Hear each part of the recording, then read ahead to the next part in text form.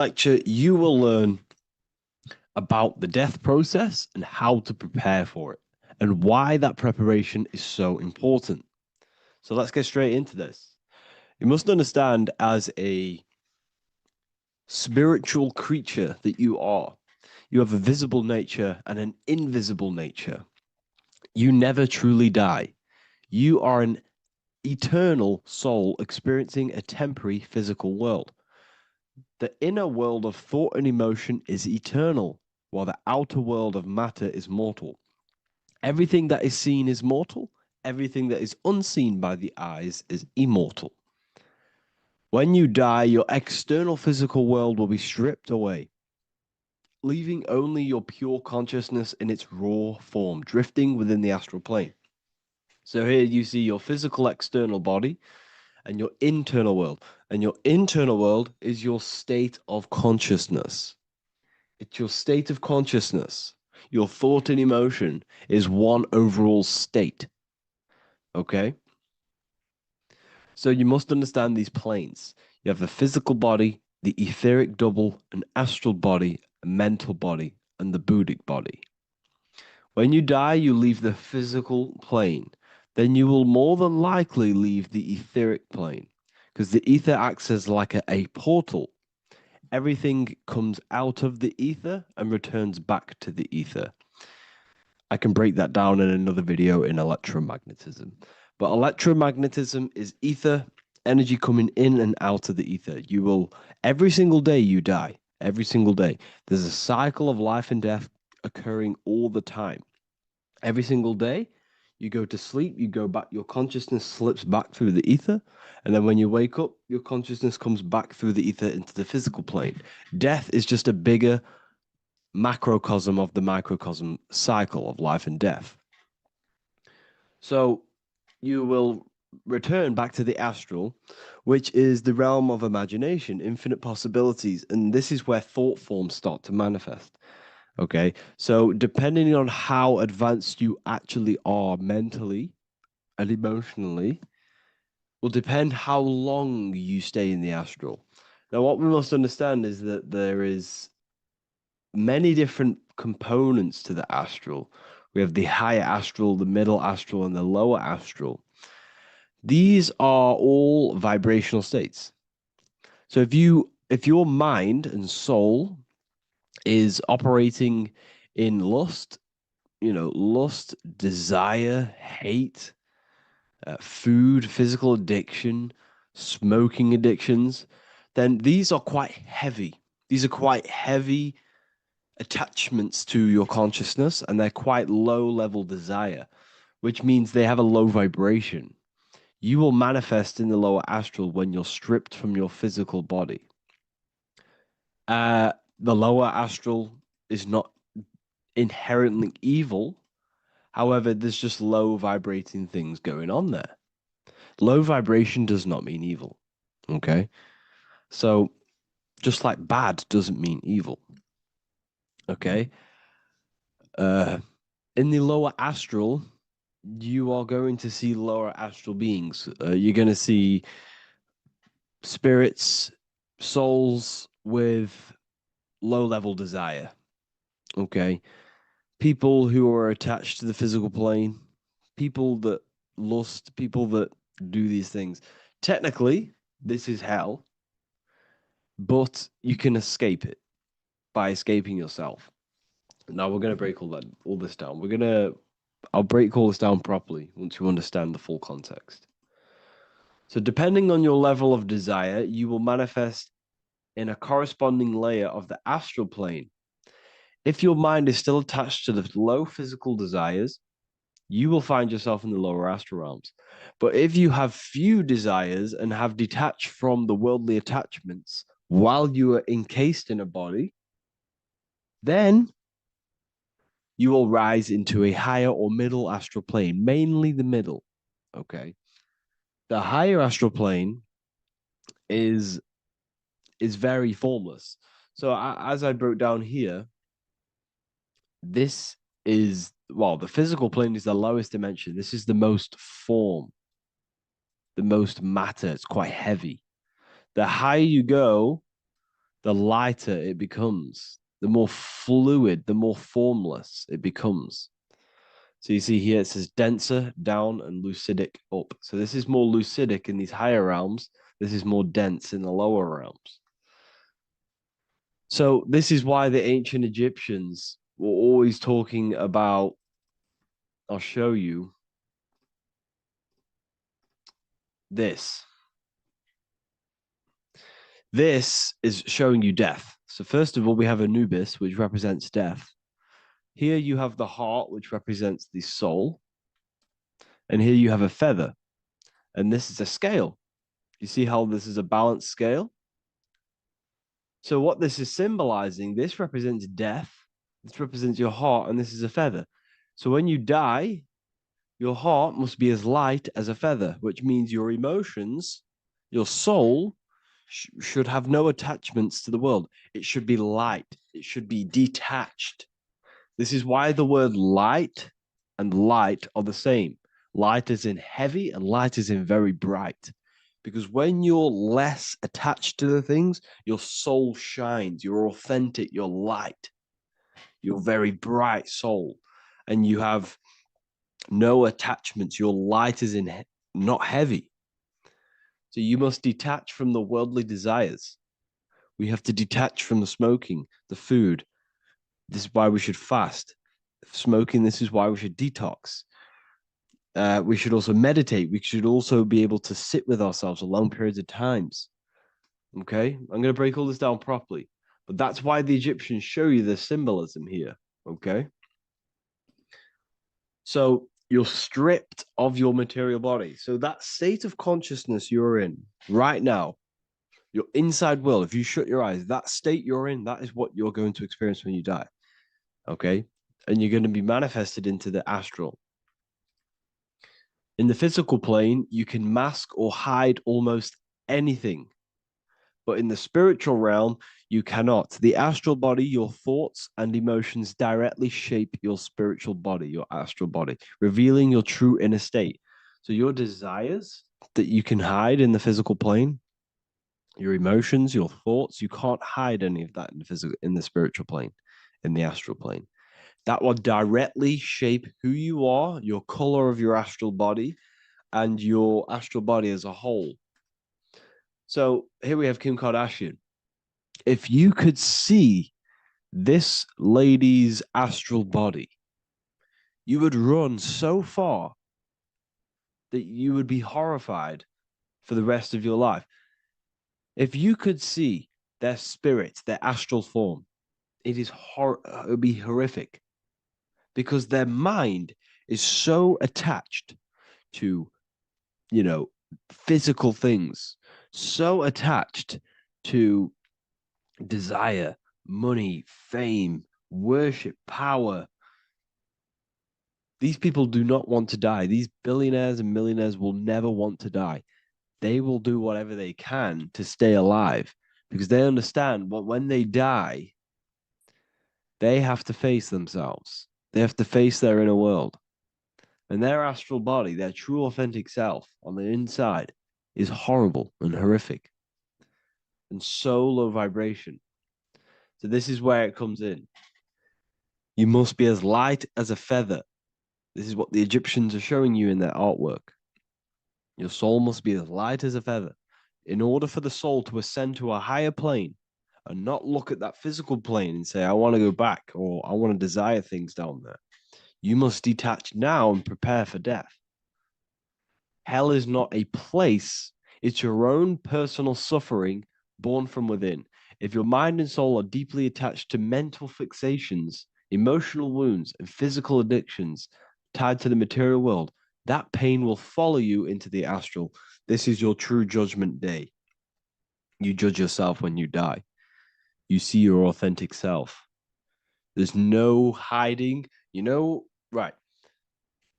Imagine right now that you that everything you cling to was stripped away. No matrix, no electricity, no food, no TikTok, no phone, no possessions, no distractions, no one else. Could you sit alone with yourself for just 1 hour?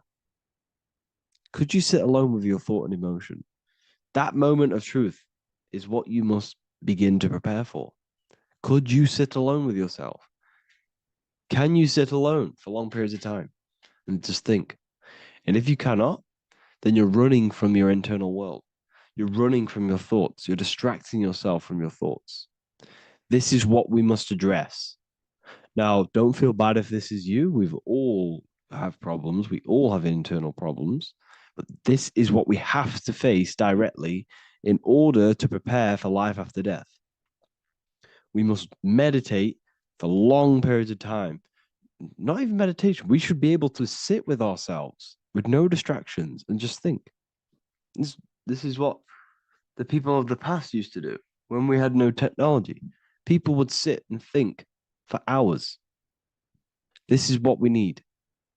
Because if you cannot sit with yourself, imagine sitting with yourself with no physical body. That's the level that's going to happen. And we need to prepare for that. The soul and mind must become as light, as weightless, as radiant as a feather to ascend to a higher plane and move beyond the physical life. To rise, they must release heaviness, attachments, burdens, fears, and desires. The lighter and brighter your inner being becomes, the more freely it can rise into a higher state of existence. Ascension is not about going somewhere, it's about becoming something pure, clear, and luminous. Okay, this is very important. Very, very important. We must detach from the worldly things. So, enough of that. How do we do it? How do we attach? How do we prepare? Number one, you must detach from the material things. Start loosening your grip on things, possessions, titles, even identities. They are temporary. Appreciate them, but don't let them define you. Let nothing outside of you define you. Nothing. Your name is not you. Your job is not you. Your reputation is not you. Your bad past is not you. Your good past is not you. Your business is not you. Everything outside of you is not you. Now, what I'm saying is, I'm not saying go full right hand path and never care about anything physical, never care about your family, don't love your family. I'm not saying that. What I am saying, love these things, love these outside things, but do not become attached and do not let them define you.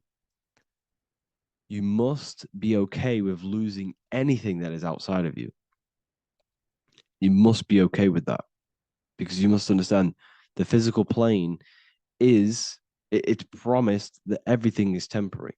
Everything is temporary in this plane. So don't ever think it's going to be there forever because it's not. And you must remind yourself, not remind yourself, but I think about this sometimes when I start becoming a bit attached to work and stressed. Uh, I just remind myself that I'm going to, this is temporary. I'm going to leave this world one day and I'm not going to care. So you must have the balance. Okay. The balance is key. You can go down that right hand path and just fully cut off from the world like a monk and shave off your hair, disconnect from the physical world. You can do that. That's not wrong. There's different paths in life. You have the left hand path, purely physical. You have the middle path, which is balance between the physical and spiritual. Then you have the right hand path, which is monk mode, where you fully disconnect from the world. They shave their hair off to disconnect from the physicality. They meditate for long periods of time. This is what they're doing. They're preparing for death. Monks prepare for death. They understand this. They understand that you don't die. Your inner world is the true world. The inner world is the only world that exists. Everything outside of you is an extension of you. Number two, cleanse the mind. Watch your thoughts. Are they rooted in fear, anger, regret, or craving? Meditation, mindfulness, and inner reflection help purify the mind. The cleaner your thoughts, the lighter your spirit. So your astral body is formed by your thoughts, it's formed by your emotions. If you sit around thinking about eating all day, you're going to have a very heavy astral body. It's going to manifest in the lower planes. But if your mind is thinking about good things with good intentions, love, knowledge, expansion. You're going to manifest even the middle or the higher. And there are ways to even ascend out of your astral body. Yes, you can ascend out of your astral body and out of the mental body, but that's all very advanced, and I'm not going to teach that yet. I'll make another video on that, but you can ascend from them bodies. The astral plane is not the end. You can keep ascending as a soul until you're left with just the pure essence of the soul. But we're gonna, anyways, cleanse the mind, reprogram the limiting belief systems, let go of mental attachments. And the way you do this is by getting a piece of paper and writing down every single attachment that you have. And you're going to realize, dude, there's more than you think. Okay. We have to detach from these. We have to. 4, practice presence. Can you sit in silence with yourself? The more at ease you are with your own inner being, the less you'll feel death. The afterlife is just an extension of your inner world. It's so important. This is so, so important. Can you sit with yourself? If you cannot sit with yourself, you have some inner work to do. You have some thoughts to address, some beliefs to address, and some feelings to address. Okay, so practice sitting in the present, meditation, or just literally sit there and try and be okay with yourself. And if you can't be okay with yourself, then there's something you need to address, whether it's a belief system, whether it's an emotional trauma, or something. This is what we must reshape, refine, and let go of. Live truthfully, speak and act from your soul, not from fear or ego. The more authentic you are, the more aligned you become with your true self, which carries beyond this life. The ego is your mind's perception of itself while being incarnated in this world. It's been shaped by your experiences, your thoughts, your beliefs, and your emotions. So your ego is basically this false thought form that you've created. It's a false layer of yourself that sits on top of your true authentic self. It's basically your physical character. When you were young, you had no ego. You were pure. You had a pure consciousness. But then as you grew older, your ego started to grow, and it still is growing because it was shaped by experiences, things you've gone through, things you said, things you believe, things you think. It's created by you, by your mind. And the ego is close to the word echo. The ego is the echo. It's an echo. It's a layer. It's a false identity. It's a false layer that sits on top of your soul. And if you don't get rid of that ego, if you don't know how, well, not get rid of it, but balance it. If you don't know how to rise above that ego and you die, it's that ego that's going to be pulling down when you die. It's that ego that's going to be your suffering. Okay. 7, connect with the divine, whether through prayer, meditation, tune into something greater than yourself. The connection is the soul's compass beyond this world. If you can meditate and rise above them clouds of thought, that's the soul, that's the observer. We must connect with that. Okay, this will definitely help with just allowing yourself to connect with your true self. Meditation's great because you can just fully detach from the world. And the more you meditate, the more you can prepare for death. A powerful way to cultivate detachment is through daily detachment meditation, done either at night or in the morning or the first breath upon waking. Or do this as many times as possible per day. Start by physically grounding yourself in the present moment. Say out loud, I am here right now, nothing else matters. Let that phrase draw your awareness into the now. Just keep saying it until you're present. Then begin to slowly list everything you identify yourself with, one by one. I am not your body. I am not my body. I am not my name. I am not my possessions. I'm not my house. I'm not my children. I'm not my everything. I am not my thoughts. Release each layer gently. Imagine if you want to, if you have a good imagination, imagine placing these things into a big box. placing your body, placing your name, placing your possessions, placing your house, your car, your thoughts, your beliefs into a box, and then shut that box. If you have a good imagination, do that. That can help. And you'll be left with yourself. And you're not even that. It goes even deeper. Eventually, you'll reach the mind itself. Detach from the language that the mind is even using. Now, that's very difficult. And not many people have ever thought about that, and they've ever even been there. Detach from the language that the mind is using. Think about that for a second. Your mind is not what you actually think. It goes very deeper. Your mind is not that little voice. It's that voice that the language is using. So even the language is a spell on your mind. Okay, it's an attachment. Eventually, you'll reach the mind itself, detached from the language it uses, the voice in your head, the need to define. What remains is something beyond thought and beyond words. I can't even describe what's left, because words, once the language is gone, it's purely metaphysical. All I can say is pure awareness, and it's symbolized. This is why symbols are so amazing, because they can symbolize things that are beyond words. A flame, it's just a flame, and you won't be able to understand that until you've been there. It's just a flame. It's pure cause. Words can't describe it. You'd have to experience it. Connect with this essence daily. This is truly who you are. So this is a great way to detach. We can do these detachments every single day during meditation. This will definitely help over long periods of time. Of course, you're not going to be ready tomorrow for death, but just try and prepare for these things. This is the whole reason people used to meditate. It's the whole reason why people do these spiritual practices, because they understood that this plane is temporary and your soul moves on from this plane. And you'll never truly believe in the soul until you experience it. So I can show you these things, but you must go out and experience it.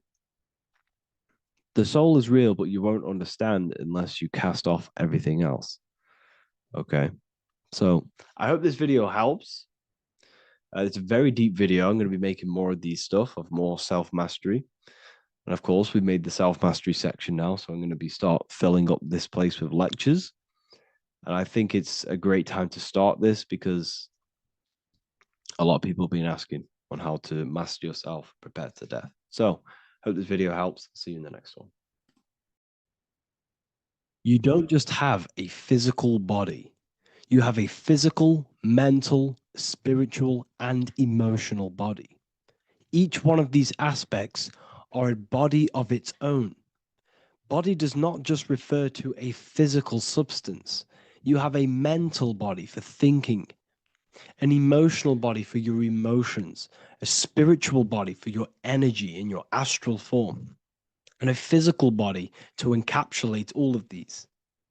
Each four of these aspects are essential for the human experience and essential to balance. Now, today we're going to be syncing the four aspects of your consciousness with the four seasons and the four elements, and how this ties into the Bible. So we have four physical elements. We have 5 elements in total, spirit being the most important, but spirit is pure invisible. We have 4 physical elements. We have air, fire, earth, water. Air and earth, earth and water are feminine. Air and fire are masculine. Air and fire are active. Water and earth are passive. The air corresponds with the mental body of consciousness. This is where your intellect, this is where your communication, this is where your thoughts, intuition all comes from. This is the mental body of consciousness that allows you to think, allows you to process, figure things out, and have intellect and gain knowledge. This is your intellectual aspect of your consciousness, located in the head region. We have a fire nature, a spiritual nature. This is our astral body. Our astral body is all to do with the subconscious realms, the higher realms of consciousness. This is the body that allows us to be free from the physical body. Our spirit is more of our energy. Our energy. Water is our emotional body. This is what allows us to feel things, that allows us to gain intuitive feelings of conscience. So, emotion allows us to understand what is right and what is wrong. When we feel something bad, we know that this is wrong. When we feel something good, we know that we are doing good. Emotions are a creational force that allows us to feel certain things to bring them into existence. Our emotional body is a creational force and should not be reactive, and they should be controlled. Most actions are stemmed from emotions. Actions bring thought into physical existence. Emotions are the driving power. They are what drives your actions. The thought, then the emotion, then the action. Earth is your physical body. This is your physical state that allows you to take mind and emotion into action, into fruition, into physical matter. This is what your physical body allows your consciousness, your soul, to interact with the physical world and bring things into physical existence. The physical body, the physical world, is an outcome and an effect of the thinking mind. All physical substance comes from the thinking mind. The pen, the phone you're holding, the microphone I'm speaking into, all began as a thought in the thinking mind, then it was brought into physical reality. Earth is the most dense. So it goes in this order: body, emotions, spirit, mind. The higher you go up, the more lucid and fluidic it becomes. The lower you go down, the more dense and dull it becomes. Air is the mind, fire is the spirit, water is the emotion, earth is the physical body. So this is why you are a microcosm. You have these four things within you. You contain of these four elements, which correspond to the four bodies of your consciousness, the four bodies of the soul. You are the soul. You are the spirit. So this is why in Theologians 4:17 it says, "Caught up together with them in the clouds to meet the Lord in the air." You don't meet God or the Lord in the physical air, in the clouds. This is clearly a parable. A human being cannot go up to the clouds and meet a mystical man in the clouds. This is obviously a parable, a metaphor. The air is your mind. You must raise your consciousness beyond the body, beyond the emotions, beyond the spirit, and enter in the mind during meditation, turning the mind inward to connect with the Lord. The Lord is the highest aspect of your consciousness, the one that exists beyond the physical body, beyond your emotions, beyond the thought. So you meet the Lord in the air, in the mind. The mind represents the air. This is why in America there's a saying called an airhead. You're an airhead. This means that you are stupid, or you don't think, or you have nothing in your mind. You have nothing in your head. When someone's very stupid, you call them an airhead, because air represents the mind. The air is elevated. The air is invisible. The mind is totally invisible to the human eyes.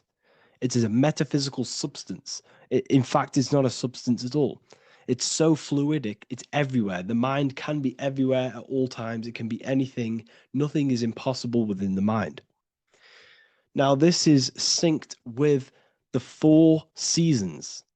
The four seasons represent the four aspects of human consciousness, the four bodies of your consciousness, the four bodies of your soul.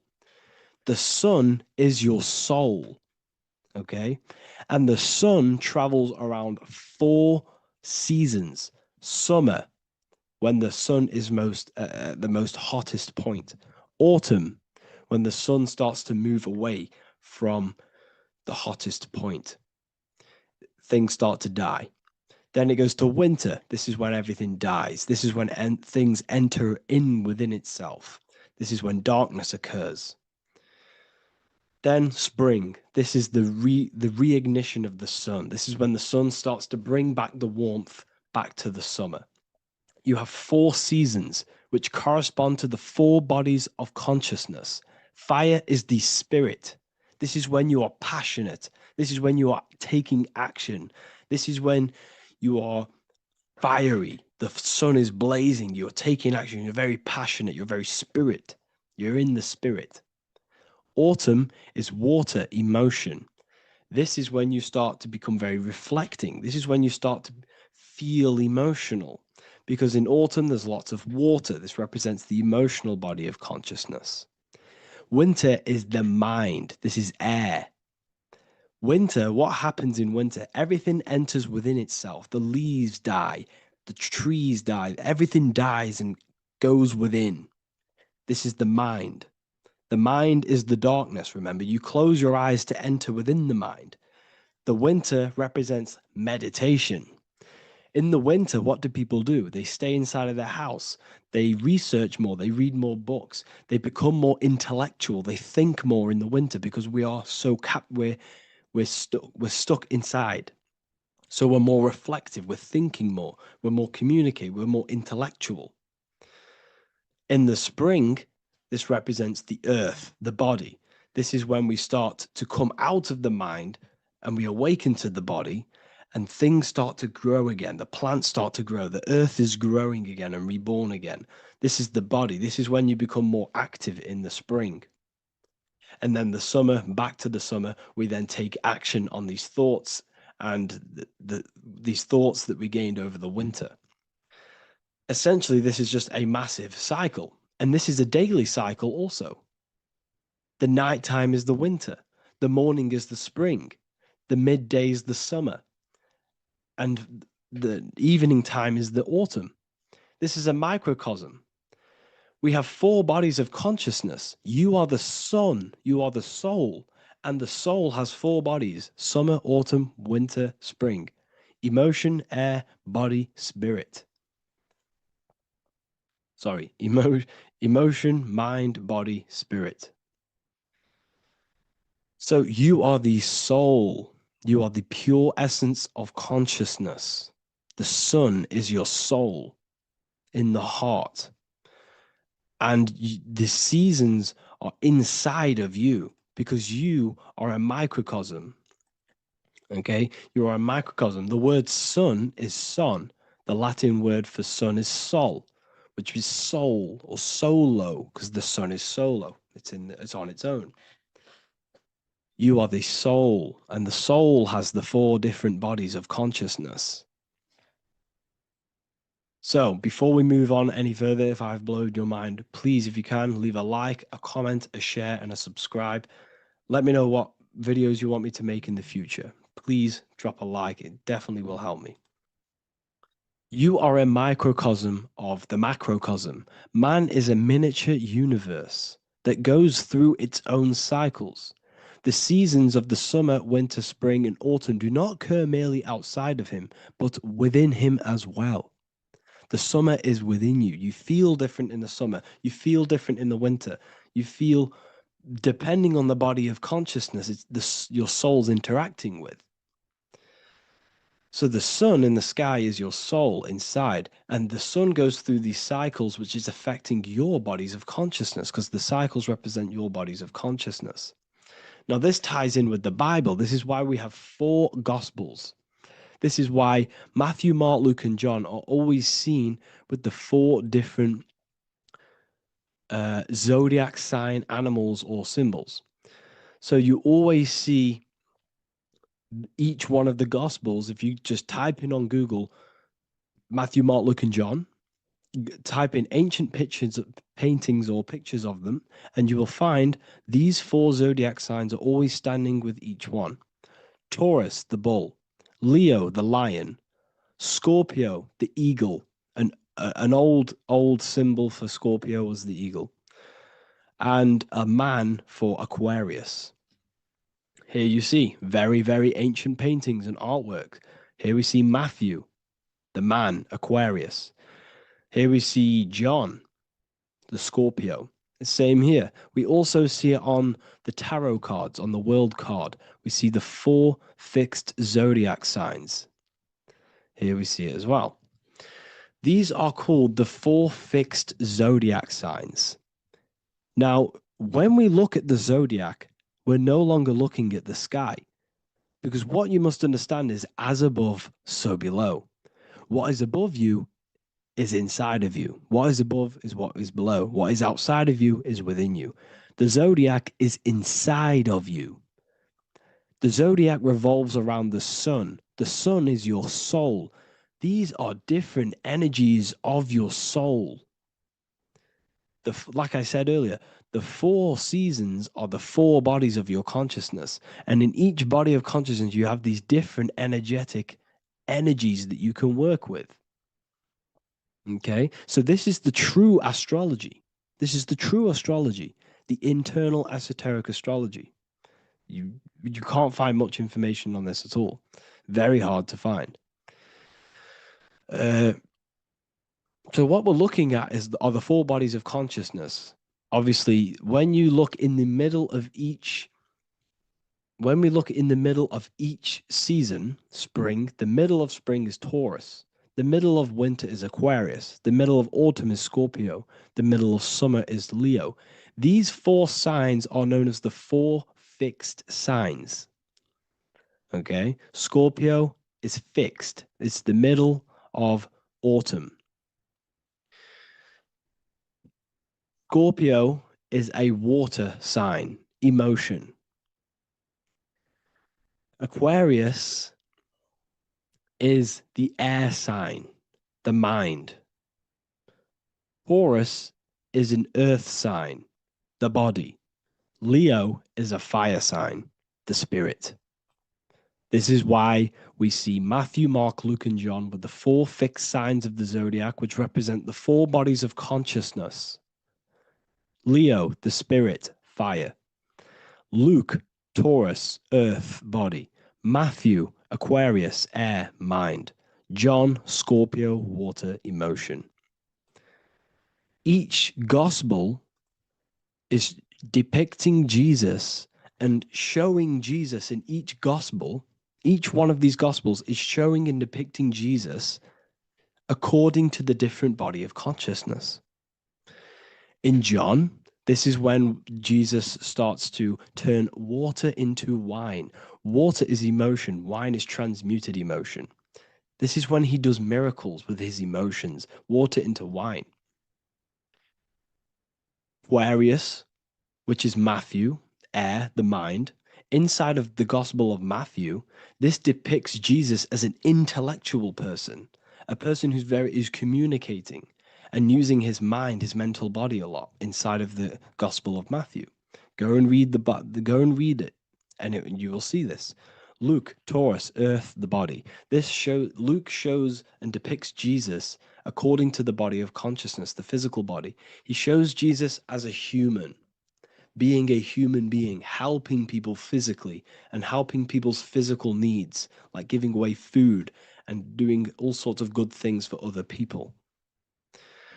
Leo, Mark, inside of the Gospel of Mark, this shows Jesus as a spiritual teacher, a passionate person who is taking action. Each gospel is showing Jesus according to the different body of consciousness. And Jesus represents you, the sun. That's why it's called the Son of God, the light of the world. Jesus represents your soul, and your soul has these 4 gospels, the 4 bodies of consciousness, the 4 fixed signs, the 4 elements, and the 4 seasons. These things all correspond to your consciousness. So this is Leonardo da Vinci showing you the exact same thing. Jesus is the I am, the sun, the soul, in the middle, on his own. Luke, spring, earth, body. There are 3 people in each group. There are 4 groups, and there are 3 people in each group. 1, 2, 3. 1, 2, 3, 1, 2, 3, 1, 2, 3. Fall, winter, summer, spring. These are according to the four bodies of consciousness. Here we see Aries, which rules the head region. He's on the head of the table. Gemini, he's holding up the two hands because Gemini rules the two hands, the two arms. Gemini is the two twins, which is the two arms and two hands and the two lungs. Here we see the beginning of summer, which is Cancer. You see the big knife here. Cancer, him here, this gray-haired guy, holding a knife for the crab. Cancer, they pinch. You have a knife, symbolizing the crab. Leo, the middle of summer, showing dominance. The sun is very dominant. He's got his elbow on the table, showing dominance. Virgo has no Adam's apple. Cancer here is pointing at this woman's neck, saying there's no Adam's apple. This is Virgo, the virgin, the only woman. Jesus, the sun. This is Libra, the balancing. He's holding his arms out, balanced, showing the balancing of the sun. Because when the sun enters Libra, the sun is balanced between winter and summer. So it's balanced. This is all astrology, but this is internal. Okay. This is Ezekiel's vision. Ezekiel had a vision in the Bible, and he saw the face of a man, the face of a lion, the face of an ox, and the face of an eagle. The eagle is Scorpio, the ox is Taurus, the lion is Leo, and the man is Aquarius. He saw the throne of God. And he saw the different bodies of consciousness. This is all symbolic for the different bodies of your soul. So when we look at the zodiac, we are actually looking at a map and the energies of our soul and the energies of our bodies and the energies of our consciousness. This is what we are looking at. Each zodiac is an aspect of our consciousness and an energy that we can work with and that we must purify. Balance and purification is essential. Imagine playing a brand new video game. Let's say a brand new video game came out and you had to play it. What happens when you play that game? You don't know the controls. You cause chaos in that game. You can't really run properly. You can't do anything properly. You're getting destroyed by other people who are playing that game. It's the same with your physical body. When you are born, you must learn how to play the game. You must learn how to balance the mind, learn how to balance the spirit, the emotions, and the physical body. We must balance and purify each body of our consciousness. We must look after our physical body with our physical health by eating physical, electrical food like fruits and veg. We must look after our minds by being conscious of what enters our eyes, enters our ears, enters everything. Whatever enters our five senses is affecting our mind, our mental health, our environment, mental. We need to look after our thoughts, control our thoughts by purifying our thoughts, only positive thoughts. Then we must purify our emotions, feeling only gratitude and love and not feeling these negative, dull emotions. Then we must look after our spiritual body through meditation and looking after our spirit. But remember, when we look after our mind, it all begins in the mind. Each body of consciousness is interlocked with the other. If you have a if you have an unhealthy body, you have an unhealthy mind, spirit, and emotions. If you have an unhealthy mind, you have an unhealthy body, spirit, and emotions. If you have an unhealthy emotions, you have an unhealthy spirit, mind, and physical body. They're all interlocked. You must balance each one of them. Look after your physical body, look after your thoughts, look after your emotions, look after your spirit. But remember, the mind is the most powerful one. It's mind over matter.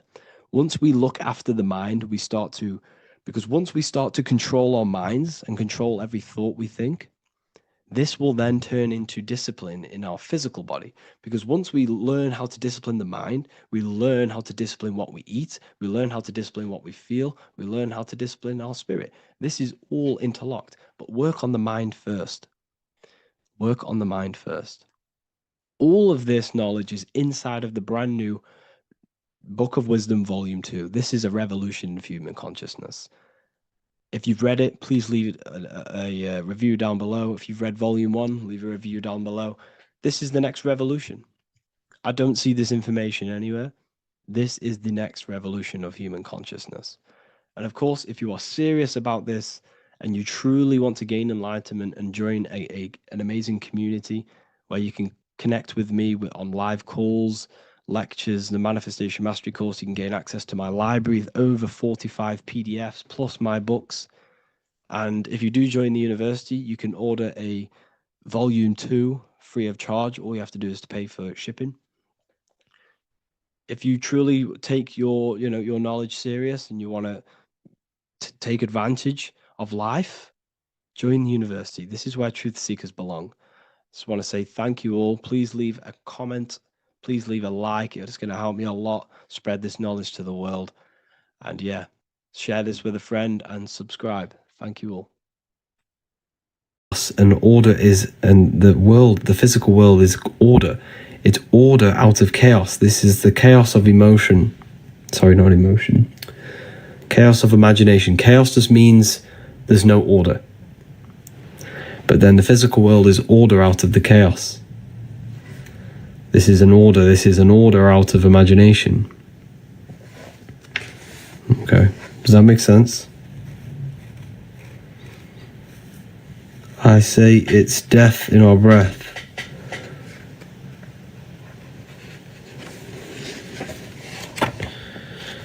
This is the pineal gland. So this is why Buddha has a pine cone on his head. The pine cone represents it's an open pine cone, and this represents the open pineal gland. Now the pineal gland is pretty much a radio receiver for consciousness. Your body's like an antenna. So you have a radio. You have a radio, right? And the radios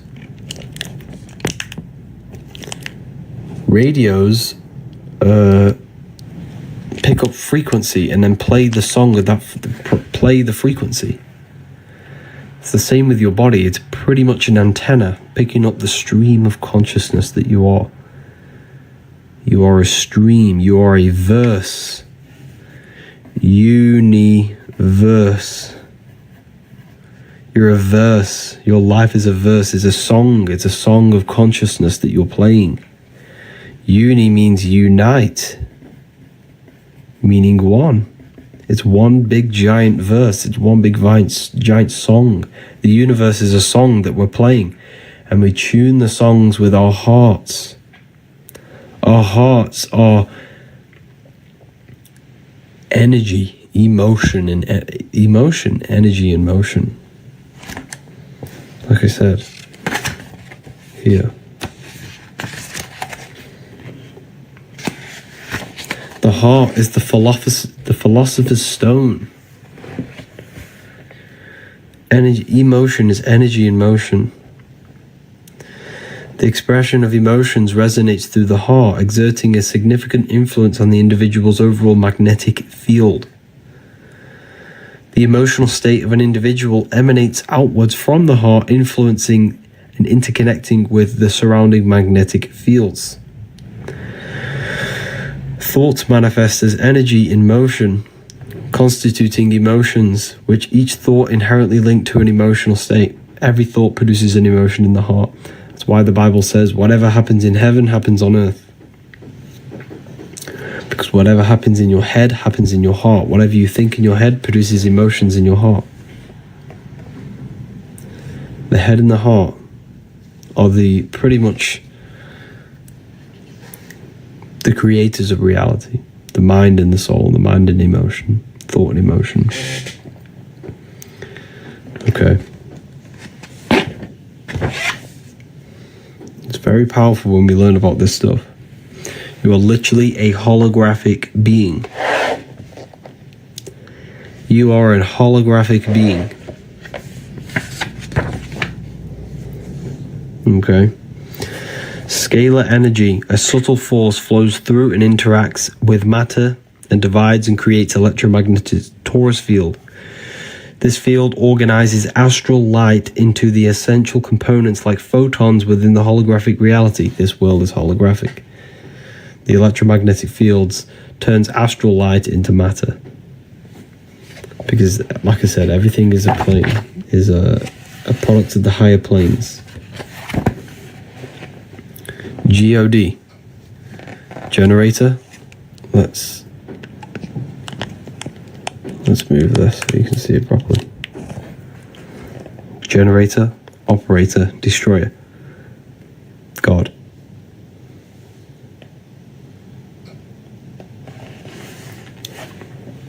How to activate the pineal gland. You can do it many different ways. First, meditation is one of the greatest ways to literally just connect with your consciousness. By turning off and removing thoughts and emotions and the activity of the body, we connect with consciousness, which is stimulating the pineal gland. If you also want to activate it properly, you do this by Kundalini meditations. Kundalini meditations. So when you breathe in through the nose, you breathe in to the stomach and you think about raising the breath and imagine energy rising up your spine as you breathe in. And then when you breathe out through your nose, you release it, and then just keep repeating this over and over. And you will feel energy rise along your spine. You'll feel energy rising your spine, and your brain will feel like this, tingly. You'll get a tingling sensation. It's an amazing sensation when you get it, a Kundalini awakening. It's one of the best feelings you'll ever experience in your life. It's undescribable. It just feels like tingling light, a surge of energy entering in your brain. And you just feel so refreshed after. And you're more in tune with yourself. Yes, you can become dizzy. Or lightheaded. You're more in tune with yourself. You gain deeper thoughts. Your dreams are enhanced. Lucid dreaming definitely enhances. You pretty much become a superhuman. My brain tingles periodically on a regular. Yes, that is your Kundalini. That is your Kundalini awakening. Now, there's many different levels to Kundalini awakenings. You can have a small awakening or a large one. There is a medium, a half, and a full. So if you gain then surges of energy that rises your spine, I get it now and then. I'll just be working and I'll just feel energy rise my spine and into my brain. This is your Kundalini energy that's awakened inside your body.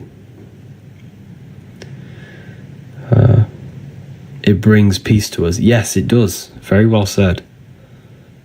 Very well said, Flower. Grand rising, everyone. Welcome. Hello, Mohammed. Welcome. So, generator, operator, destroyer. This is the secrets of number 3.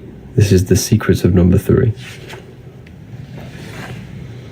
We've hit 10k already. Keep tapping the screen, everyone. Let's get some more people in here.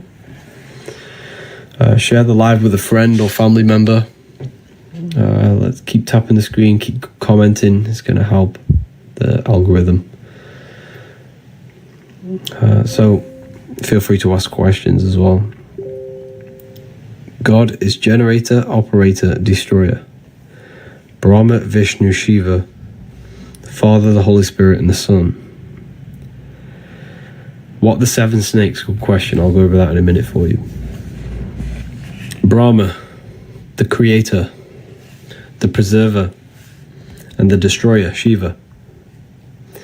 Brahma, Vishnu, Shiva. All creation goes through threefold process.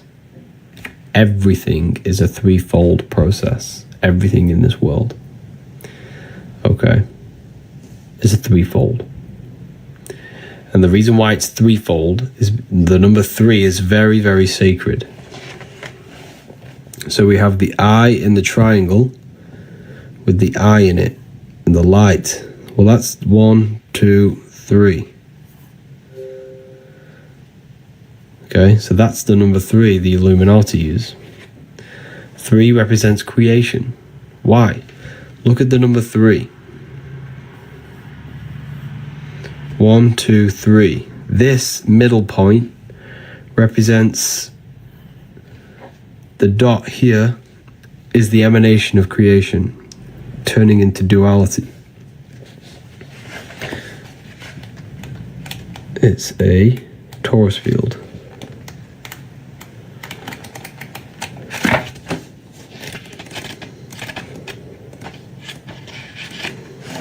It's a torus field. Okay, it's here. There's the number 3. Represents creation, because the torus field is threefold. Consists of dielectricity, which is rest, the midpoint, magnetism, motion, and electricity, polarization. This is the physical world is simulated by these atoms. So the threefold is dielectricity or ether, magnetism, and electricity. That creates the physical world. Them 3 forces. And everything in this world follows by them 3 principles. Everything is generated. Everything's generated, operated, and destroyed.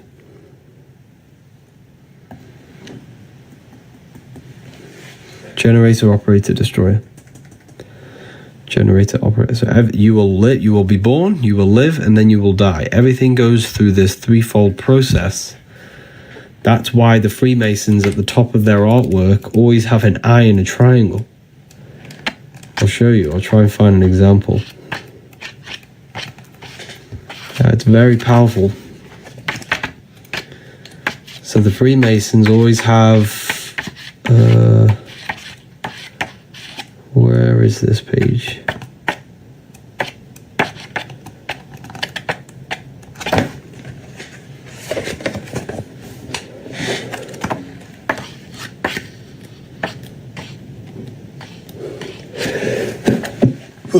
That was a sneeze.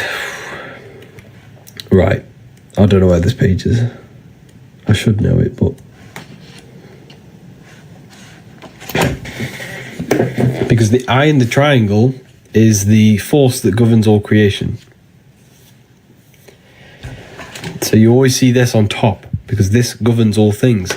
Everything in this world, in this universe, will be generated, operated, and destroyed. Everything goes through this threefold process. Okay, so the Freemasons always show you that in their artwork.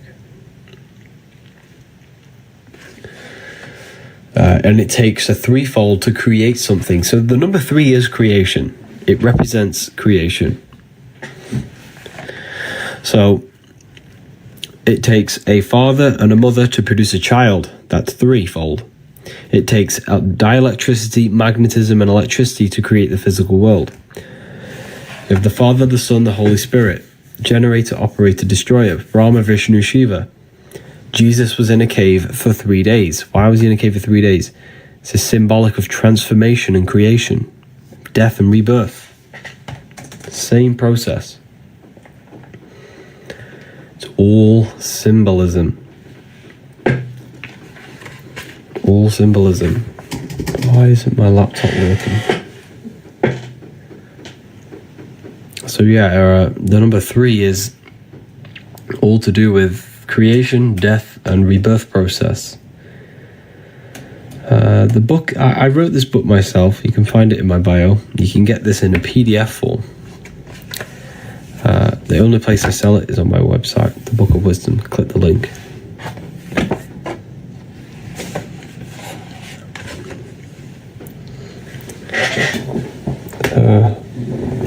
Share the live, people, with some friends, or feel free to share it with someone. Let's get some more people in here.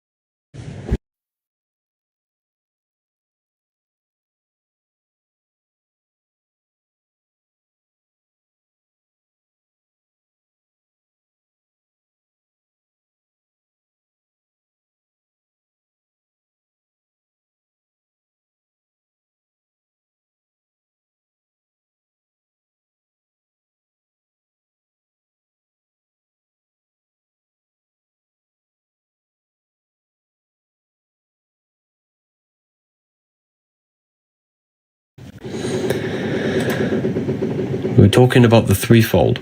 Is there anything else you want me to go over about that? I love your book. Thank you, Chosen 144. Appreciate that.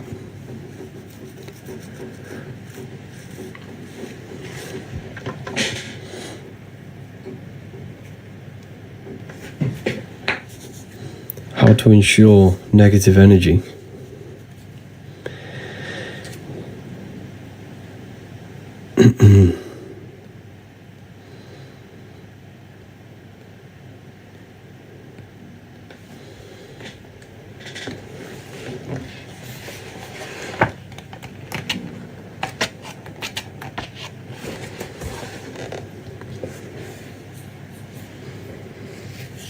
So yeah, this is Saturn.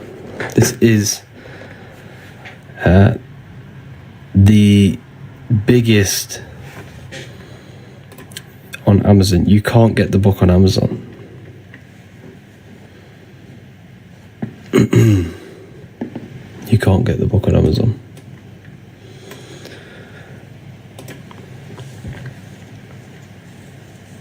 Is this volume 1? You can get it in my bio.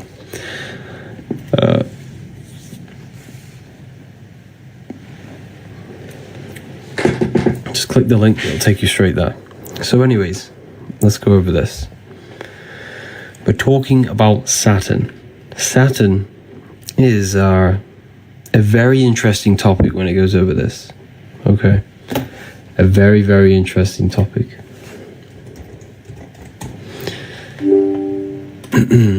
It is pretty much the god of this world, the god of the elites, the god of this physical plane, this matrix. This is why you see it absolutely everywhere. It is literally everywhere. Okay? Everywhere. And the reason why it's so powerful is because... Is this volume 1? Yeah, this is volume 1. The reason why it's so powerful, and the reason why you see it literally everywhere, like the Nike symbol is Saturn, Capital One, Nissan, Vivienne Westwood, Toyota, Walkers, NASA, all symbolic of Saturn. All symbolic. This is very, very important. The moon is our problem, not Saturn. Now, the moon is not the problem. I'm going to go over this for you. So there's something going around called the Saturn moon matrix, right?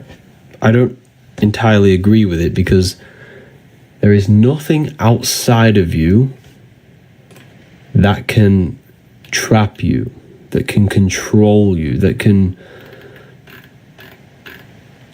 There's nothing outside of you that can trap your soul. So people believe that the sun and the moon are trapping us, right? And I'm going to explain how that is working. So, people say Saturn and the moon are trapping our souls. The moon's an artificial thing, and the Saturn's a simulation thing. No, but Saturn is pretty much it's the ruler of this material world. It's the god of this world. It pretty much creates this world. It's the force that creates this universe. Okay? Because it creates time. And everything in this world is created by time. So the planets are not physical place. They're not physical. They're not physical. They're symbolic. And they're energies that create this physical world. So if we supposedly look on the North Pole of Saturn, supposedly there is a cube. You add up all sides, you get the Star of David. Star of David. 6 points, 6 triangles, 6 sides. 666. You're made out of carbon. All life forms are based on the bonding properties of the element carbon. Your body's made out of carbon, 6 protons, 6 electrons, 6 neutrons, 666. So if we look very closely, here, this is the true order of cosmology. This is the true cosmology. You have the earth, which is known as purgatory. Then you have the moon, And at the end, you have Saturn here and the moon at the bottom. So this explains the Saturn-Moon matrix, right? This explains the Saturn-Moon matrix. You have moon is at the very bottom, Saturn is at the top. Now, these are layers of dimensions, pretty much. The stars represent the astral plane.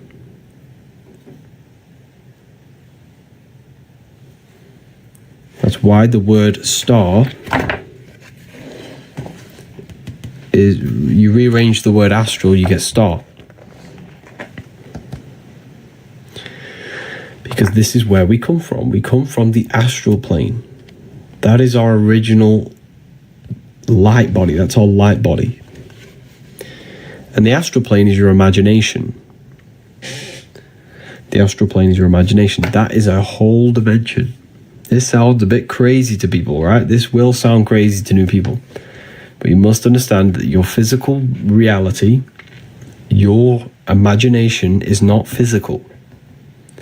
You can't touch that screen you have in your mind. You can't touch thoughts. You can't touch imagination. So, they are higher dimensions. The imagination is a higher dimension. Okay, so when you use that screen in your mind is using a astral plane, the astral light, the light of the astral. So when you imagine something, you're creating form out of astral matter. So Saturn is the first one that governs this material plane. So what you fall from the astral plane into the material plane. You fall from the astral into the material, and Saturn's the first celestial body that will incarnate you into this plane. That's why you have 7 days of creation. Saturn day for Saturn, Sunday for the sun, Monday for the moon, Thursday for Thor's day, Jupiter. So it's all symbolic of these 7 gods that incarnate your soul into this reality. This is why you have 7 major chakras on your body, and you can feel them. You can simply just feel them. You can feel your gut, you can feel your anus, your gut, your solar plexus, your heart, and your throat. You can definitely feel your throat chakra. You can definitely feel your anus. You can definitely feel these places. These are all energetic centers in your body.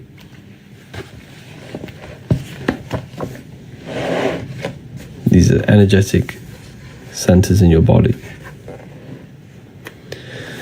So,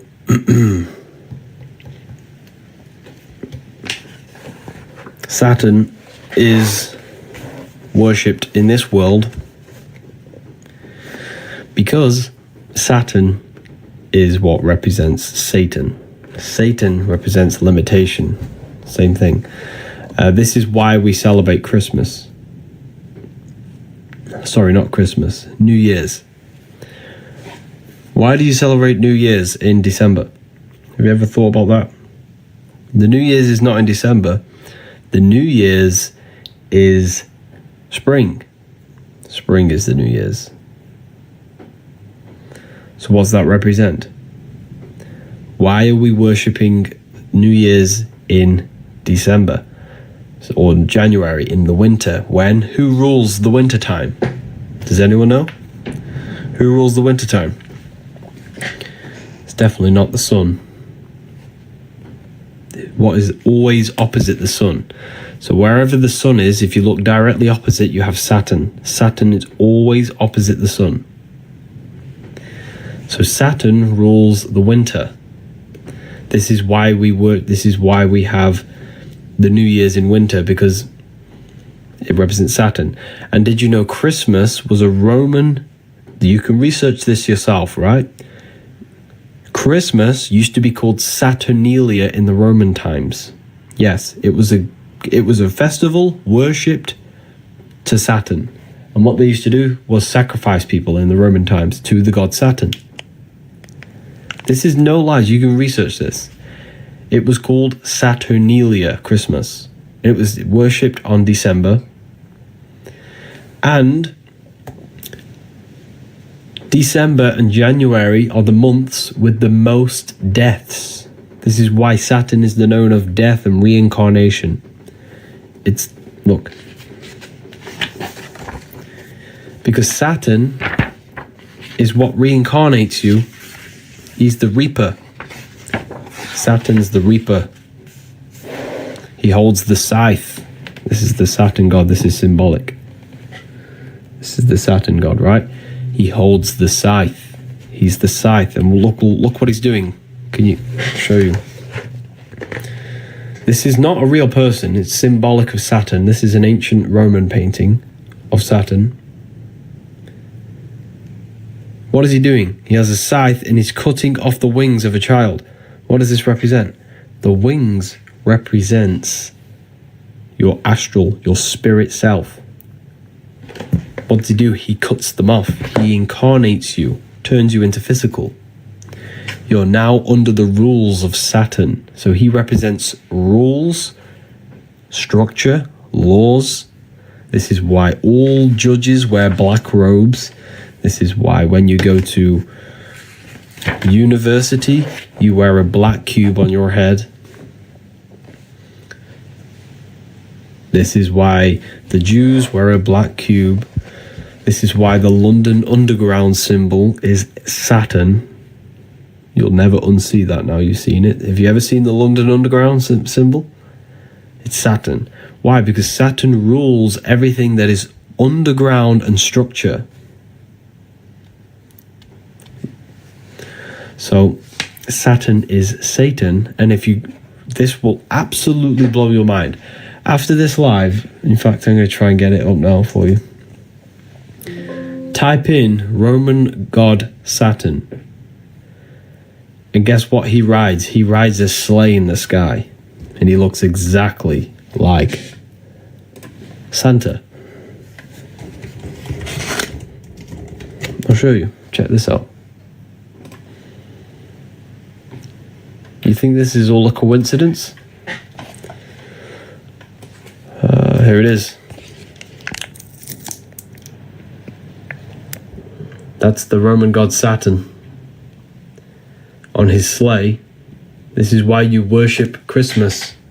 Well, we all worship Christmas. Well, not worship, but we all celebrate Christmas on December. So that's Saturn. Same thing. All the worship of Saturn. This is why we say think outside the box. You're in the box. This is the box we're in. Because your mind has access to beyond physical reality. This is the box. The box of Saturn. The physical world you're in. You're trapped in. Our consciousness is limited to the physical plane. This is the box we're in. We can only go up, down, left, right, upwards. We're in a six-sided cube. Jack in the box. How do we get out? We have to learn astral projection. We have to learn how to expand our consciousness. We have to learn how to expand our mind. This is why we say think outside of the box. This is the box, the physical plane. And we have to enter our astral bodies. Keep tapping the live, everyone. Let's get this to 50k.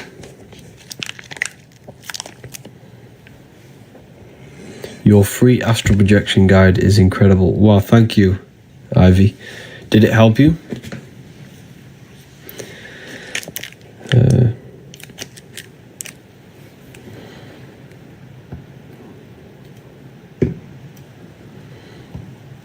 All of us, wow, amazing.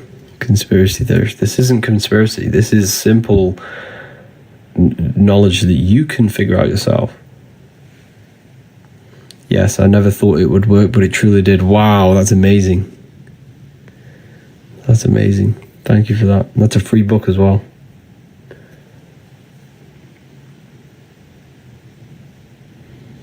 Space is fake. Yeah, you had a free astral guide. Yeah, it's still on my website. It's called Activating the Inner Eye. But it's on my website. Let's go get it after this live or something.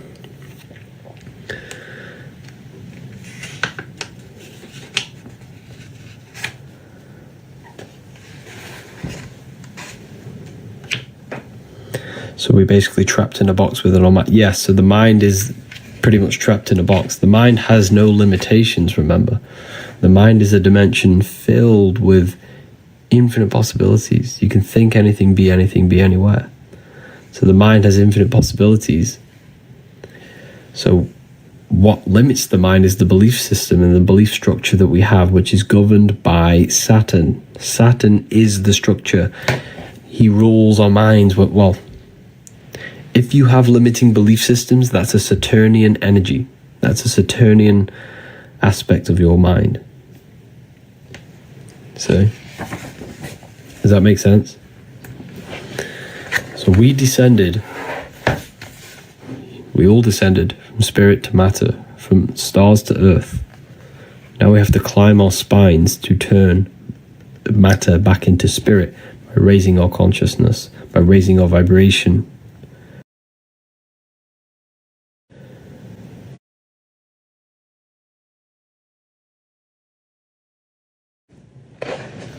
And the way we do that is by raising your consciousness,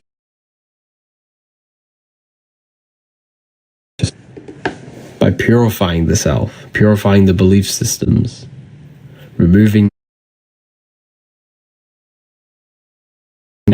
controlling our emotions. When we gain control of ourselves, we can raise our consciousness. Here's the Baphomet. The Baphomet has a goat head. The goat represents Capricorn, which is ruled by Saturn or Satan. Same deity, same thing. Saturn, Satan. Because this is the limiting aspects of our consciousness. This is the low.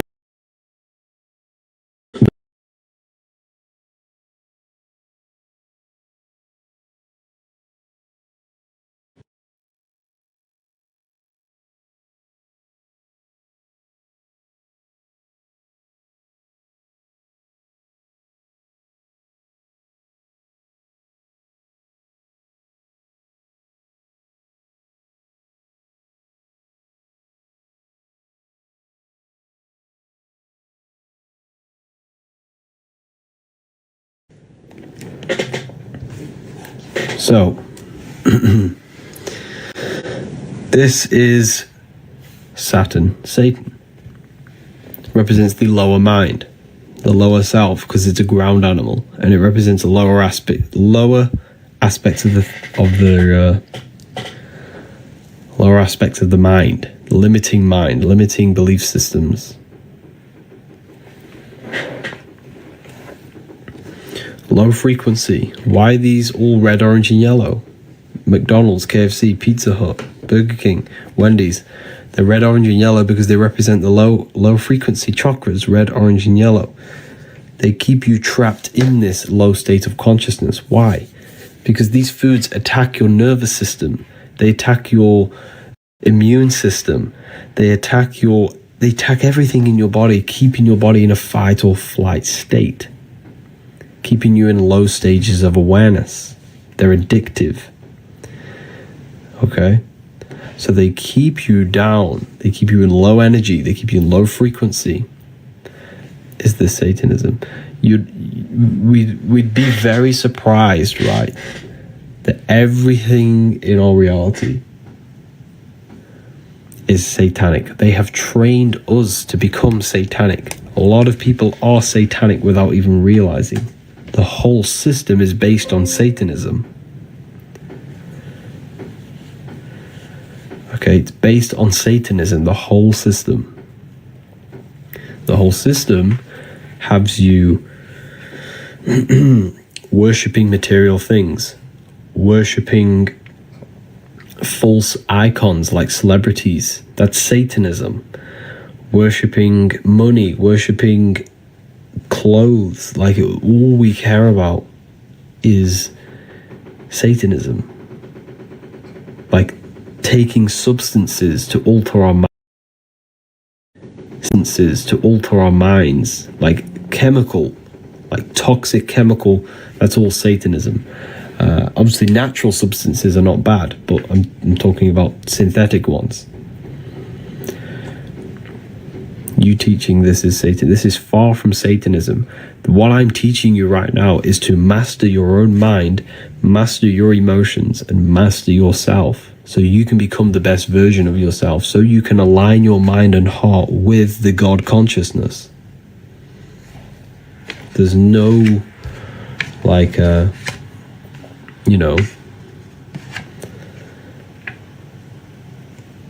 if you worship this man in the sky, then you are lost, completely lost. Can you explain why the occult perform sacrifice or rituals? I can't explain that on here, but I do know why they do it.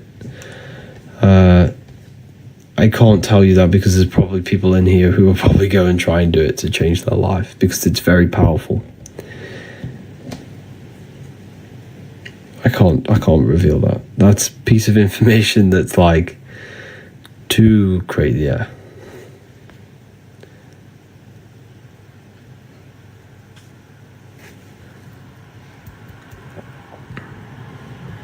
It goes deeper than you can imagine. God is real. It is real. Yes, God is real.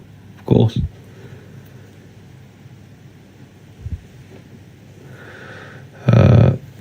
God is real. God is you. God is inside of everything. That's why he's omnipresent. Why do you think they say God is omnipresent? Not because God is watching everyone, but God is inside your own mind. God is your consciousness. Please reveal it. There's no point revealing it because it won't do anything to you. It'll only darken you. If you want that sort of knowledge, join the university. That is like, it's too deep. There's certain things I can't talk about on here. Keep tapping the screen. Let's get this to 50k likes.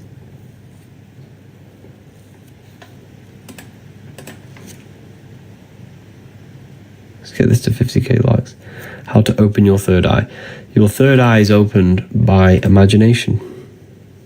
University's lit. Wow, thank you. The university is an amazing place. But your imagination is your connection to the fourth dimension, to the astral plane. You just have to learn how to use your imagination. Your imagination will open your third eye. Your third eye is your vision in the spirit realm, which is imagination.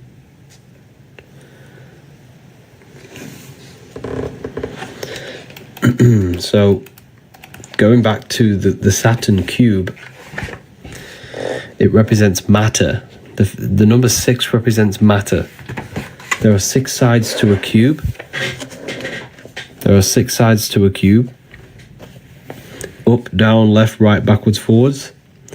And God created, well, supposedly in the Bible, it's all symbolic, of course. But the Bible says God created the physical world in 6 days and rested on the 7th. He created everything in 6 days. This is the physical creation. Matter is physical, yes. So this represents matter, the worship of physical reality, the worship of physical pleasure. Have you ever wondered when you were younger, you got a toy, you really wanted this toy, but then when you got the toy, you didn't even play with it? That's because nothing physical can ever satisfy your soul. Nothing can ever satisfy you in this physical world.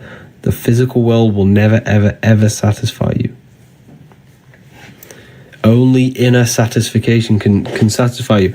When you're satisfied with your soul, with your mind and your heart, that is true that is how you satisfy yourself. Spiritual advancement, not physical things. But the elites, this whole system is based on constant physical low-level pleasures. They give you Netflix, they give you porn, they give you food on every corner, they give you entertainment, music, they give you all of these distractions to keep you constantly distracted, and it literally just corrupts your soul in the long term. It darkens your soul, it corrupts you, makes you feel lost. The system is a satanic system. Okay, It's a satanic system. Let's get this to 50k likes. If we get this to 50k likes, I will release a nice code for everyone to get themselves the book. When is the Book of Symbolism coming out? Hopefully in the next few months, next 1 or 2 months. Hopefully, I'm not too sure. Let's get this to 50k, and I'll help you save some money on this book. I've gotten the book amazing. Thoughts on the Book of Enoch, amazing book. It's encoded though. Is Jesus Lucifer? A lot of people ask him about Lucifer. Lucifer is another symbolic thing. Lucifer's not a real identity, not a real person. A lot of people think he's a real person. Not a real person.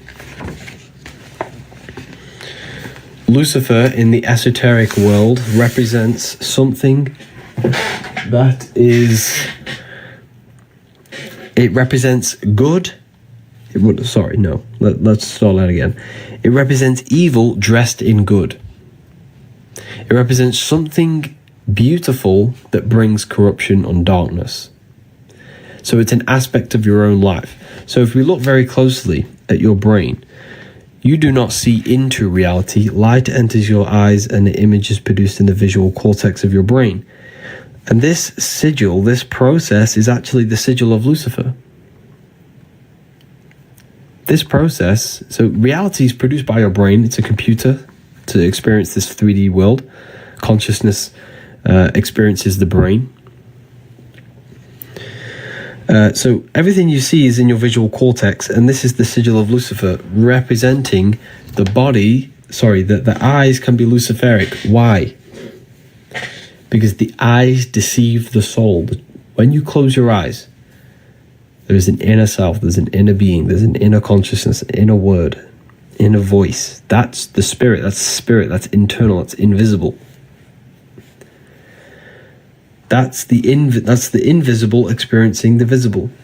These eyes can trick you into worshipping the physical world and elude you. If you become obsessed with beautiful things, money, fame, temptation, lust, cars, I'm not saying these things are bad, but I'm saying if you worship them, that's Luciferic, because money is Luciferic. It lures you in slowly, and then it slowly corrupts you. Before you know it, you've traded your soul for something that doesn't really actually exist. That's Lucifericism. That's Lucifer. Think of it like this.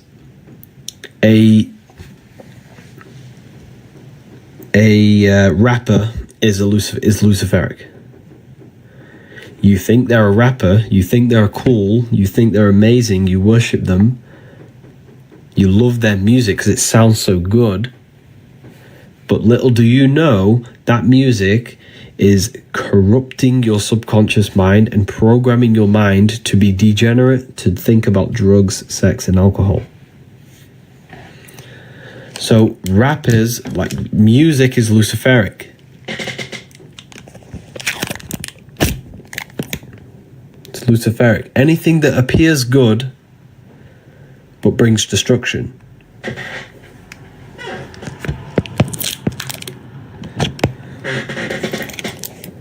Okay.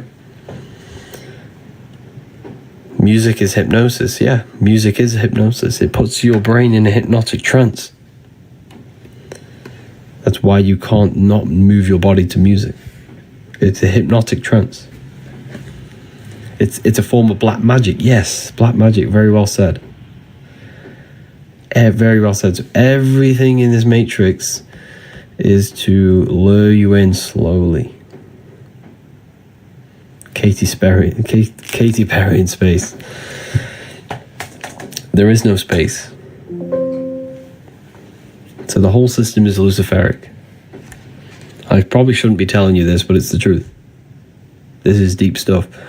The system works on Luciferic energy, luring you in, making you think. The brain chip, for example, that brain chip they want to put in your brain, They're going to say, oh, it's so good. You know, put this brain chip in your brain. You can download information into you. You won't have to go to school because you'll download everything when you're born. You'll download language. You'll download anything you wish into your brain. But there's a catch. It's Lucifericism. This phone you have is Luciferic. They made it sound like it's so good, but it lures you in. It's actually mind control. And now people spend 9 hours of their life every day looking into a mind control machine, programming your mind. Everything's Luciferic. The whole system's based on this. It's illusion. That's why it's symbolized with this. The eyes. It's the false light. That's why the word Lucy means light. Fer means to bring. It means to bring light. It's me saying, oh, I've got all this light. Can I help you? But then there's a catch. That's Luciferic energy. Okay, so we have hit 50k. I did hit 50k a while ago, but does anyone want me to produce a code? A coupon? I can carry on if not, but I know a lot of people want the coupons.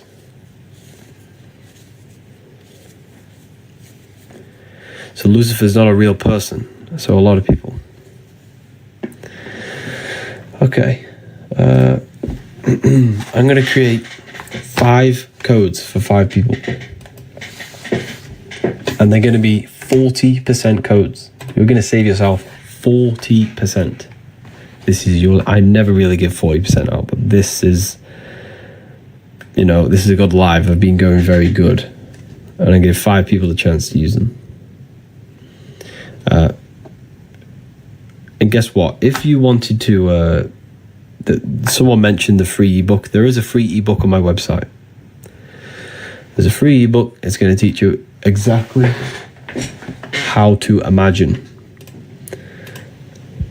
It's a free book. It's called Activating the Inner Eye. So the code is, the 40% code is this.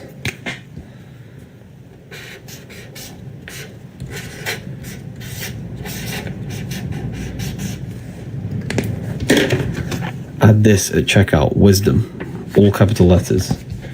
This is the Book of Wisdom Volume 1 we've been going over. There's also Volume 2. Use the code wisdom, all capital letters. There's 5 of these available. You can get Volume 1 in PDF. There's English, French, Italian, Spanish, German. There's so many different languages. We even have this one in Russian. We have many different languages. Use the code wisdom, all capital letters. This is Volume 1 we've been going over.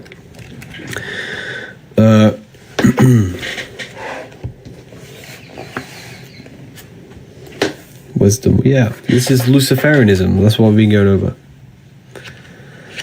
I've already. Thanks for helping me. It's a pleasure, Banana.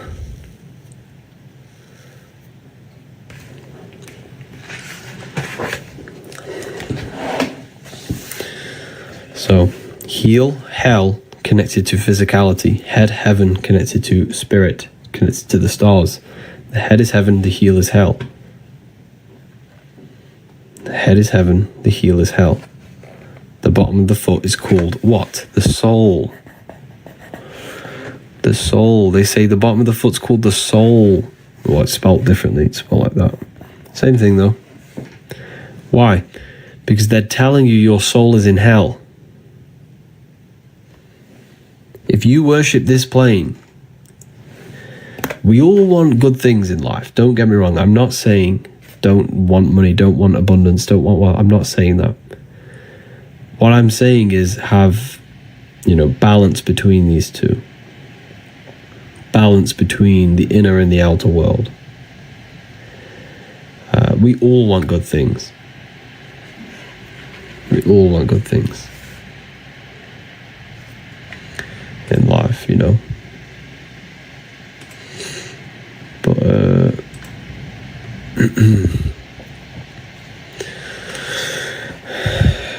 Energy and yang, yeah. It's having balance between them.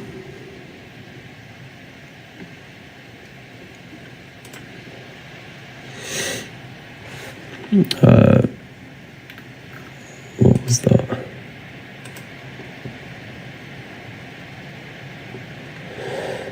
Well done to Veronica Sims, Angela Preto, for purchasing the Book of Wisdom.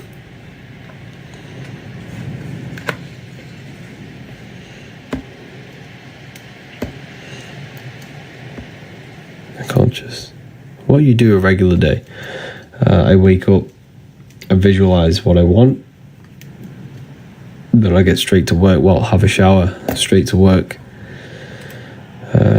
Make content, work on my book, work on the university, speak to clients, speak to students, then go to the gym, come home. Pretty much the same day every day, to be honest. I'm very disciplined, very controlled, and very focused on my goals.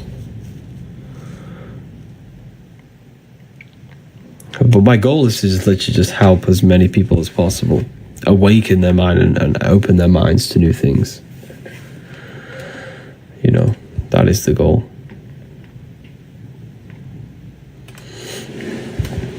But yeah.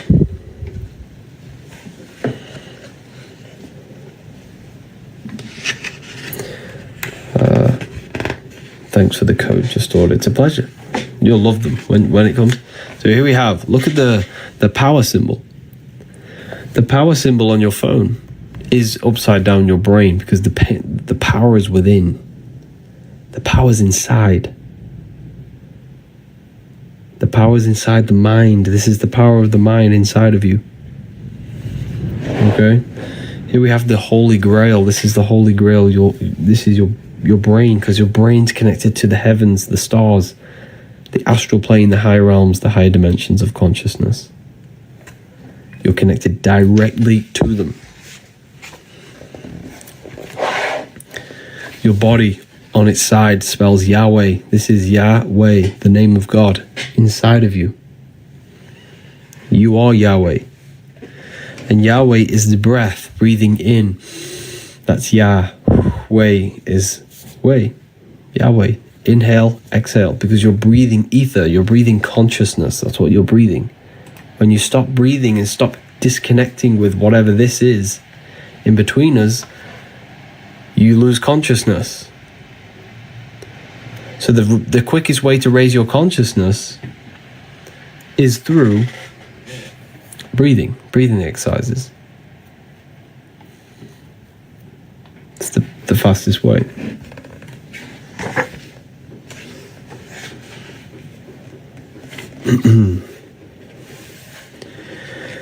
The symbol for spirit is a circle. That's why your head is a circle, because your head's where spirit is.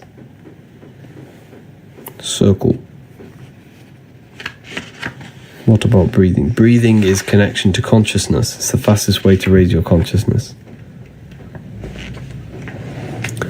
5 points on the body for the 5 elements. 5 fingers for the 5 elements. They demonized your middle finger because it represents ether.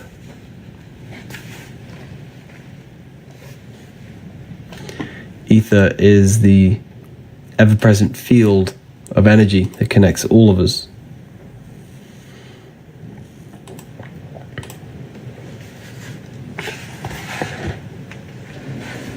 The ever-present field that connects all things.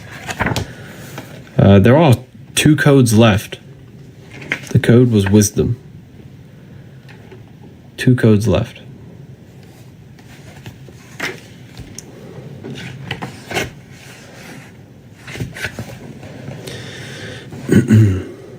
Feel free to ask questions, people.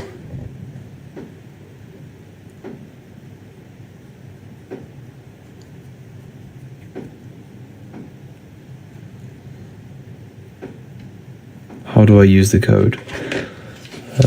You use the code at the end. It's at the checkout.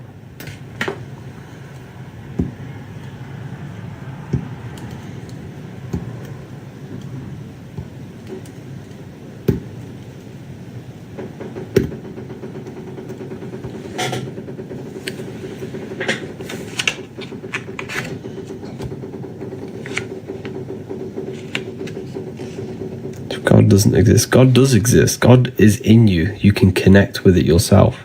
You just have to connect with the source within you. And the way you connect with the source is by turning off the thoughts. Because when you turn off the thinking mind, you turn off the human. You turn off who you think you are. If you don't think, then you're no longer your name, your job, your reputation. You're pure awareness. That's who you truly are. You are not this being. You're not this matrix man or woman. You are not this name. It's made up. If you turn off your thoughts, what's left? That's who you actually are. Pure awareness. Turn off your thoughts and you'll figure out who you are. Pure consciousness, pure awareness. You can only figure this out by going within and actually connecting with it. It's very, very important that you connect with yourself. Become the observer, yeah.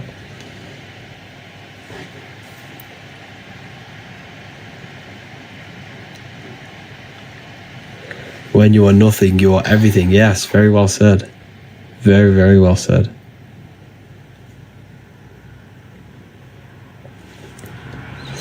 When you are nothing, you are everything.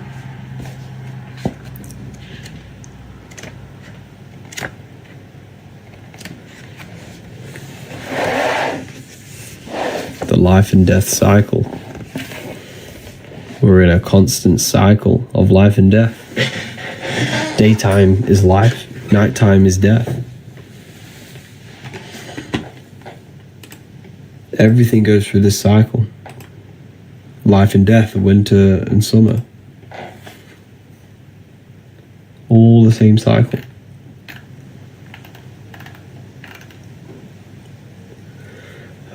When you go to sleep, you enter spirit. When you're in your day, you enter matter. Spirit and matter. Spirit and matter. You're in this constant cycle.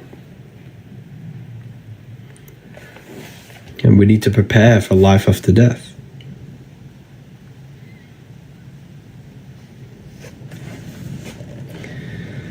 That's why the word death is ether. This is the ether. Everything is born out of the ether and returns back to it. Everything's born and dies. Energy can only be transmuted, never dies. So it's born and it returns back to ether, back to singularity. Physical is phi cycle. We live in a cycle of phi, of a torus field. The cycle of this torus field, though, is what we live in. This is your heart. It's the same thing with your heart. Everything leaves the heart. The blood goes into the heart and leaves the heart. Everything goes in and out of the heart. Energy leaves the heart and returns back to it. All blood leaves the heart and returns back to it. It's a cycle of the heart, which is ether. The heart is an infinite vortex.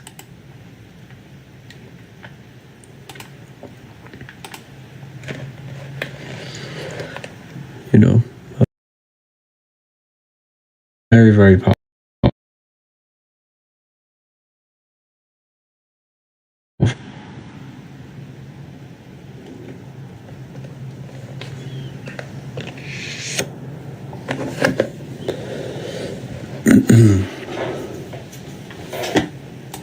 Very, very powerful when you learn this stuff. I'll be back in 2 seconds.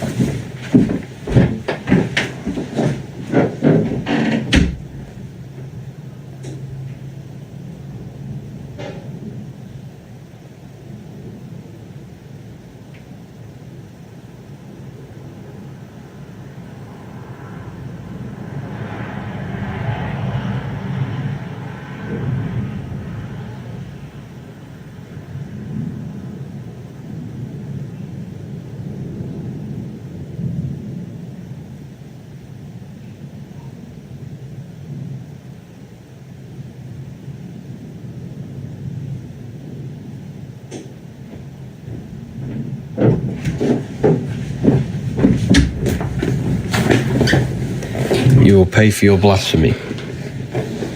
I won't.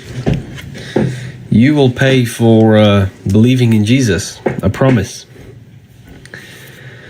And the reason why I say that is because your whole life you haven't prepared for life after death. So if you believe in Jesus and you die, you go into the astral plane, you're just left with your internal world. So when you die, if you close your eyes right now, that is what you're going to experience. You're going to experience yourself. You're going to experience your state of consciousness, your internal self. And that internal self will be manifested on the astral plane, the realm of imagination, infinite possibility, and you will suffer there if you do not master yourself. Because if the mind is not controlled in that plane, then you will be manifesting and destroying yourself.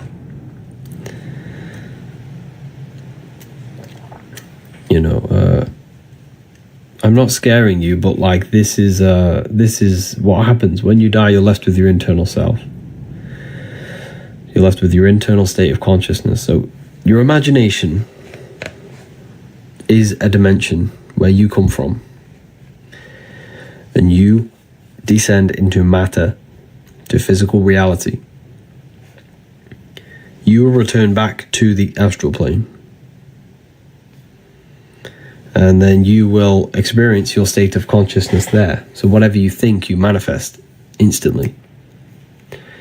So we have to control ourselves. We have to make sure our internal world is not connected and desiring physical things like addictions, food, sex, smoking. Whatever our addictions are, we have to detach before we die in order for our consciousness to ascend to a higher plane. You will match your vibration, your state of consciousness in that plane.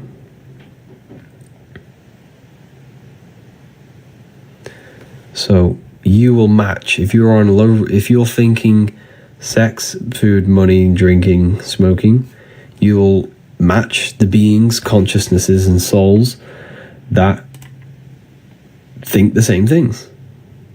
That are on them level of thoughts are very low vibration. They exist because, the higher you go, the less formless.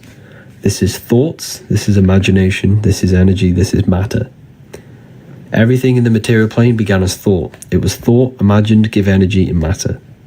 That's the order of manifestation. So you're in the material realm now. When you go to sleep, you always go to the astral. But when you die, it's just a bigger version. When you die, you're going to return back to the astral in your state of consciousness. So yes, the battle between spirit and the flesh, very well said, Remit. It's the battle between spirit and flesh. That is the battle between Jesus and Satan, Horus and Set. All of these gods that you see in religion is symbolic of the battle between your inner world and the outer world. There is a battle inside your own mind. There's a battlefield in your mind going on right now. That's the battle. It's a psychological battle. Yeah.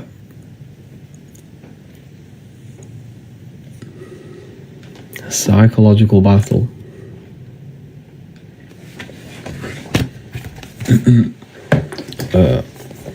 I go a bit deeper on this in volume. So here, right, I'm going to show you.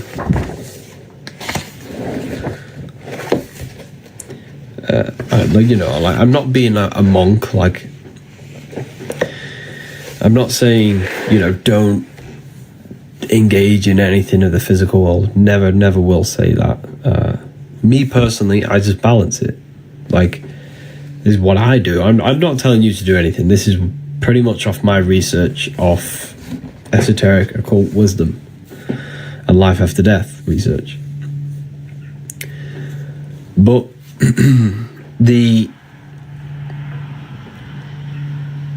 what I'm saying is just have balance between them. Like, you can want riches. You should want to be wealthy. You should want to have the best possible life with abundance in your life.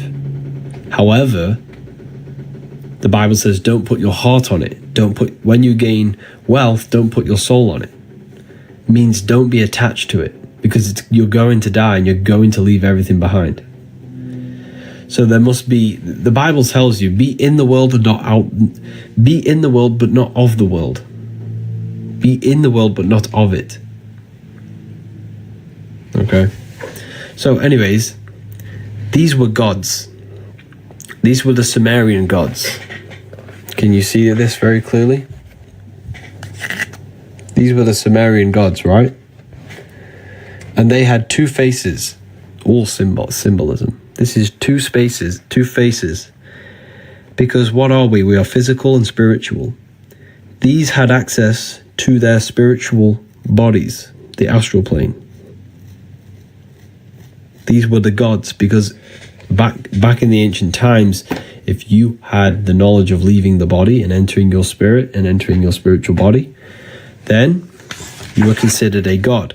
Now, astral projection is even in the Bible. This is what people don't understand. Christians say, well, astral projection is demonic. It's in the Bible. I know a man in Christ who in 14 years ago was caught up in the third heaven. Whether in the body or out of the body, I do not know. Corinthians 12:2 tells you to ask, is telling you the third heaven. What's the third heaven? What is the third heaven? You have the physical, etheric, astral. That's the third. It's the third layer of reality. Astral plane. Corinthians again. What does it say? We are confident, I say,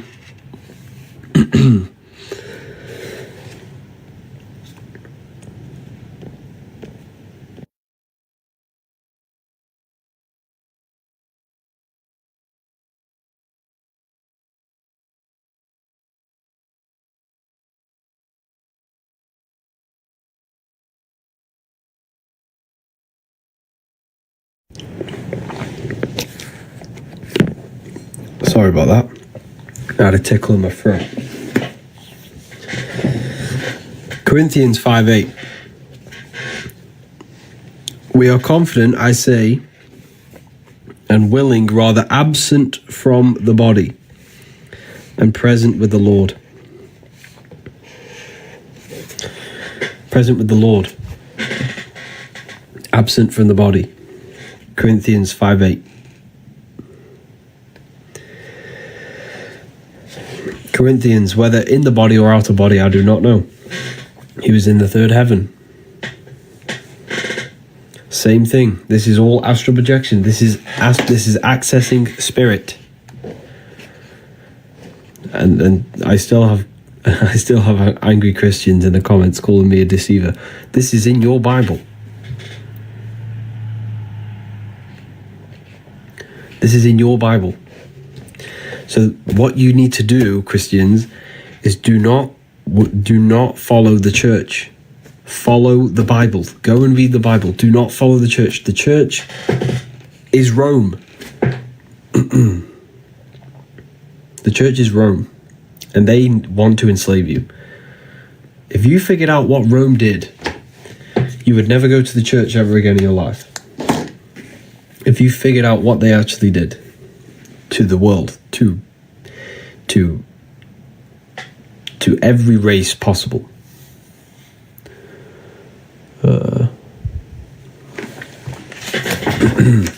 Same thing. Here's the Freemasons, you showing the same thing. Here's the Egyptians showing you the same thing. All symbolism of astral projection. Astral entities. I talk about the entities. Talk about how you create demons. You create demons. Demons are aspects of yourself. You literally create demons. Okay. It's so crazy when you actually figure this out. You are literally creating demons. Don't follow the masses. Like, honestly, I grew up in a... so I used to be a Mormon. My whole family's Mormon. So I know about Christianity. This is why I spent a lot of time studying the Bible.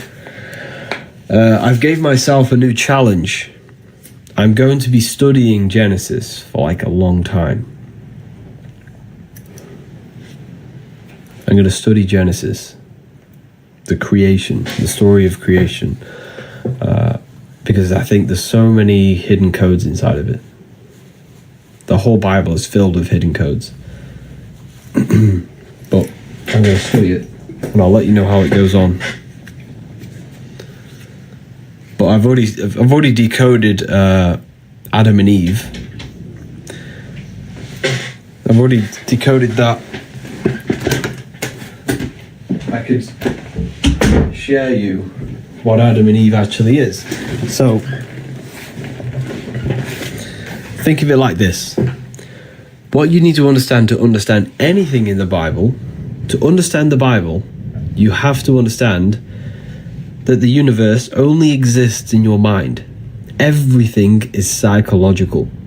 Everything represents the mind and what's happening in the mind. The events that play out in the Bible are the events that happen inside our own consciousness, inside our thoughts, our emotions, and our actions. Okay? So, when Adam and Eve are in the Garden of Eden, they eat the apple, and the serpent is there that tempts them. Well, if you study symbolism, you'll quickly figure out that the serpent represents transformation, because the serpent sheds its skin. The serpent sheds skin, which represents renewal and transformation, right? For the people asking, there was one code left, wisdom. Someone asked for the code. Wisdom, all capital letters. So the serpent represents transformation because the serpent sheds its skin, right? So it transforms itself. So the serpent in the tree tempts Eve. Eve represents the inner world, spirit. Adam represents matter. Okay? So Genesis is the beginning of your life, the Garden of Eden, which is even when you are in an even state. Now that sounds like a stretch, I understand, but let me explain. When you are a baby, your mind, remember, everything is psychological, the universe is mental. Your mind is whole. You don't have any contradicting thoughts. You don't contradict yourself, so you don't say, I'm going to do this, but then I don't have I don't have anything inside of me that says you can't do that, but we do now as a child. So we're even. Our mind is whole. We don't suppress aspects of ourselves to fit in with society, what we do now. We all do this. We don't have anything fractaled in our consciousness. Our mind is not fractured. But when we gain the knowledge of good and evil, which is growing up, when we reincarnate, we're a baby, we're whole, but then we grow older. This happens to every single soul that enters this world. This happens to everyone. So it's a story that happens to everyone. And then as you grow older, your consciousness now splits. You gain the knowledge of good and evil. Your mind starts to contradict you. Your emotions tell you different things. You start to suppress aspects of yourself to fit in with people. You fracture yourself. It's a psychological story about fracturing yourself and leaving that whole state. It's a psychological story. That's leaving the Garden of Eden. And then all the chaos after is all about the chaos in the mind. Because remember, when we are a child, we're whole. We have no mental chaos. We don't suffer from our thoughts and emotions. We don't suffer from depression as a child. But when we gain older, we suffer from this mind, these thoughts, our body, our temptations. It's all about you. The whole Bible's about you. The chaos with Cain and Abel, and the chaos and all this, the flooding, it's all symbolic of what's going on inside your mind. It's a symbolic story about you. But yeah, I hope that makes sense, everyone. And that's what we have to reach. We have to reach back to our whole state. That is the light. And we return back. We have to this is what I teach, purification inside the university to my students. I teach purification. Purifying your beliefs, purifying your mind, purifying your thoughts, purifying your body, purifying every aspect of yourself so you can return to that whole state where you are in control. Because most people, the body's telling you to smoke, eat sugar. The mind's telling you to watch Netflix and entertain itself because you want to escape the thoughts. Emotions are sad, worthless because they don't know who we are. I get it. I've been there. That's how I'm describing myself. Literally describing myself. But that is the chaos that the Bible's talking about. But that is the chaos. It's talking about the chaos within. And we transform ourselves. And that is the serpent. Now, I'm writing a whole book on this, so you can do your research on it if you want. But I'm making a whole book on the symbolism of the serpent, symbolisms of all different things, all different symbols you could possibly imagine. But I'm pretty much going to provide information that the whole world was under one religion at one point. And it wasn't a religion, it was a worldwide knowledge of self, and it was the serpent religion or wisdom. Yeah, the serpent wisdom. It was the knowledge of self-transformation of the mind, of the emotions, of the body. It was the knowledge of Kundalini, of self-transformation and spiritual enlightenment. This was the true religion, and I'm going to prove it in that book. It's going to prove it, but yeah. Are you going to write volume 3? I'm not writing volume 3. I'm writing the book of symbolism. That is the next book.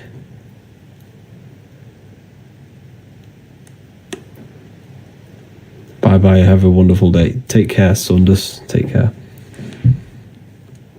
Maybe Luciferianism. Study that. I have studied that.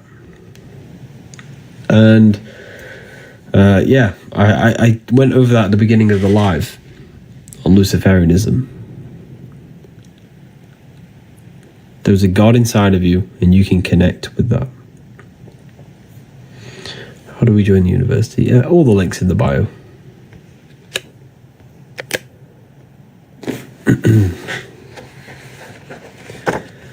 All the links in the bio. So this is symbolic of cutting your connection between the mind and heart, the mind and soul, the intellect and emotion. It's all symbolic of transformation of self. Not transformation of self, sorry, I was daydreaming then while saying that. I was doing something else. This is symbolic of cutting off your intellect from emotion. You know, this symbol. Isn't that what Catholics do? Yes. Now, I'm not doing this is not going to cut your intellect from emotion. I'm not saying that. Doing this is just a gesture, but it's symbolic. It's a ritual, symbolic. We don't want to cut off our mind from emotion, because cutting off the mind from emotion thinks destruction, hate, and a beastly nature. That is the devil. You are literally the devil if you don't think with emotion. They have to be in sync. We have to think with empathy, think with morals, think with our heart as well. They combine. But we don't want to just think with our emotions, because then we become impulsive. We have to combine them both. The heart is literally a guidance system. It's connected to the universal laws of God. It's connected to the laws of God, consciousness of love, authenticity.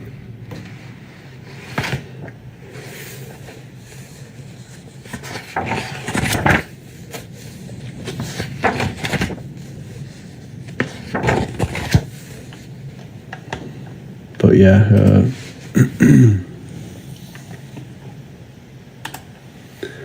It's very powerful information when you learn about this stuff.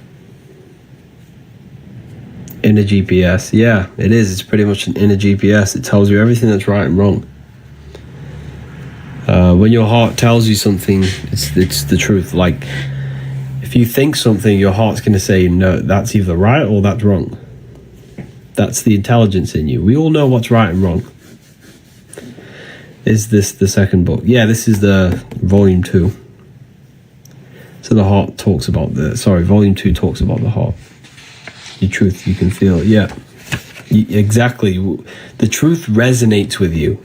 It resonates with your heart. You can feel it.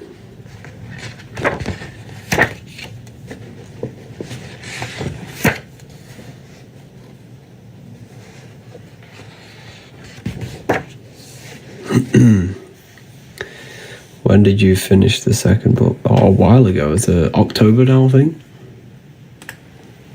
October, yeah. October last year. So is going to church bad?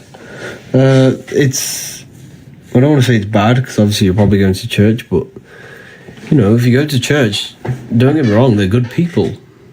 You know, you think you're doing the right thing, which you pretty much are. You're becoming a good person, but it's like, the most powerful way to really connect with God is to become the best version of yourself. Become controlled in the mind. Become controlled in your heart. Gain control over the self. Meditate. Connect with your consciousness. Connect with higher. You know, learn visualization so you can connect with your true power.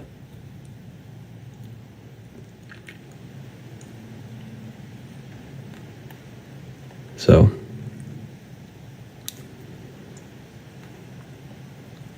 Jesus is telling you to meditate. Jesus tells you to meditate many times in the Bible.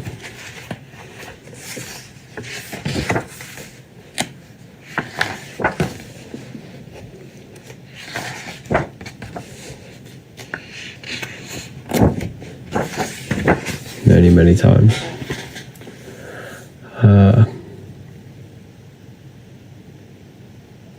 He says to pray, not meditate. He doesn't. I'll prove it to you. Listen to this. Jesus tells you to meditate many, many times in the Bible. Okay.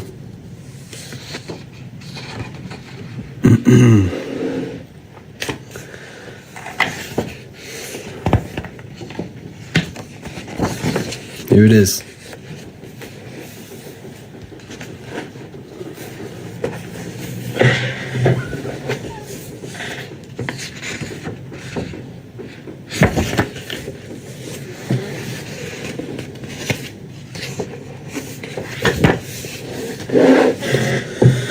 Psalms 4:6-10. 4:6-10. Be still and know that I am God. Be still. Be still is meditation. Be still. Keep the mind still. Keep the body still. That is all meditation. Then he says in Matthew 6:3-4, take no thought. 5 times he says this. 5 times he says take no thought. 5 times, 5 senses. Turn off the 5 senses and take no thought. This is all meditation. Take no thought is connecting with the pure self. And we also have another powerful verse inside the Bible, which is a very powerful verse. Here. Matthew 21:12, Jesus went into the temple of God. Corinthians 3:16, do you not know that you are the temple of God? Jesus went in the temple of God, but then he tells you, do you not know that you are the temple? So you got to go within yourself to go inside to God. Then he says, Luke 11:52, for you have taken away the key of knowledge. You did not enter in yourself. You didn't enter in yourself. 11:52. You taken away the key. You didn't enter yourself. You have to go within. Then, Luke 6:6. When thou prayest, enter in thine inner chamber and shut the door. When you pray, enter in thine inner chamber. This is the inner chamber. This is your inner chamber. Is your mind. You got to go within the mind. This is why they teach you to be scared of the dark when you're a child, because they don't want you going inside yourself. They don't want you going inside. Why? Because the inner room of exactly, the authentic, very well said. The inner room of consciousness is where they don't want you to go. Exodus 14:14. You need to be still. Wow, you only need to be still. It's there. Enter in the inner chamber, the inner room. There is a room inside of you, right? And this room is a very sacred room. It's the room that every Brahma goes into the cave. Jesus goes into the cave for 3 days. This is the cave. The cave is this beautiful room inside of you. This cave is when you turn off thoughts and you are left with pure peace, pure love, nothingness. That's the inner room. That is the room of where your worries go out the window. Everything goes out the window, and you're left in that room. The upper room where Jesus meets the 12 disciples, the 12 cranial nerves in your brain. You just got to go within yourself. It's symbolic. The whole thing's symbolic. The whole thing. Egyptians are telling you the same thing.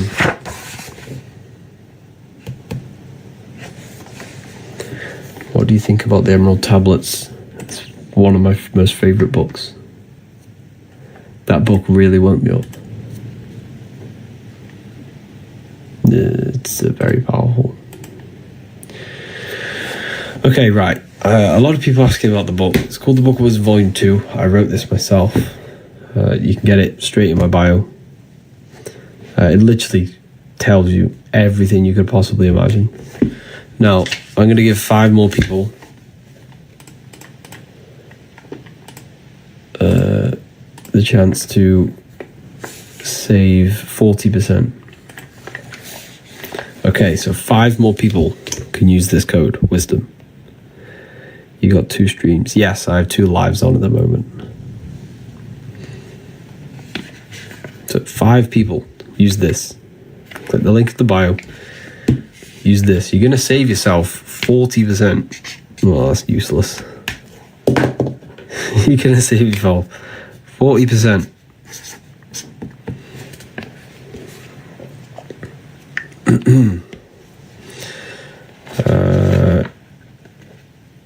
Out of context is wrong. It's not out of context. I've read the Bible. Here it is. The energy field around your body. Sacred energy field that produces all physical life. Did you know you become sick? This field becomes sick before your body does. This is the field that becomes sick before your body does. This is what we call, I forgot the name for it. There's a name for these machines, right? And what these machines, if I join the university, what do I gain? What don't you gain? You gain, there's a live lecture tonight talking about the secrets of number 3, where we do a live discussion.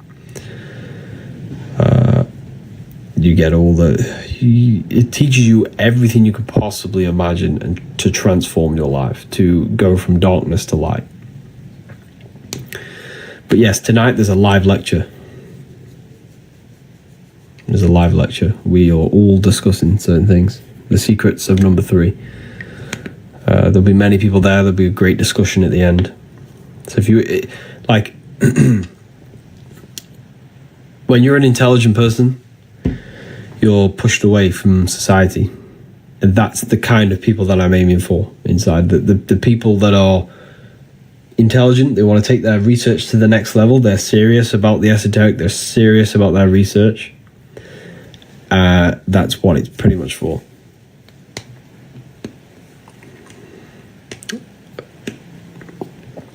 So anyways, I was talking about that machine. That machine, there's a machine that will pretty much calculate the frequency that will heal holes in your aura, because there can be holes, there can be problems in your aura. So this energy field becomes ill before your body does, because this is what feeds the body. So you can actually see illness in the field before you can see it in your body. So there are these machines that can detect what frequency is missing from the field. They'll produce that frequency and then shoot it into your field, which will heal your field and then heal your body. I forgot what the machine's called. But it's true. This stuff is true. There's literally a machine out there, and people have businesses for it, and they charge crazy money for it. It's very expensive, but it's true. So this tells you illness operates on frequency. Illness operates on frequency. If you are on a low frequency, you will match you're on the same vibration as illness. But if you raise your frequency by eating high vibrational foods, thinking high vibrational thoughts and high vibrational emotions, you will no longer match the frequency of illness. Everything is vibration. The doctors won't tell you this.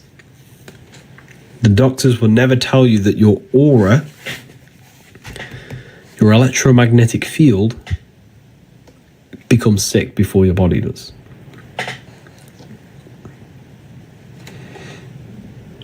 Yeah, it's very true.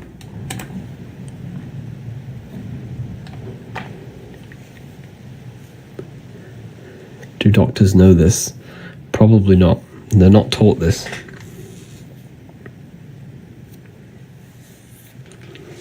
And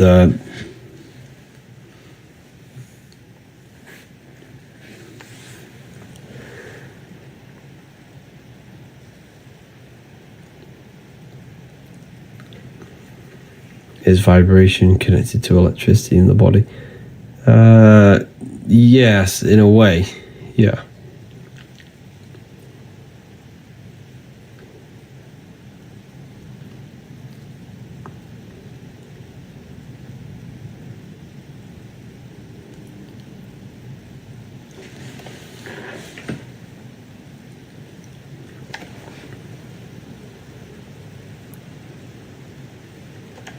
Any coupons for the university? No.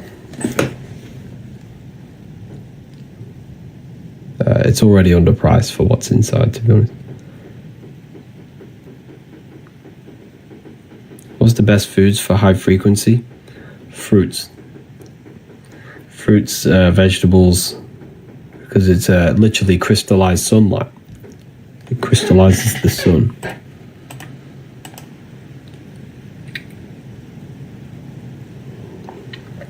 Literally crystallizes the sun.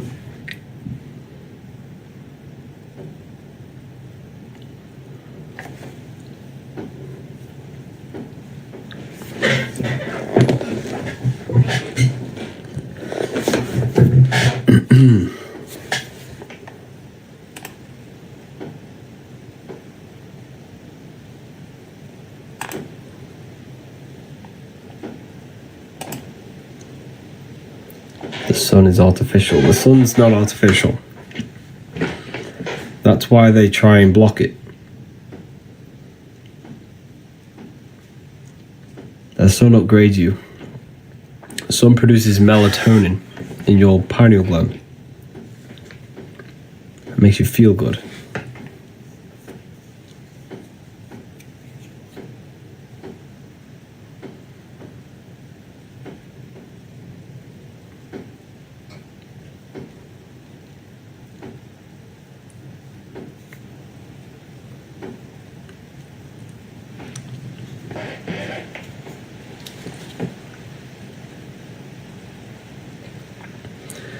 You have no clue Jesus exists. He only exists because of your belief system.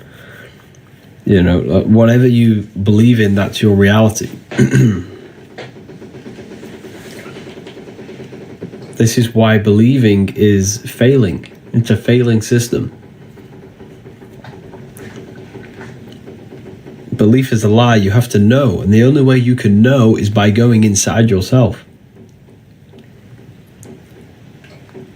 And when you go inside yourself and meditate for long periods of time, you will have an experience that will completely blow your mind off. And that will prove to you that you are literally God in human form. You are connected to the infinite. We're all this one consciousness. We're all drops of the ocean. And belief doesn't get you anywhere. This is why Islams think they're right and Christians think they're right. But what we need to do is know. And the only way you can know is by going in yourself and actually having direct access, direct experience.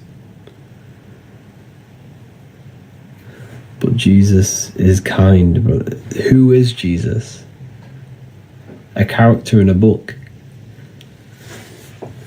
If that book didn't exist, you wouldn't think Jesus ever existed.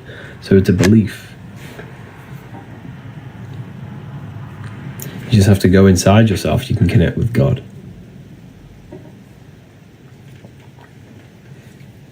Just go within.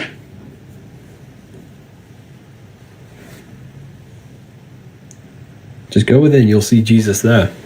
You'll realize you are Jesus, just a human with a powerful consciousness inside of you.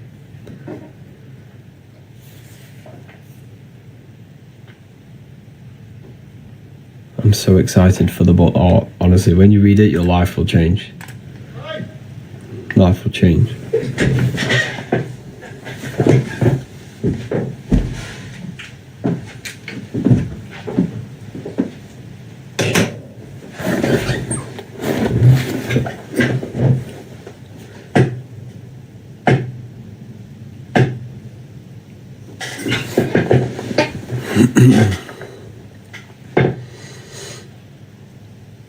But yeah,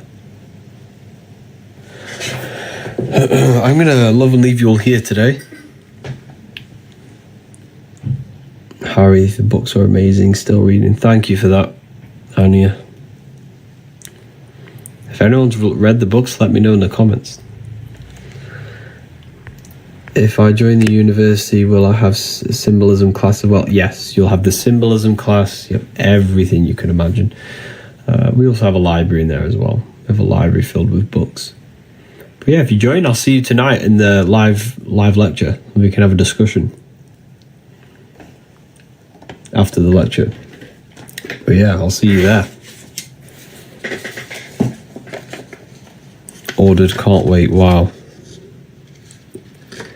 I'm working through them every day. Amazing.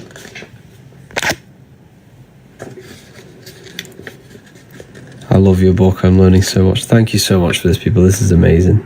You should start doing podcasts. Yeah, I really want to. I think that's my next thing. I think that is the next thing. Thank you, everyone. Have an amazing day.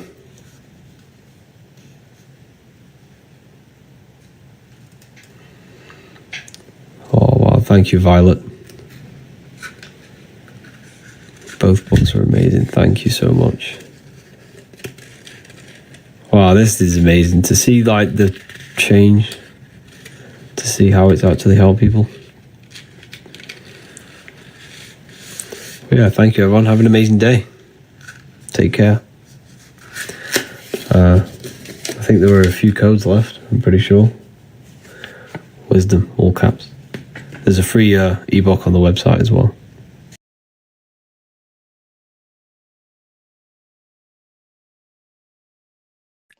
What if I told you that reincarnation is real and that there is a metaphysical, spiritual science behind this?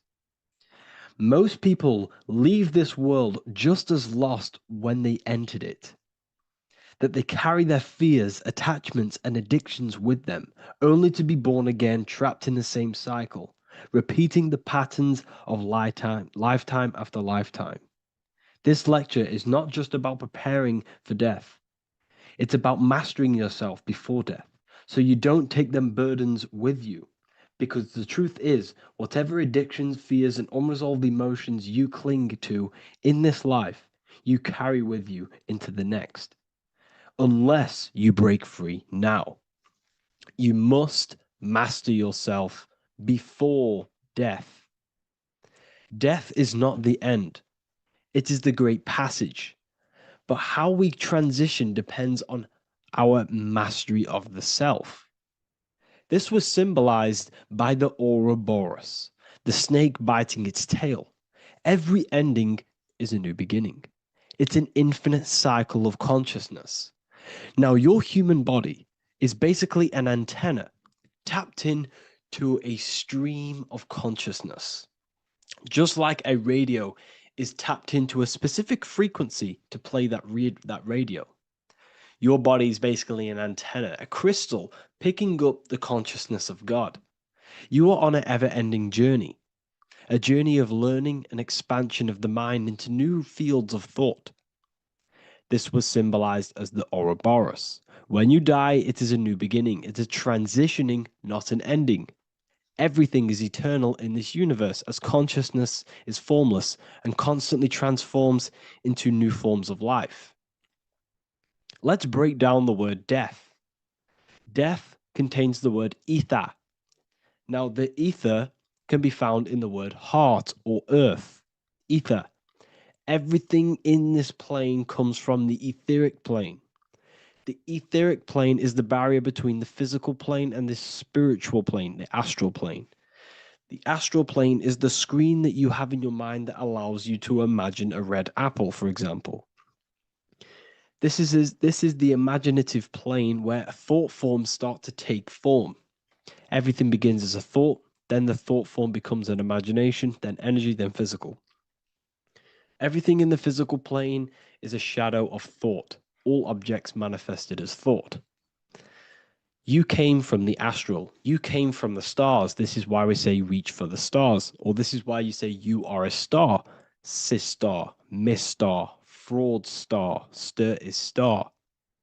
And when you become famous, you become a superstar and you gain a star on the Hollywood floor. You are a star. The ether. The ether is the infinite energy source which all things come out of and return back to. This is the cycle of life and death, summer and winter, day and night, sleep and awake. The ether is the infinite energy source which all things come from and will return back to. Okay, sorry about that little error. The ether is the boundless source of energy from which all things emerge, to which all things return to. We can see this in the cycle of the sun. The sun does this wave of creation.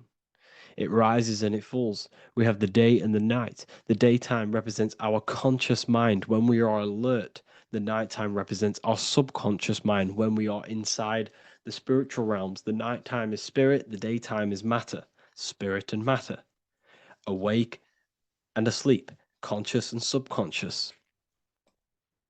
We see this in the yearly cycle. Summer is life, winter is death. Spring is the morning, summer is midday, autumn is evening, winter is the night. Everything is a macro and a micro cycle of being born out of the ether and returning back from life and death. Life and death is manifested within the cycles of the sun and everything outside of you, as within, so without. This is why we say sleep is the cousin of death. The macrocosm is death, the microcosm is sleep. Every time you go to sleep, you are essentially it's a miniature death. You're entering into spirit and then returning back into matter in the morning when the sun rises. Everything is a reflection of the macrocosm cycles. Preparation for death. The first thing we must do in order to prepare for death, for life after death, in order to stop being reincarnated in this cycle of materialism, in order to progress as a soul, because remember, you are a soul in a body. Just like the sun gives power and life to the earth, your soul gives power and life to your body. When you say I, you're referring to the soul. And your soul can be stuck underneath layers of false identifications. Who you believe yourself to be is merely a collection of subconscious programs running within your mind. Now, that's very deep. That is very, very deep. Who you think you are is a part of your thinking mind. Your name, your job, your reputation, your family, your friends, these things are not you. They're all aspects of the thinking mind. What happens if you meditate and you turn off the mind? Then all these things do not exist. You're left with the pure soul, the pure awareness, the pure observation. If you turn off the thinking mind, you're no longer your body, you're no longer your reputation, you're no longer your friends, you're no longer your job and your labels. You are the soul. That's the true you, the observation of the mind, not the thinking mind. The ego is the echo. It's an echo of your true self. The ego is your mind's perception of itself, shaped by experiences, trauma, emotions, and beliefs. It is merely an echo of your true soul self. The ego is not you. Your mind is not you. You are the soul. And this is the true self that we must express within our life and we must connect with before we die. Because when we die under the echo, under these false layers of the emotions, the traumas, the experiences, the addictions, the emotional attachments, when we die underneath all of this, when we don't know our true self, the soul is still hidden. The true you is hidden underneath these layers of false identification. We must remove these layers of false identifications. We must remove them. We must destroy the echo. Remember, the ego, you never had an ego when you were a child. When you were a child, you were pure. You didn't, you didn't show off things. When you were a child, you were pure. You expressed yourself freely with you didn't hide anything. You didn't hide any aspect of yourself. You didn't suppress any aspect of yourself to fit in as a child, as a baby. Because the ego was not here when you came here. The ego grows with experience. The ego is a false perception of yourself while being incarnated in this material world. It's your mind's perception of itself and it's created through your experience. Remember, you are unconditioned consciousness, and your experiences, thoughts, traumas, emotions, and beliefs have conditioned your consciousness into believing you're only a physical body, but you are the soul. We have to remove these layers. How do we remove these layers? Like I said, the best thing, meditation. Meditation. There is a great meditation that you can do every single morning and every single nighttime. You can sit there and repeat over and over before you meditate. You can repeat that you are not this, you are not that, you are not this. You can label them one by one. Start with I am not my body, I am not my job, I am not my name, and then detach from absolutely everything until you are left with nothingness. And when you start to meditate, detach from everything. Nothing matters. I am here right now. And what will be left? The only thing that will be left is the language that your mind is using. Now, this is very deep. Not many people will tell you this, but I've lingered in meditation many times. And I can tell you from experience that the only thing left once you detach from everything is the language that your mind is attached to. So whether that's English, Italian, French. Once you detach the language of the mind that little voice in your head's using, you're left with the soul. Once the mind is switched off, you're left with the soul, and you have detached from all of these external things. You're left with the soul. That's you. That's the power. That's the source of all creation, where everything you've ever done has come from. Every thought, every idea has come from your soul. Number two, that's meant to say number two. Sorry about that. Mental addictions and emotional addictions. Okay. These two are very important. Mental addictions, this could be thought patterns, this could be the labels that we've just been talking about. Then you have emotional attachments, which is maybe you're too attached to an external thing. Maybe you're too attached to your phone. Maybe you're too attached to family. Maybe you're too attached to loved ones. Yes, I'm not saying don't love them, but what I'm saying is do not rely on anything in this world to make you happy, to fulfill your emotional needs. Everything is found within you. You must look within, and if you're looking without, if you're trying to find yourself in the outer world, you'll never find yourself. You'll constantly be looking around in loops. Because nothing, you cannot find yourself in the outer world. Nothing will long term give you long term validation. Seeking validation in the outer world will leave you soulless, leave you feeling empty inside and sad and depressed. You have to find yourself within. You have to detach from everything you are relying on to give you emotional stableness. You have to detach from all. Yes, love your children. Yes, love these people, but do not rely on them. Because everything in this world is temporary. Do not conform to this world. The Bible tells you this. Everything in modern society nurtures the body, but neglects the soul. They keep you addicted to as many things as possible. Smoking, you have to detach. Drugs, you have to detach. Alcohol, detach. You cannot rely on anything. This is why this path is very, very difficult to walk. But I'm showing you the way. These are the things you must do before death. You have to detach from absolutely everything. If you die and your mind and soul is still addicted to these worldly things, then you guess what? You're going to reincarnate.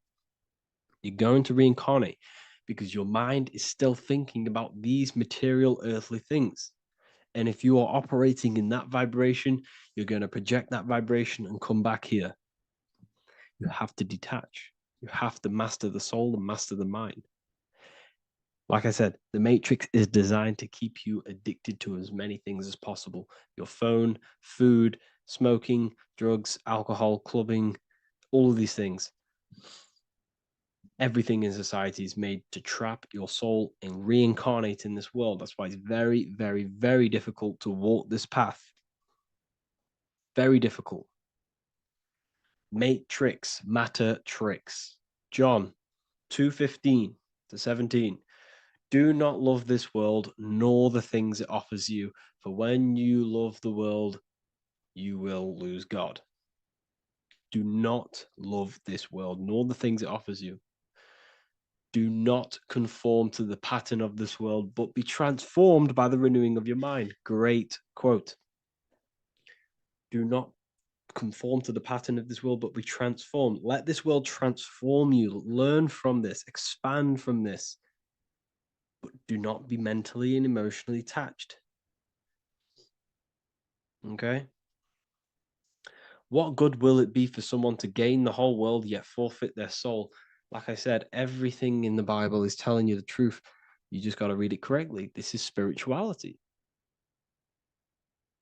This is spirituality.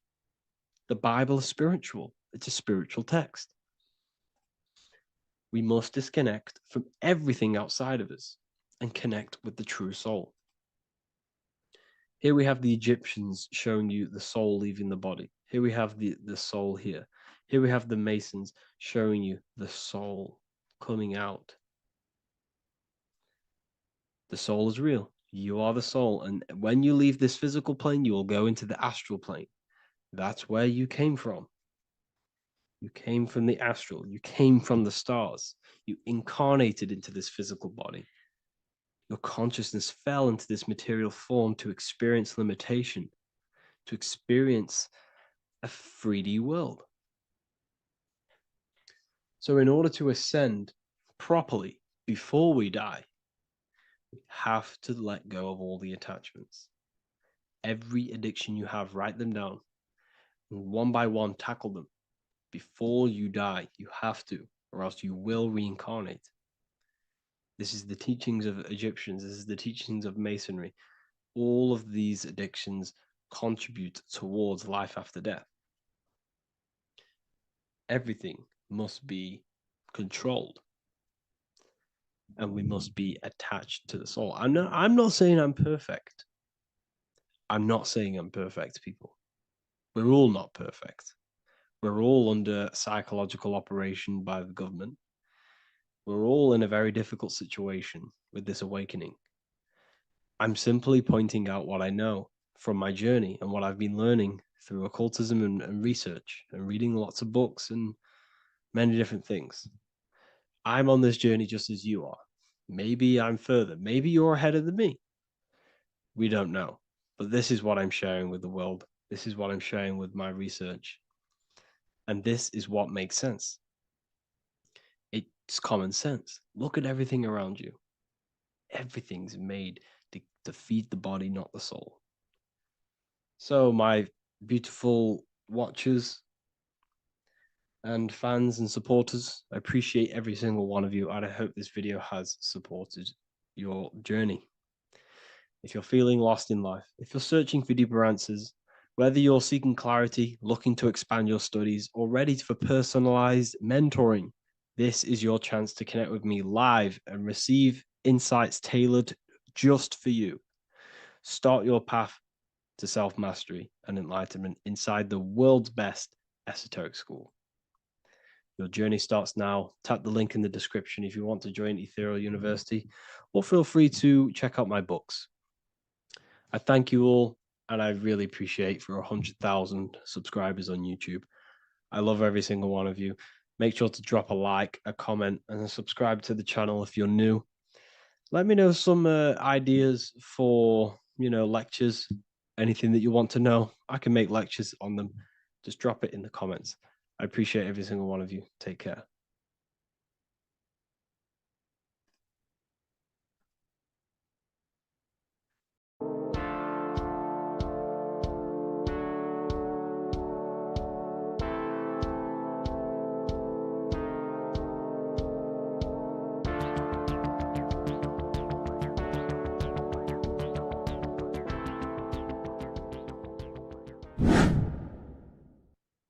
Left and right hemisphere, and what are they doing? How does it contribute towards your perception in this world? And this is what we're going to be talking about in today's video. We're going to be breaking down the two hemispheres of the brain and how they function in your life. So first, we have the left hemisphere.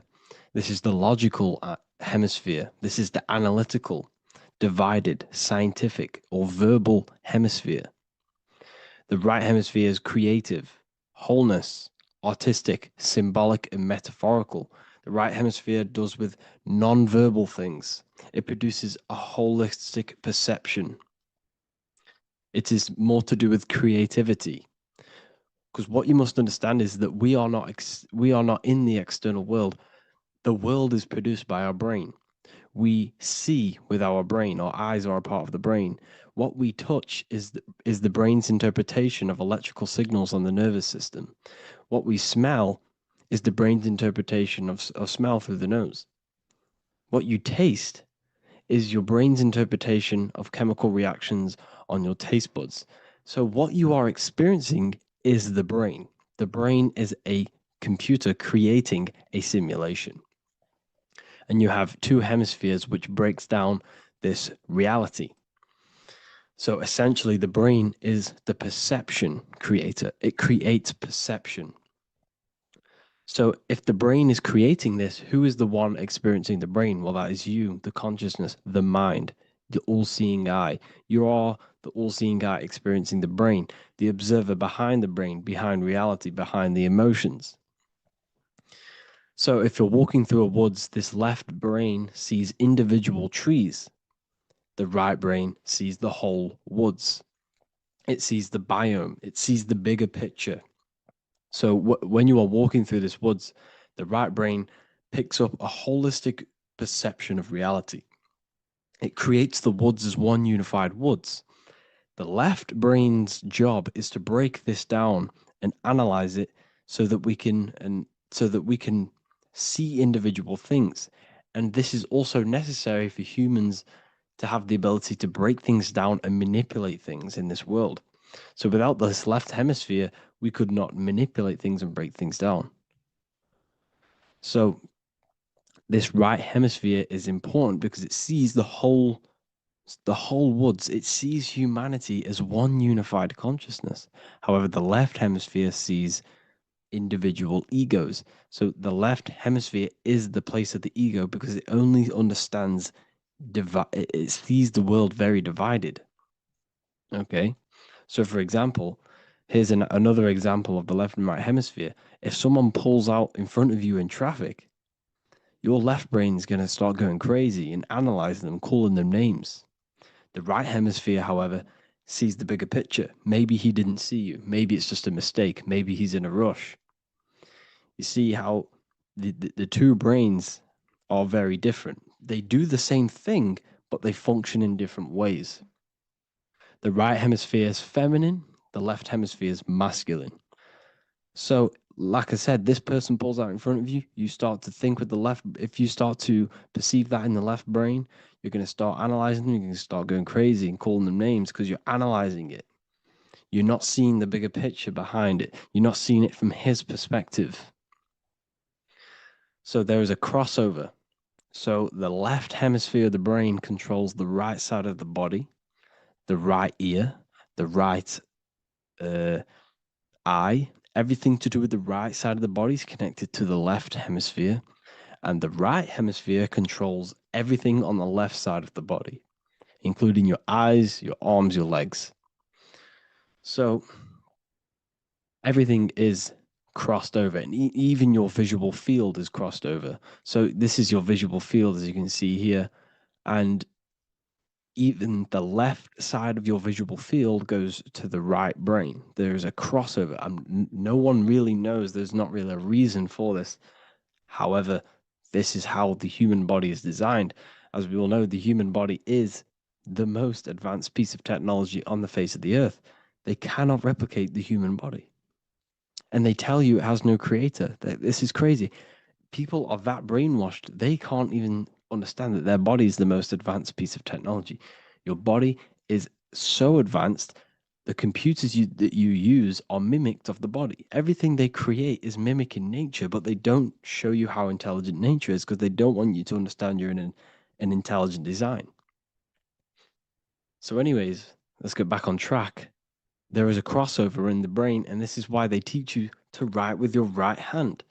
And I was speaking to someone who's in a nunnery, or whatever you want to call it. They were a nun, or they knew someone who was who was a nun, and they forced these people, these nuns, to write with their right hand. You had to write with your right hand.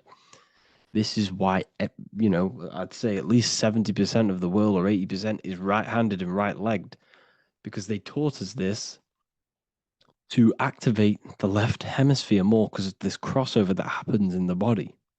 So when we are using this right side more, we are using that left hemisphere more. Why? Why are they doing this? Well, they also called it writing. Writing is a spell, to cast a spell on you, to use that right side of the body so that you use this left hemisphere, because they want you to see the world as a divided perception. They don't want you using the right hemisphere, using that left side of the body to activate the right hemisphere to see the bigger picture and see how everything is all one and everything is created. This left hemisphere domination keeps you from seeing the connections between everything, because that left hemisphere analyzes, it breaks things down. So when we are left hemisphere dominated by using the right side of the body, we are essentially seeing everything as divided. And this is why so many people will not understand my work, because my work connects dots and connects fields of knowledge, and makes you see the bigger picture. So people who are left hemisphere dominated will see my work and think this guy's crazy. But everything, it's all about activating that right hemisphere. So they called it writing because every word you say is molding your mind in some sort of way. The things you see is molding your mind. Everything you take in through the five senses is molding your mind. And language is a massive spell, especially the English language. They called it writing so that you use that right side. It's a spell because your subconscious mind picks up everything you say. And 90% of your daily basis behavior and thought patterns is produced by these subconscious programs within the subconscious mind. Essentially, your conscious mind is only the 10% of you. The conscious mind is just what you're aware of, what you're wearing, how you're feeling, what you're thinking. That's your conscious mind. The subconscious mind is controlling every system in your body. It's telling your heart to beat without you being conscious of it. So essentially, this is what they're programming. They're programming this system in the back of the mind, which is controlling everything through the words. And this is what spells are, because it's all about creating perception in the subconscious. So they want you to use that right side more. I truly believe the ancients, they were balanced. They used the left and the right side of the body. They didn't have a stronger side because they understood this science of the body and how the body works. So this is actually called phonetics. It's not etymology. Etymology is the study of root words.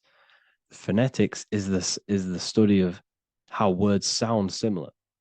The way words are spoken. So phonetics, phone is why we call them a phone, because you speak into a phone. So this is write and writing, to use that right side to activate the left hemisphere more. So your hands are a manifestation of your brain. The left hand is the right brain, the right hand is the left brain. And as a child, we were always taught that when you place your hands together like this is the size of your brain, which is true because your hands are a part of your brain. They're an extension of your brain. Every part of your body other than your brain is an extension of the brain. Everything's working and feeding back information to the brain because you're experiencing the brain. So another trick that you can do, or another exercise, is looking in the mirror and closing one eye at a time. If you close your right eye, if you take your top off, for example, you'll analyze your body if you close your right eye because you're using that left hemisphere. Sorry, other way around. If you look at yourself through your right eye, you'll use that left hemisphere, which will analyze yourself. You'll see individual body parts. If you close the right eye and use the left eye, you'll see your body as a whole. You won't really analyze it. This is how you can analyze yourself using these two hemispheres. So this whole system is created to keep you thinking logically and to restrict you from creating and restrict you from understanding symbolism, allegories, metaphors, and teamwork. They want you stuck in a logical way of thinking and a logical way of seeing the world. This is why when you go to school, you are told exactly what to do. You're told to think this way and no other way. You're told to do orders, do this. It's a very left-brained system because if we all started to open up this right hemisphere, we'd all see, wow, everything is all one, everything's all connected. And this is what my work is doing. I'm showing you everything is one.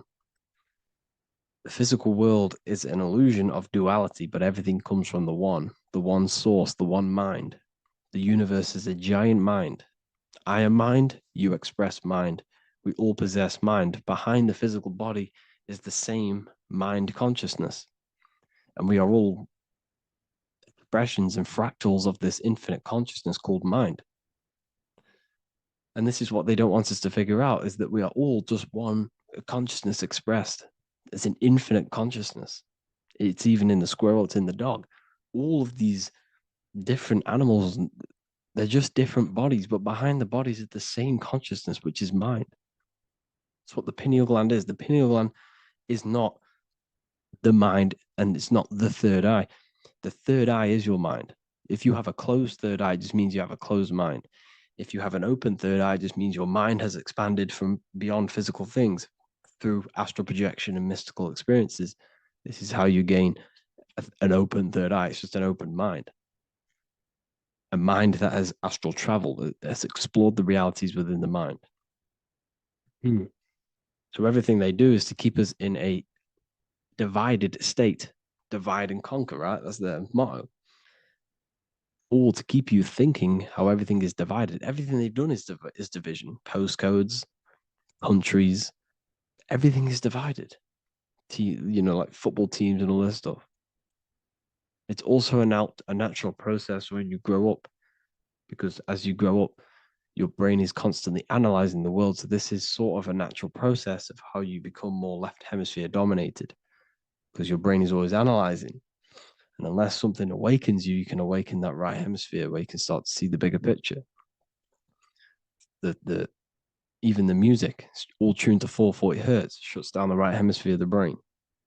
440 hertz, Spotify, Apple Music, the radio. Every time you turn on the radio, it's tuned to 440 hertz. This was specifically tuned. It never used to be tuned to this. It was in the 1950s. It was changed. The standard music tuning was changed to 440 hertz because it shuts down that right hemisphere of the brain. They don't want you thinking, seeing the world in this way and perceiving things as one. And I'm going to show you. It tells you this in the Bible. Cast the net onto the right-hand side of the boat and you will find the fish. What was Jesus saying? This is, you see, people read the Bible and they don't understand it. If the Bible is not talking about you, then it has no meaning. The Bible, everything you read in the Bible is about you and how it can better your life. It occurs to you. So if Jesus says, cast the net onto the right-hand side of the boat, this is an allegory. The boat is your body. Cast the net. It's the awareness, the perception onto the right hemisphere of the brain, and you will find the fish. What's fish? What do fish do? They swim deep in the ocean. It represents the knowledge, deep knowledge. Cast the net onto the right-hand side of the boat and you will find fish. You will find the wisdom. You will gain understanding when you cast that your awareness into that right hemisphere. You will see that I am you and you are me. We are all one consciousness. You will see everything. You'll see that the trees are the same patterns as the nerves in your body. You'll see everything is connected. Everything is a fractal of the one infinite consciousness.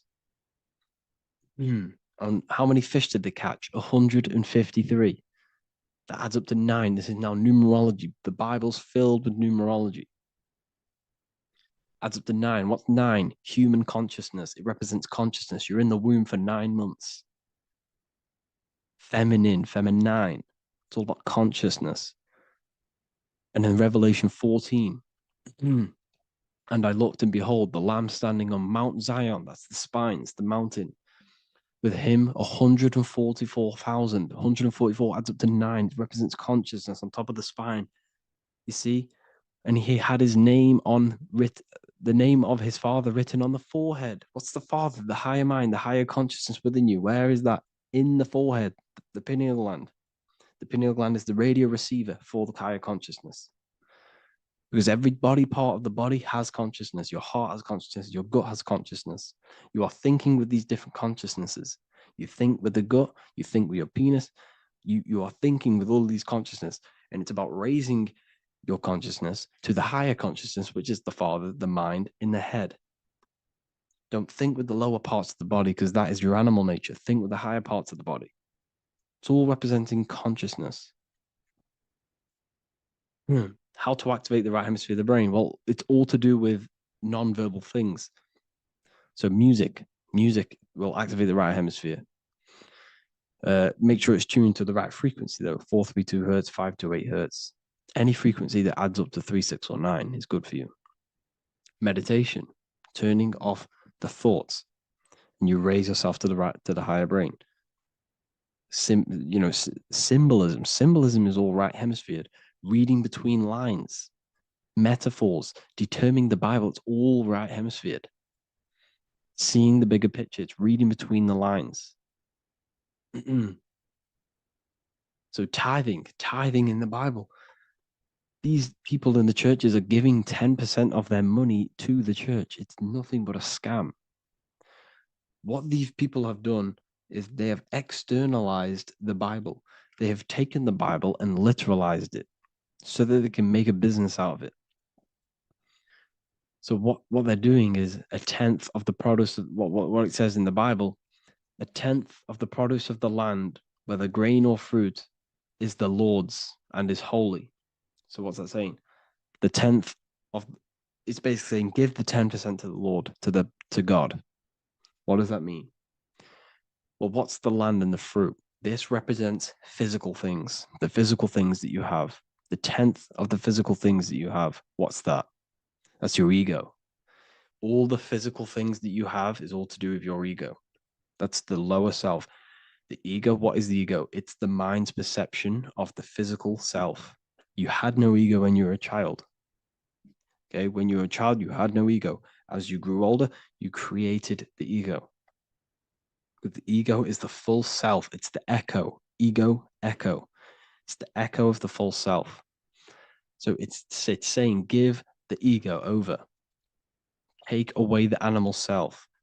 In that left hemisphere, that's all to do with the left hemisphere. That left hemisphere sees the ego. It sees individuality. It's divided. So it's saying give that 10%, give that 10% of you over to the right hemisphere, the 90%. The 90% of you is in that right hemisphere, the higher self.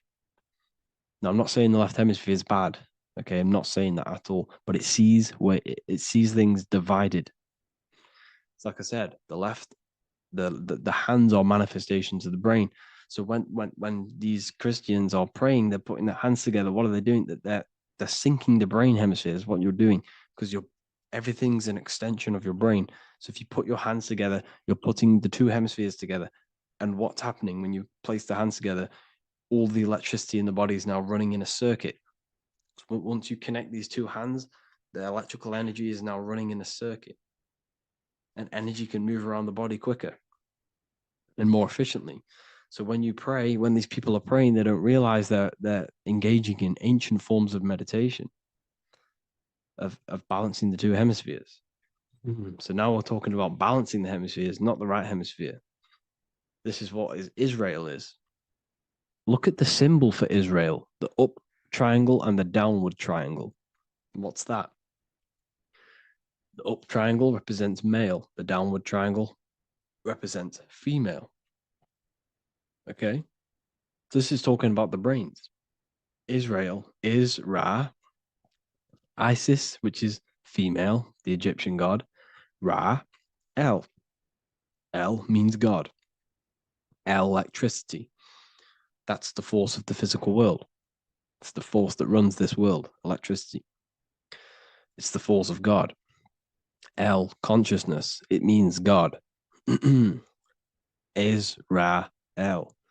Isis, Ra, and El. It's the two hemispheres of the brain, the holy land of Israel. It's the holy land, it's the brain. Once these two hemispheres are synced, this is how you unlock your consciousness. This is the easiest way of astral projecting. Hemisphering, I forgot the word for it. Hemisphere syncretization, something like that. It's about syncing the hemispheres. This is how you unlock your consciousness.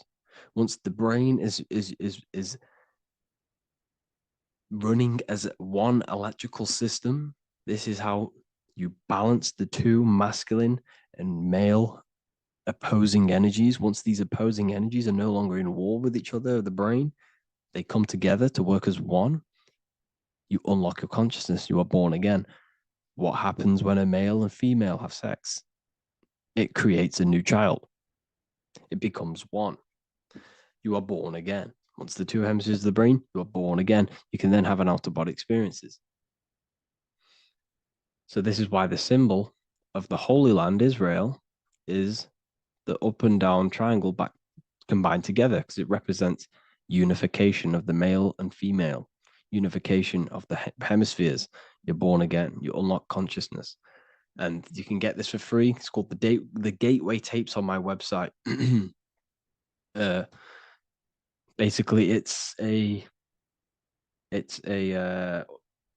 audio track from the government, and they did this in the Gateway Experience. It's a CIA document, and what they do is there are different forms of meditations you go through. I think there's about 5 waves of meditations you do, half an hour each one, and it will teach you. It will sync your hemisphere, because what does it do? They understood that playing one frequency into one ear and another frequency into the other, they understood that the right ear is connected to the left hemisphere, the left ear is connected to the right hemisphere. So when you play two different frequencies into both ears, what happens? The brain picks this up, the two hemispheres of the brain picks this up, and it syncs it. It syncs these two hemispheres, these two frequencies together. So now the brain is working as one to sync this frequency. So this is how you can sync your hemispheres through listening to these frequencies. Okay, you can get them for free and do the meditations yourself. This will definitely help you. This is an easy way to astral project. So it's all about syncing the hemisphere and seeing reality from a unified perception. We should all aim to get out of that left hemisphere. I'm not saying don't use it, but we should now start to see we should not start to read between the lines of the Bible, read between the lines of the symbolism they're showing, study symbolism, study allegories and myths. What are they trying to tell us through these allegories? And, this is how we start seeing things in a better way. Once we understand that we are all microcosms of an infinite consciousness, we can all come to one, because love is the unifying force of this infinite consciousness. We are all divided. We are all disconnected from our hearts. Once we all connect with our hearts and see that everything is one, we can all start to love and come together as one, because love is the unifying force of consciousness. So if you haven't already seen, I now have launched the Ethereal University. I will be doing lectures like this one, but even better, deeper, and even releasing knowledge that I can't talk about online as they are censored. I'll be doing lectures every single week. I'll be doing live calls every single week. You also gain access to my library, which is filled with over 45 occult books, filled with knowledge. Okay, I'll show you now. Plus, you get my book, The Book of Wisdom, PDF form, and the Human Health Guide, PDF form. You also get all of this stuff, the health section, Q&As, ethereal meditations. We've got some celestial studies, cosmology, and numerology coming soon. You also get the brand new Manifestation Mastery course, plus the library. And there'll be new books, new lectures, new live calls every single week. Or you can get the Book of Wisdom, use the code WISDOM in all capital letters to gain 40% off. This sale will be ending very, very soon. So if you're watching this, be very quick to get yourself a physical version or a PDF of my book. You can get it in all these languages. Hope you enjoyed this video, people. I'll see you inside the Ethereal University, the real university. Have an amazing day.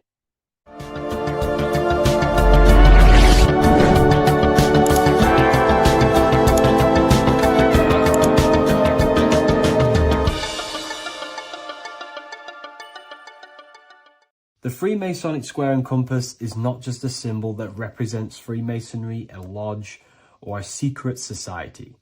It is a symbol of gaining your own personal power. Now, in this video, I'm going to be breaking down this symbol in the most detail I can possibly go into. Most people live in a state of illusion. They live their life impulsively, acting based on their five senses, tasting.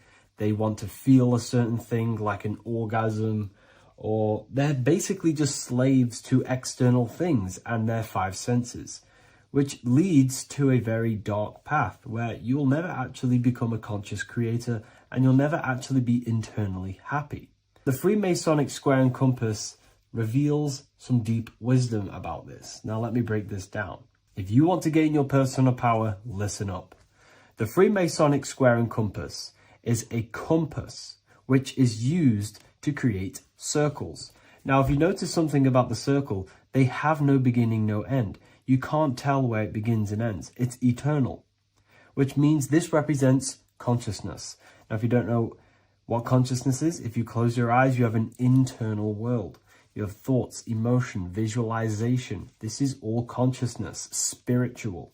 Then we have the square. The square creates squares or lines, which represents matter. It has a beginning and an end. You can quite see where the beginning of the end is, right? So we can even link this to Leonardo da Vinci, the Vitruvian Man. We see the man in the square with the circle. The circle is the eternal consciousness, and the man is the square, limited to the physical world. But consciousness is not limited, that's why it's outside the square. This is eternal, the body is mortal. The body will die, consciousness will never die. If we look even closer at the symbol, we notice in this particular symbol, we have the compass overlapping the square. This is very, very symbolic. This represents spirit over matter, also known as mind over matter, consciousness over matter, the circle over the square. Like I mentioned earlier, most people are slaves to their senses. They go through their day and all they do is chase validation and feelings. They eat all day to feel good, which means they're slaves to their taste. They're slaves to their feeling. They masturbate, which means they're a slave to orgasms and external things. They're literally being governed by the external world controlling their internal world. They're literally living life on autopilot. And don't get me wrong, I was guilty of this too. We're all guilty of this when we join this world because we're not taught this sacred knowledge. Until you actually stop and recognize this, you'll be living life on autopilot, literally not even living. You'll be running off subconscious programs, seeking external validation and being ruled by these five senses. The square underneath the compass represents consciousness on top of matter, which means the internal world is controlling the external world. It is the mind controlling matter and not matter manipulating the mind. In the occult and esoteric world, it's very important that you are conscious of every action that you are taking in your day-to-day life. Never act subconsciously. Always be conscious. What are you thinking? What are you acting? What are you giving your attention? All of this is contributing towards creating because you are a creator. Consciousness is a creative force. You need to make sure that the compass is on top of the square, that your inner world is controlling the outer world and not the outer world controlling the inner. As I've mentioned in many videos before, the internal world of consciousness is what's producing the external world. Your life is just a result of every thought and emotion that you felt in the past. Everything you own, everything you possess, your friends are all reflections of your consciousness. They're all reflections of what you are thinking about. When you change your thinking, your external world starts to rearrange itself. On a basic level, this symbol represents the combination of spirit and matter. You are a spiritual being and a material being. You are heaven, the sky, and earth, the ground. You are heaven and earth, spirit and matter infused into one. You are a bridge between the divine and the earthly worlds. And you can bring down these higher realms of consciousness, thought, imagination, and emotions into a physical, tangible reality. To do this consciously, we need to make sure the external world is not manipulating the inner world. Because if your internal world is being controlled by external circumstances, for example, you have a circumstance happen in your reality, an emotion triggers inside of you, and that emotion is a command to create more of that. And the thoughts that you think are creating more of that negativity. So it's a constant cycle of negative manifestation if you let the external world control your internal world of consciousness. So we need to make sure the compass is on top of the square, that the internal world are commands and not reactions to create your external reality. And not only just to create, but to actually enjoy life. If we let the external world bother our internal world, this means that we have some sort of mental or emotional attachment to the external world. We need to detach from the external world. Why do I say that? Because it's temporary. It's an illusion. We are going to die one day, and none of this will matter. You need to understand that everything in this world is temporary. You have to be okay with losing things, losing family, losing things in this world, because it's guaranteed to be temporary. We need to make sure the internal world is order and not chaos, commands and not reactions. Now, at the back of the Book of Wisdom, Volume 2, the book that I've wrote here, I go over the different meanings of the different arrangements of the square and compass. Sometimes we see the square overlapping the compass, which is the opposite of what we've just broken down.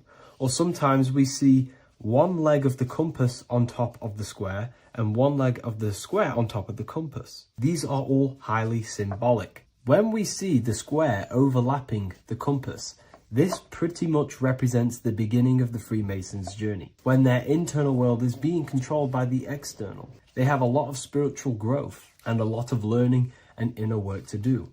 Now, when we see half and half, one leg of the square on top and one leg of the compass on top, this represents the Masons' gradual emergence from the material realm into the spiritual. This interplay of symbols reflects the process of gaining greater light and knowledge as the Masons ascend from material concerns towards spiritual enlightenment. And of course, we've just broken down what this means. This represents spirit over matter.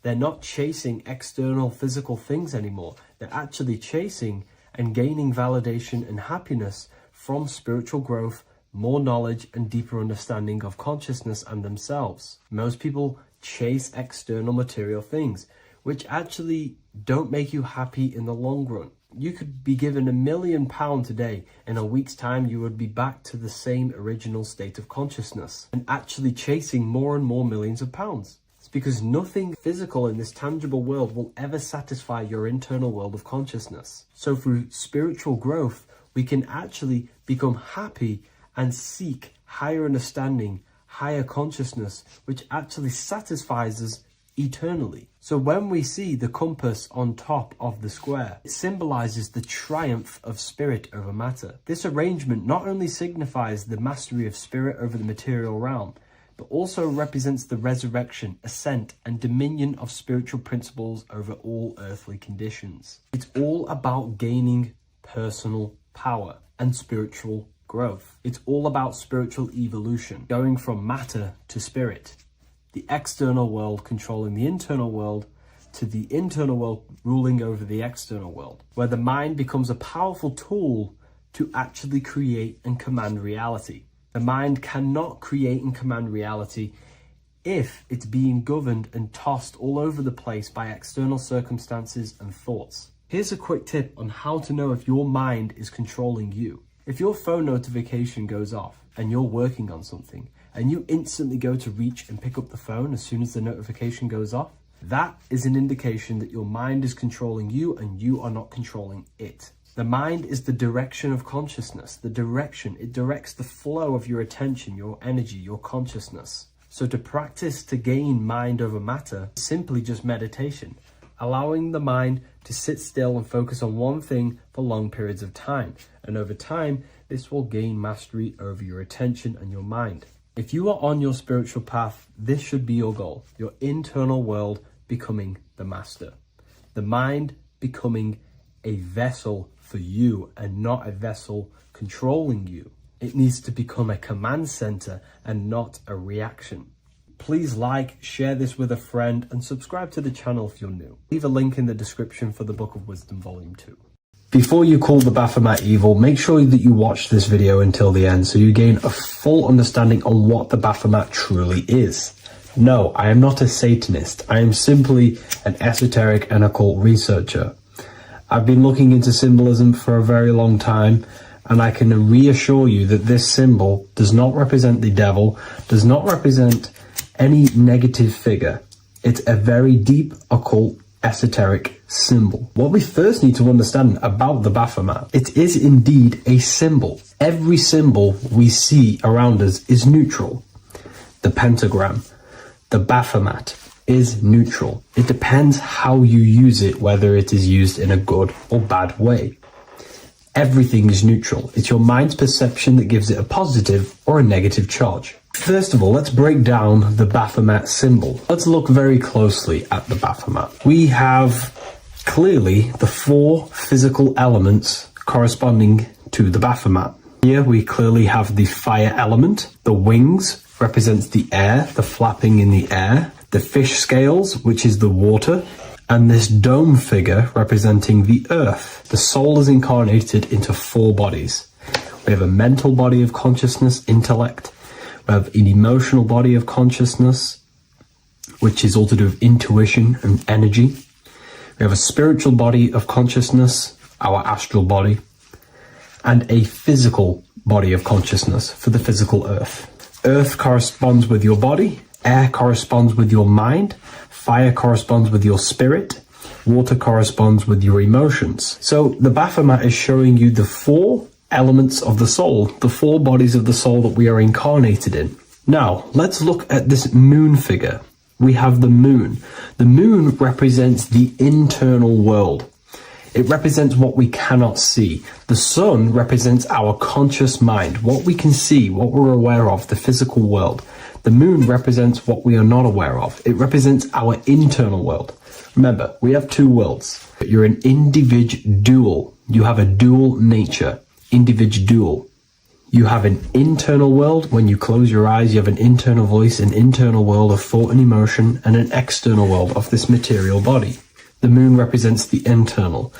The moon on top represents the moon controlling the mind, represents the inner world controlling you. Now, this is very symbolic in the occult world. If the inner world is controlling you, then you have no control over reality. This is the devil horns. You know the devil horns? The moon crescent?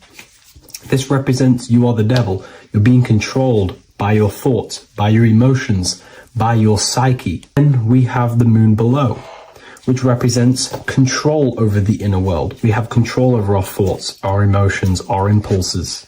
So you're either being controlled by thought and emotions, or you're controlling them and having self-mastery. In alchemy, we always see this symbol of the man or woman on top of the moon, representing emotional control and self-mastery of the internal world. The journey of the occultist is to gain full mastery over their consciousness. They want to be conscious of every single thought that enters their mental field of consciousness. We get over 7,000 thoughts a day. It is possible to achieve a certain level of mastery where you are conscious of every single thought that enters your mind.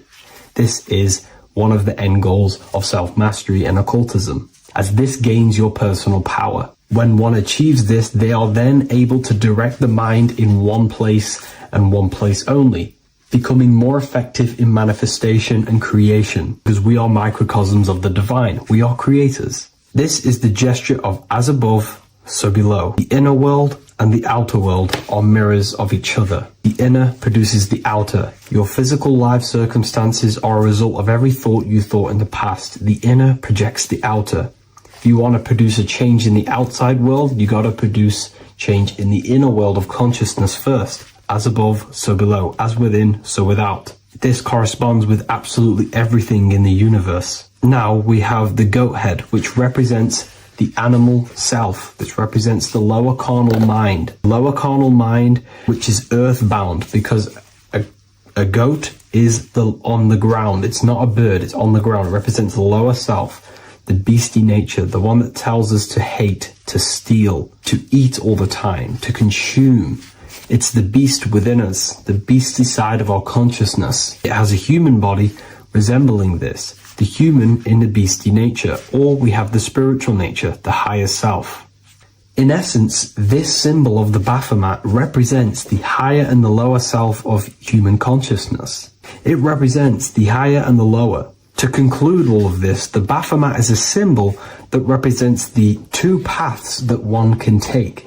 We can take the beastie path and become an instinctual animal, our body, or we can take the divine path of reaching our higher self. It is a symbol that represents the higher and lower self and the 4 different bodies of consciousness. In essence, this does not represent Satan or the devil. The devil represents the lower aspect of our human psyche. The war between Jesus and Satan is symbolic and allegorical for the war that happens within our mental field of consciousness.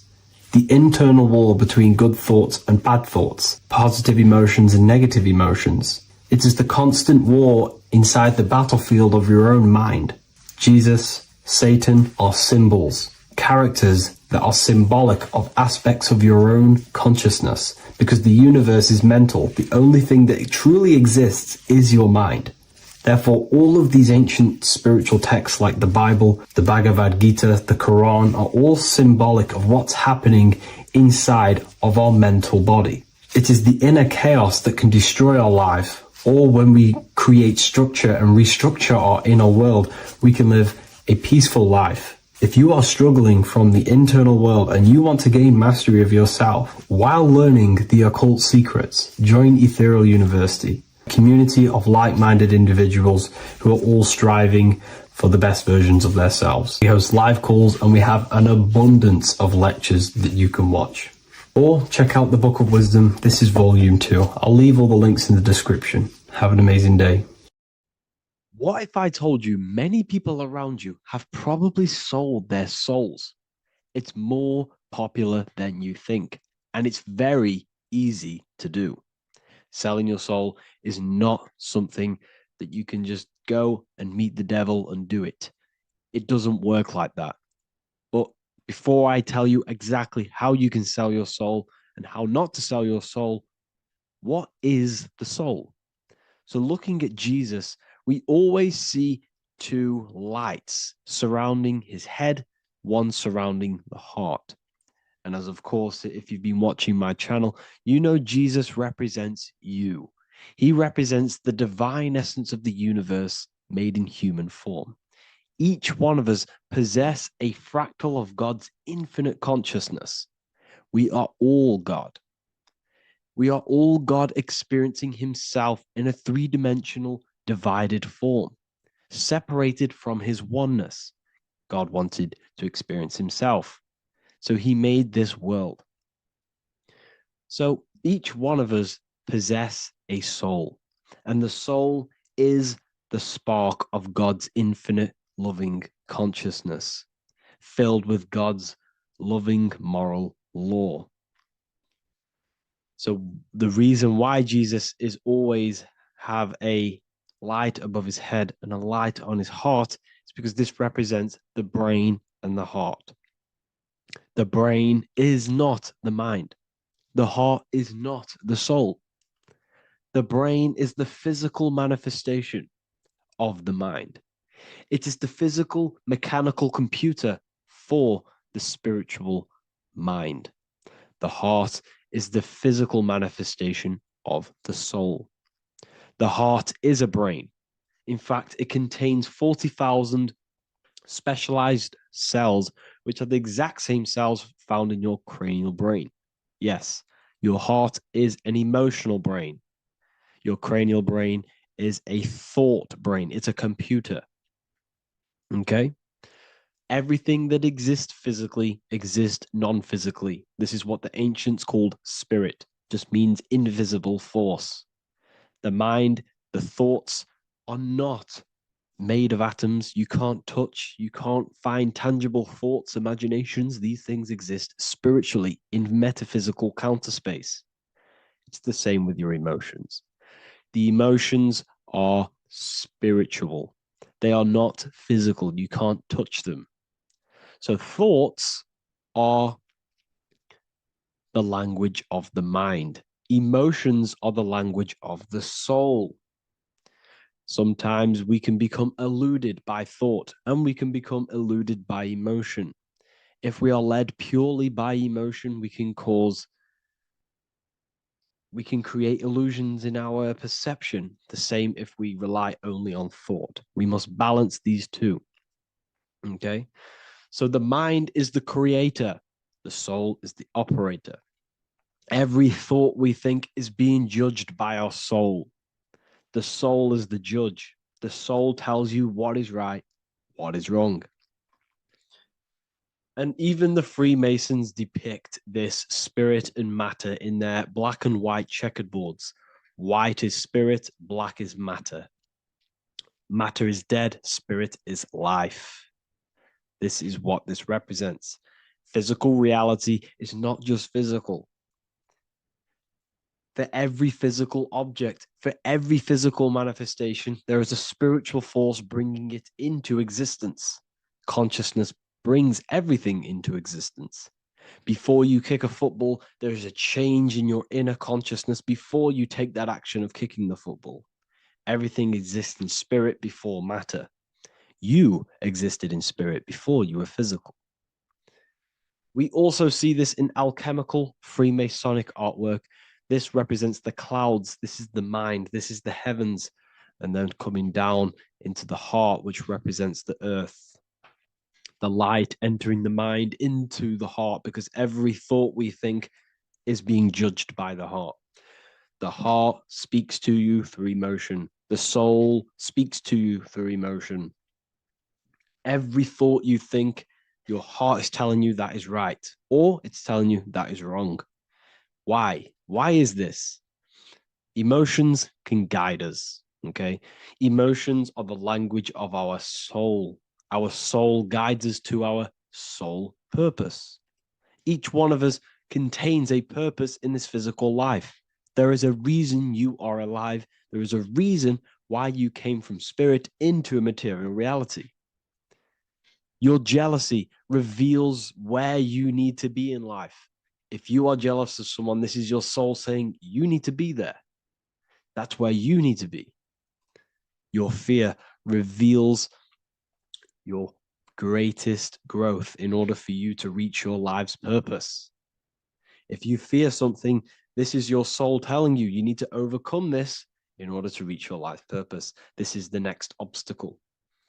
The soul, your life purpose is not found in your passion. It's found on the other side of your greatest fear. The soul's always seeking, it's always seeking truth. It's always seeking to expand, to learn.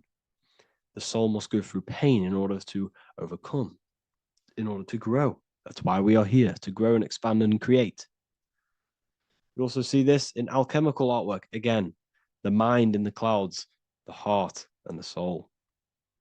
They must work in unity. Each one of us contains the spark of the divine, which is the soul. Okay? Which is the soul. This is the operator. God, generator, operator, destroyer. The generator is the mind. The operator is the soul. The destroyer is the body. Everything will generate, everything will operate, and everything will die. That's the Trinity, the Father, the Son, the Holy Spirit. There's always a Trinity, Brahma, Vishnu, Shiva. Okay, so each one of us contains God's law, and it's encoded within our consciousness, within our soul, within our heart. That is what's judging everything you do. Every time you hurt someone, you can feel it. If you've ever punched someone, you can feel it. You know it's wrong. If you've ever stole something from someone, it doesn't matter what you've learned in the past. If you steal something, you know deep down within your soul it's wrong. This is because each one of us are encoded with God's law of love and integrity. I don't care how tough you think you are and how hard you think you are and what you've done in your life. I don't care. You know what is right, what is wrong, because you are encoded with love. Does not matter how far your mind can take you away, how corrupt your mind can become. There is always a spark of love and empathy in your heart, in your soul. You know this when a child. When you're a child, you're not racist. You don't want to hurt anyone. You don't want to steal. As a child, you're pure love, you're pure awareness, you're pure. You would never think about being racist. It's the corruption of the mind that leads us to corruption. Our soul always wants to do good. So the soul is encoded with God's law. And when we go against this law, this destroys our body. Yes, because your body is electromagnetic, and that's being casted from your heart. So every time you go against the heart's guidance, moral law, we weaken our electromagnetic field, which weakens our body. If you've ever looked at someone who's very negative, you can see them. You can see that they are aging quicker. You look at Scrooge, for example. If you ever watched Scrooge, look at how corrupt he looks. That's his heart. You can see the people's hearts on their face. People who do negative things and have negative thoughts, negative emotions, you can see it in their eyes and their face. It's because it corrupts you. It corrupts the body. It ages the body. Goodness is life. Okay. So can you sell your soul? You cannot sell your soul physically. But what you can sell is your conscience. What you can go against is that moral law. And you can exchange physical material things such as money, fame, cars, houses, business, in order for you can exchange that to go against your inner dialogue.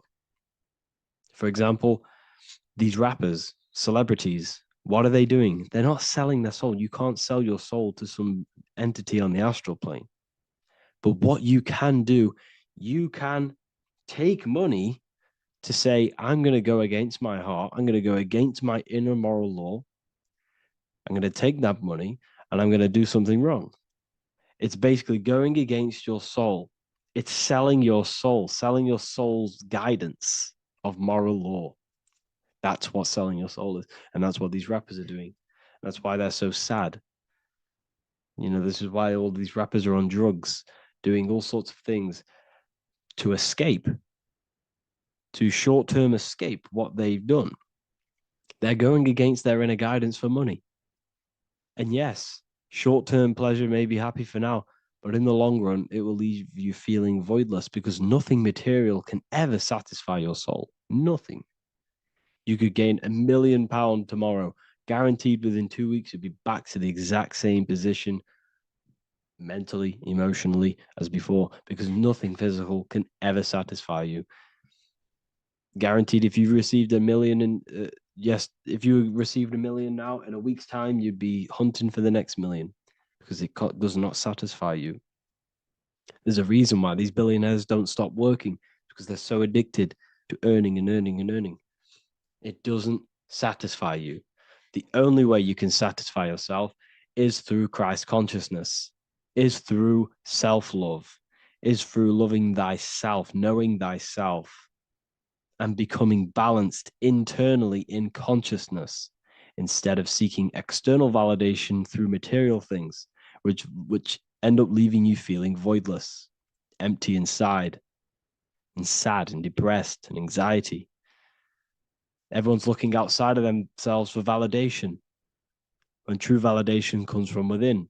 True satisfaction, true happiness comes from within, reaching Christ. Christ is a state of being, a state of consciousness that we must cultivate within ourselves so we can live a happy, balanced life. You can have all these material things when you're satisfied inside, but don't rely on them. Me, I enjoy material things, but I don't desire them. I don't chase them. I don't rely on them for happiness, for validation. You can have big cars. You could have your favorite watches. You could have Lamborghinis. Yes, it's fun, but don't let it give you your happiness. As long as you're happy on the inside, it's okay to have these things. You should seek balance with your inner world and outer world. Okay, so this is what they are doing. Rappers, celebrities, actors, Hollywood. This is what they've done. They've exchanged their inner integrity, their inner law, their inner moral compass for exchange for material wealth, fame, money, and cars. That's what they've done. And power. It corrupts you. They slowly corrupt you. So yes, you cannot sell your soul. And if you wish to learn more, I'll see you inside Ethereal University with my community, where we are learning every day to master ourselves, to expand our consciousness. If you want to lucid dream, astral project, master yourself, create the desired reality you want, learn about human consciousness and your full potential, then Ethereal University is for you, and I'll see you inside. The link will be in the description. Thank you for watching.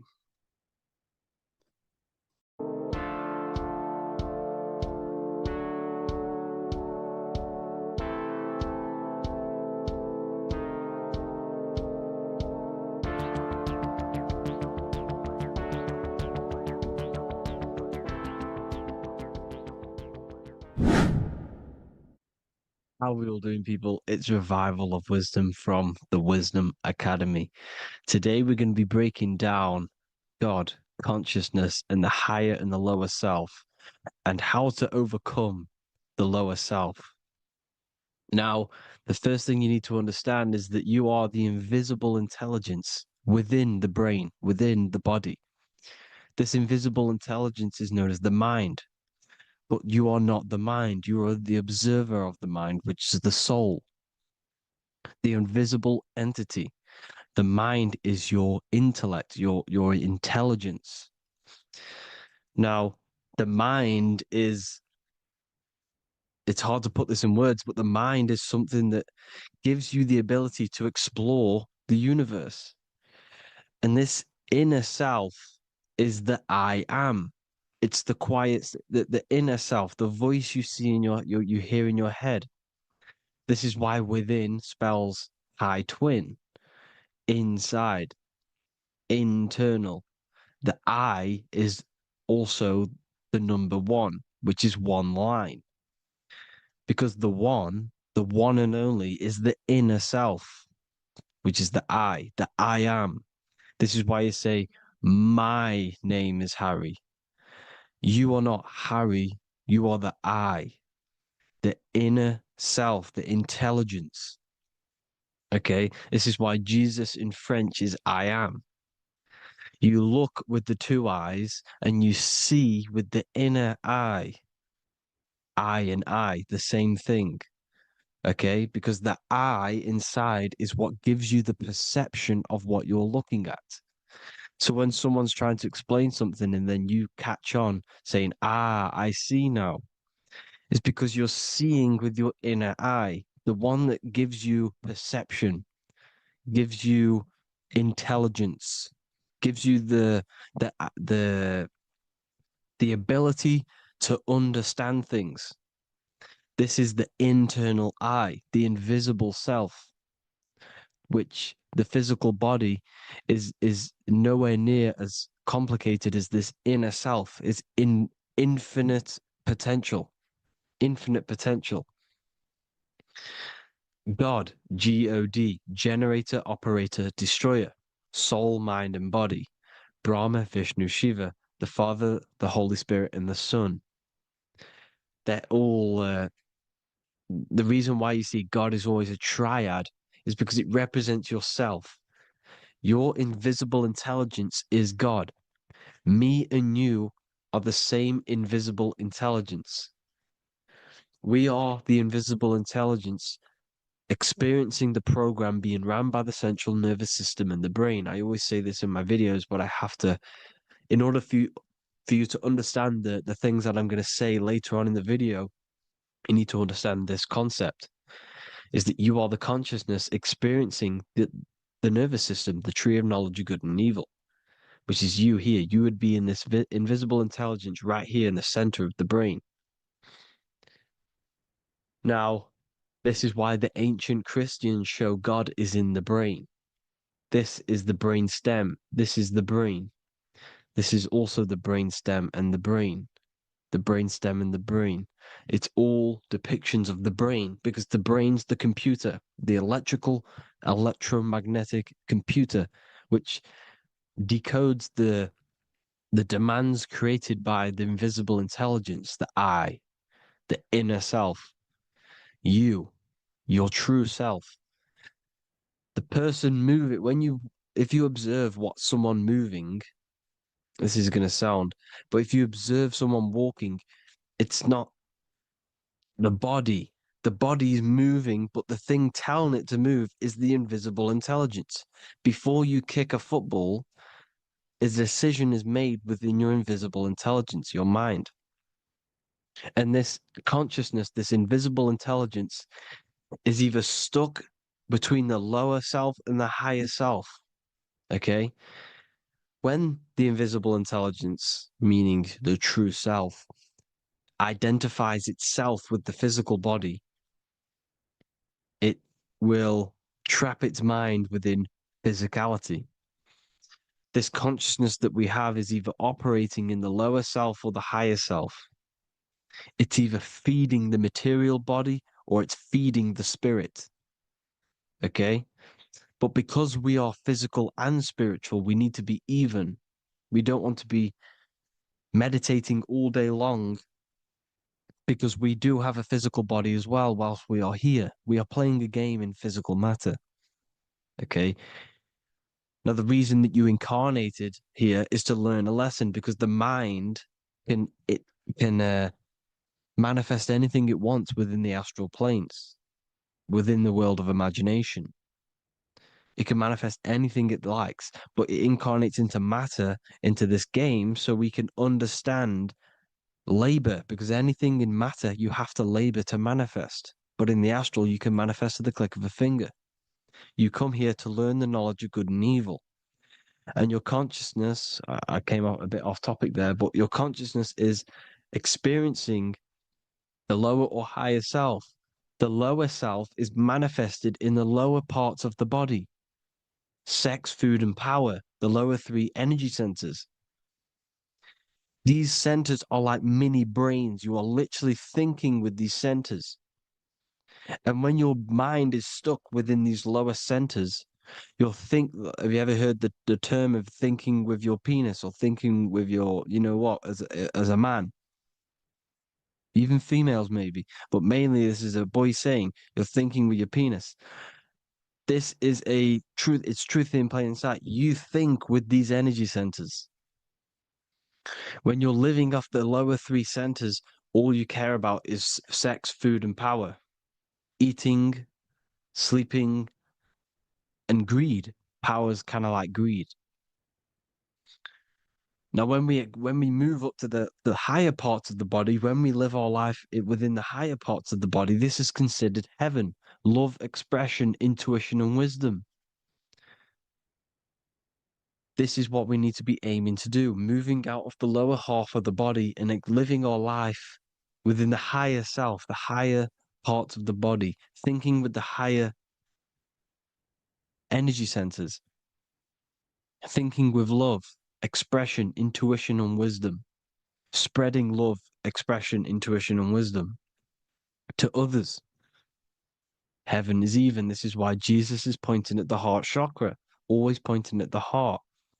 Earth rearranged his heart because in earth you're manifested as a physical being.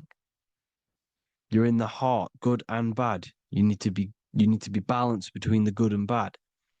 Because love can be a demon too. That's a whole nother video, but love can be a demon. Now, the seven chakras are known as the seven seals in the Bible.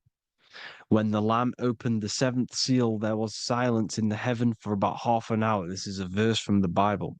The Lamb is Aries, which is the higher brain, the cerebrum, the cerebram, Ram, Aries.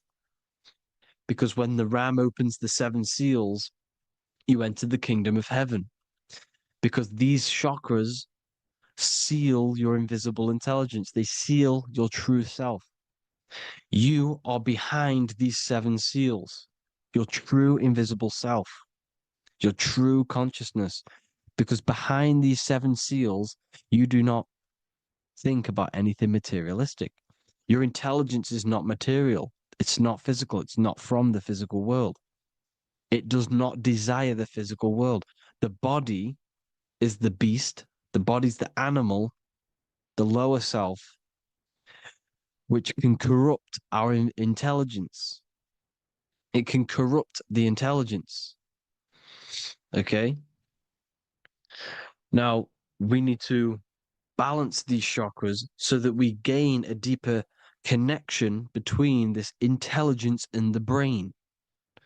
Because when there's a strong connection between the brain and the intelligence, your body and the intelligence, you have a strong connection. Therefore, you can manifest what the intelligence is saying at all times.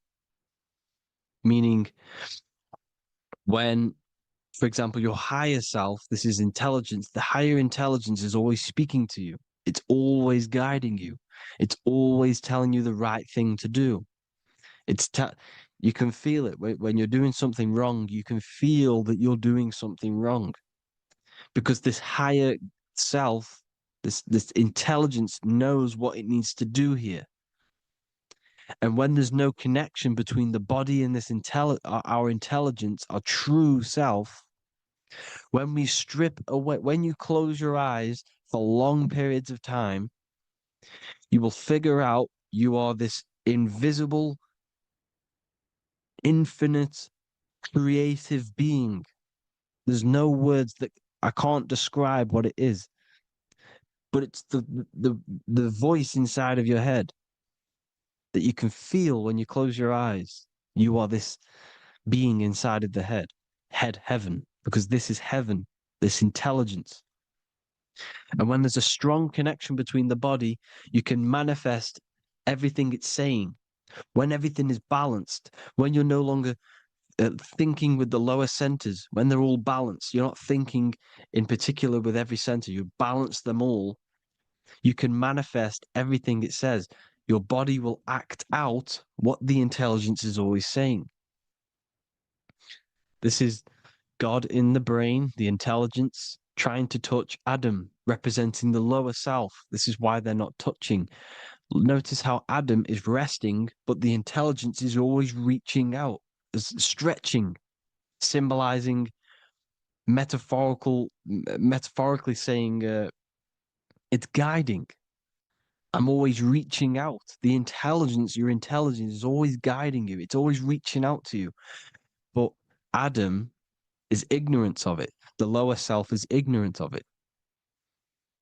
And that's why he's so relaxed and God is so stretching out. Because at our highest self, that when you think of when you want to better your life, that highest true version of yourself is God. When you're manifesting this, your highest self, this is God. Your truest form, your most perfect form, that is God. Your highest version of yourself, that is God. Emotions. Emotions are not what you've been taught. Emotions are not something that should be reactive, okay? You should not let the emotion be you, except that you should experience them instead of letting them become you. You need to understand there's a separation in our consciousness. You have the soul, which is the person who is observing your thoughts. When you think a thought, who's the one observing that thought? The soul, you, the I am, the inner self, the one and only. And inside of every single body, inside of me, inside of you watching this video, there is this same intelligence that is inside of me, inside of you. And it's the exact same intelligence, experiencing a different body. And this is what we mean by the universe is mental. We all we are all sharing the same ball of consciousness in a different body. The animals, the fish, the cells, all expressing this one consciousness. Me and you are the same. This is why the golden rule is treat others like others should be treated, because I am you and you are me in a different body. Now, going back, you need to identify that there's different levels of consciousness: soul, mind, emotion, and body. Okay? Your emotions are on a separate layer than the body, the mind, and the soul. So when you identify there's a difference between all of these, you do not let them become you. You do not let your mind rule you, because your mind can be corrupted. Your soul is the one that is pure good, pure love, but your mind can be corrupted. Okay? Your emotions can be corrupted. The body can be corrupted, but the soul can never be corrupted, only layered on top. You can only throw piles of programs within the subconscious, layering the soul down, but deep down inside of it, every single one of you, there is a loving being. Because love comes from the heart. Love is the universal emotion, expression. Now, your thoughts can become bondage, your emotions can become bondage. Now, what do I mean by bondage? By conquering the lower self, we need to conquer our own mind because the mind is what's manifesting the lower self. When you're thinking with the lower half of the body, when you're becoming your emotions, you need to experience the emotion, not become the emotion. Do not let the emotion become you. Do not let your thoughts become you, because your thoughts are tools that you can manifest. Your thoughts are the idea. Your emotion is the energy that you can use to manifest that thought. Your emotion is energy in motion, emotion. You use emotion to manifest, to feel as if you already have the thought.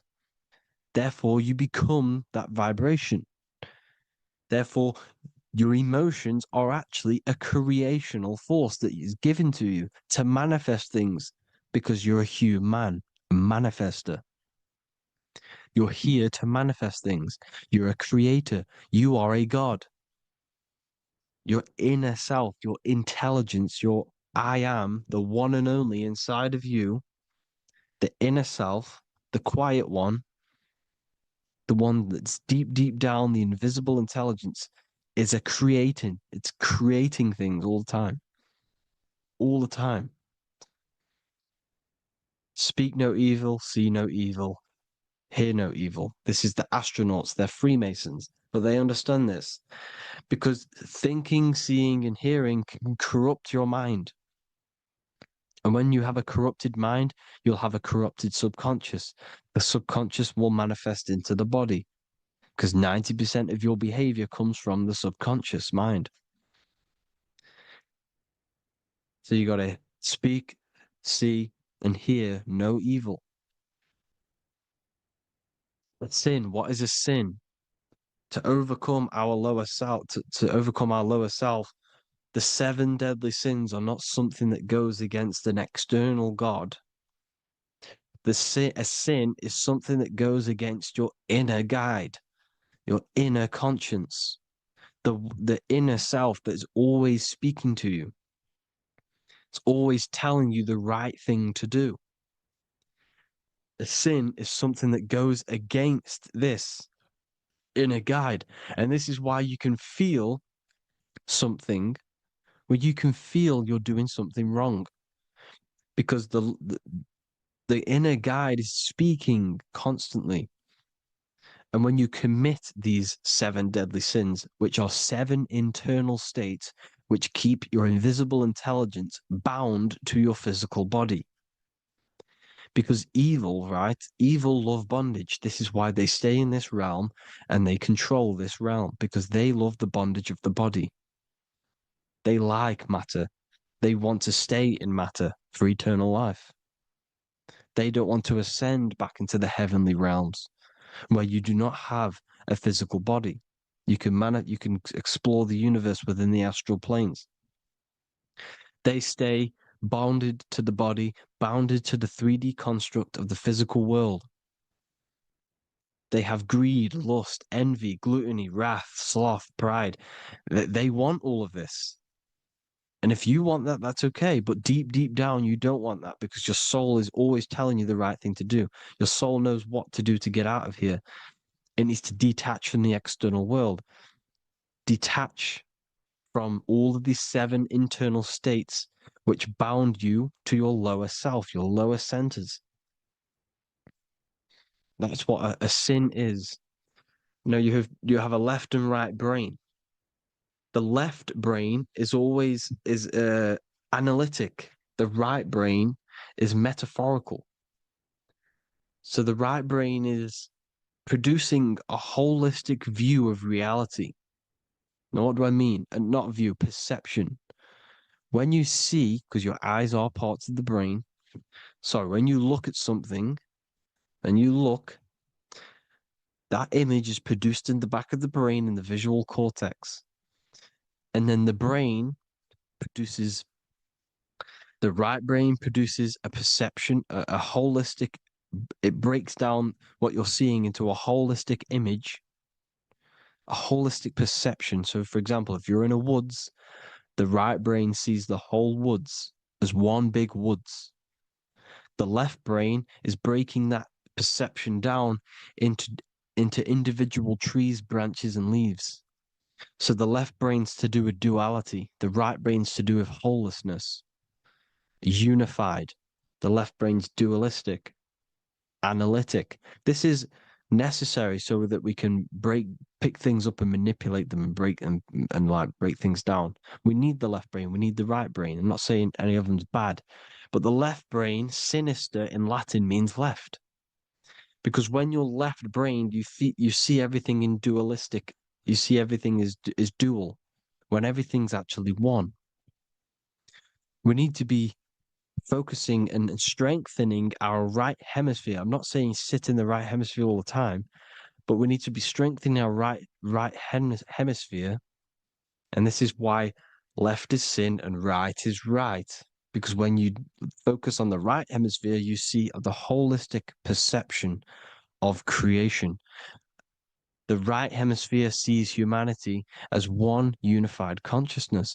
The left hemisphere sees everyone as individual persons and egos, because the left hemisphere is dualistic.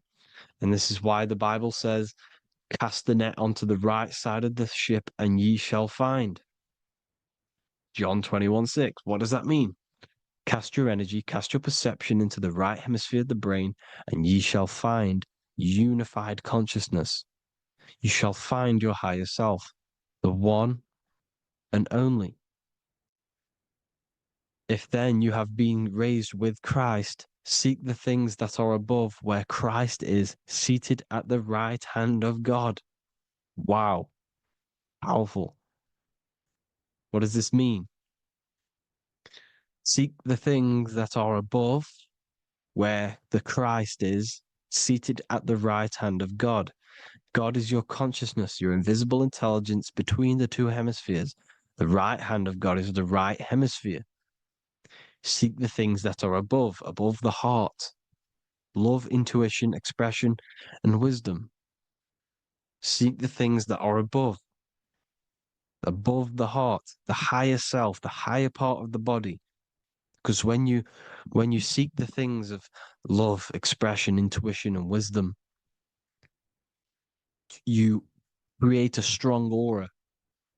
You attract the same frequency. And this frequency is heaven, God. This is the Sumerian artwork showing the lamb. This is a step symbolizing stepping upwards, raising up. He's stepping over the lamb up to the bird. His hand is going to the bird. The lamb symbolizes the lower self. Okay? The bird with the wings is in the sky. It represents the higher self. This is why angels always have wings, because it represents the higher self in the sky. The lamb is a ground animal, symbolizing the lower self. He's stepping over the lamb to the bird, his higher self, his invisible intelligence. Horus and Set, Jesus and Satan. Look, Horus has an evil brother, Set, just like Jesus and Satan. Horus is a bird, higher self. Set is a ground animal, lower self, which is the devil and the angel on your shoulder. You see? The right and the left hemisphere, the two wings. So the devil and angels always speaking to you. The higher and the lower self. It's the battle between the higher and the lower self, between the invisible intelligence and the physical body, because the body's the one that wants the sugar, it wants the pleasure, it wants the sex, it wants the porn, it wants all of the materialistic things, it wants the seven deadly things. Okay, it wants this. There's a battle between the higher and the lower self, your intelligence and the body. This is why you need to become balanced, so that there's a deep connection between the body and the invisible intelligence that I am. You need to master your mind with discipline, and you gain a connection between the brain, the body, and the intelligence. Resurrection, transmuting sexual energy. Okay, this is important. Res is resh, which is Hebrew. The early Hebrew resh symbol is the head. This is the head. Resh, erection. Erection is a sexual stimulation. Resurrection is rise erection. You got to raise your sexual energy up the base from the spine to the head. This is the Christ, the Christos. There's a psychophysical psychophysical oil produced in the brain every month. Go and watch my other video on raising the chrism. Okay. And every month there's this fluid produced in the brain, which takes 2 trips because one's produced by the pituitary, one's produced by the pineal, magnetic female, magnetic and electric charge. And it takes 2 trips down the spine to the solar plexus, the bread of life in the Bible, or Bethlehem in the Bible, because the River Jordan's your spine. Goes down to Bethlehem.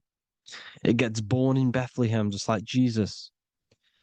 Because when this oil travels to the solar plexus, it creates the seed, the seed of life, and it feeds the body, all the central nervous system, all the cells. It regulates the blood, does all sorts of good things for the body. This oil. Now, when you save your sexual energy and you raise your resurrection, you awake the Christ. You raise it from the solar plexus or the sacrum bone up to the brain. You activate 100% of the brain, and this is the true resurrection of Christ. Instead of wasting the energy and giving away your sexual fluids, because behind the fluids is the energy. So when you release that fluid, the energy is out there. You've released the energy.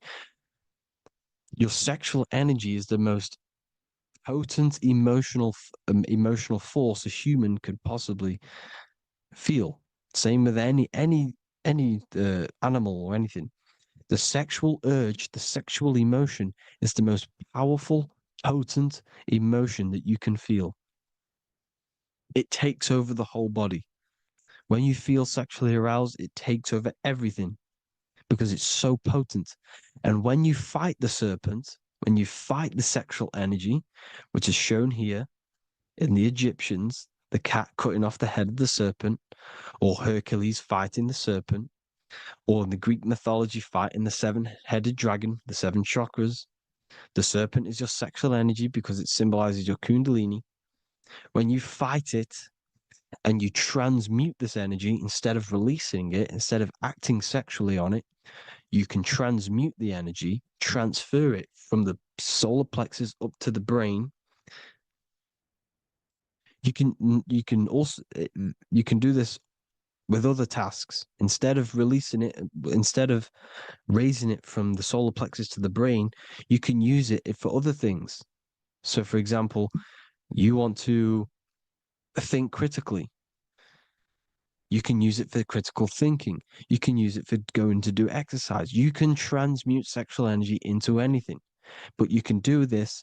You can raise the sexual energy, and you can use this energy to push the cerebrospinal fluid from the solar plexus up through the spine, up the 33 vertebrae to the brain, and it'll activate 100% of the brain. And this is the resurrection of Christ. Jesus was never dead. Jesus was never rose from the dead. It symbolizes the Christ, Jesus Christ. Christ is Christos, which means oil in Greek. The resurrection of the Christ, the Christos, the oil. When it activates 100% of the brain when it's raised, and it can regulate all the systems, it can regulate all the blood, it can regenerate the body. And this is the true antichrist. They don't want us doing this process. The antichrist is not against Jesus, it's against the fluid in our body that makes us live hundreds and hundreds of years. and makes us live as gods.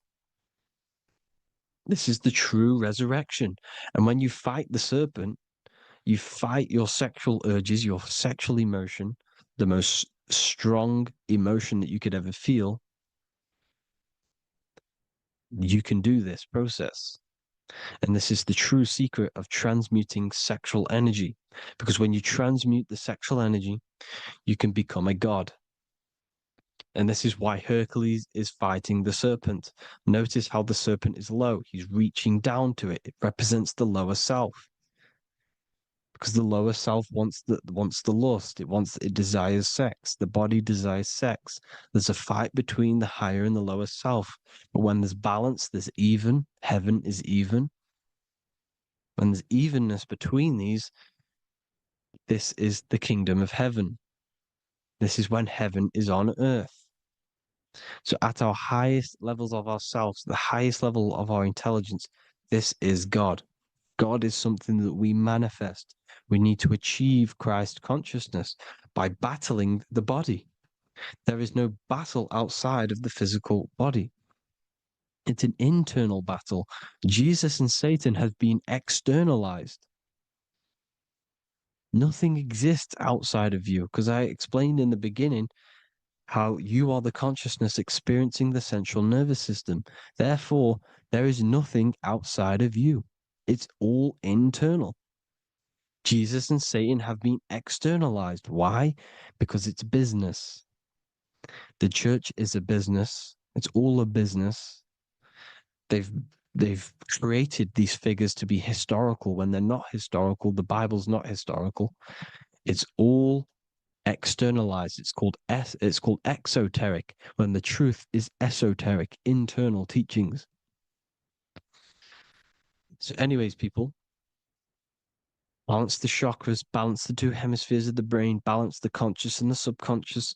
Balance is perfect. The yin and yang. You are spiritual and physical. You live in day and night. You need to be balanced. Oneness. Seek oneness. And this is the true kingdom of heaven. And when we all realize that we are all the same intelligence, the same consciousness expressed in different bodies, when we all realize this, we all realize we're all one. Doesn't matter what race you are. It doesn't matter what race you are, where you're from, your nationality, because none of you are actually from here. None of you are from the physical world. You're manipulating the physical world through the physical body. You are the I am. We all have a soul. Every single one of you has a soul. We all have souls. The reason why they say some people don't have souls is because they're trying to suppress your mind. They don't want you to know that you have a mind. That sounds crazy, I know.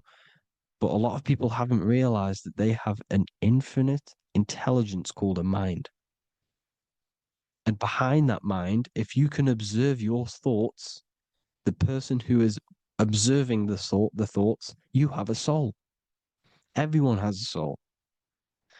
Don't listen to all these people saying some people don't have a soul, some people do. We all have a soul. Every single one of us. So anyway, you need to break the lower nature of yourself. At our highest levels, we are gods. Our intelligence, our universal intelligence, the I am, the intelligence that's inside of the brain is God. Our minds are being corrupted within believing that you are the body, and the result of this is a society like today,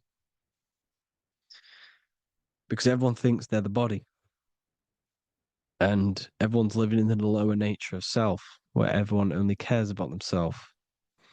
But when we realize we're all one big consciousness ball, we're all the same consciousness expressed in different bodies, there will be peace. So thank you all, people. If you do want to learn more, if you do want to read my book, it's called The Book of Wisdom. I'll put it in the description. It's an amazing book, people. It's going to give you the best understanding possible about creation, yourself, and the world. It's amazing. The Bible, everything. Uh, I have just launched a new cymatic library. A friend of mine has just added this to the website. He creates beats and he creates the purest beats. So they are actually the frequency that it tells you. Most of the stuff on YouTube and Spotify and Apple Music is all, it says it's a certain frequency, but we know these major platforms are all playing with the frequencies of the apps. So if you want a real binaural beats, solfeggio scale frequencies to meditate on or listen to throughout the day, join the Occult Library. You can get a 2-day free trial. I'll put the link in the description. Thank you all, people. Hope you all enjoyed this video. God bless you all.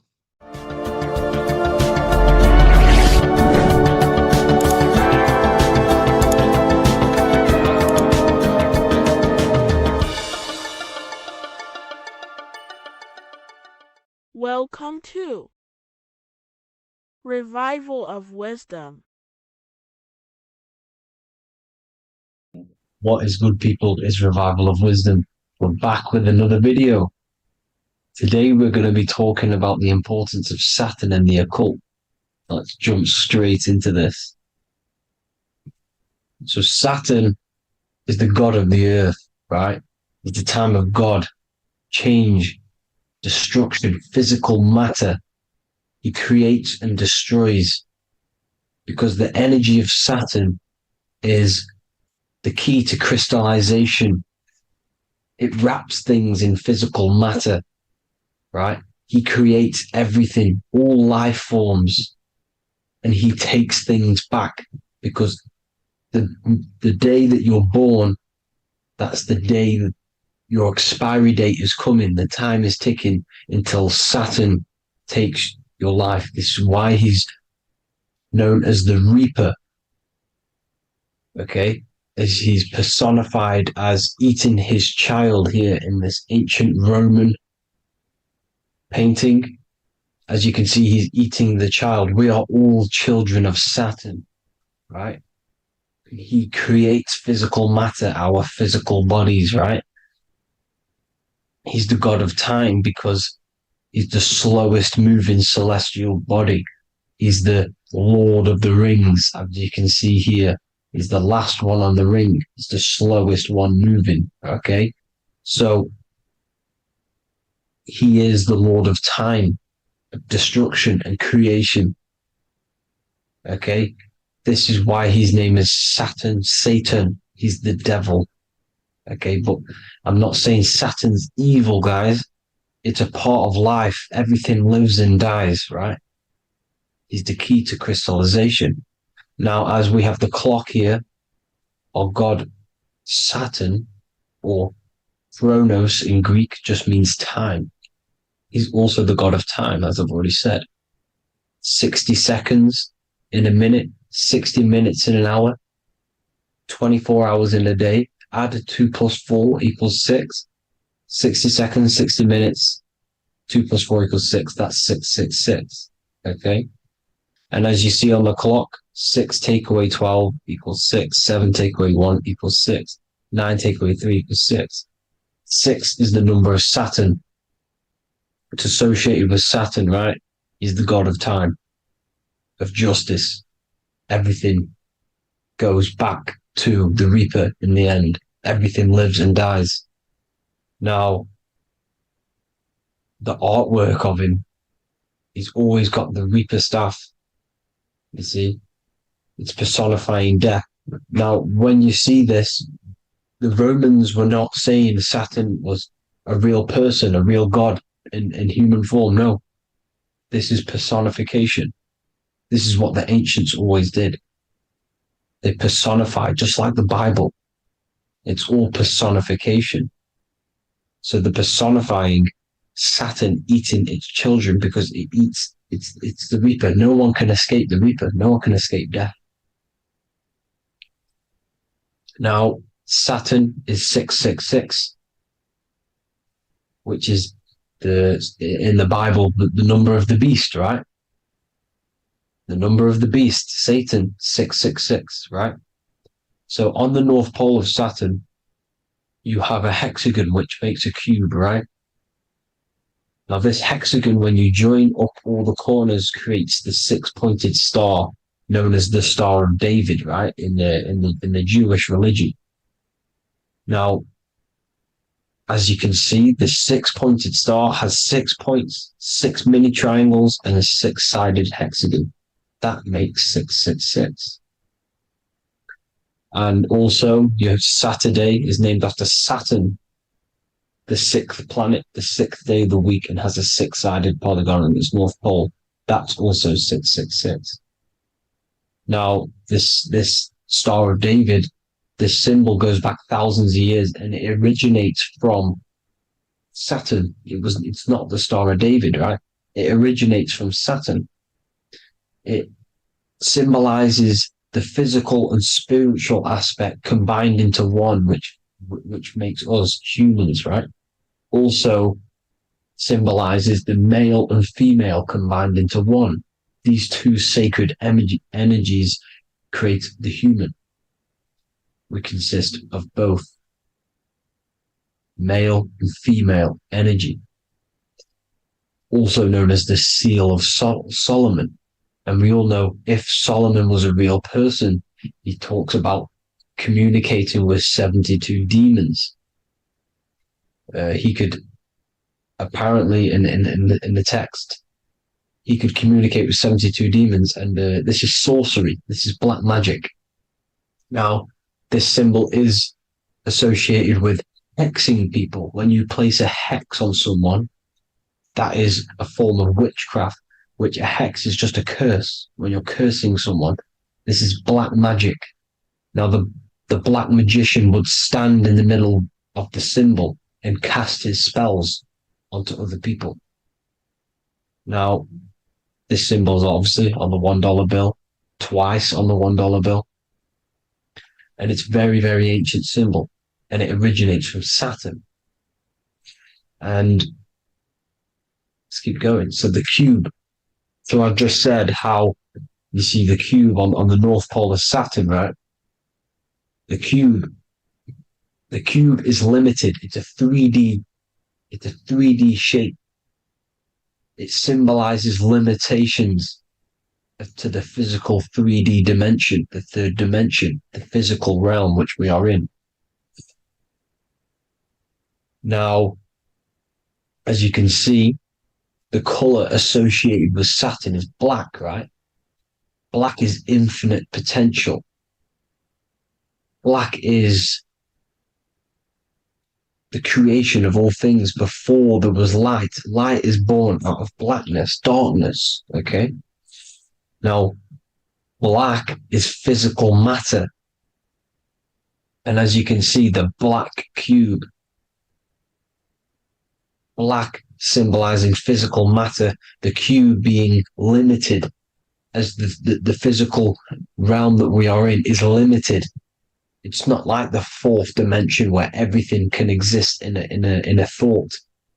The third dimension is limited, right? And this is what Saturn is. It limits you to the 3D 666. Your body limits you to your physical body. Now, these black cubes are placed everywhere. As you can see, Australia, Denmark, Manhattan. There's one in New York. As you can see, the Apple have a cube. The Nintendo GameCube. Trump Tower is a black cube. This is worshipping the energy of Saturn, the god Saturn. Okay, it's not a god, it's a celestial energy. However, it rules over Earth because it pretty much created the physical realm. Now, as you see, when you go to a funeral, you wear black, a black suit symbolizing Saturn, which is the color associated, black. And as you see in Mecca, they walk around the black cube in rings. As you can see here, they're stood around in rings, like the rings of Saturn. The Mercedes symbol. You probably wouldn't notice that, but yes, it's Saturn. And when you graduate from university, you wear a black cube on your head. This is all symbolizing Saturn. Okay? Now, as you can see, the Jews here have a black cube on their third eye whilst they pray. Notice how he's shutting his eyes into blackness, darkness, and he's wrapped around a black strap around his arm. This is symbolizing the wrapping of physical matter, of how physical matter wraps things into existence. And as we all know, the Star of David is a Jewish symbol. So he has the black cube and the Star of David, right? So all of these religions are secretly worshipping Saturn. Okay, this is all Saturn worship, Kronos, the god of time and destruction, the physical reality. Now, as you can see, it's symbolized everywhere in all major corporations. Pepsi, internet, that's obvious. NASA, of course, NASA. NASA means to deceive in Hebrew. Universal, Walkers, that one's so obvious. Nike, Toyota. So many different ways they symbolize it. You either see the rings of Saturn or the black cube, as I just showed you here, the Nintendo and the Mercedes, right? It's absolutely everywhere. Now, they also use 666 to symbolize it, as I've just broken it down to you. 666, the World Economic Forum. We all know how they're trying to enslave us into this new world agenda. Google Chrome, CERN, Disney, Coca-Cola, Cadbury's, all of these have 666. Now, every UPS barcode has 666. And even www.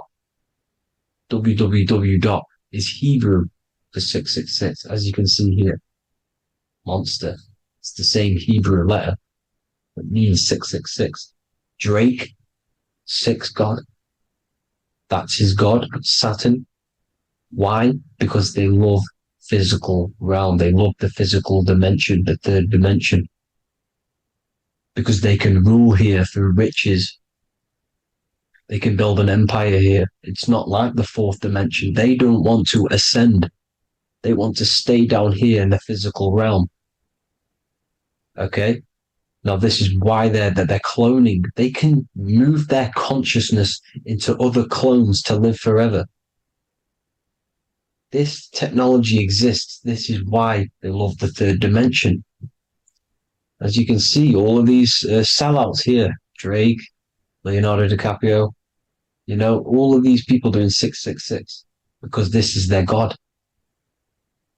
This is their God. They love the physical realm. They sold their souls for wealth and fame in this physical realm. So why would they leave? You see? Now, this isn't all just evil, okay? So you have 7 chakras, right? You have 7 days of the week, 7 solfeggio scale notes. These are frequencies, the solfeggio scale. Now, it's called the Saturn Moon Matrix because the moon symbolizes your mind because you're created out of the Holy Trinity, which is body, mind, and spirit, right? That's the triangle, the equal triangle, body, mind, and spirit. Now, the 3 main celestial bodies are Earth, Moon, and Sun. The Earth being your physical body, the Moon being your mind, and the Sun is your soul, hence why it's called solar. It's a solar soul. Now, these symbols are alchemical symbols. So when you're doing alchemy, you use these symbols to obviously symbolize what we're talking about. Now, as you can see, these are all the symbols of the planets. Now, Saturn is created out of the moon on top, the moon on the bottom and the earth on top, as you can see here. You see? And this creates the number 5. Now, with the moon being your mind and the earth being your physical body, this is mind over matter, because the earth is your body's matter. This is matter over mind. You don't want to be matter over mind. This is low states of consciousness. You won't be mind over matter. You see, to manipulate matter, to create your own reality. Now, obviously, we all know Saturn is associated with the lowest chakra, which is the root chakra. This is to deal with your animal instincts. When you're down here, you identify as the physical body. You don't know anything spiritual. You're pure a physical, you have a pure physical mind. You don't believe in anything spiritual. This is survival mode, consumption. They want you trapped down here, which is matter over mind. They don't want you to create your own reality, which is mind over matter. You see? Now, that's what Jupiter is. Saturn is the moon on the bottom and the earth on top.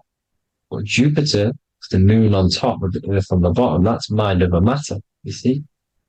So, these chakras are an ascension process from spiritual, from matter, physical matter to spiritual. This is the ascension.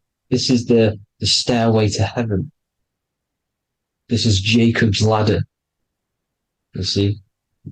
Now, the number 5, which is obviously associated with Saturn as well, which create the symbol for Saturn, created the number 5. You have 5 senses, 5 elements, 5 physical elements. As we all know, Saturn crystallizes everything into physical matter out of the 4 elements. 5 fingers and toes, 5 points of man. Okay, the number 5 is the number of justice. Saturn holds things back. He restrains things from you, makes you learn the lesson.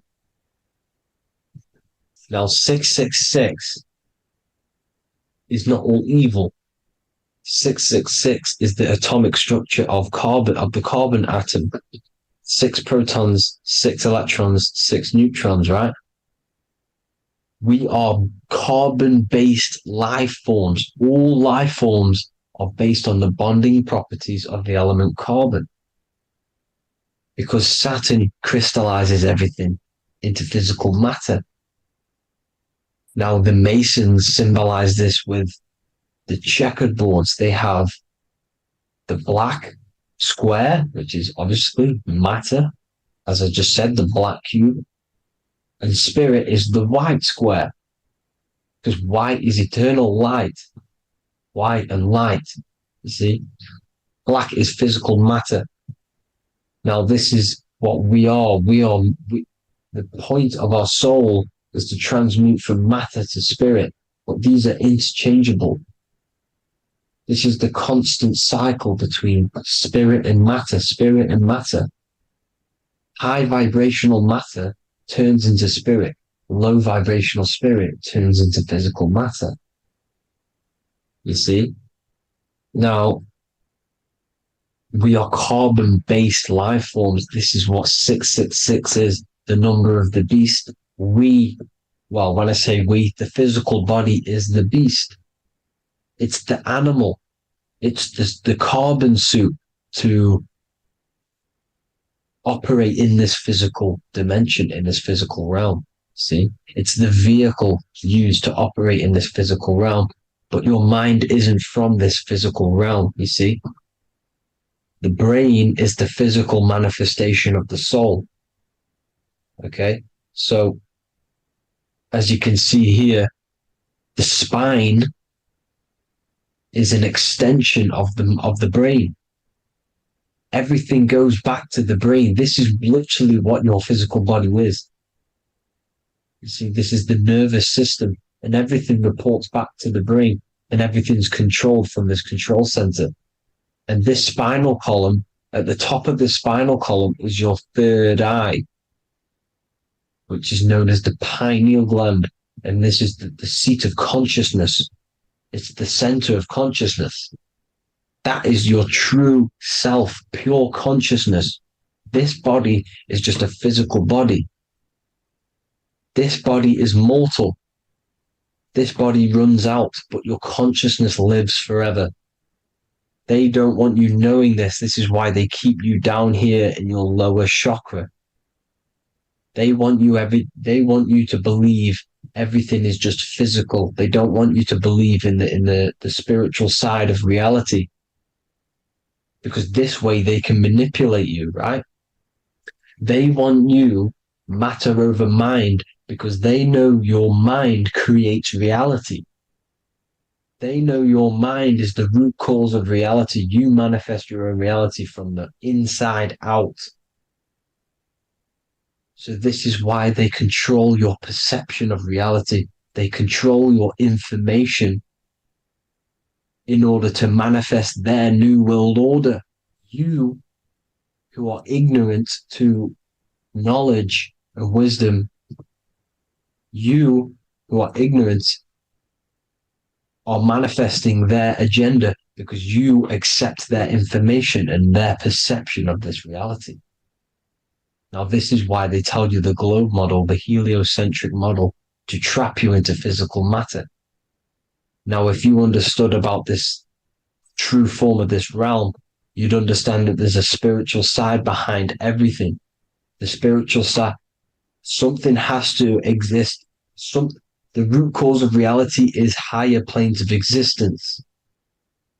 It happens in the mind before it happens on the physical plane. You see? They don't want you knowing this. They want you matter over mind, which is the symbol for Saturn.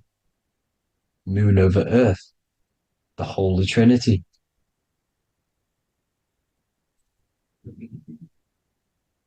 Now, as you can see, the cube also makes IXXI.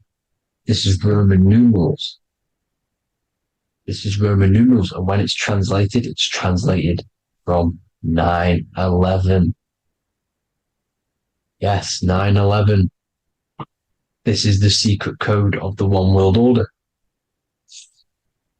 The two twin towers, when the two become one. Okay, when the two become one, this is how you reach the higher states of consciousness, the physical and spiritual. Now, as you can see, the 9/11 memorial are two black cubes. It's two black cubes. This is all Saturn worship. Now, I'm not saying that Saturn is an evil celestial body, right? No, everything has a good side and a bad side, right? It's duality. The spirits of Saturn on the dark side are the most evil demonic spirits. Now, these are the spirits that these are invoking through these rituals, right? Yes, 9/11 was a massive ritual. It's a satanic ritual, okay?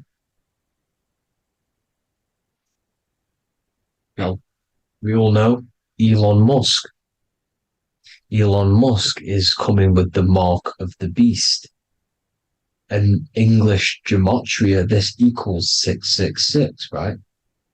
666, as I said, is the number of the beast. You are the beast, your physical body. You see how the Bible twisted things up to make things more confusing, right? But it's there. You just have to have the knowledge to be able to read the Bible properly. As we all know, we had this virus. I'm not going to say the name because I'll get flagged. This virus adds up to 666 because this is all part of the New World Order. It's all part of keeping you in this physical dimension.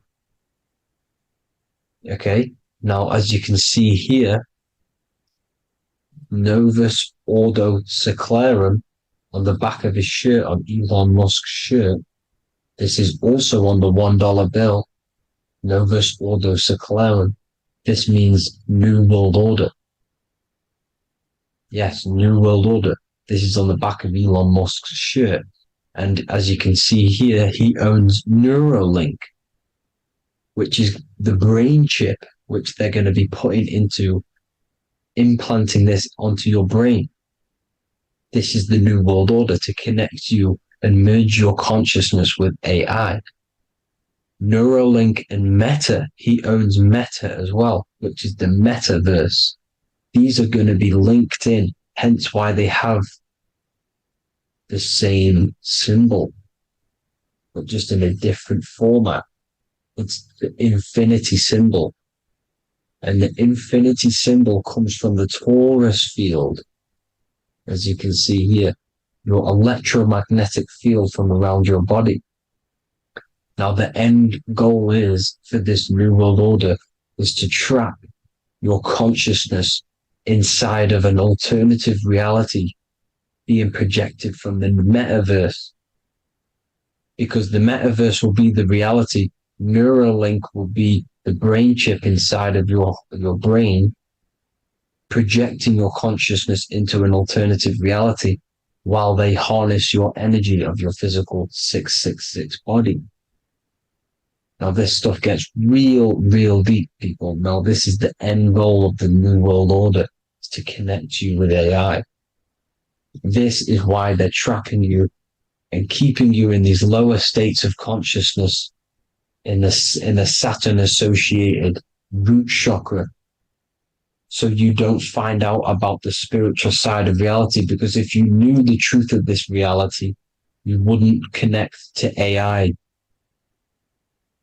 You see, you have the power within you to travel to other worlds, the astral plane, for example. You travel to different worlds when you are sleeping. Okay? They want you to know it's just a dream.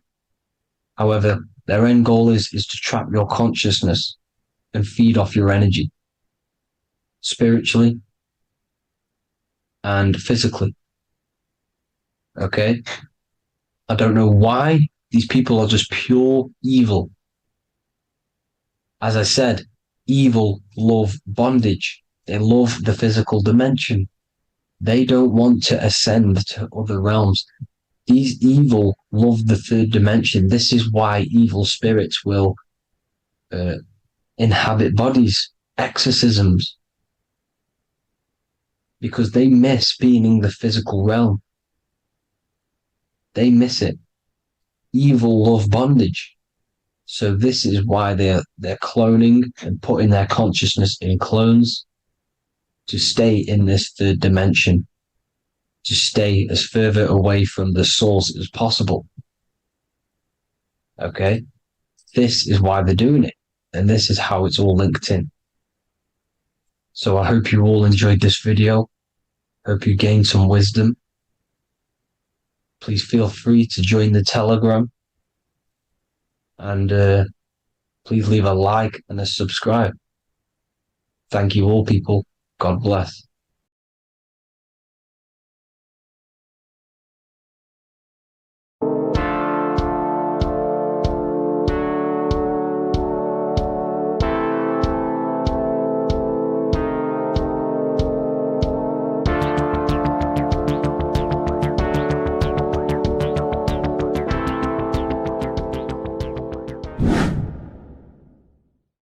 What is good, people? We're back with another video. And this is going to be talking about the connection between the micro and the macro. You know, you are the universe. Everything is inside of you. So the first thing you need to understand is that the law of mentalism, we are a thought in the creator's mind. Everything's being thought into existence. We have a spark of this mind, this same mind of the creator. And everything is a state of mind. Particles or atoms, whatever you want to call them, are a mental thing. They're a product of the mind. Everything's thought into existence. Thoughts influence everything. Thoughts are energetic effects which send out waves into the quantum field around you. And your consciousness is actually the universe experiencing itself, expressing itself, and viewing itself. So we are the creator, but viewing itself in separate bodies. And this is why they call the material world the world of illusions, because everything's separate here, but we all forget that we are all one. We've all been brainwashed to think we're all separate, but we're all one. We're all the same mind, the same consciousness, everything. So everything's created out of toroidal fields. God created the toroidal field. That's the only thing that exists because the atoms are toroidal fields. And it's the basis behind all creation. As you can see it in the owl's eyes, it creates the infinity. infinity symbol. And this was the apple. That apple is a toroidal field. And the toroidal field is made out of dielectricity, which is ether. Ether is black light, and this is counter space. This is another realm. This is what creates God to be omnipresent, to be everywhere at one place at all times. He is everywhere because ether is everywhere. Ether is infinite potential. It connects everything together, and that's what energy moves through.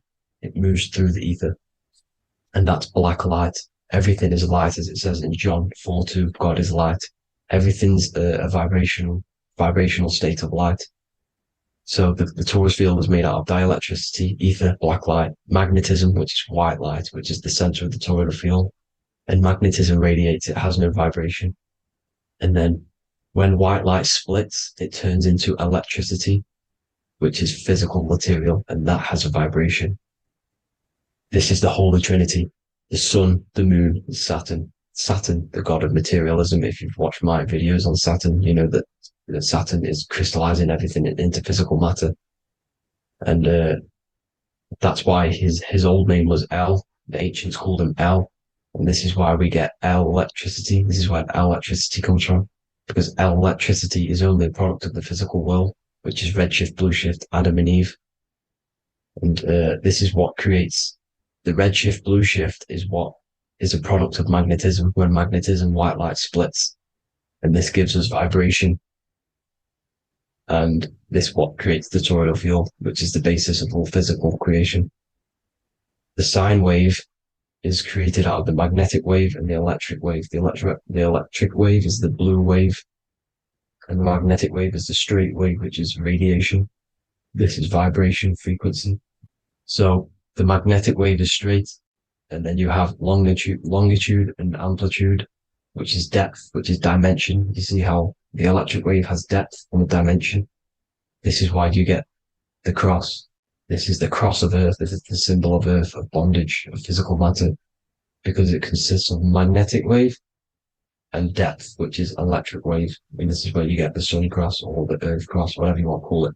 It's the cross of physical matter, and the ancients knew this. This is why they used that symbol. Red shift, blue shift, which is the toroidal field, is the basis of all creation, physical creation. And this is why you have the police siren is red and blue. The Matrix movie, red pill, blue pill. You have red blood and blue blood in your body. The Democrat and Republic, the two parties, red and blue. Like your taps on your taps, you have a red and blue tap. One's generative, one's destruction. Fire, destruction, water, generative.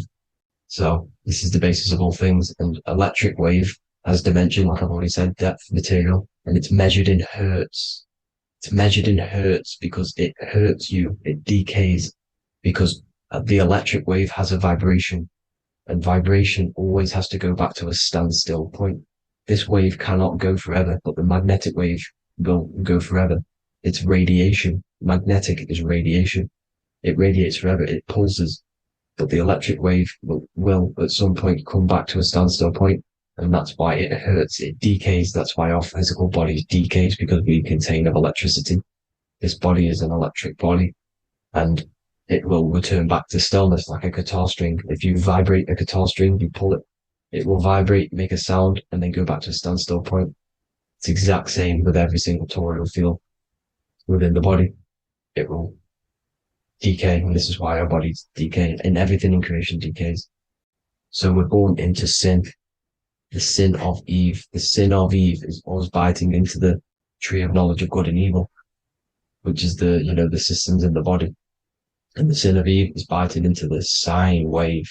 We bit into the sine wave. The sun moves in a sine wave. Our DNA is a sine wave. Time is a sine wave. Everything in this creation is a sine wave. This is why the dollar bill is a sine wave. Magnetism and electric waves in one. And this is the sun doing its sine wave, which creates, when you go bowling, it kind of creates that pin that you hit over. That's the pin of the sun. The zodiac sign is a sine wave because the zodiac sign is an expression of the toroidal field, because magnetism unfolds into 12ness. And that's why you have 12 zodiac signs, 12 systems in your body, 12 cranial nerves in your head, in your brain. So if you can imagine this, see where my pointer is. always starts with Aries. Aries is the head. It's the first thing that's created in the womb. And this is Aries, the ram. And this is why it's called a cerebrum in your brain, which is the first thing that creates when you're in the womb. And what's the element of Aries is fire. Fire is the first element. Fire, first, because it's the first thing on the wheel, the first expression of energy. As you can see here, my pointer, this is the center of the toroidal field. It would go Aries, Virgo, Capricorn, Pisces, Scorpio, Cancer. Then we go back to Libra. Libra would be center. But you see how the toroidal field is the expression of the 12 energies. That's what the constellations are, the energy expressions of the toroidal field. So it would go outwards, starting from Aries here, all the way back to Pisces, which is beyond the bottom half. But Libra would be the center. That's why Libra is the equinox. It's the equinox. Libra is when it goes from summer over to autumn. It's the equal. It starts to transition into the winter side. Equinox, equal, which is Libra. And that's why Libra has the two scales. It's symbolized with the two scales. That's because of, the sun moving over. It's being judged. It's equal now, but then it's going to tip over into the winter. That's why Libra is here, the center of the sine waves. And like I said before, magnetic energy unfolds into 12ness. Magnesium is number 12 on the periodic table. It's the sacred number. And this is why the scientists are trying to, NASA is trying to bring in another constellation to destroy the holy science of astrology. So Aries rules the head, which is Mars. Taurus rules the neck, the lower head. Gemini, the two twins, which is your lungs, your two twins, your arms, two twins. Cancer, the breasts, the chest area. Leo, the heart, which is the sun, which is fire, the center of the toroidal field. Virgo, the belly, which is the intestines. Libra, the kidneys, the two scales, the kidneys, balancing out everything. Scorpio, the sex organs. Sagittarius, hips and thighs. Capricorn, I've missed that out, which is the kneecaps. Capricorn, kneecap. Aries, which is the ram, which is the cerebrum in your brain. And then Aquarius, the calves and the ankles. And the Pisces, the two fish, the 2 feet. So everything corresponds, as you can see here. This is an ancient way of depicting it, of the folded human. And this is everything. Each constellation rules that part of the body, gives energy to that part of the body, makes you do certain things. So magnetic energy unfolds into 12ness, electricity unfolds into 7s. That's why when you get electric, the light spectrum that we see, it consists of 7 colors. Why we have 7 planets. The 7 planets give us our 7 metals and the 7 solfeggio scale frequencies. So the rotor, this is the rotor, and rotor is an anagram for Torah, the Torah, which is I think it's the Hebrew Bible. Don't quote me on that, but it's one of the holy books. Which is the Torah, the Taurus. Everything goes back to the Taurus field because it's the basis of all creation. So the chief cornerstone, it says in the Bible that the builders rejected the chief cornerstone. The chief cornerstone, you are the builder. You decided to incarnate into the physical world, into the electric world, El, the world of El, Saturn. When you are created in the womb, it takes you 9 months for you to be created. So for example, if you went into the womb here, it'd take you 9 months. So let's say you're born in Scorpio. So you'd go back 9 months. 1, 2, 3, 4, 5, 6, 7, 8, 9. You consist of all of these 9 energies because it takes 9 months or however long you took to be born. Some people are born earlier. You'd have to find out how many months you were in the womb for. But you consist of these 9 energies, and each constellation has a cell salt associated with it. And these cell salts are vital for your health, and your cells and the optimal health of your body.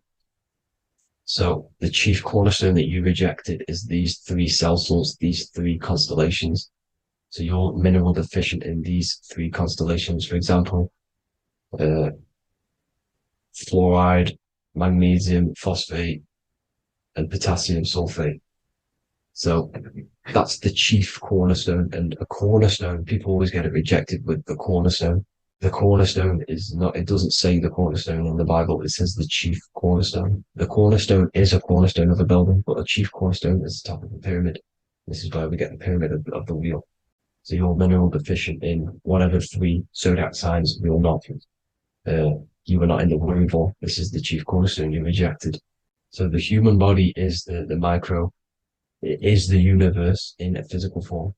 It consists of everything in the universe, just like your consciousness is the universe watching itself, experiencing itself. Your body is the whole universe, 12 systems in the body, 12 zodiac signs, 7 chakras are the 7 planets. The Holy Trinity of you is your Temple of Solomon, the soul and the mind, the sun and the moon. You know, everything is in you. You consist of everything, all the energies, everything. Heaven and hell. Heaven and hell is a mind state. It's a state of the mind. Head, H-E-A, which is heaven, and the heel, the bottom of your foot is hell. And the bottom of your foot is the soul. So they're basically saying, well, it's wordplay. They're saying that your soul is in hell because, you know, with the elites being in control. So they call the bottom of your foot the soul, trying to say that you're in hell. The Christ is in you. And this Christ is Greek for what Christos. And Christos is Greek for the oil. And this oil is produced in the cerebrum, the Aries, the ram, the cerebrum. It goes down the pineal. Well, the pineal and the pituitary are underneath the cerebrum. Goes down the pingala and the ida. The pingala being the positive charge connected to the pineal gland, pin, and the ida connected to the pituitary. And this is the 2 serpents going down the spinal column. And this is why Jesus goes from Nazareth to Bethlehem, and then Joseph and Mary are waiting for Jesus in Nazareth. Joseph and Mary are the pineal and the pituitary gland waiting for Jesus to come back up the River Jordan, your spinal column. So this is the oil. This is the story of Santa as well. Santa comes from the North Pole. Why? Because the North Pole of the Earth is the center of the toroidal field, and the North Pole of you is your spinal column, which is the North Pole of the toroidal field. The North Pole, he comes from the North Pole. This is the North Pole. This is the South Pole of the toroidal field. Comes from the North Pole, which is your mind. And he goes down the chimney and then back up the chimney. This is the chimney. And he drops off the present, which is the Christos, the oil. And this is why Jesus is crucified at 33, because he crosses over the vagus nerve at the top of your spine. When this oil comes back up the 33 vertebrae, these are your vertebrae here. When it goes up the 33 vertebrae, it gets crucified at 33 because it crosses the vagus nerve, and he's crucified on a cross at 33. This is the story behind Jesus and Santa. The Ark of the Covenant in the Bible is the 2 hemispheres which cover the vital parts of your mind, the brain side, which is the cerebrum, the pineal, the pituitary, etc. So the 2 hemispheres are the 2 angels, the Ark of the Covenant. This is the Ark of the Covenant covering the 2 vital parts of your brain. So these are the optic thalamus is another part, and it protects the Christ oil, which is inside at the center of the brain. See, the Bible is all a massive metaphor about yourself because you are the universe. You are a microcosm of the universe. Your consciousness is experiencing itself, and the universe experiencing, and your body is the whole universe. Your head's heaven. So Moses crosses the Red Sea. These are the 2 hemispheres of your brain. This is the corpus callosum, the Red Sea. So he's pretty much saying that he's uniting the 2 hemispheres of your brain, because most people in this generation are stuck in the left brain, which is just logic, reasoning, science and maths, writing. You know, this is what school teaches you to do. It keeps you stuck in your left brain. And you want to cross over to you want to cross the Red Sea, which is the corpus callosum, to the right brain, which is awareness, art awareness, creativity, imagination, intuition, insight, you know, using the higher mind, creativity, imagination. If you don't have intuition, then you can't read energy, you can't pick up on bad things. This is what Moses is symbolizing by crossing the Red Sea. And it's also the upper room where Jesus met the 12 disciples. 12 disciples are the 12 cranial nerves in your brain. It doesn't just represent the 12 zodiac signs, the 12 disciples. It symbolizes many different things. It's like I said, energy the universe consists of 12ness. So you have 12 cranial nerves in your brain, and that's the 12 disciples as well. And they want you stuck in your left brain, which is the five senses materialism. So they say in the Bible that Satan blinds the mind. Satan is Saturn. If you've watched my videos, Satan is Saturn. And you consist of the Holy Trinity, which is the sun, moon, and earth, the soul, moon, the soul being the sun, the solar, the moon being your mind, the earth, the physical body. And Satan blinds the mind. Why? Because we enter a soul system. This is a soul system, not a solar system. And Saturn is the Lord of the Rings, which is the outer ring. When your soul enters the soul system, your soul starts to materialize. It hits Saturn. Why? Because Saturn starts to materialize you. You take on the seven virtues, which are the seven planets, which are your seven chakras. And to get out of this soul system, you must get out of your lower nature, your animal nature, which is lust, desire, greed. The number of the beast 666, which is Saturn, Satan. So you enter the soul system, you take on the seven energies, which you turn into physical matter. And this is your descension from heaven to what you say hell. And then you must raise back up from matter to spirit. They say Satan blinds the mind. Why? Because your mind gets materialized. Your soul and mind get materialized. And when you get materialized, it's an intense experience. You lose the divinity within you. You forget the divinity. So Satan, which is the first planet, the first energy you take on, the material body, he blinds the mind. He makes you forget everything, your divinity. Then you must remember, ascend up Jacob's ladder, the 33 vertebrae, to heaven. And this is a microcosm of the macro, because you will ascend back up to heaven if you do this, when you leave your physical body, when your body decays. So when it talks about in the Bible, completely destroy them, the Hittites, the Amorites, the Canaanites, all the ites, this is what God says to the Israelites. It says completely destroy them. It's basically symbolizing saying destroy your lower nature. The Canaanites, cannibals. We're under a Canaanite system now, which is cannibalism. And this is flesh eating, lust, greed, all the demonic stuff, all the lower vibrational stuff, the lower nature, eating, sex, and survival, the lower three chakras. You must get out of these lower three chakras and return back to spirit, which is heaven, which is spirit, love, being holy, being truthful, being passionate. Going back to Satan blinding the mind, all of the planets are made out of these three symbols. Satan blinds the mind, and that's why Satan's symbol, this is the symbol for Saturn, Satan, the symbol for Saturn is the cross, which is physical matter, the earth, over the moon. The moon is your mind. So the Saturn symbol saying matter over mind. He blinds the mind. Satan blinds the mind once you enter the soul system. And you must remember, in the Bible, it talks about the Genesis, which is Eve, the sin of Eve, which is biting of the tree of knowledge, with the serpent, which wraps around the tree. It says the serpent placed himself on the tree. Well, the serpent is the spinal column. It's the serpent telling you eat from the tree of knowledge of good and evil, which is your nervous system. And eating from the tree of knowledge of good and evil is doing bad things. For example, over-sexualized, overeating, eating the wrong food. That's eating from your nervous system. It's decaying you, and it's preventing you from achieving the God self, the God consciousness. This is the symbolism of, the tree on the serpent, telling you to eat from the left brain, with the left brain being the sinister. Sinister is Latin for left. That's sin. Sin is left.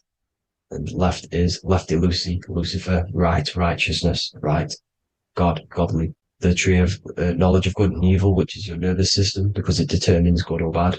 That's the only thing you experience in this world is your nervous system. And then the tree of life is the cardiovascular system, and the Garden of Eden is your body. So that's it for this video, people. I hope you've got a greater understanding of how you are the universe and everything is inside of you. Just keep in mind you are the universe experience in itself, and your body is a reflection of everything. The 12 constellations, the 7 planets, everything's inside of you. This world is an expression from the inside outwards. You can't affect the outside world to manipulate reality. Everything's inside of you. I hope you got a greater understanding of this. God bless.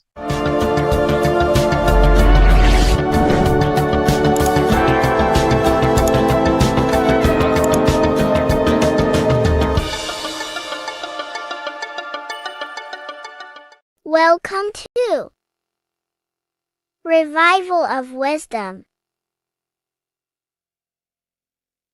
Welcome people, we're back with another video, and this video is about Freemasonry and their connection to the Illuminati.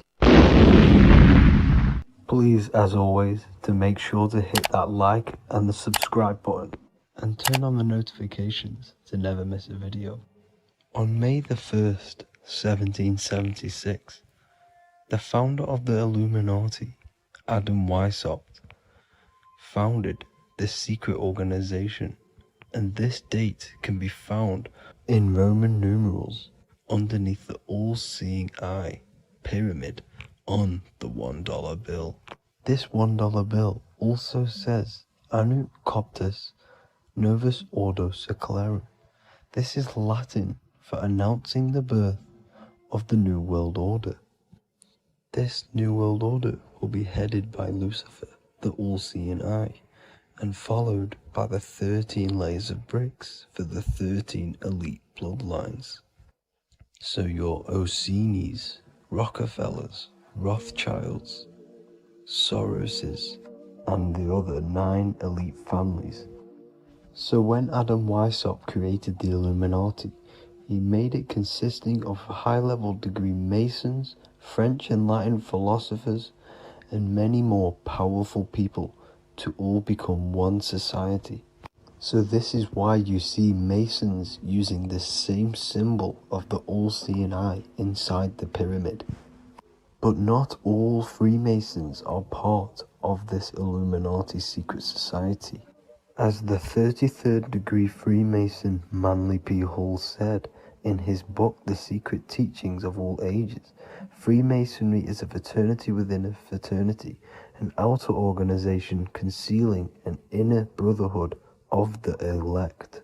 So what he's saying here is that Freemasons have to go up the degrees of Freemasonry, and once they hit the top, they either get elected or not into these secret societies like the Illuminati, Skull and Bones, and Knights Templar. So when you see celebrities doing this one-eye symbolism, either covering one eye, doing the triangle, or doing 666 over one eye, this is showing and reflecting the symbolism of Freemasonry. They have taken the oath to never speak on anything they learn about Freemasonry. Duncan's Ritual of Freemasonry book states the oath they have to take. Quote, I ... of my own free will and accord, that I will hail, ever conceal, or never reveal any of the secrets, arts, points of Master Mason's degree to any person whomsoever. All this most solemnly, sincerely promise and swear. Now, this is what happens when they break the oath, stated in this book, quote, myself severed in two, my bowels taken from thence, and burnt to ashes. So this states that Freemasonry comes first, before any law of the land. It has the right to kill you if you break your oath. This is the hand gesture they have to do every time they enter the ritual room inside the Masonic lodge. This is the cutthroat symbol, showing you and reminding you of the oath and what will happen if you break it. Now in this book, Richardson's Monitor of Freemasonry, it states, if you break your oath, binding myself under no less penalty than to have my throat cut across, my tongue torn out by the roots, and my body buried in the rough sands of the sea. If they do not decide to kill you, this book states this by pointing him out to the world as an unworthy vagabond, by opposing his interest, by dearranging his business. In other words, they have the power to frame you and destroy your reputation to the world and destroy your business if you break this oath. So yes, they do kill to keep this truth hidden, because this truth of this reality is what keeps them in power. They have the ability to manipulate people because people do not know what manipulates them. This is why they call themselves the government. They govern the ment, which is the mentality, because the mind is the root cause of reality. They control what you perceive to control what you manifest. By knowing the truth, you are set free, and you no longer need no controller above you. So this is why they are willing to kill and do whatever it takes to keep the truth concealed within these high-level degrees of masonry and these secret societies. However, going back to Manly P. Hall's book, it states, part of the symbols are displayed here to the initiate, but he is intentionally misled by false interpretations. So this is saying even Freemasons are intentionally misled and told lies to conceal the truth, to make sure the truth is hidden in the high degrees of masonry. So that's it for this video, guys. Thank you all for tapping in. Please leave a like and a subscribe. God bless.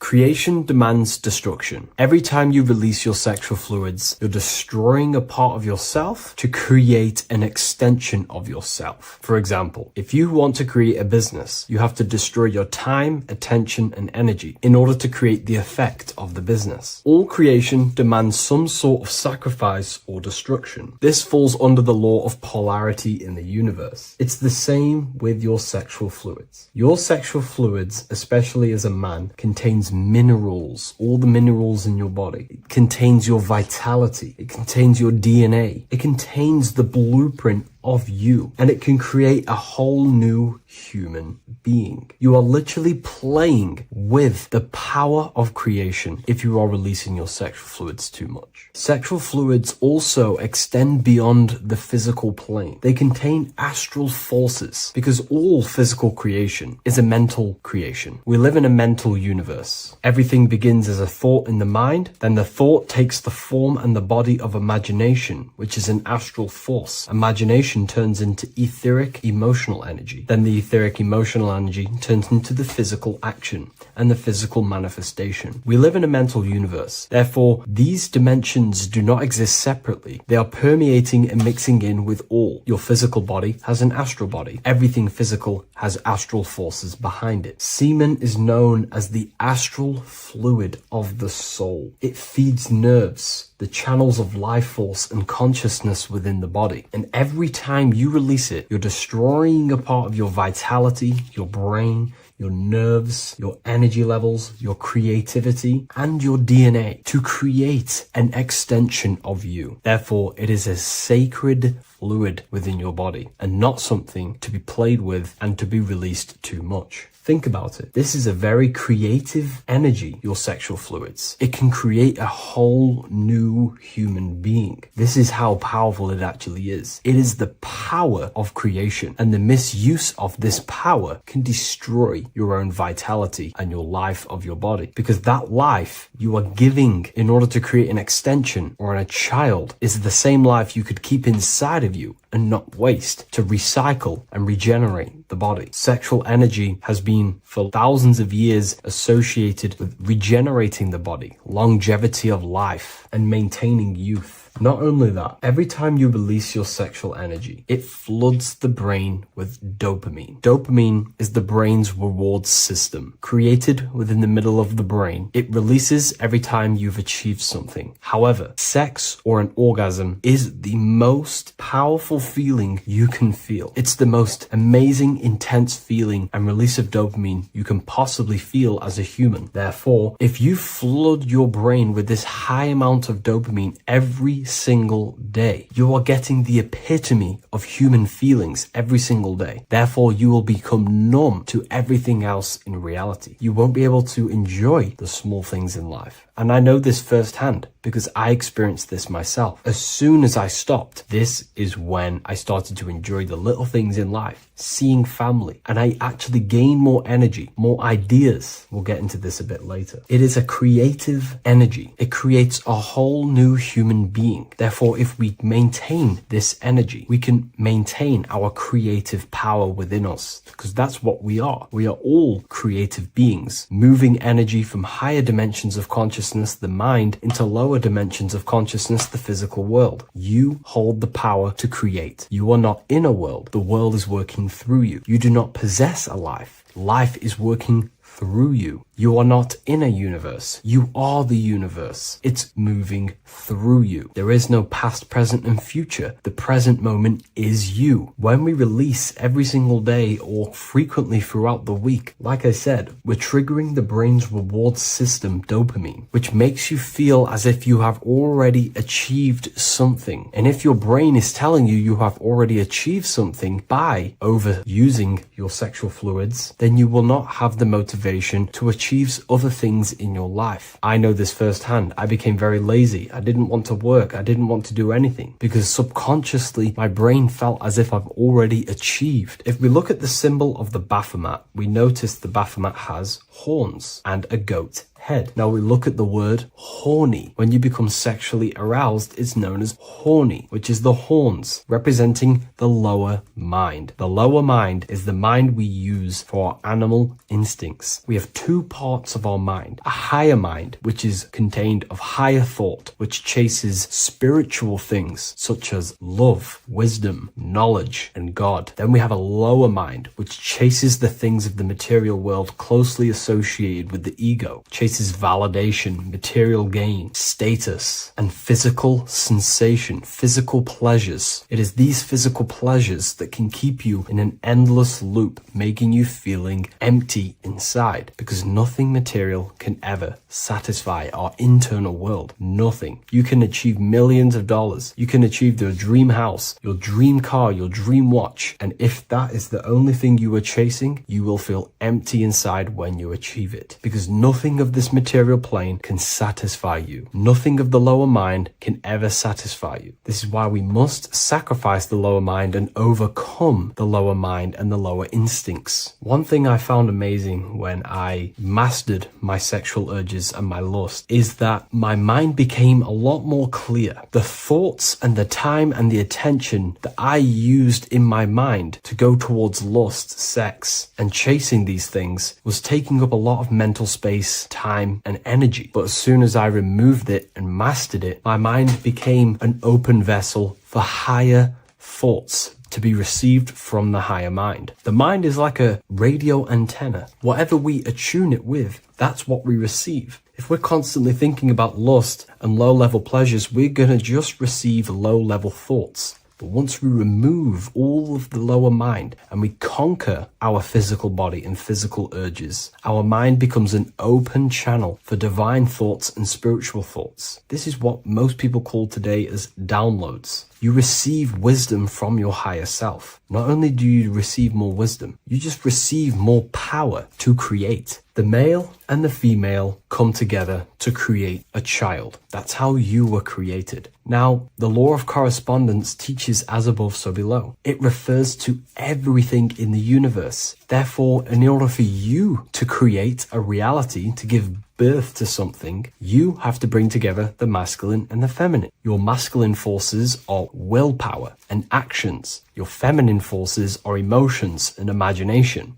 When you combine the willpower, action, emotions, and imagination and combine them together, you can give birth to reality. But it's important to only give birth to things that are spiritual, that are good, that are for the benefit of yourself and humanity, and not for the ego and the lower mind. Killing our lower mind is essential for spiritual ascension when we die. The thoughts that we give the most attention and energy to when we die are pretty much the same thoughts that we're going to think when we die. When you die, your physical body and external world is stripped and you're left with your internal world of consciousness, more than likely be resonating within the lower astral plane before you move on to any higher dimensions of the astral. It's important that we kill any addictions such as sex, food, attachments, emotional attachments to people, any desire for material things before we physically die. The Hindus taught this, Buddhism taught this, the ancient Egyptians taught this. We have to remove the desires in our heart for material and things before we physically die, because when we die, we cannot fulfill physical pleasure. Therefore, we will create our own suffering within the astral dimension. So sex is the biggest part of this. We have to remove the desire for sex or releasing any of our sexual fluids before we physically die to master ourselves. And not only that, it's going to benefit the way you feel, the way you think, the way you act towards people once you have mastered this. Porn psychologically damages you. You are quite literally the person in the corner of a room watching two other people give pleasure to each other. Psychologically, that is not good. And what happens in darkness is always revealed in light. What you do in your alone times will show in your confidence, in your eye contact, in your presence, in your aura, your energy. You cannot hide things that you do in the dark, because they always reveal themselves in a subconscious way, whether physically or through an energetic spiritual way. Sex can be known as sacred energy exchange. You are exchanging energy, bioelectrical energy. It's a scientific fact that when you hold hands with another person, your brain waves of each individual become synced, your emotions sync, and you exchange electromagnetic energy because you are an electromagnetic being. But when you have sex with someone, you are literally exchanging emotional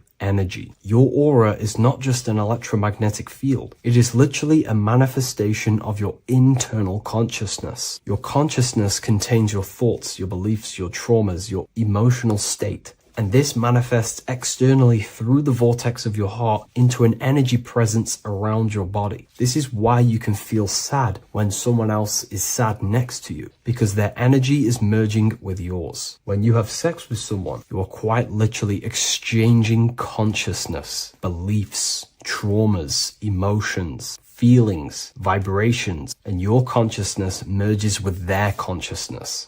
So be careful with just having casual sex. Now, I'm not here trying to say never release, never have sex with your partner. I'm not saying that. I'm saying take caution with these things. Take my teachings with a pinch of salt. If it benefits you, that's great. I'm not here to tell you how to live. I'm simply giving you my research and the things that have helped me in my life on my esoteric research, awakening, or spiritual path. I don't like calling it a spiritual path, because it's not spiritual. It's simply just life, the knowledge of consciousness and the self. So I hope this video helps. If you'd love to read this book, I'll leave a link in the description. This book I wrote myself called The Book of Wisdom, Volume 2.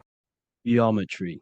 This is the study of nature, of the codes, the mathematical codes behind physical reality. So today we're going to be going deep into geometry and the true esoteric internal geometry, the geometry that no one really talks about, and how geometry relates to human consciousness. So essentially, what we must understand when it comes to geometry, the basics of geometry is everything is vibration. And this vibration is vibrating on a certain frequency. And this certain frequency creates a geometric shape, which is why in nature we see all of these different geometric shapes. All matter takes form in shapes. So if we put sand on a plate and we vibrate the plate on a specific frequency, we see that the sand goes into specific geometric shapes and patterns. So essentially, matter is energy condensed. It's energy vibrating on a low frequency, vibrating at a certain frequency. So matter is condensed energy. And each geometric shape is manifesting and showing a specific energy. Some shapes carry more energies than others. For example, the cube is what traps energy. A square is what traps energy. So geometry and the flowers are basically how energy manifests itself into physical matter. We are in a world made out of energy or light. Light is energy. So everything is vibration, everything is frequency, and everything is energy. Even the words, each atom in our body, everything. So everything in nature has these mathematical, energetic codes. So geometry is basically the study of nature and the shapes that are in nature and their energetic principles. Because, like I said, matter is energy. So this is what we call cymatics. When we place water in a petri dish and we shine light on top and we vibrate the water, and we can capture. This creates certain patterns. Each frequency, like you see here, has its own pattern. So what we are seeing here in the physical plane is essentially energy condensed into physical reality. We see it in the turtle. We see it in every single form in nature. Now, external geometry and normal geometry, we normally get taught that this is God's way of creating physical reality, which is essentially true. However, it's far more deeper than that. Far, far, far more deeper. Okay, so what geometry truly is, it's not God's codes to reality. What we must understand is what the brain truly is. And what we must understand is that we are not in the world. We are not in the universe. The universe is us ourselves, and the world is produced by our brain itself. Okay? So the way you must understand how the brain works, so what you visually see, so geometry is to do with what we visually see. And what we visually see is heavily connected with our eyes, which are an extension of the brain. The eyes are the brain. And essentially how we see is energy enters the eyes, and each eye goes to the optic nerve.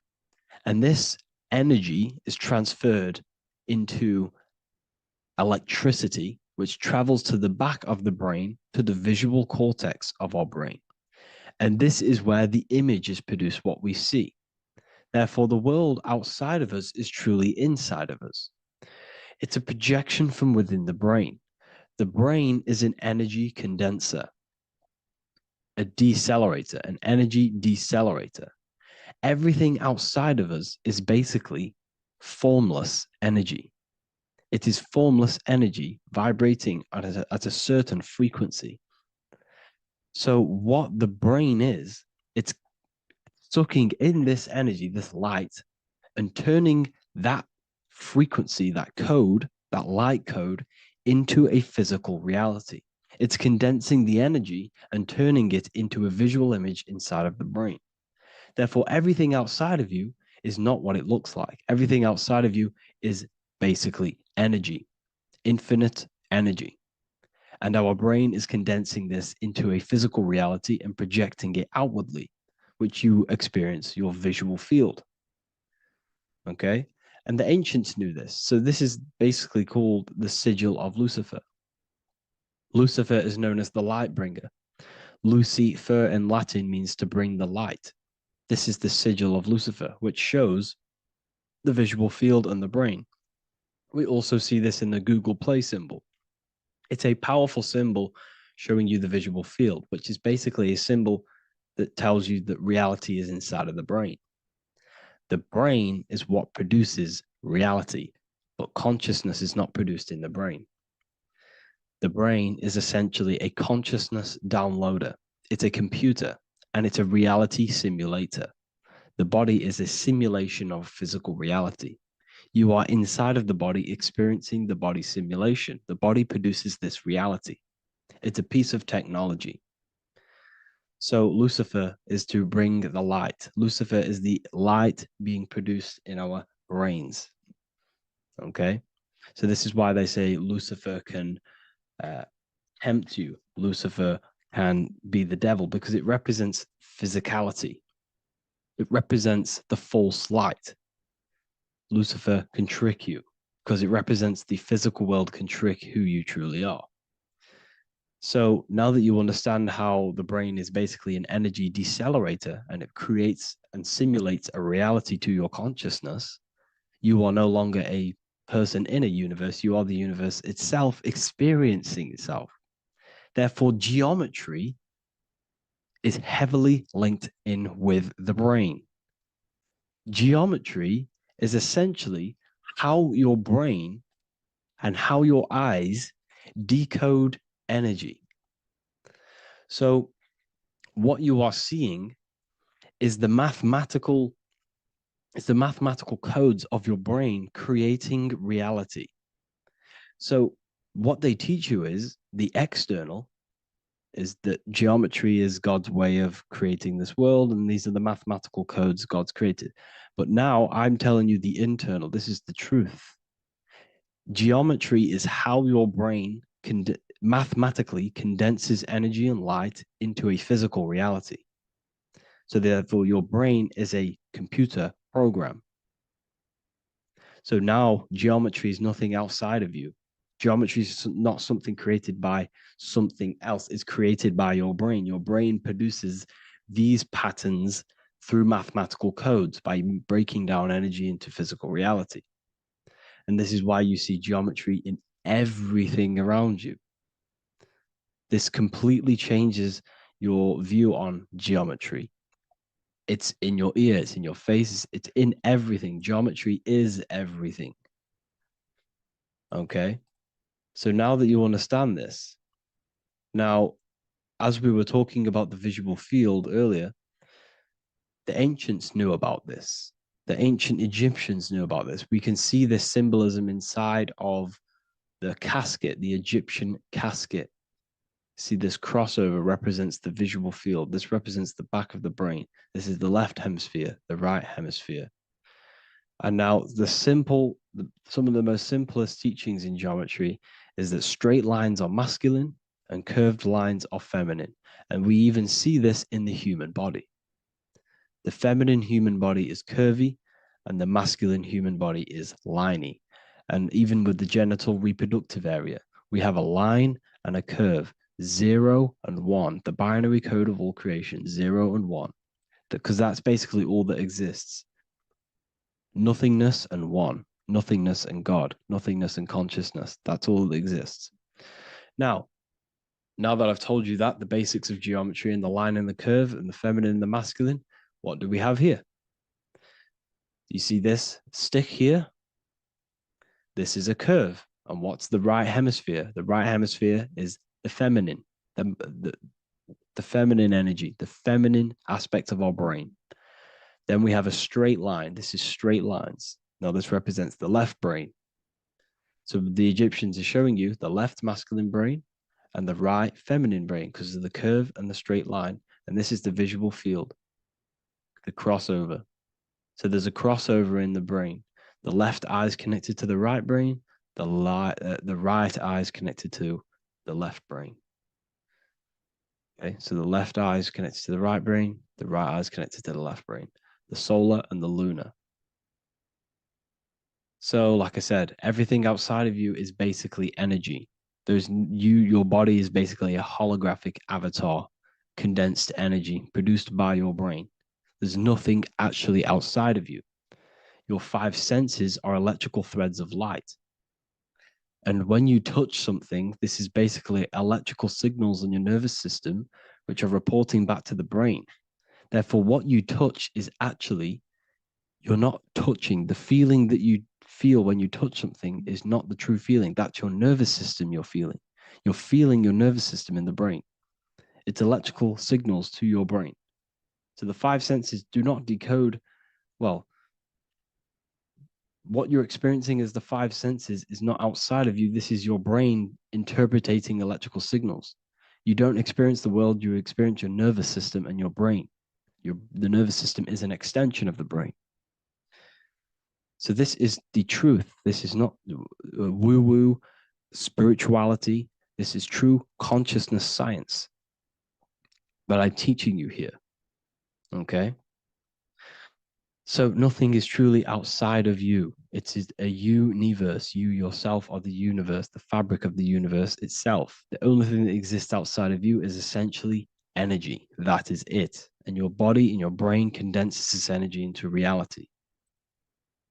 So when we look into architecture, why is architecture, the ancient architecture, so important? Because what did I tell you at the beginning? Shapes and physical matter is condensed energy. Each shape holds specific energy. Some shapes hold more energy, emit more energy. Some shapes condense energy. Some shapes transfer energy. Each shape, each geometric shape has an energetic principle because matter is essentially energy. So when we look into cathedrals and the ancient buildings, they were filled with geometric patterns, geometric shapes, because they understood the energy principle. Architecture is basically solid energy. It's physical energy. If we create this pattern here is an energy code. And if you stand next to it, you're going to gain that energy. It's going to be imprinted on your body. So essentially, they filled their buildings with high energy geometric shapes. Points, triangles, pyramids are very, very energetic. This is why you have crystal pyramids made, orgonite pyramids. They're always in pyramid shapes. That's why the Egyptians built in pyramids, because pyramids hold high energy. They emit high energy. So this is why you see all these different geometric patterns. Okay. So in the real reality, in the energetic plane, this building would basically look like this: lines and grids of energy. Okay. This is what it would look like in the energetic plane, a blueprint of the energy body. So as you see here, these are the different frequencies in a petri dish, of water in a petri dish. And you can see they are specifically aligned up with these specific patterns. You can see geometry even within geometry. It's fractal. So essentially, when you would stand inside of these buildings, they would imprint the energy of the building in your body, because your body is healed through energy. You have an electromagnetic field around your body. So by creating buildings with geometric patterns, we are essentially increasing the energy of the building, because the building itself is energy. Okay. So when we fill it with geometric patterns, we're increasing the energy. We're giving it a certain energetic imprint. So when you stand inside of that building, you're being imprinted with that energy. Okay. So especially with these windows, these stained glass windows. Well, why are they stained glass? Well, color is frequency. So when you have all of these different colors, and not only were they just painted, some of these colors are specific gemstones, crystals, natural stones, which all hold energetic principles. Each crystal is vibrating on a certain frequency. Wood has its own frequency. Metal has its own frequency. What you must understand is that everything in nature is not just a piece of matter. It's vibrating. The atoms of wood are vibrating on a certain level, which give it a certain energetic principle. Each crystal is vibrating. The atoms of the crystal are vibrating on a certain frequency, which give it a certain energetic principle, quality.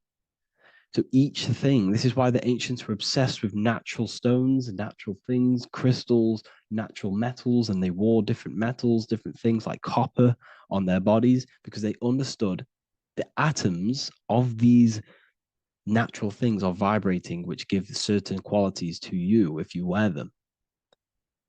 So you're not wearing it, you're basically putting that frequency onto your body because they understood this is energy. If I put copper on my body, I'm not putting copper on the body, I'm putting the frequency and the energy of the atoms onto my skin. And that frequency of them atoms are going to vibrate my skin, that frequency, and heal my body.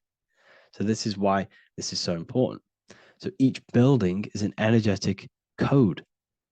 Okay. So when you stand in these buildings, it can heal your body. This is why when people walk into these ancient churches, they feel like they've met God. They feel a certain way. They feel so amazing when they enter these churches. They feel holy, for example. It's not because God's there. It's not because these man in the sky dwells in these holy places. It's because the energy of these buildings affect our consciousness. They increase your energy. They raise your vibration. They heal your body. They heal your cells. They imprint the water in your body, especially with these stained glass windows. Like I went a bit on a tangent there, but these stained glass windows were encoded. Well, they use different gemstones, different lights, different colors. And when the sun would shine through this window, well, what's the sun? The sun is light. Light is energy. The sun's light would go through this filter of the window of the crystals and the different gemstones and the different colors, and the sun's light would be encoded, imprinted with these crystals, with these colors and these natural glasses, which have healing energetic principles. And when you are inside that building, the sun's encoded energy of the window would be imprinted into your body, into your energy field, and it will heal your energy field, and it would heal your body, your cells on a cellular level. Because your body is what? 60 to 70 to 80, some people say 80% water. And water is encoded with vibration. If you say certain things into water, it gives it a specific geometric pattern, like I broke down in the beginning. If you say love to a water and then freeze it, it will go to this. If you say hate, it will go to a distorted pattern. So when you are in these buildings, you're being imprinted by the energetic codes of these buildings, the energetic principles of the windows, of the structure itself. The ancients never used to build in squares. Their buildings, their insides were never square rooms because they understood squares trap energy. They always had pointed roofs so energy can escape. So there's many little things that we need to look into geometry. For example, when you see magicians, when you look at ancient magic, why do they stand in circles with different geometric patterns? They use different geometric shapes. Why? Because shapes are energy. They hold specific energy. So when the magician stands in a circle with a pentacle, they're working with the energy of that pentacle. You can work with different energies based upon the different geometric shapes that you draw. And you can use this in your structure, in your architecture, in your work, and it can influence everything. So this is the true geometry. I hope you gained a deeper understanding on geometry and how it relates with you and your consciousness. Like I said earlier, your brain produces geometry. It's basically how your brain decodes energy. It's not God, how God creates this reality. And no, you're in this reality. You are the reality itself. Your body produces the reality. Therefore, geometry is one with you. So therefore, if I play with the geometry of the buildings, for example, like the government have, everything's in squares. If you look outside, everything's a square, everything's a rectangle. You go to a city, every window is a rectangle, every building is a rectangle. You live in a box room, everything is boxed and squared off in this reality, in this modern society. Why? Because they're trapping energy. The cube is the most simple geometric shape, which basically condenses energy and it traps energy. And if you subconsciously see squares all the time, your phone's a square, your TV screen, everything's a square, your keyboard, your desk. Go and look at the ancients. They never used to build in squares and cubes. And if you go into nature, you'll never see squares and cubes. Nature doesn't create squares and cubes. Everything in the modern society is squares and cubes to simple your consciousness down, to dumb your brain down. So the ancients built very, very complex structures. Why? Because they understood what we see affects our brains, because our brains decodes reality and creates reality. If you see a sophisticated building, this is going to give you a sophisticated mind and raise your IQ levels over time, subconsciously. I'm not saying if you look at this building, you're going to become smart. I'm saying if every single building in your environment, ment is mind, mental, every single building in your environment was this complex and complicated, it would increase your IQ on a subconscious level. It'd make you more complex, make you more intelligent. So they've dumbed everything down. They've dulled everything down. Look at everything. Everything is being dulled down. So anyways, I hope you all gained a better understanding on this. If you want to gain more occult knowledge and esoteric knowledge, make sure to read the Book of Wisdom, Volume 2. If you're inside the university, you can get this book for free. Go to the general chat area and follow the instructions, and you can order yours for free. Truly life-changing stuff. Because the issue is with the world is that no one really understands who they are, what they are, and why we are here. That is the issue for people's depression, for people's wrongdoings. They don't understand who they are, what their emotions are, what their mind is, what their body is, what reality is. This book gives you that. This book gives you the sense of understanding, the sense of well-being that will give you a better life because you understand life and what life is. And if you truly want to take your studies to the next level, we have the Ethereal University. This is the place for truth seekers where you can connect with like-minded people so you don't have to feel insane, because not many people think this way. I've been there when you wake up and not many people around you are thinking the same way, and you start to feel a bit insane and you can't really talk to people about these things. That's why I created this, so you can connect with people and learn at the same time and become the best version of yourself by understanding truth and knowledge. If you join, you'll gain access to free live calls every single week, every single Saturday morning. We do live calls. You can ask me questions and all sorts. So make sure to leave a like and a comment. And thank you all for tapping in.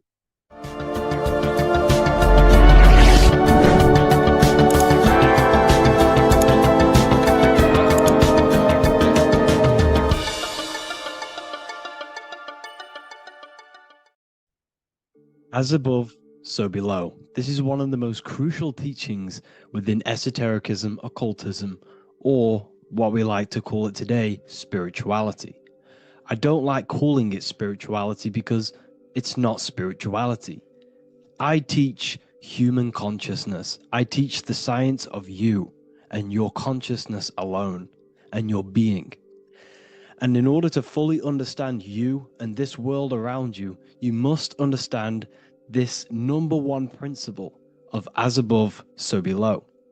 There is many misconceptions of this, and there is many simple teachings of this, but I'm going to break it down today from the most simplest to the most complex, and you will see the connections between all things. This is the most important lesson you could ever learn, and I'm going to teach it you today. So what you must understand is, with the term as above, so below, it applies with everything you see in this world and about yourself. We have something called the macro, which means the bigger scale. On the bigger scale, we have the whole earth. If we look down from the sky on top of rivers, this is what we see. We see this tree pattern. Then on a smaller scale, we see trees have the same pattern. Then we look even closer. We're going smaller and smaller into the leaves of the tree. We see the same pattern. Then we go even more micro into the human brain and look at the human brain cells, and we see the same pattern. This is proof this is a fractal universe, and everything is in the micro is reflected in the macro. As above, so below. As within, so without. On the macro is a reflection of the micro. So now that you understand this, we can go a bit further. A yearly cycle of spring, summer, fall, winter is a macro. A micro is a daily cycle. So a day is a mini year. The summer is the midday. Autumn is the evening. Night is the winter. And spring is the morning. This is a macro, a reflection. We have a miniature cycle of the zodiac every single day. And this cycle is also reflecting the cycle of life and death. We live, we are born, which is the spring. We live, which is the summer. We then age, which is the autumn. And then we die, which is the winter. And then we are reborn again. This is the cycle of life and death. And you do this every single day. You see, death is a macrocosm of sleep. This is why we say sleep is the cousin of death. Because you die every single night. You do this process of life and death every single day. As above, so below. What's in the micro is in the macro. So when you go to sleep, you are essentially dying. And then in the morning when you wake up, you are then born again. This is a fractal cycle that we live in. Everything in this whole world is fractal. Everything applies to as above, so below. We have the sun, we have the moon, we have the day, we have the night. We have the life, we have the death. We have the conscious, we have sleep. As above, so below. We have the conscious mind, because now we're diving into as within, so without. As above, so below more refers to the external world. As within, so without is referring to your inner world and the outer world. What you must understand is about yourself. You exist in two realms. You're an individual. The dual nature of you. You exist in two realms at once. You have an inner world of your thought, emotion. This is the inner world that no one else can see but yourself.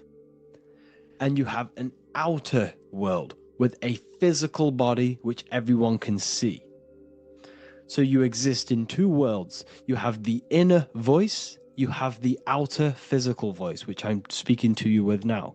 But I also have an inner voice, which no one can hear, only but me. So you exist in the light and you exist in the darkness. The sun represents your external self, your physical, conscious mind. The moon represents your shadow self, the inner self, the psyche self. The spirit self. There is an as above, so below. The sun is within you.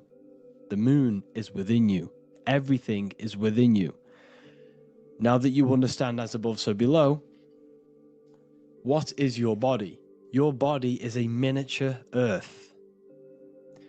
Let me repeat, your body is an earth. Your body is the earth. Okay? Because like I say many times in all of my videos, you are not in the world. The world is you. You are the universe. Your brain is a computer creating this reality. What you see with your eyes is produced in the back of the brain called the visual cortex. You don't look into the world, the brain produces the world. The body produces the world. When you touch something, you're not actually touching something. This is the electrical nervous system. When you touch something, what you feel is actually electrical signals on your nervous system reporting back to your brain.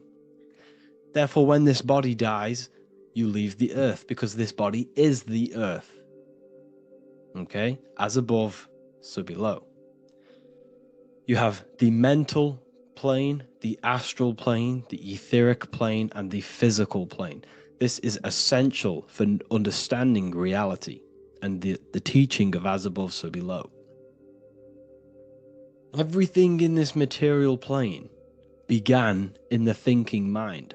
For example, the microphone I'm speaking into, the phone you're watching this video off, or the laptop or iPad. Where did this begin? It didn't begin in the factory. The first ever place this item begun was in the mind of an individual. The invisible realms of mind is where all physical things and physical items begun. Essentially, this physical plane is the effect of the thinking mind. This world is the world of effect. It's the world of outcomes. When you see something, it is already manifest. It is already being manifested. It is an effect. And in the effect of the cause, which is the thinking mind. Therefore, the mind creates thoughts, which is the mental plane. Then after thoughts creates imagination, which is the astral plane. These two are spiritual. They are non-physical. So spirit kind of means non-physical. Then you have the physical planes, the etheric and the physical plane. As above, so below. What happens in the mind is manifest on the physical plane.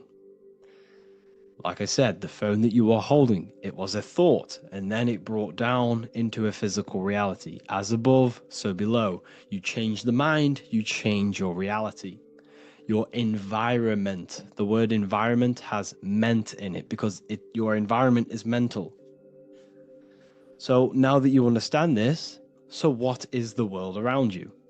The world around you was created by the mind of God. It was manifested through God's thought.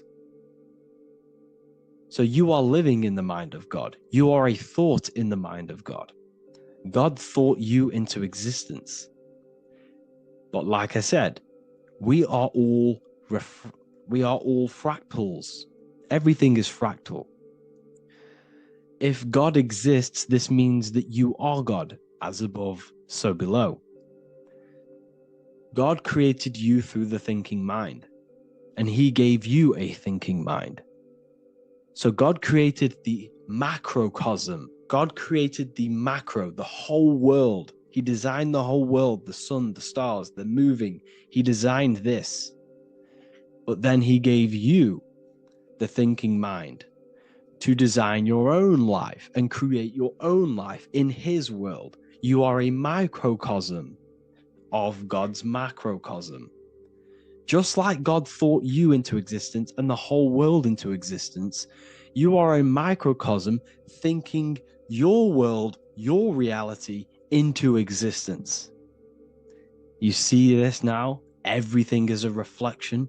Everything is a mirror. Everything is fractal. So in order for you to change your reality, you must change these higher planes. Your thought and imagination are the two key aspects of creating physical reality. Every object you see around you was begun in these higher planes of the non-physical, and they were brought out of spirit into physical matter through the thinking mind and physical action. So now we're going to get a bit deeper. The brain is not the mind. Now that you understand, we have spirit and matter. As above, so below. You have a non-physical side of reality and a physical side of reality. The mind is the spiritual brain. The brain is a physical manifestation, a physical effect of the mind. The mind uses the brain to operate in the physical world, and it's the same with the heart. The soul manifests itself physically through the heart. The heart is a physical manifestation of the soul, of the emotion, thought and emotion, the mind and the soul, the brain and the heart, heaven and earth. So you have the inner world and the outer world, the spiritual, non-physical, and the physical. So we are all on this process of awakening, an expansion of our minds into new fields of thought, into new fields of awakening ourselves. Because essentially we are born into this world, but you are born many, many times. You can be born physically and you can be born spiritually. Like I said, everything is fractal. So just like when the baby finds out that there is a world outside of its mother, what does the baby do? The baby seeks a way out of its mother, and then the baby is now born into a new world, a world outside of its mother's womb. It's the same with you and your spiritual process. As your mind becomes aware that there are other realities beyond your physical body, it then seeks a way out. And this is why you are probably watching my YouTube, because you are now on the path. Something within you has guided you to this path of knowledge, truth, enlightenment, and expanding your consciousness. And it is your soul who brought you here. Your soul speaks through emotion, like guidance. Emotion is the language of the soul. When you feel very bad, this is your soul telling you you're not in the right place. You're doing the wrong things. Because the soul is always unfolding its purpose, which is expansion and learning. That is it. The mastery of the self and the learning of the mind is the only thing that counts in the end after this life. So you are on a journey of expansion, of learning, creating, and spiritual rebirth. As above, so below. What does this body tell you? When I see someone overweight, I don't see the overweight. I don't see the body. I see the mind. I see an undisciplined mind. I see a mind that lacks self-control. I see a mind that seeks external validation. That's what I see when I see an overweight person. I don't see his body. I see the result of his mind. Because what does the Bible tell you? You shall know them by their fruits. It's the same saying as above, so below. You shall know them by their fruit. The fruit is their manifestation. Your body is a direct correlation and manifestation of your mind. Your inner world projects your outer world. As within, so without. As above, so below. Now, what do you see when you see this man's body? I see discipline. I see strength. Mental strength, not physical strength. I see mental resilience of pain.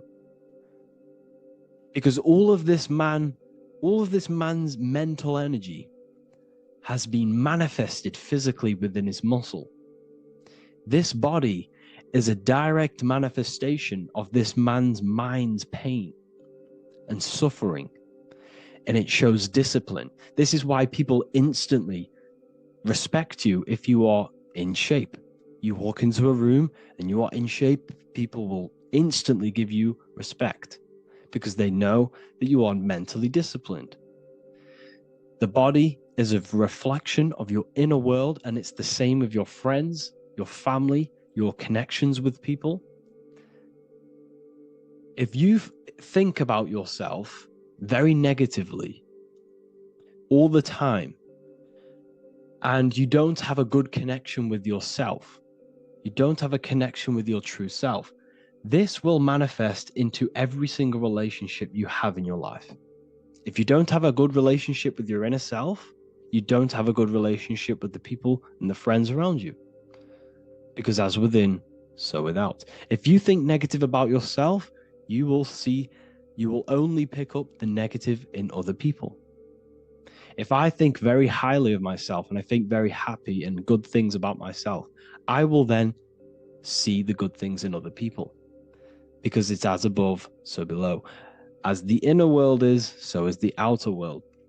It's the same with your life circumstances. Your life is a direct correlation of every thought you thought in the past.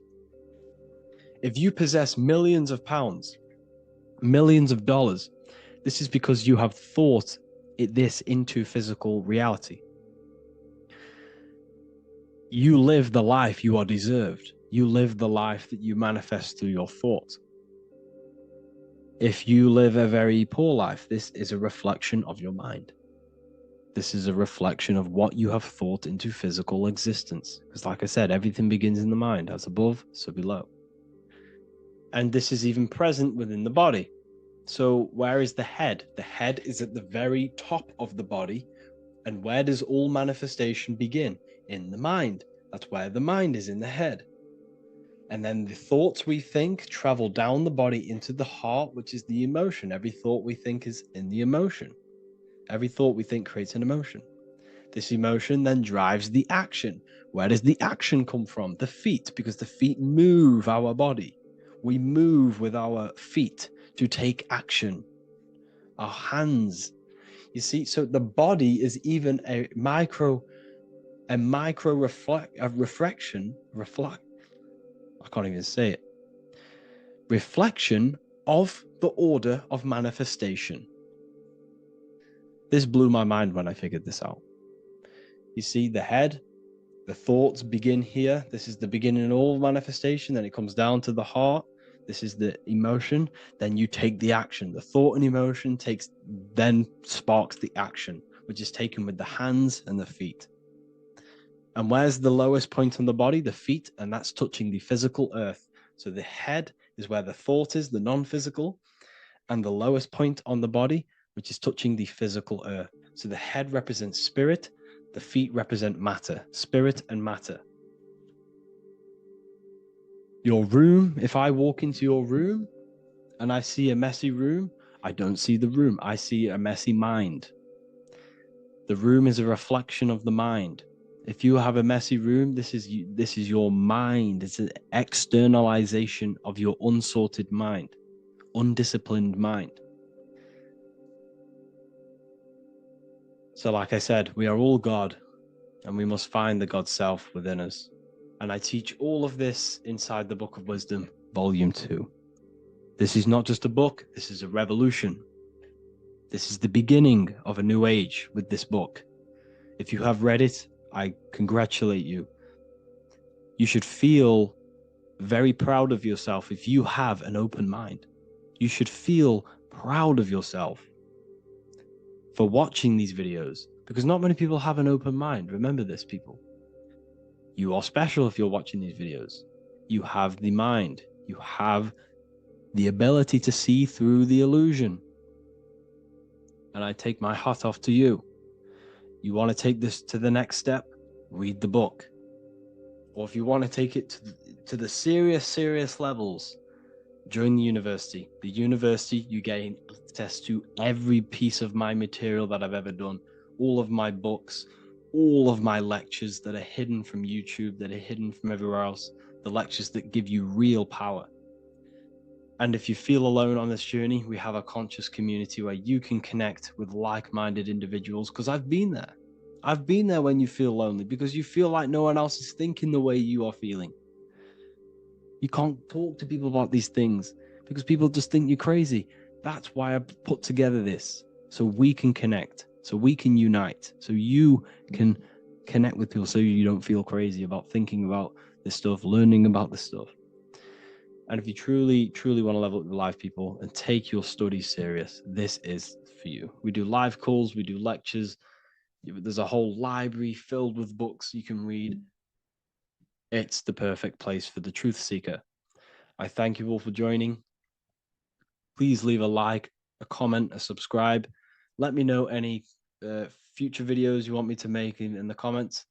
Thank you all. Have an amazing day.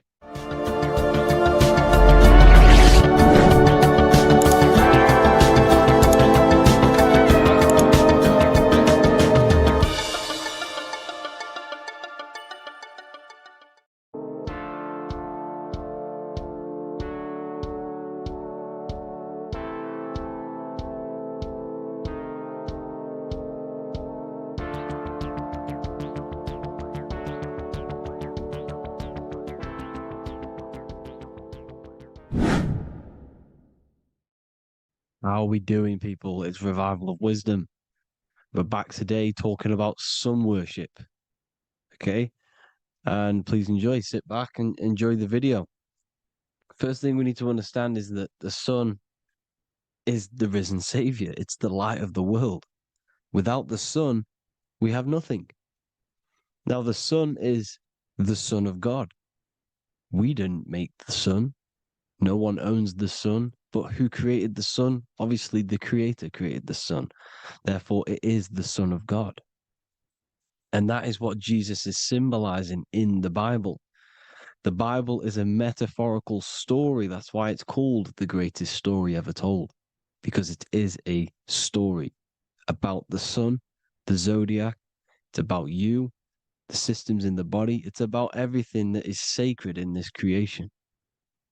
Now you can see the suns behind Jesus' head in all of the ancient portraits, even the ones that are more modern. You still see a sun on the back of his head because he is the sun. He's the light of the world, our risen savior.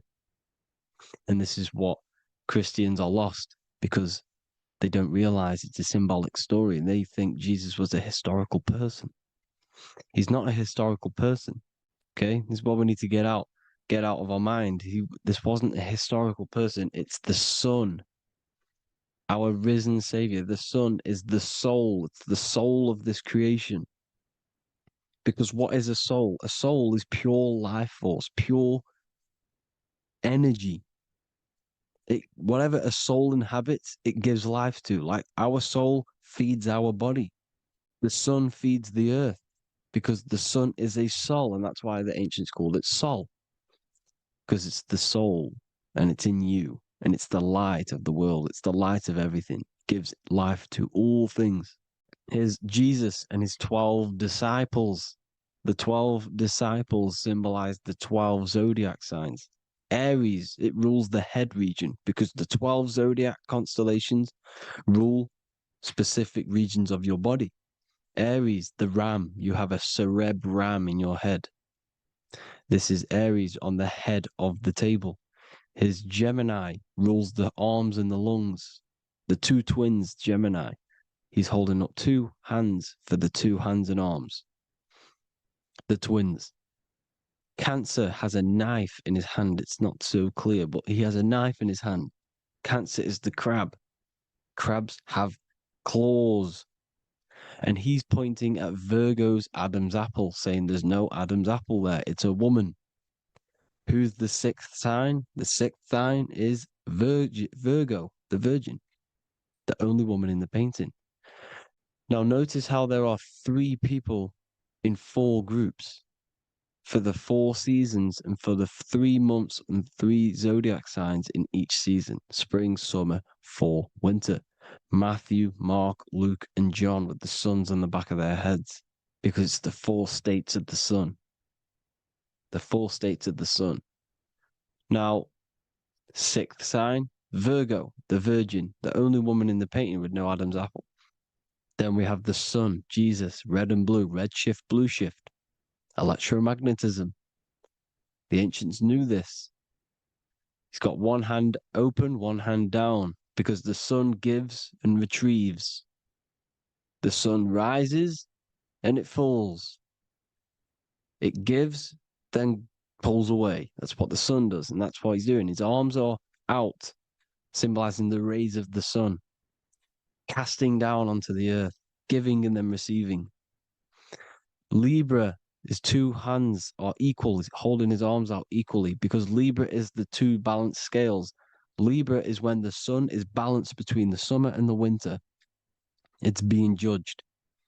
The sun isn't balanced. That's what Libra is, the 2 scales. Capricorn is the goat. Goats have 2 horns, and you can see the 2 horns on his head here. See? So this is astrology. This is what Leonardo da Vinci is depicting here. It's astrology. He knew the story of the Bible is all astrology. It's all based on astrology. The Son of God, the real Son. Now here are some Bible verses. I am the light of the world. Obviously, that's the sun.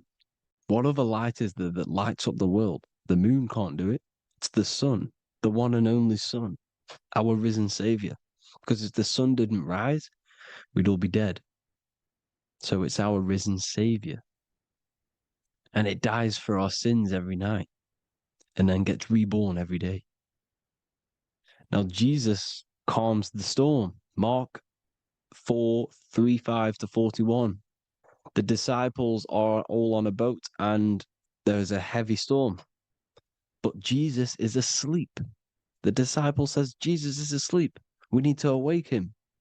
They wake up Jesus, and Jesus got up and rebuked the wind and said to the waves, quiet, be still. Then the wind died down and it was completely calm. Well, when Jesus was asleep, this is the sun not being risen. It's not risen yet. Because in the night times, that's when the storms happen on the sea, in the ocean. And when they awake Jesus, Jesus rises because he's the sun. He rises and everything calms. Because when the sun comes, the storms go. You see? So it's the sun. It's all about the sun. Here's another, Luke 22:10. A disciple asked Jesus, when will we know it's the end times? And Jesus says, as you enter the city, a man carrying a jar of water will meet you. Follow him to the house that he enters. Well, this is clearly talking about astrology, the topic that Christians think is satanic, when they don't realize the whole thing's based on astrology. Because the end times is the end of Pisces, which is the two fish, which is the age we've just gone out of. And you can see all these ancient churches here with two fishes, because they knew it was the age of Pisces. There's an ancient photo, ancient artwork with the two fish, Pisces. And the end times, as it talks about in the Bible, when Christians think the world's going to end or something. But no, it's just the end of Pisces.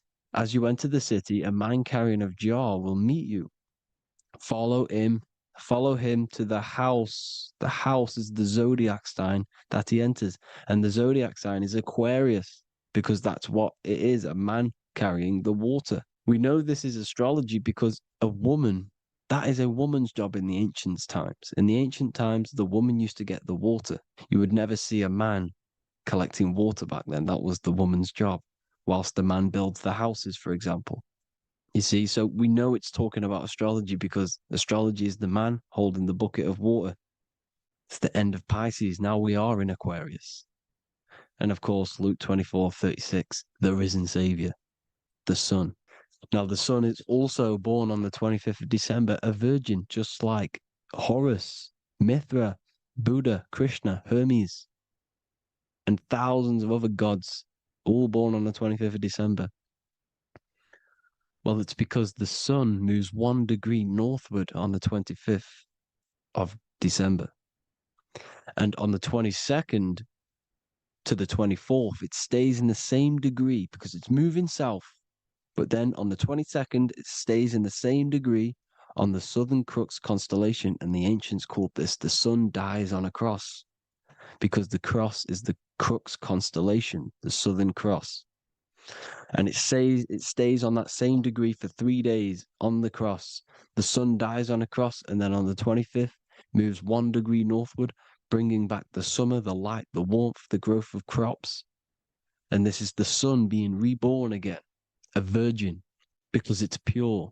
And here's Mithra, another sun god before Jesus was around, before Christianity. It was Mithraism, and Mithra, Ra is Ra, the sun god, Egypt. It's all about Ra, the sun. You can see the crown of thorns on Jesus' head, symbolizing the rays of the sun. And here are the rays of the sun on the back of Mithra's head. Krishna, the sun. Buddha, the sun. Horus, horizon. All born virgins, all did miracles, all resurrected. Dead for 3 days. Well, here he is, dead for 3 days on the cross. And resurrected, because it's the most ancient religion ever been on the face of the earth, the worship of the sun. And we should worship the sun, because without the sun we are nothing. The sun feeds us, feeds the earth, feeds everything. Without the sun we are nothing. It's been reversed, and now we're worshipping man, when we're worshipping a man called Jesus was never real.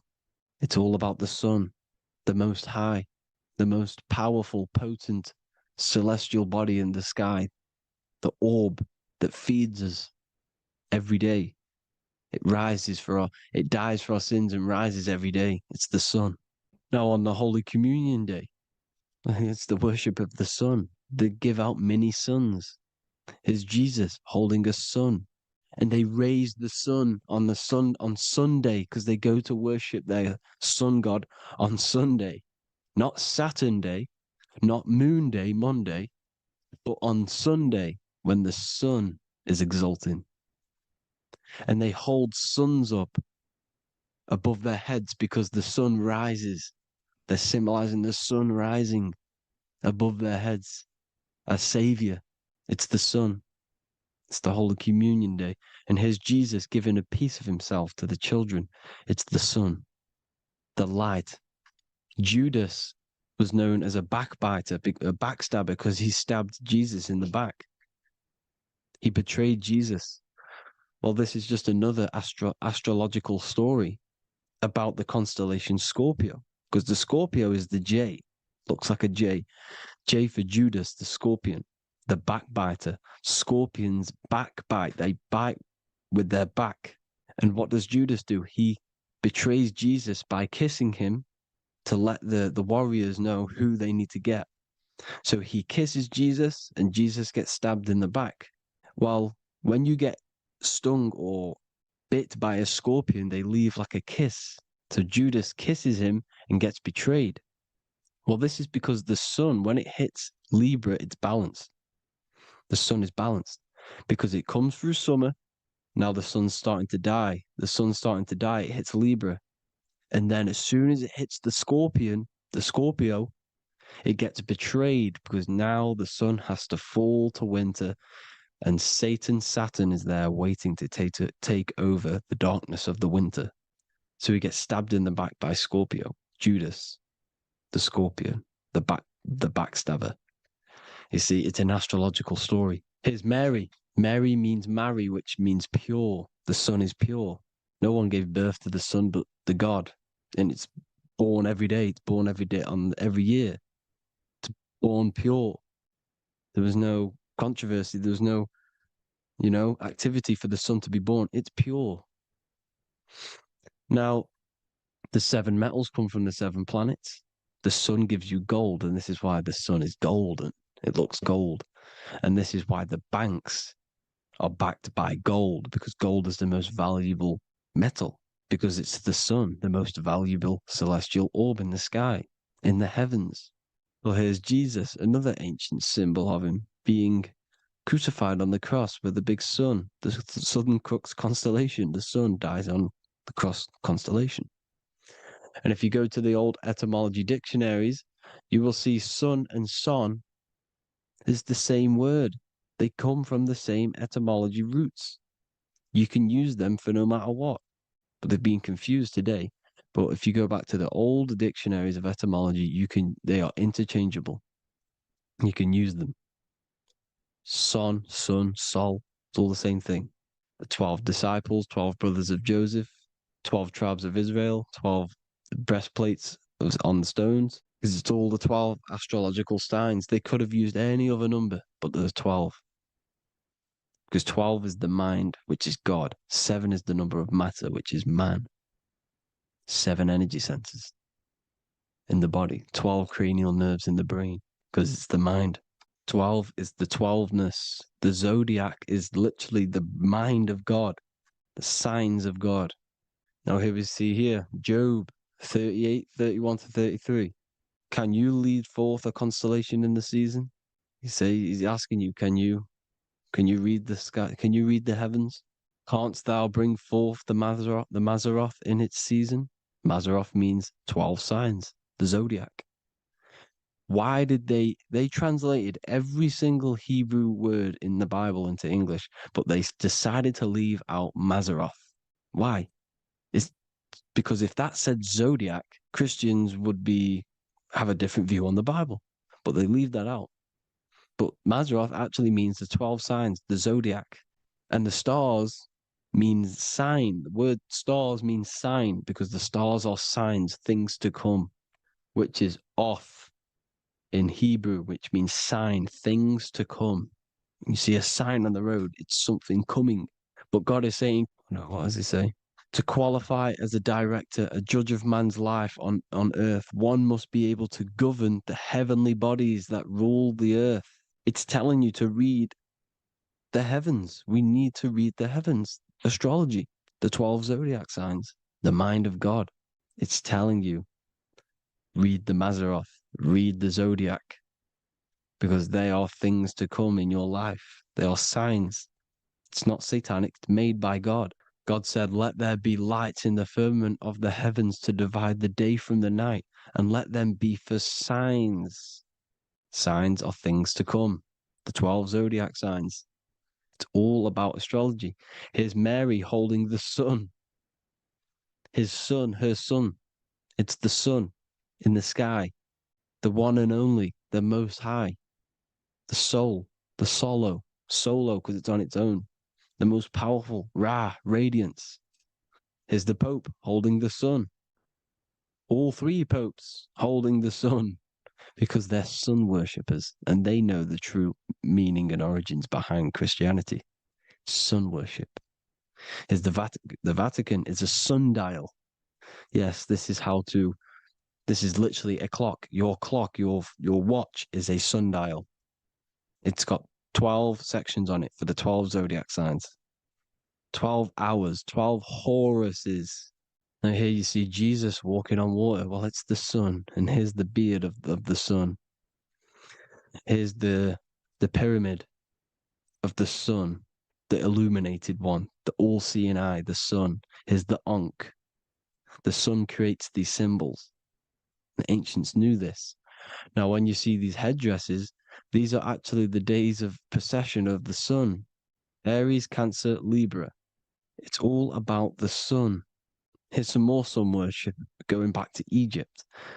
Ra, Horus, Osiris, and Set.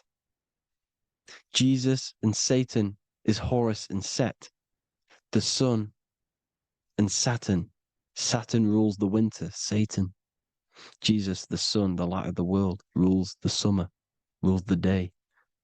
Satan's the night, Saturn's the night, the sun is the day. The evil brother, Satan. Well, Horus comes, this is where we get the word hours from. There are 12 Horuses. The sun moves in 12 Horuses, 12 hours. Where's Horus? What hour is it? Where's Horus? His Ra, 12 noon, Ra, radiates, powerful, the most high sun. That's why he has a sun on the top of his head. These are the four states of the sun.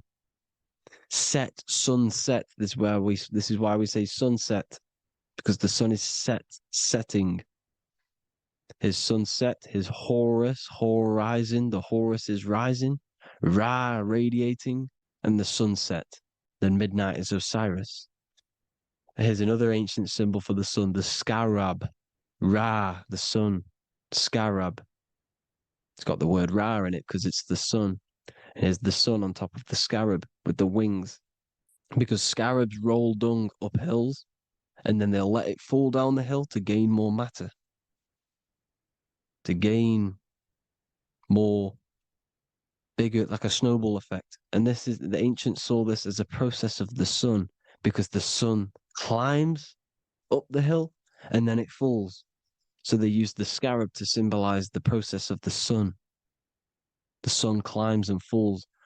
Here's an ancient Egyptian cat cutting off the head of the serpent. Well, the cat is cutting off the head of the serpent, symbolizes the sun cutting off the nighttime.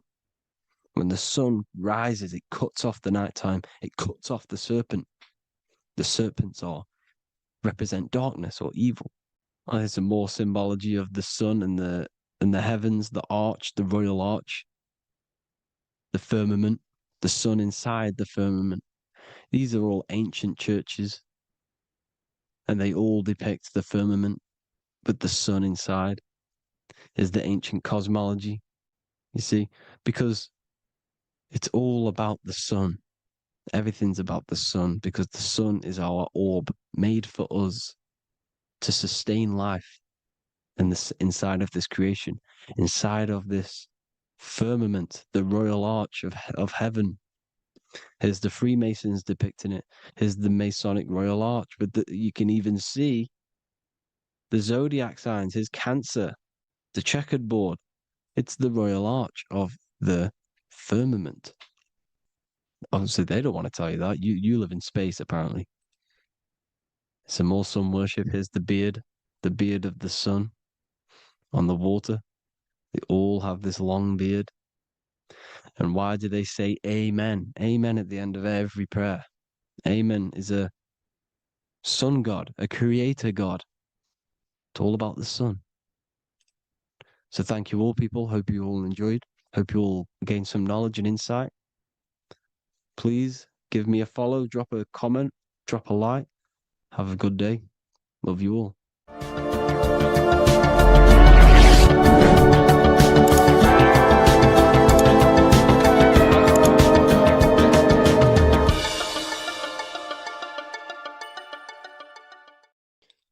What if I told you don't have one body? You in fact have four. There's a secret hidden right in front of you, and most of you overlook it. And by learning these teachings today, this will change your perspective on life, on yourself, and completely change the conception of yourself. This is the key to your highest potential. If you stay with me today, you will find secrets about yourself that will change your life. But I warn you, once you step this path of esoteric knowledge, there's no going back. Once you see, you can't unsee. So stay with me, and we will discuss the four bodies of your soul and how you can master yourself to reach your highest potential. The first thing we must understand is that there is a sun. And just like the sun gives life to the earth, there is this life force within the sun that gives life to all matter. We must understand that that matter itself is dead. It has no life potential. It has no ability to create or destruct anything. All of the life comes from above, from the sun, from the life-giving power of this infinite energy source we call the sun. No matter what model you believe, the sun still gives power to this physical realm, giving life to all of the crops, giving life to animals, giving life and growth to all things that the rays come in contact with. This is a macrocosm process. We must understand the teachings of as above, so below. This means that the macrocosm repeats itself in a microcosm form. Now, what do I mean? Humans are made in the image and likeness of God. You are a miniature version of God, a spark of the divine consciousness made in human form, in physical form. Just like the sun gives life to all physical matter and growth to all crops on the earth, your soul is a miniature sun. And your soul is giving life to the body. Your body is a miniature earth, which also goes through the cycles of the 4 seasons of the sun. We feel different in each one of these seasons. It's because our body does not only go through these cycles externally, but these cycles happen within ourselves, within consciousness. Your soul is the sun. The sun you see in the sky is an externalization of your soul. Your soul is the life force. You are the soul, not the body. And like the sun gives power to the earth, the soul gives power to your body. So first, let's look at the etymology of the word sun. The word sun comes from it's a Latin word solis or sol, which means the sun. Sol then became soul, sun, soul. And in fact, S-O-N and S-U-N in the old etymology dictionary mean the exact same thing. They are interchangeable. So when we look at the symbol of the sun, we look at a circle and a cross, which represent the 4 aspects of the sun, the 4 seasons of the sun: summer, winter, spring, and autumn. These are the 4 states of the sun. Like we said, this is why we get this symbol.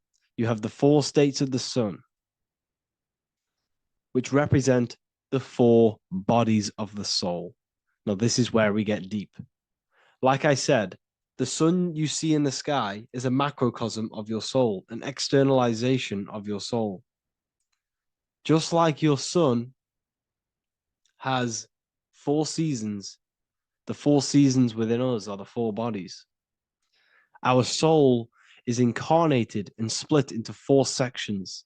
We have a mind, we have a physical body, emotions, and spirit. These are all interchangeable and they are all linked. In ancient alchemy, we have the exact same symbolism of the four stages of alchemy. But in this case, they're symbolized as the four elements: earth, water, air, fire.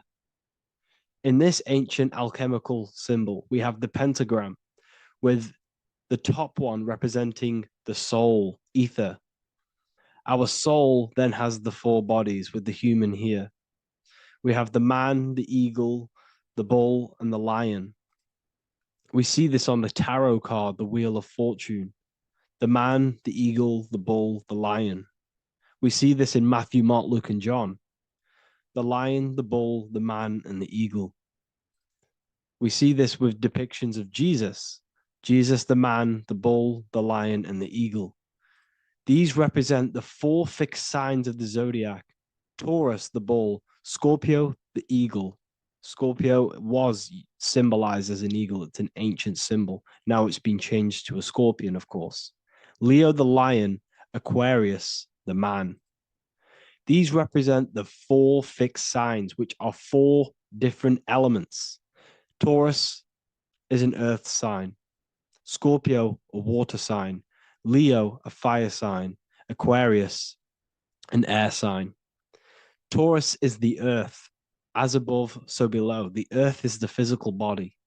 Leo is fire. Fire is the spirit. Scorpio is water, which is the emotions. Aquarius is the mind, which is an air symbol. Air is the mind. That's why we call people airheads. Okay? So what we're actually looking at here are the four aspects of our soul. We have the sun in the middle and the four bodies of the soul. This is what Jesus is symbolizing. Jesus represents you. God made flesh with the four aspects of the soul. The four gospels are all depicting Jesus in four different ways according to the different body of consciousness. The Wheel of Fortune are representing the four bodies of the soul. This represents the four bodies. Now, how are they four bodies? They are four dimensions of consciousness. The mind is not made of the same substance of the emotion. The emotion is not made of the same substance of the physical body. The spirit is not made of the same substance as the physical body also. They exist in four dimensions of consciousness. They are four bodies of our soul. And the most important teaching here is what I'm actually getting to, is the powerful one. This is what gives you power. Most of us live in chaos. Our mind is thinking of doing something. Our emotions are feeling something else. Our body is lusting and wanting to do something else. And our spirit's energy is completely off. Most people live in unbalance. None of these four bodies are working together. This is why we produce chaos in our lives. When these bodies are in balance, are not working together. So in alchemy, they symbolize the four elements, which are the four bodies of consciousness. These are the furnaces with the fire. They represent transmutation of each body. We have to sync these bodies. We have to sync the mind with our emotions, and our emotions with our actions, the physical body, and with our spirit. These four key bodies need to be in line in order for us to create consciously in our life. Because each one of us is a creator, a miniature version of God, creating our own earth, creating our own material reality. And in order for us to create consciously and with effect and power, we must have these bodies unified so that we can create consciously and not create chaos. So this is very, very important. And this is a secret teaching found in all ancient societies. But this is what the hidden symbolism of astrology actually is. The sun is our soul, and the 12 zodiacs are 12 aspects of our soul. And we have the four aspects of the four main bodies. This is what we're looking at. We're not looking at the sky. We're actually looking at aspects of ourselves, aspects of our soul that we must master and transmute in order to become our highest potential. So I hope this makes sense. And it may take a while for you to fully understand this, but the key knowledge in order for you to understand any of these teachings that I've gone through today is the major teaching of as above, so below. What is above is below. What is within is without. Your inner reality projects the outer reality. What is inside of you is outside of you in some form or way. Whatever trees, whatever roots that go down will always shoot up. When you throw a bouncing ball, you shoot it down, it will go up. As above, so below. As within, so without. God did not make a creation separate from himself. We are all extensions of the divine made in physical form. And we are incarnated into 4 sections. Our soul is separated into 4 sections. These are the 4 corners of reality. These are the 4 pillars of reality that we must control. So in order to access our soul in meditation, we must turn off these 4 things. Turn off the mind, the emotion, the spirit, and the body. And then we access the soul. So I hope this video helps today. And you can learn all about this in the Book of Wisdom, Volume 2. This book is a revolution in consciousness. I do not recommend everyone reads this book. This book is only for people who are serious and want to transform their lives. This book is a book that will change the scope you see reality. It will change your perspective on yourself because you will resonate with this. This book does not just give you information. It gives you a sense of well-being. It gives you truth, and you will find your power from this information. This information is not just information, it's a key to your path of enlightenment and transformation. So you can find this book in the description of this video. And if you are part of the university, I will see you on the live calls. Thank you, everyone. Please leave a like, subscribe, and a comment, and let me know whatever videos you want me to make next. Anything that you fail to understand or have any confusion with, I can make a video on it. So let me know in the comment section any reviews or anything I should do. Thank you all, people. Have a great day.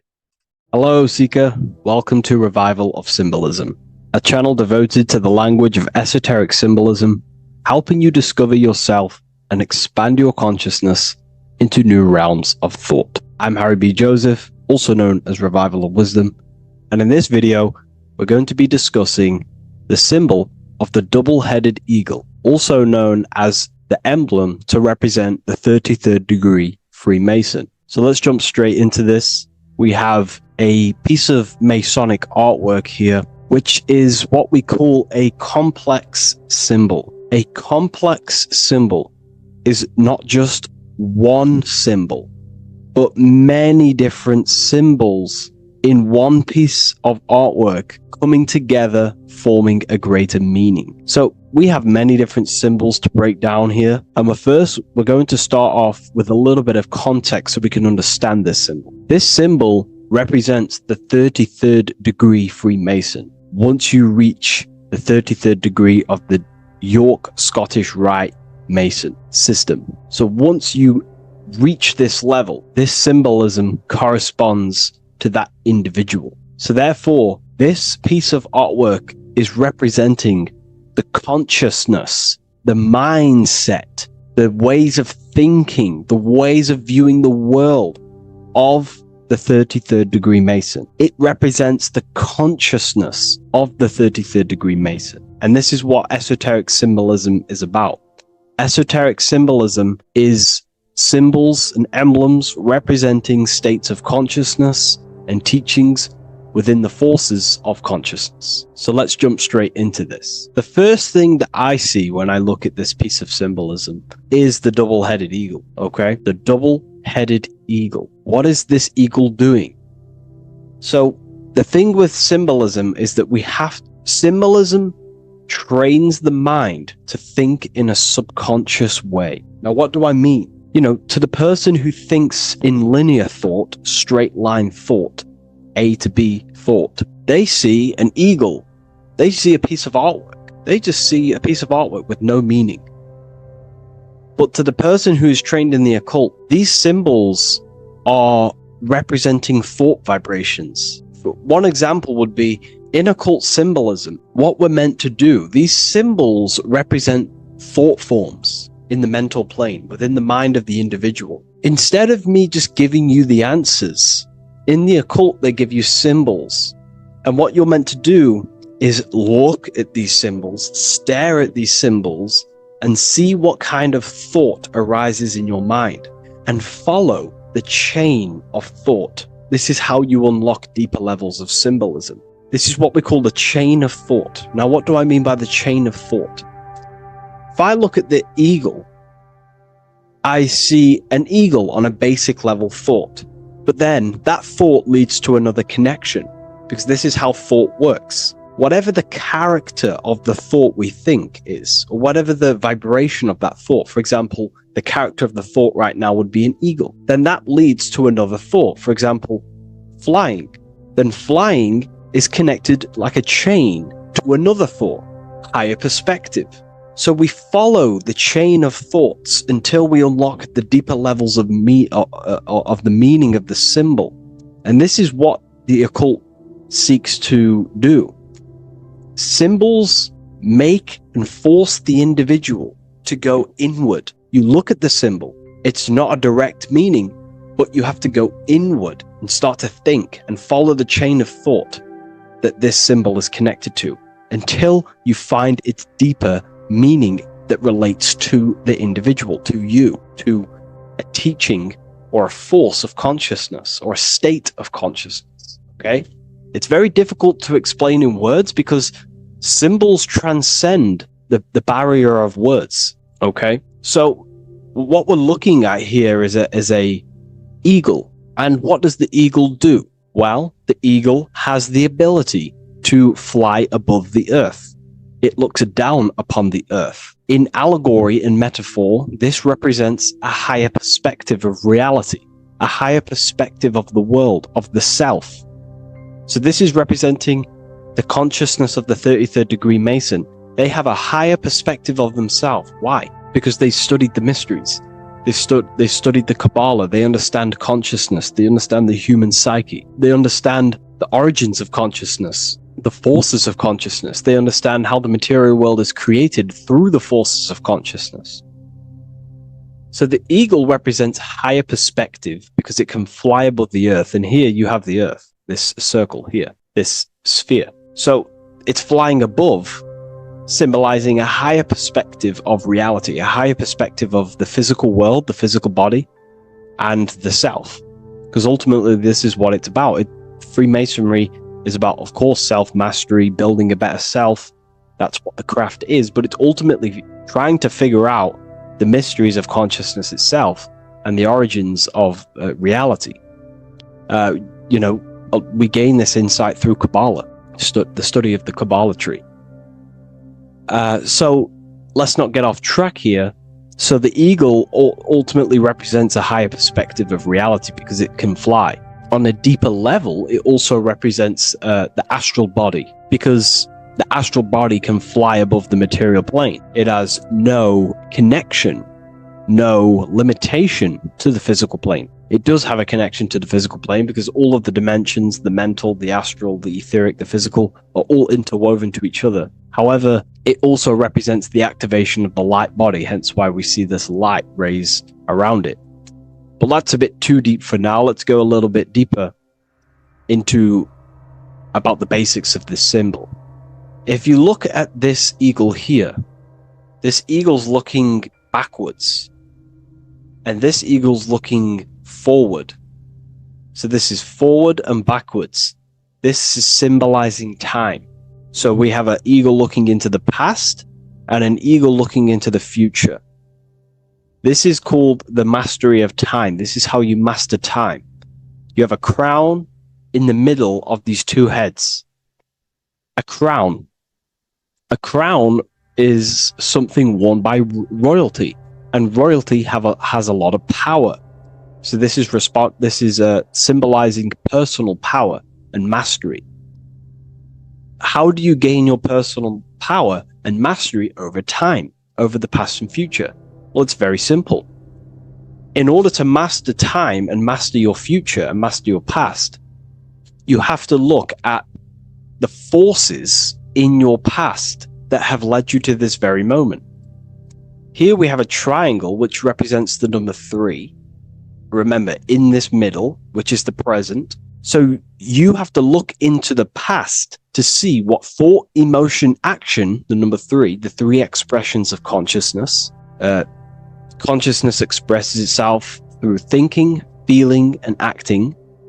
That's how consciousness manifests itself in 3 different ways. You have to look into your past to see what thought, emotion, and action has led you to this very point in your life in the present moment. And what you can do now, which is your power, the present moment is your power, you can ultimately change your thought, emotions, and actions now to create a better future. You observe the past to see what thought, emotions, and actions created your present moment. You notice the mistakes and you change the now through thought, emotion, and action to generate a better future. This is how you master time. Now, keep in mind, this is always in the mind of a 33rd degree Mason. Someone who is highly, mastered, they keep this in mind. Just like they keep in mind what thoughts they are paying attention to.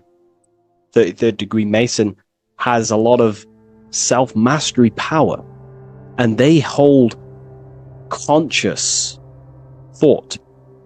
Most people think unconsciously and without power. A 33rd degree Mason is trained, their mind is trained. Therefore, their mind thinks powerfully. They do not think randomly, because they understand thoughts are the seeds to physical creation. All physical creation is a crystallization of thought. So ultimately, this double-headed eagle representing left and right, and the crown in the middle represents mastery over time. That's how you master time. Again, here we have the eagle standing on top of a sword. The sword is, of course, on a basic level, the sword represents power. Because if I hold a sword to you, I hold the power over you, because you will more likely fear. But if we go even deeper, the sword cuts through the air. When you swing it, it moves through the air. Therefore, it's a symbol of the air. Because you can't really make a symbol of the air, because air is invisible.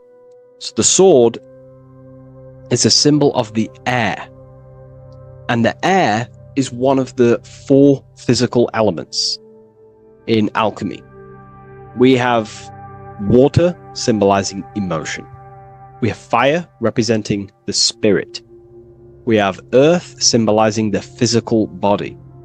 Then we have air symbolizing the mental body. The mental body. So the mental body is symbolized by this sword. A sword has to be continually sharpened. If you don't sharpen the sword over a long period of time after using it, it will become dull and it won't be very effective. This is an allegory symbolizing the human mind, because the human mind is like a sword. If you do not sharpen your mind, you will lose control of your mind.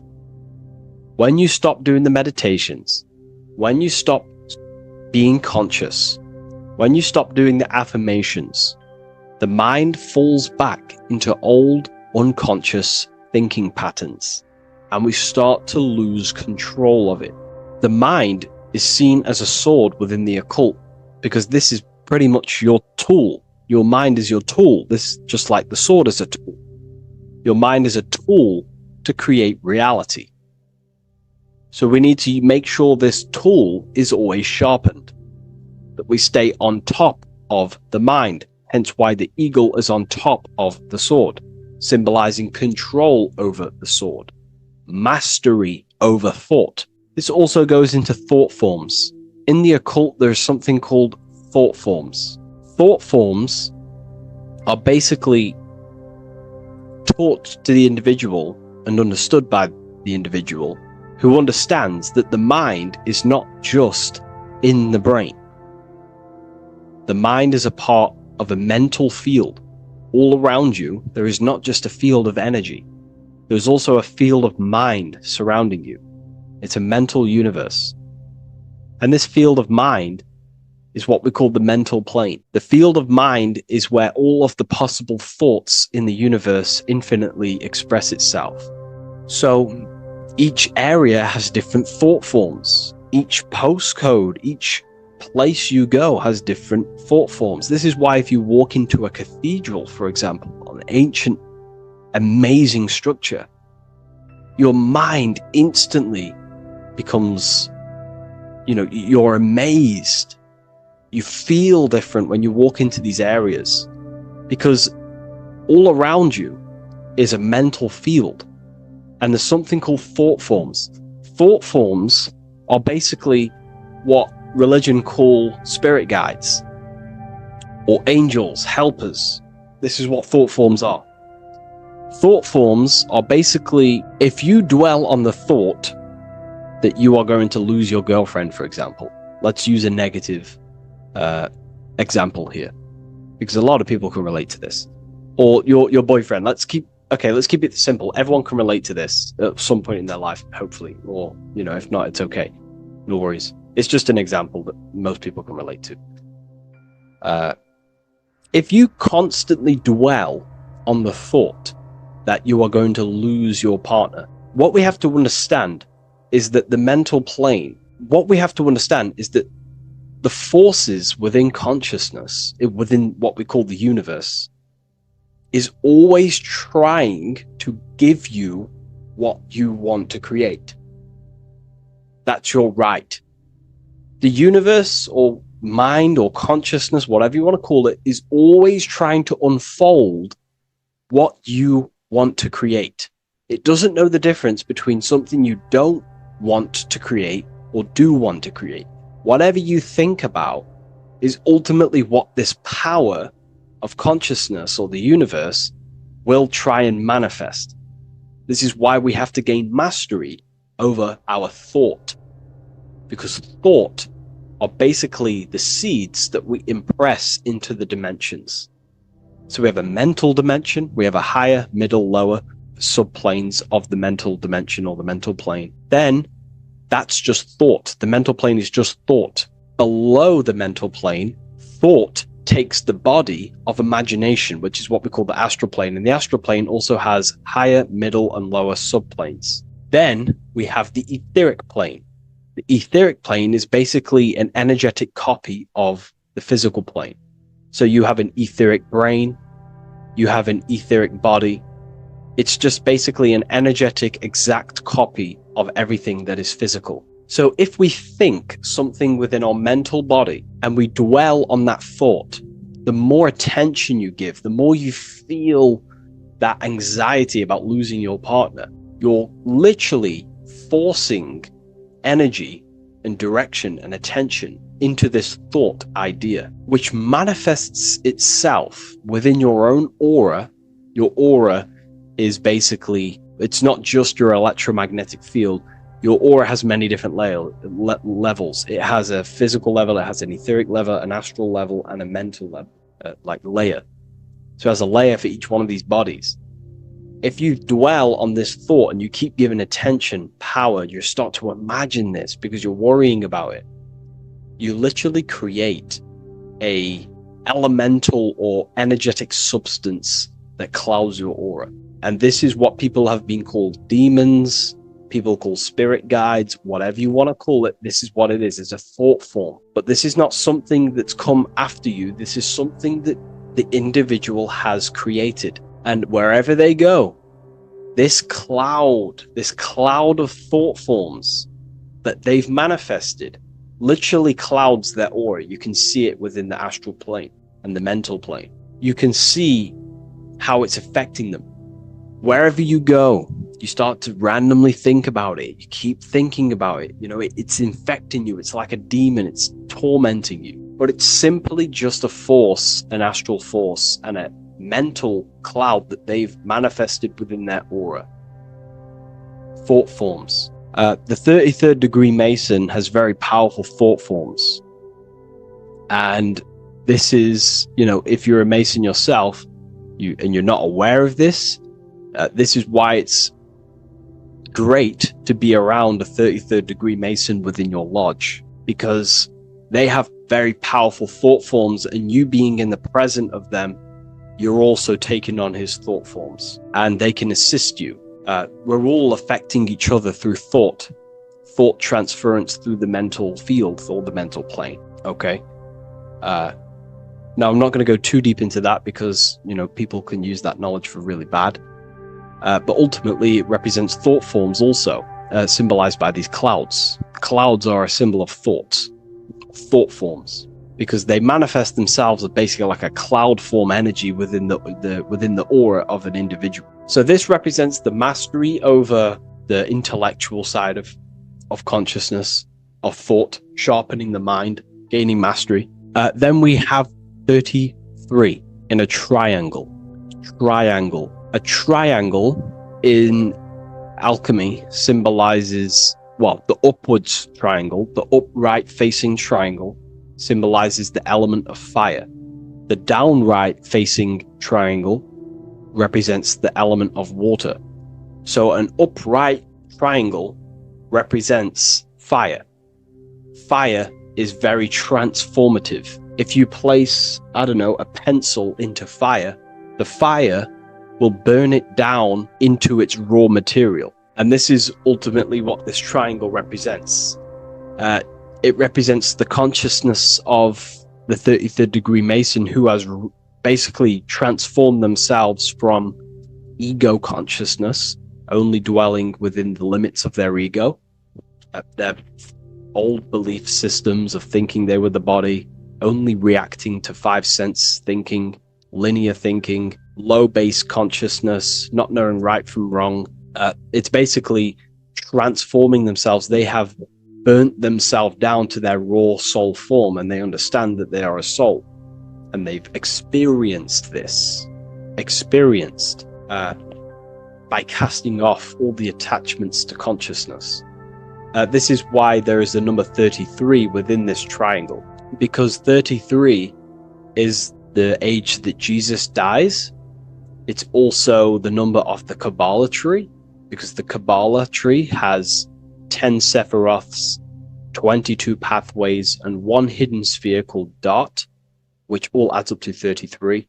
And the Kabbalistic tree of life, just to give you a bit of context, basically is a blueprint of how God manifested the world, and you are an expression of God. So it's also representing how your soul fell into matter, how consciousness creates matter. And it's also a diagram of how reality is not fixed, but it's ever unfolding creation through these forces of consciousness. So the Kabbalah teaches a way back to source consciousness if you go from the bottom of the tree to the top. And in order to go to source consciousness, you have to die symbolically. It's the death of the self, the death of the ego, the death of the old self, the old belief systems that you had. That has to die. The old person has to die to give room to be spiritually reborn, so you can actually figure out who you actually are. Your ego has to die. Now, that's not saying ego death, but you have to basically give away all of your old belief systems to then be spiritually reborn.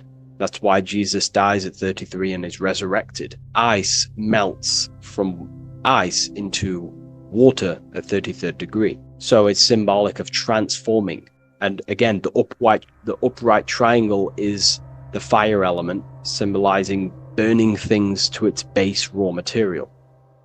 33, which is again death and resurrection. So it's all about burning the old self and being spiritually reborn again. This is the teachings of Hermeticism, Christianity. It's in everything. You'll see this symbolism or this story of death and resurrection absolutely everywhere in the ancient myths, because it's all talking about the same thing. You have to symbolically die. You have to kill off the old self to be spiritually reborn, to be initiated into a mystery school. So the 33rd degree Masons basically saying, well, they have resurrected. They have resurrected the connection to their soul, because as we grow older in this life, we lose connection with our true authentic self as we as the ego develops as we get older. And if we don't stop developing the ego, we never actually connect with who we truly are, which is a divine, immortal, formless being who has the infinite power of creation. This is what you actually are.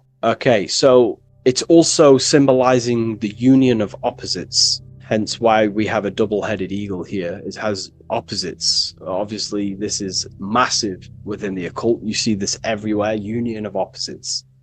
Okay, so union of opposites goes from, basic teachings to the most advanced teachings that most minds are not ready for. Union of opposites is on a basic level is union of the mind and the heart, going from mind consciousness, which is basically ego, the lower self. That's not to say the mind isn't powerful, but that is the house of the lower self. The ego. It's the house of the ego. So we have to learn how to use the mind for what its proper use. The mind's proper use is for the soul to create.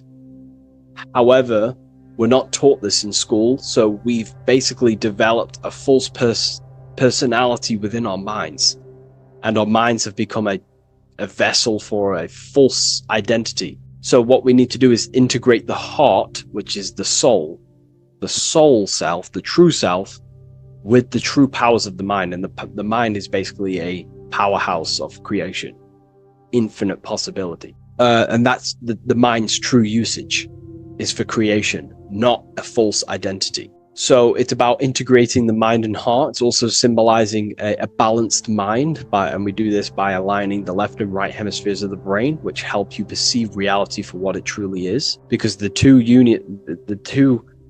double-headed eagles, they're joined together, so it's union of opposites. So it's about reintegrating the female and male aspects of self, such as the left and right hemispheres of the brain, the mind and the heart, all working as one system. When we align the left and right brain, we see reality for what it truly is. Now, what do I mean? Most 90% of people, I'm not putting anyone down, if you relate with this, it's fine. We're all here to work on ourselves. I'm not putting anyone down. People with a left hemisphere dominated view on reality see things as a very logical. They see reality logically, basically. Now, what do I mean? They see things as this is science, that's mathematics, that's religion, that's metaphysics. They're all separate and divided because that's what the left hemisphere does.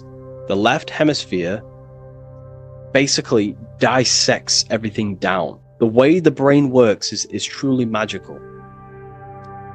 The right hemisphere of the brain allows us to basically see a bigger perception on reality. It sees the bigger picture. The bigger picture, for example, the woods. It sees the woods as a whole unified woods.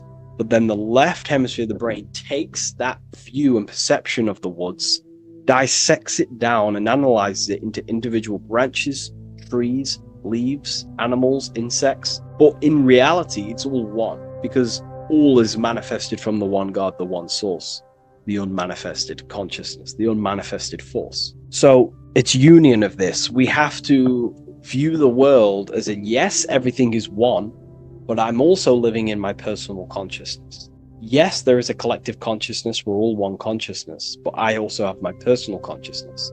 I need to think about both, making sure that my thought, emotion, and action is contributing towards the evolution of myself and the evolution of humanity. A person who is only left hemisphered only thinks about themselves mainly, 90% of the time. They only, they're trapped in ego, and the individual can't see pattern recognition, really. Pattern recognition is more the right hemisphere because it sees the whole. So it's about aligning the brain hemisphere so we can actually see reality for what it is, so we can, without distortion or illusion, and be neutral. Okay, we have light rays. Light rays are very symbolic within the occult, especially Freemasonry. Light rays are symbolic of force and form. These are the two dualities within the occult. Force and form. The internal world is force, external world is form. Everything outside of you is a formation of force. No force ever takes place on the physical plane. All force takes place within mental, astral, or etheric. The physical world is form, formation. Therefore, what is the force that drives you? What is the desire that's a force? Emotion, force, thought, force. What are the forces driving you to take action in the physical world? And we need to gain mastery over these forces. Light is also a symbolic of knowledge, because knowledge is considered light. This is why Freemasons say going from darkness to light. Darkness is ignorance. People who are only aware of their five senses, they don't want to know anything else. Their minds are completely shut off. I have my belief system. That's it. I'm happy. I don't care. That's their ego limiting themselves and building their own prison. Light, on the other hand, is about going from a state of unconsciousness, of not being aware, into a state of light. Light makes things reveal itself. If I shine light on you when it's dark, I reveal truth. You're there, you're manifested. If you're in a dark room and I shine a torch on you, you're revealed. The veil is lifted. The darkness is gone. So this is symbolic of light revealing higher truths to yourself as you walk the path of self-realization and gnosis. So light is symbolic of this also. They have high amounts of intelligence, a 33rd degree Mason. They have a lot of light. They have a lot of knowledge. They've researched a lot of things. They're intelligent in many different areas of life, within speech, within grammar, the way they portray thought, their mastery, their level of mastery, their understanding of themselves is very advanced. They also know a lot about physiology, about the brain, about the body, life, consciousness, astrology. They know a lot. They have a lot of light. 33rd degree Mason. Me, myself, I'm not a part of Freemasonry, and if I ever do become a part of Freemasonry or any order, I will openly share it to all of you. This information has come from following the chains of thought through self-study and self-realization, and studying Freemasonry from an external view. You can gain a lot of insight just by studying symbolism itself. Masonry is about being a builder. That's what the word Mason is. Mason is about building. The word Mason means builder, and it's about building the self. We're all building either our prison of our soul, or we're building our freedom of our soul. Every single one of you. Every time you reject something that if you did something wrong and you reject you being wrong, someone tells you were wrong, but you reject that, or they try to give you a piece of information and you reject it, you're building your mind's prison, stone by stone. But the person who has an open mind to all things is freeing their mind, freeing their soul. So we're all builders of our soul, and we're all builders of reality also. And we're all building Earth. This is the building project is Earth. We're all contributing towards it through our thoughts, emotions, and actions. These are our God-gifted powers: thought, emotion, action. These are our rights to operate in the world. These are your buttons to control the character in the game. So I hope this information has given you a lot of insight about this symbol. Please leave a like, comment, and subscribe. And if you wish to go even deeper, because the occult goes deeper than you could ever possibly imagine, I have a whole private community filled with hundreds of hours of esoteric teachings, self-mastery, things. We have a whole library. If you wish to go deeper, the invite is there and the door is open. I'll leave a link in the description. Have an amazing day, everyone. So depression doesn't actually exist, and in this video I'm going to show you how depression is actually a choice. And I'm going to give you some solutions on how to deal with it. And this is probably going to change your life forever just by doing this alone. Okay, so the first thing you need to understand about depression is that it exists in your conscious mind. It exists in your thinking mind. So what is inside your thinking mind? You have your body, your name, your reputation, your trauma, your memories, your family, your worries, your interests, your bills, your passion, dislikes, goals. right? Most people identify their lives with this. They identify their lives with their thinking mind. They think they're their name, their job, their reputation, their memories. But this is not who you actually are. Who you actually are is the observer of that. What happens if you stop thinking? What is left? You're left with unconditioned consciousness. You're left with the self, which is what we refer to as I. We are the consciousness, not the thinking consciousness. You are not these labels. You are not your thoughts. You are not your job, your name, your reputation. Okay? And the reason why I'm telling you this is because it's very important, is that we are something beyond this body, beyond this name, beyond our thoughts. We are the consciousness. So depression exists inside of the thinking mind, the conscious mind. Okay? So if you want to get rid of depression, you must learn how to escape the thinking mind. And not only just escape, but that's step one.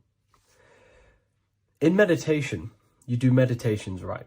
We sit still and we have to learn how to control the mind and turn off the thoughts. And when we turn off the thoughts, depression goes out the window because there's no thought present in your mental field of consciousness to be depressed. Okay? You must understand, who is the one suffering from the negative thoughts? Who is the one suffering? Your mind is not suffering because the mind is producing the thoughts. Your body's not suffering from the negative thoughts. You are suffering. And who is you? You are a soul. You are that feeling. You are that person beyond the thoughts, beyond the feelings, beyond that. You are the one experiencing. You are that. Meditation gives us the ability to turn off the thinking mind. This allows us to escape our thoughts. Okay? And it gives us, over a long period of time after meditation, you'll be able to turn this switch. And this switch will be able to turn off your thoughts. And by doing this, we will be able to control our conscious mind directly by the hand. So when you notice yourself gaining them negative thoughts, we can then turn off the switch of turning off the conscious mind and rising to our authentic self and knowing the thoughts are just illusions. Now, let me tell you something that's very powerful. Most of your thoughts are coming from beliefs. Most of your feelings are coming from beliefs. So if you have a feeling of lack, this is coming from a belief that you don't have much. If you are feeling alone, this is coming from a belief that you are alone. So what we must do is restructure ourselves. We must restructure the subconscious mind. And we do this in many different ways. We can do this with meditation. We can do this with visualization, visualizing our desired reality as if we are living it. We can do this with affirmation. Now, a lot of people think, oh, I'm trying to speak something into existence with affirmation. No, you're not using vibration to try and change reality with what a lot of these new age people will teach you. Vibration, your words will not have much an impact on reality. That's the truth. But what they do have an impact on is reprogramming and recrafting and refining your mind. If you repeat, I am wealthy all day long, your subconscious mind, that word will be lingering inside your subconscious and you will start to mold that into your conscious. You'll start to be consciously thinking about this. Most of your thoughts are coming from your subconscious. So if you want to get rid of depression, you got to figure out the trigger. What are you depressed about? What are you feeling? What are the beliefs that are making you feeling and thinking this way? And that's what you must restructure. You must restructure your subconscious mind through visualization, meditation, and affirmation. You do these all the time. You do these every single day, and you will slowly, if not surely, restructure your subconscious mind. While by doing the practice of meditation, you'll gain the off switch as well.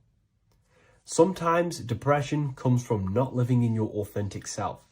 You're not doing the things that your soul is telling you to do. We all know what we should be doing at all times. I don't care what you have on. We all know we should be doing something. We all know that we have these there's a higher aspect of our mind that tells us, oh, we need to be doing this, but I'm actually sat here on my phone. Oh, I shouldn't be eating this, but I'm doing it anyway. There's always that higher voice. And that is the voice that has to be connected to. And when your body's not acting out the voice of the soul, then the soul becomes sadder, sadder, and suffers more and more and more. There has to be a connection between the soul, the mind, and the body. They have to work in unison. Okay? So I hope this video helps with depression, with whatever you're going through mentally.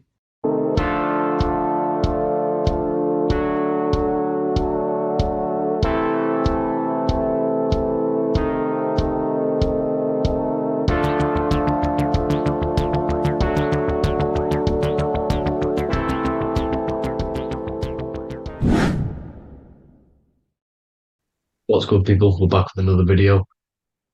This is going to just be a quick video. Manifestation, magic, bending reality. So let's jump straight into this. So you have a conscious and a subconscious part of your mind. The conscious is what you're conscious of, what you're actually doing, where you can choose or not. However, the subconscious is the part of your brain which is automatic. So all of the systems in your body, like the digestive system, your heartbeat, these are automatically being ran. And you do not have to tell these systems to do anything. You do not have to consciously tell your heart to beat. It's automatically doing it. And this is what the subconscious mind is controlling. It's like the dark aspect of your brain or your mind. It is the way bigger aspect of your mind. Okay, it controls all the systems in your body. Okay, and this is where all of your programs are. So when you're in it from your childhood, what you've learned in school, all of these things are being kept in your subconscious, maybe traumas and stuff like that. So the subconscious is the female aspect, and the conscious is the male aspect, because the male is all about action and doing, and the female is more about creation, creativity, intuition. So you have a right and a left hemisphere of your brain, and these are obviously male and female. The right side of your brain is your female. It's to do with creativity, imagination, intuition, insight. Okay. And this is one of the most important sides of the brain. This side of the brain is the most attacked by the elites, whatever you want to call them. This side is one of the most important, because obviously your intuition is a massive part of reality. And if you don't have intuition, then you lose track of the things around you. You can't consciously feel if things are wrong or right. They don't want you to have intuition or creativity or imagination. They want you in the left side of your brain, which is just reasoning, logic, and basic things. So they just want you to tell you what you want, tell you what to learn, and then that's it. They don't want you thinking for yourself, which is the right side of the brain. So whatever the conscious side of your mind impresses the subconscious side of your mind.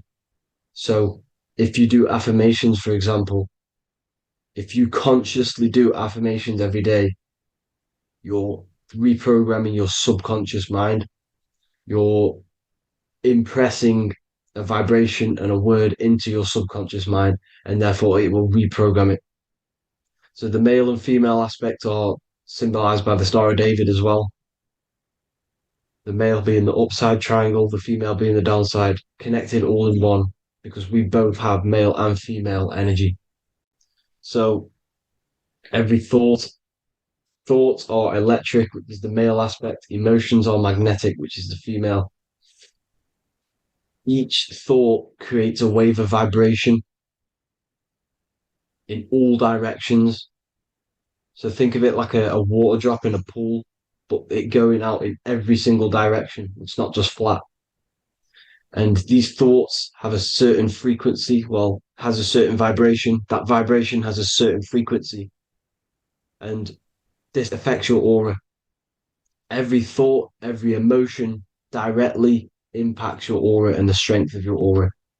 So if you're angry all the time, your aura in the astral plane will look red. However, if you're happy, it'll be more like blue and green. So it's very important. Your electromagnetic field is created out of your emotions and thoughts, and that affects reality because you're 60% water, and frequency and vibration create certain patterns and has a certain effect on water. We'll get into that after this slide. So each thought that people are thinking around you, you are actually subconsciously picking up these thoughts because it's emitting this vibration in all directions. So this is why you can pick up thoughts of other people on the odd occasion. However, when you're more in tune with your intuition, your right side of your brain, you can start to pick up on vibrations, thoughts, and other people's auras. You can pick up on the energy once your third eye is open, and you know whether you should be in that environment or not. This is what we call an atmosphere when we go into a room and you can feel the tension if someone's been arguing, for example. This is the atmosphere, this is the vibrations, these are people's auras emitting these certain frequencies and vibrations. Okay. So our aura is contained of multiple layers. Obviously, we have the physical body. This is the electromagnetic layer. However, you have the different planes of existence, the spirit, mental, astral, etheric, and then physical. The physical is the lowest plane of existence. And the physical plane is a product of all of the planes above. So the mental impresses on the astral impresses into the etheric, and then the etheric creates the physical object. So the mind is the root cause of reality. The mind is the cause of everything. Your consciousness is pure cause. There's no effect. Everything you see in this reality is the effect.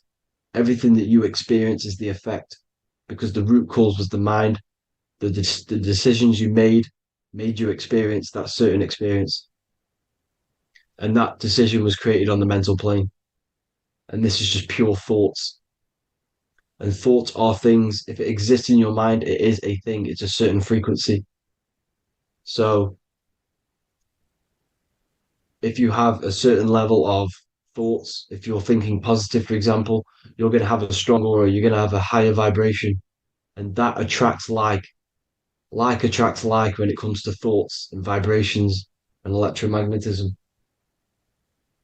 So if you're thinking positive all the time, speaking positive, doing positive, you're then creating a higher vibration, and that's going to attract people on that similar frequency to you.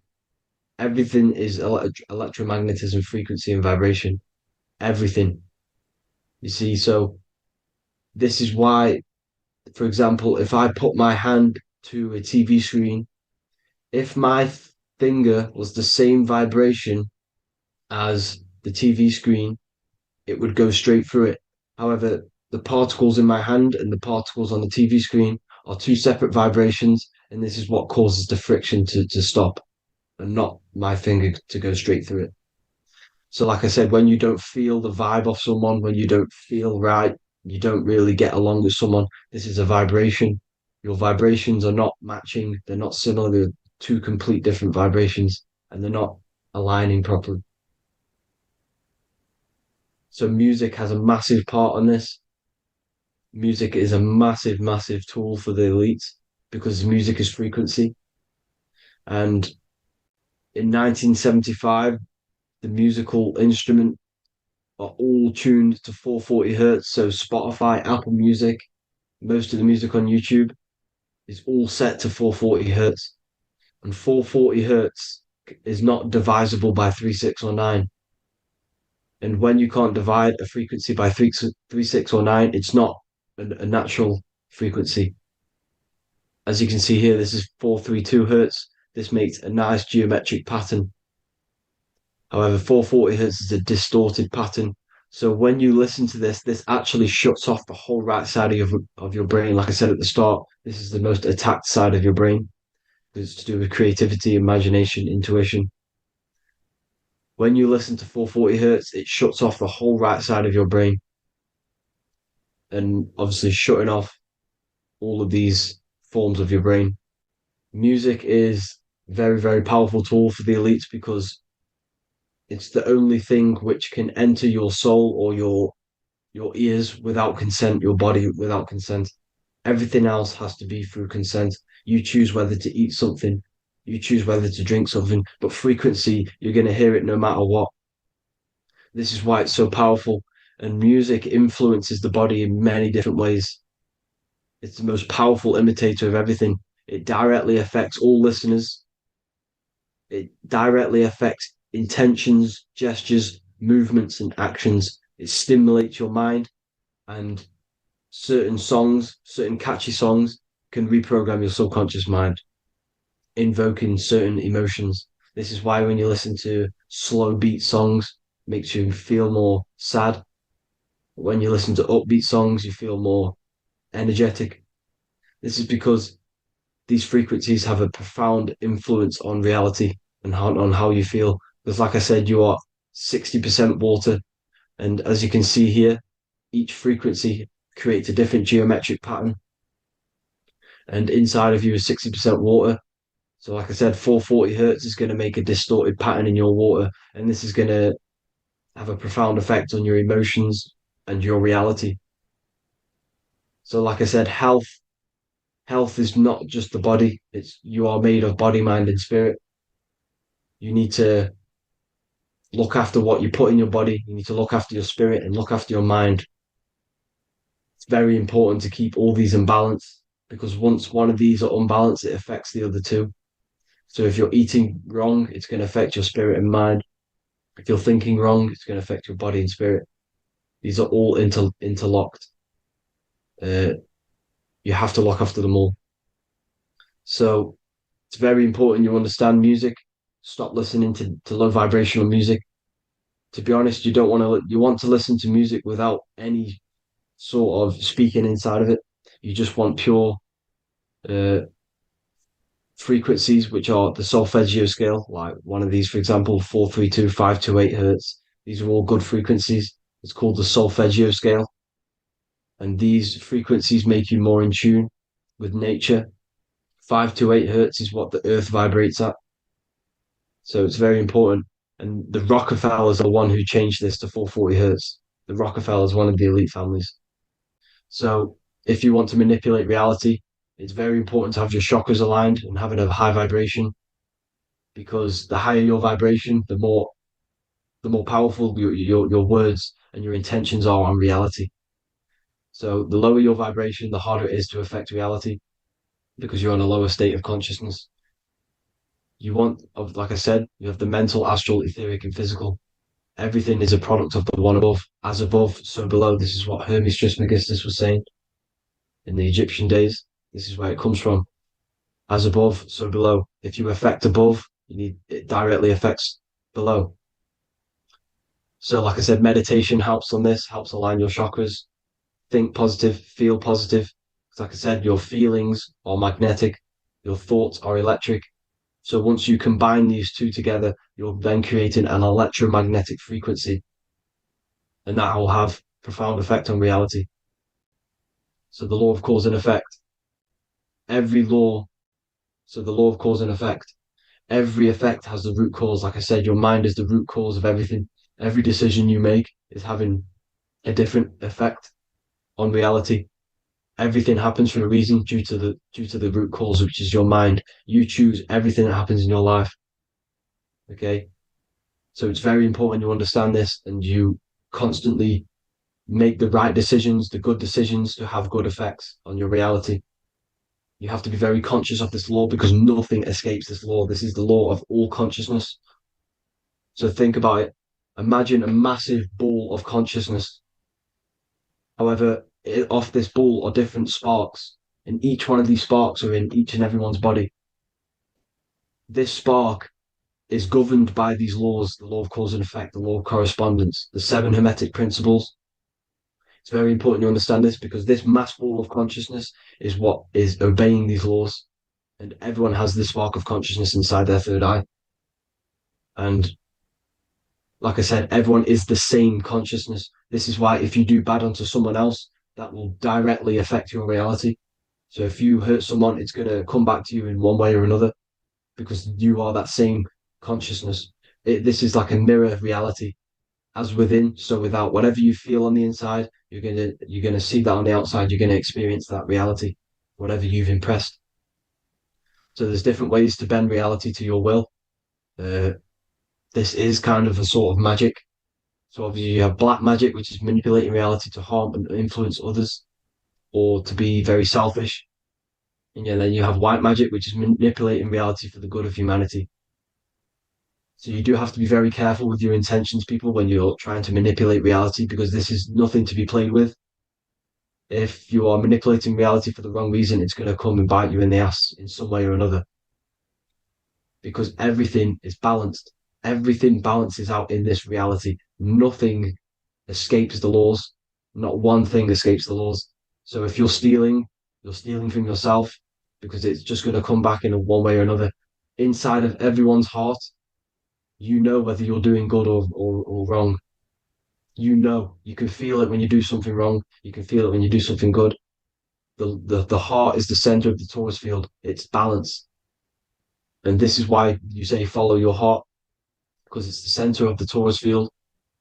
It's very important to listen to this inner voice inside of you, because that is telling you the right things to do, the good decisions to make. And when you keep following that voice, that good voice inside of you, it takes you to your life path. Very important to follow that voice. However, don't let the ego get in the way of it. Don't care what your friends are going to say. It's very important to understand this. So you have different ways of manipulating reality. You have sigil magic. This is where you create your own sigil or symbol. You create your own sigil and symbol, and then you charge it. You behind that symbol, you have an intention. So, for example, if you want to manifest wealth, you create a sigil which represents what you want. You create that sigil, you draw it out, you charge it, because wherever your attention goes, energy flows. So whatever your attention is, you're sending energy that way. So what you do with your eyes and your hands, you place attention on the sigil. Imagine that it's glowing. Imagine that you're sending energy to the sigil, and then you burn the piece of paper once you've done this.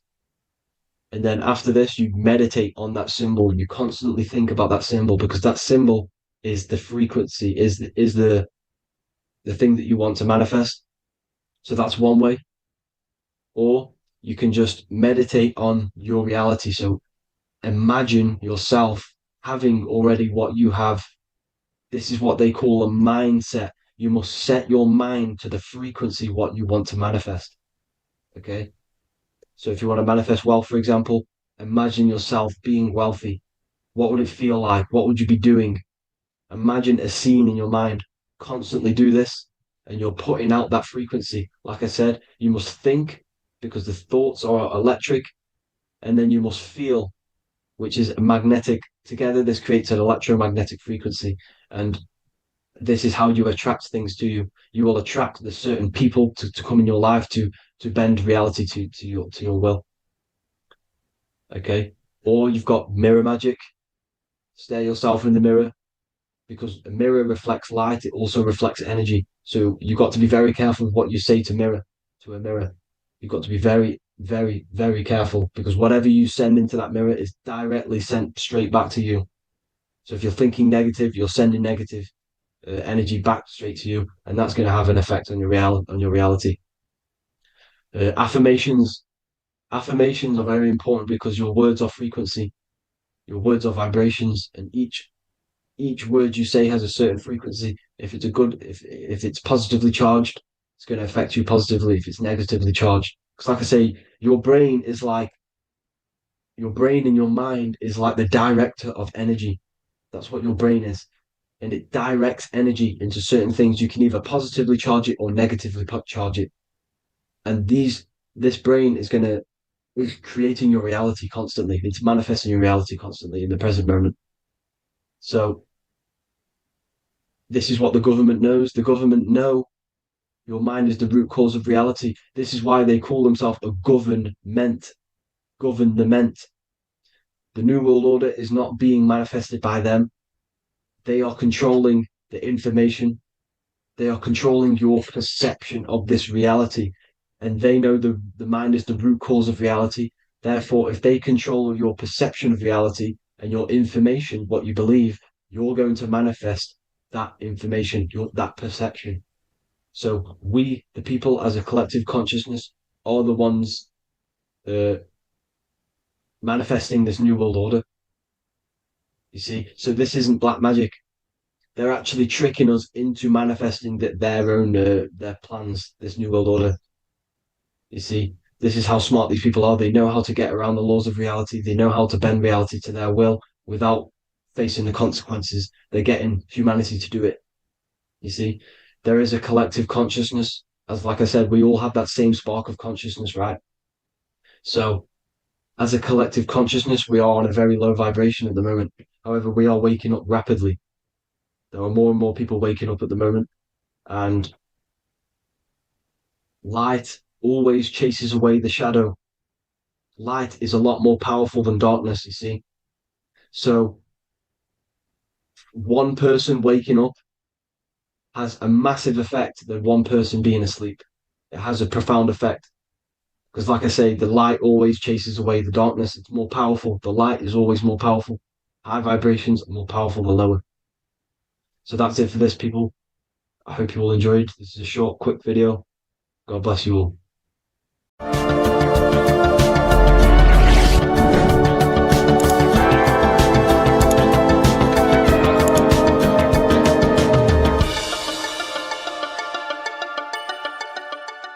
What if dreams aren't random at all, but messages from a deeper part of yourself, trying to show you things? In this video, you're going to learn exactly what dreams are from an esoteric view, how to control dreams, and how to dream more frequently. Dreams are not nonsense. They are expressions of the subconscious mind. In the daytime, we're using our conscious mind, what we are aware of. This represents the daytime, the sun, the external world. We're operating in the external, outside the body in the day. But when we go to sleep, we return inward. Everything does this breath. We breathe in through the nose and out through the nose. Everything does this in and out process in the universe. We live, we die every single day. We wake up, we express things in the external. Then at nighttime, we return back to darkness, back to the internal. This is the breath of the universe. We have summer, we have winter. This is the breath of the sun and the seasons with the earth. You have an internal world and an external world. External is physical, the internal is spiritual. Like I said, when we go to sleep, we are returning back to the internal world of your own consciousness and subconscious mind. Your subconscious mind holds everything about you, your memories, your traumas, everything you've ever learnt, your language, your name, your job, everything you identify with is stored within this vast network of the subconscious mind. It is your own personal consciousness. Therefore, when we dream, we return back to the subconscious mind, and we are in fact thinking, but in a subconscious way. The subconscious does not speak the same language as the conscious mind. The conscious mind uses language, thoughts, and all things that are very logical and very easy to understand.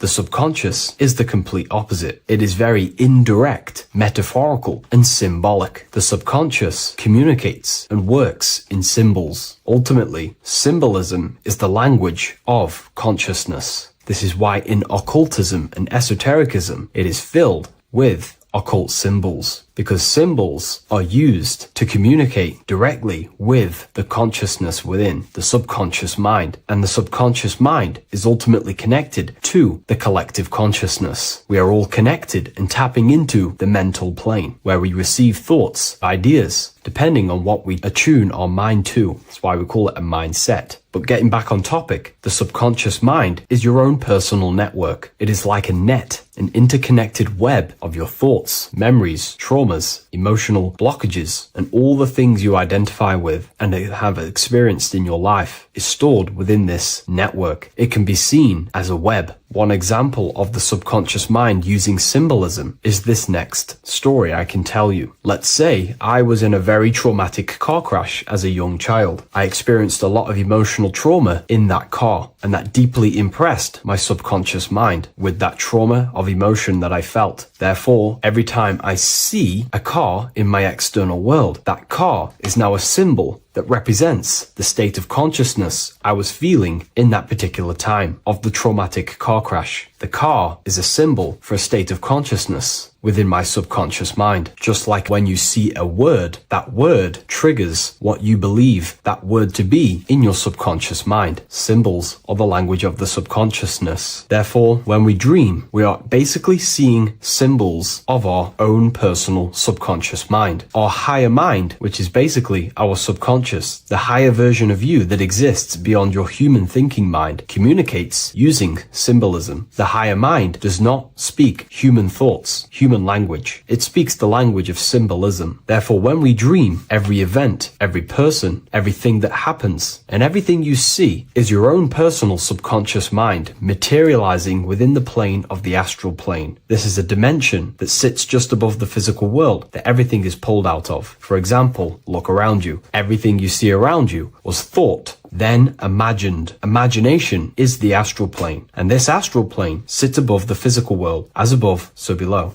These objects were thought, imagined within someone's mind, and then pulled into a physical reality. Therefore, the imagination is what you're experiencing within a dream. It is your subconscious mind thinking and materializing within the imaginative plane. For example, let's say you are a Christian, you believe in Jesus your whole life, you have lots of emotion towards Jesus. This deeply impresses your subconscious mind. You believe in him so much, you go to sleep, you have a dream that you meet Jesus. You did not meet directly with Jesus, you met with your own belief. It was your own belief materializing within the imaginative plane and revealing itself to you. Dreams are materializations of your memories, your subconscious beliefs, traumas, and anything that could be inside the subconscious mind. It is your subconsciousness revealing itself to you in a material form. Let's say you have a nightmare. There is a big dark figure chasing you and you are running away in fear, away from this dark figure chasing you. That dark figure is not an external entity. It is not a spirit or a jinn or a demon. It is in fact an aspect of your own mind. It is a symbol that represents maybe a fear, a trauma, or something you are running away from internally, inside your subconscious mind. Something that you are not addressing, but something that is fearful, something that can be controlling you on a subconscious level. Let's say you have a fear to address something in your personal life. You want to address someone who is getting on your nerves at work. You continuously put this off and you fear doing that situation. Over a long period of time, this can slowly control you subconsciously. You start to avoid the person, avoid any contact. It is subconsciously controlling you. This is not the best example, but you can see what I mean. Hidden fears and traumas in the subconscious mind can subconsciously control your actions and ultimately lead you to low states of consciousness, keep you from reaching your higher potential, and ultimately create blockages within your own consciousness. That figure in the dream is a materialization of something that you are fearing and running away from and not addressing. This is why people always have dreams of traumas that they have experienced as a child or when they were younger, or maybe from a year ago or two. It's because that emotion is deeply impressed in the subconscious, and the subconscious is always trying to reveal things to you, communicate to you that you need to change, purify, and maybe heal within your own consciousness. This is how the higher self communicates to you, through the language of symbolism. Once you understand this, dreams can become a very powerful tool, not just entertainment at nighttime. Your consciousness never rests. Your consciousness is eternal. It is the very spark of the divine. Your body needs rest. Your consciousness is not physical. It does not need rest. So this is a way you can identify what your dreams are trying to show you is by writing them down. A dream journal. Every single dream that you have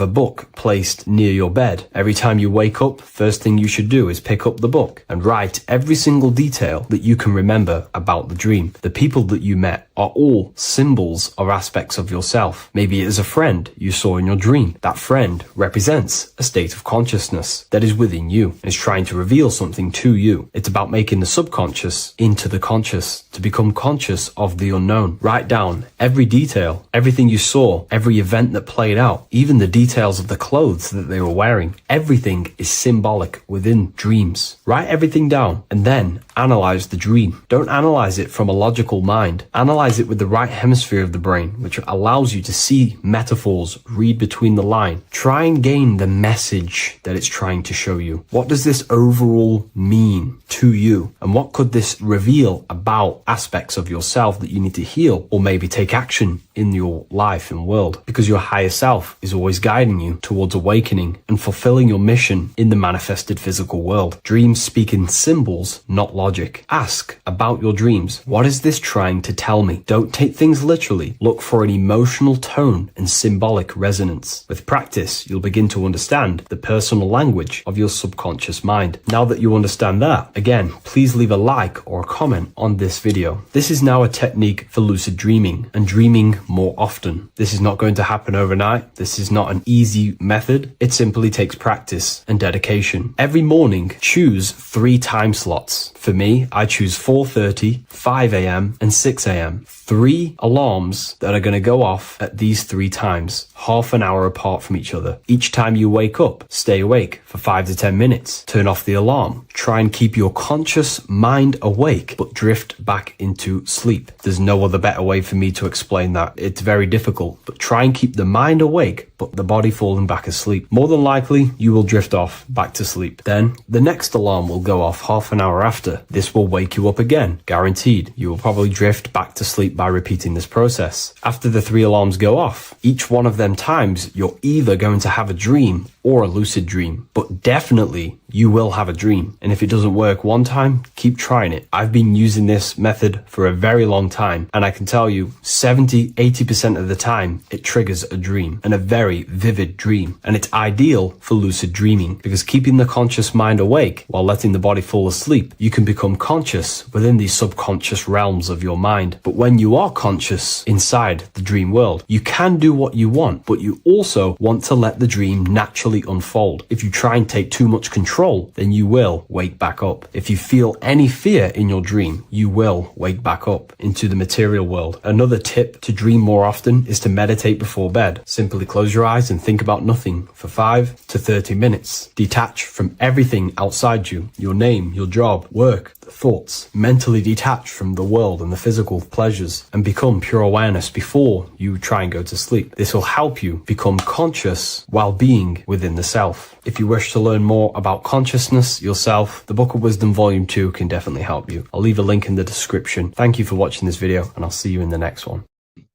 This one secret that is hidden and guarded within secret societies grants you profound power, which can fully transform your life and perspective on reality. Today, I'm going to reveal this one secret, which you probably already know, but never realized how deep it truly is. This has the power to change your life. It is the key to your potential. And if you stay with me, this power may be yours, and you could transform your life with this hidden secret that is guarded within secret societies and esoteric orders. And this secret is not really a secret, but something people overlook, that the universe is mental. Everything we experience and interact with and perceive originates within the mind. The universe is a boundless field of consciousness, a mental construct molded and shaped by thought. We do not just live in a physical world, as they want you to believe. There are hidden forces that mold the material world. They want you to believe that you are only a physical being inside of a physical universe. But this is completely wrong. You are the architecture of the universe. Your consciousness is the very fabric of reality, and you create your own universe. The universe is an infinite field of consciousness, a vast and limitless mental construct, intricately woven and shaped by the power of thought. It is a dynamic and ever evolving field where the interplay of awareness and attention gives form to existence. Within the boundless realm, every idea, perception, and belief contributes to the creation and transformation of reality itself. Each thought holds the power to transform reality. Your consciousness is the very fabric of reality. And this is shown in the symbol of the flower of life. The flower of life is a symbol. It symbolizes the interconnectedness of all existence, illustrating how every thought is not merely a fleeting moment, but a ripple that reverberates across every layer of reality. Each action, like the intricate overlapping circles of this pattern in the symbol, extends its influence far beyond its origin, weaving a web of interdependence where every choice impacts the whole.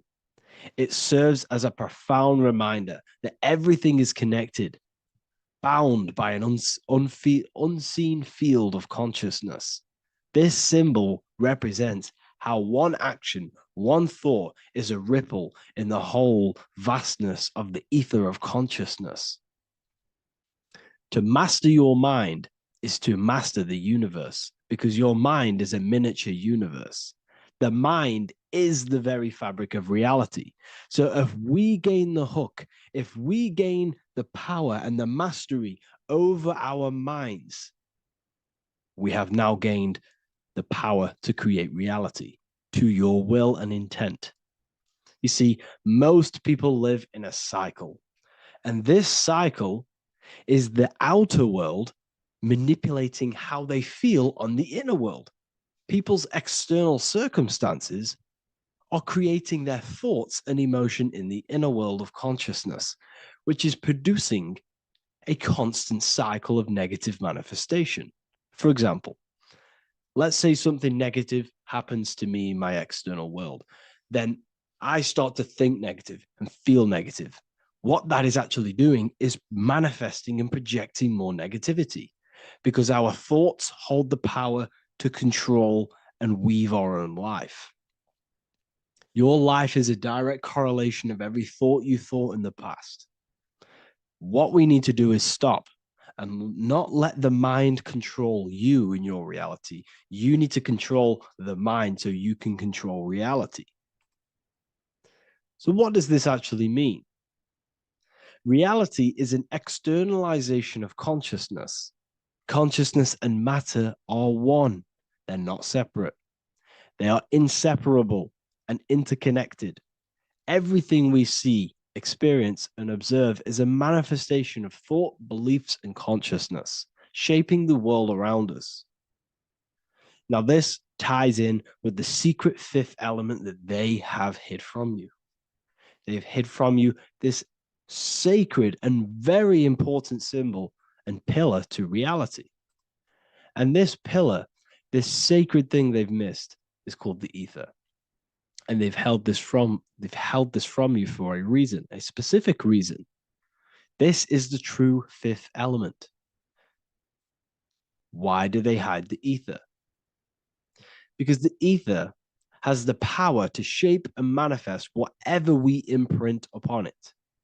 Every thought is a vibration interacting with the ether and actively shaping our reality. The ether, you could see it as the codes to physical reality. It's like an energetic blueprint which surrounds all physical objects. It is the life force that gives life to all things. All energy comes out of the ether and returns back to the ether. Energy, it's 0 point energy, and it is an infinite source of energy. So this is why they hide the ether, because whatever our mind can imprint onto the ether, we can create into a reality. And we imprint the ether through thought and imagination. The mind holds the power. The mind is the very source of reality. The material realm is not separate from the mental realm. Rather, it is intricately shaped and influenced by it through the ether. This subtle, all pervasive medium bridges thought and matter, allowing consciousness to mold and manifest the physical reality. To transform our lives, we must first transform our minds. True change begins within, as our thoughts, beliefs, and perceptions shape the reality we experience. By shifting our mindset, we unlock the power to reshape our world and recreate the life we desire. This is the power of the mind, and this is the power that's been hidden from you. We're not taught these things in schools for a reason, because they don't want us all to be conscious creators. Instead, they feed you your beliefs. They feed you your thoughts through the music, through the entertainment, through the movies, through the news. They're controlling your thoughts with this information. They're installing beliefs and information into your mind. So you are producing their reality. But this is what we need to stop. We need to take control. We need to stop consuming their music, their movies, their information, their news, because all of this is contributing towards your reality. They have the collective consciousness at the tip of their fingers. They do not create the world. We create the world by believing their beliefs and their thoughts and installing their information into our minds. You see, it's mind over matter, and most people live in matter over their mind. Most people let matter, the external circumstances, dictate their mind, when it should be the other way around. It should be mind over matter. This is the mental plane. This is the astral. This is the etheric. This is the physical. The mind holds power over the emotions, over the imagination, over the physical, and over our spirit. It holds power over everything. It's mind over matter. It's the mental body that we must transmute and change. Most of us live in a chaotic state of mind, and this is what we must change. Turn chaos into order. So we need to be mind over matter. We need to install this belief into our subconscious. I, Harry B. Joseph, have created the ultimate esoteric school on the earth. As a member, you'll gain access to live mentoring calls twice a week, along with new lectures, books, and exclusive content released every week. Additionally, you'll have a full access to all my life-changing programs. If you're ready to transform your life and start your journey today with me, join Ethereal University. These are the campuses. We have the real lecture sections filled with lectures that you can watch. Manifestation Mastery, which teach you exactly how to reprogram your subconscious mind so you can live that reality. Sexual Alchemy, the path to empowerment of how you can transmute your sexual energy. The Real Library, where you gain access to powerful esoteric books, PDFs. Symbols of Secrets, an amazing course. The course that allows you to see beyond the veil that has been pulled over your eyes, the language of symbolism that secretly rules the world. I teach you how to read symbolism. Esoteric Exchange, live calls. You get to rewatch all of the old live calls. Mindwave Hub, this is a place of binaural beats where you can listen to infinite amounts of binaural beats. So you can meditate to them. Meditation section, numerology, health section, and electromagnetism. This is a life-changing place. And if you are serious, we only accept serious about changing your life and studying the occult and esoteric, this is the place for you. I've been there. I've been on YouTube looking around for valuable information, trying to find good accounts, good channels. It's very hard. I had to go through years of trying to find good information on YouTube. But what I've done is, instead of you searching around everywhere for bits of information and connecting the dots, I've put it all into one big place. You get your binaural beats, you get all the programs you need to walk the path of enlightenment to transform your life. I will connect with you on the inside, and I hope this lesson, this lecture, you gained some information, you gained some power from it. Please like and comment, or don't. It's up to you. If you have any reviews, if you have any ideas of lectures that if you don't understand certain things, make sure to leave a comment and I can make a lecture about it. I can make a video about it for sure. I don't mind taking recommendations for videos. So I thank you all, people. Have an amazing day.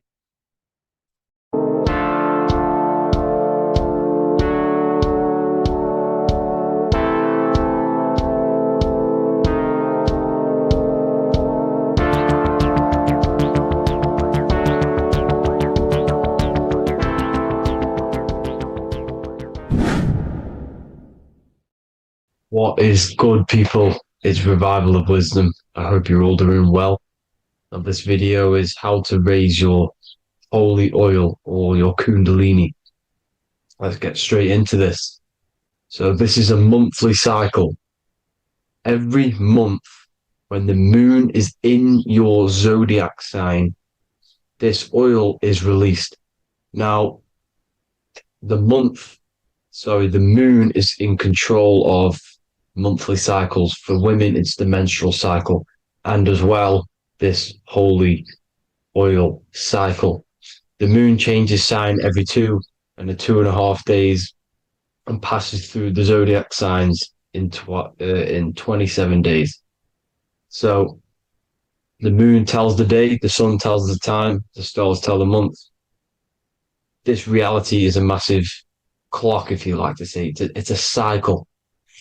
Okay. The moon controls the night, emotions, water, fluids, and the mind. Okay. So this oil is produced in the claustrum. It's produced in the claustrum, which is here, right?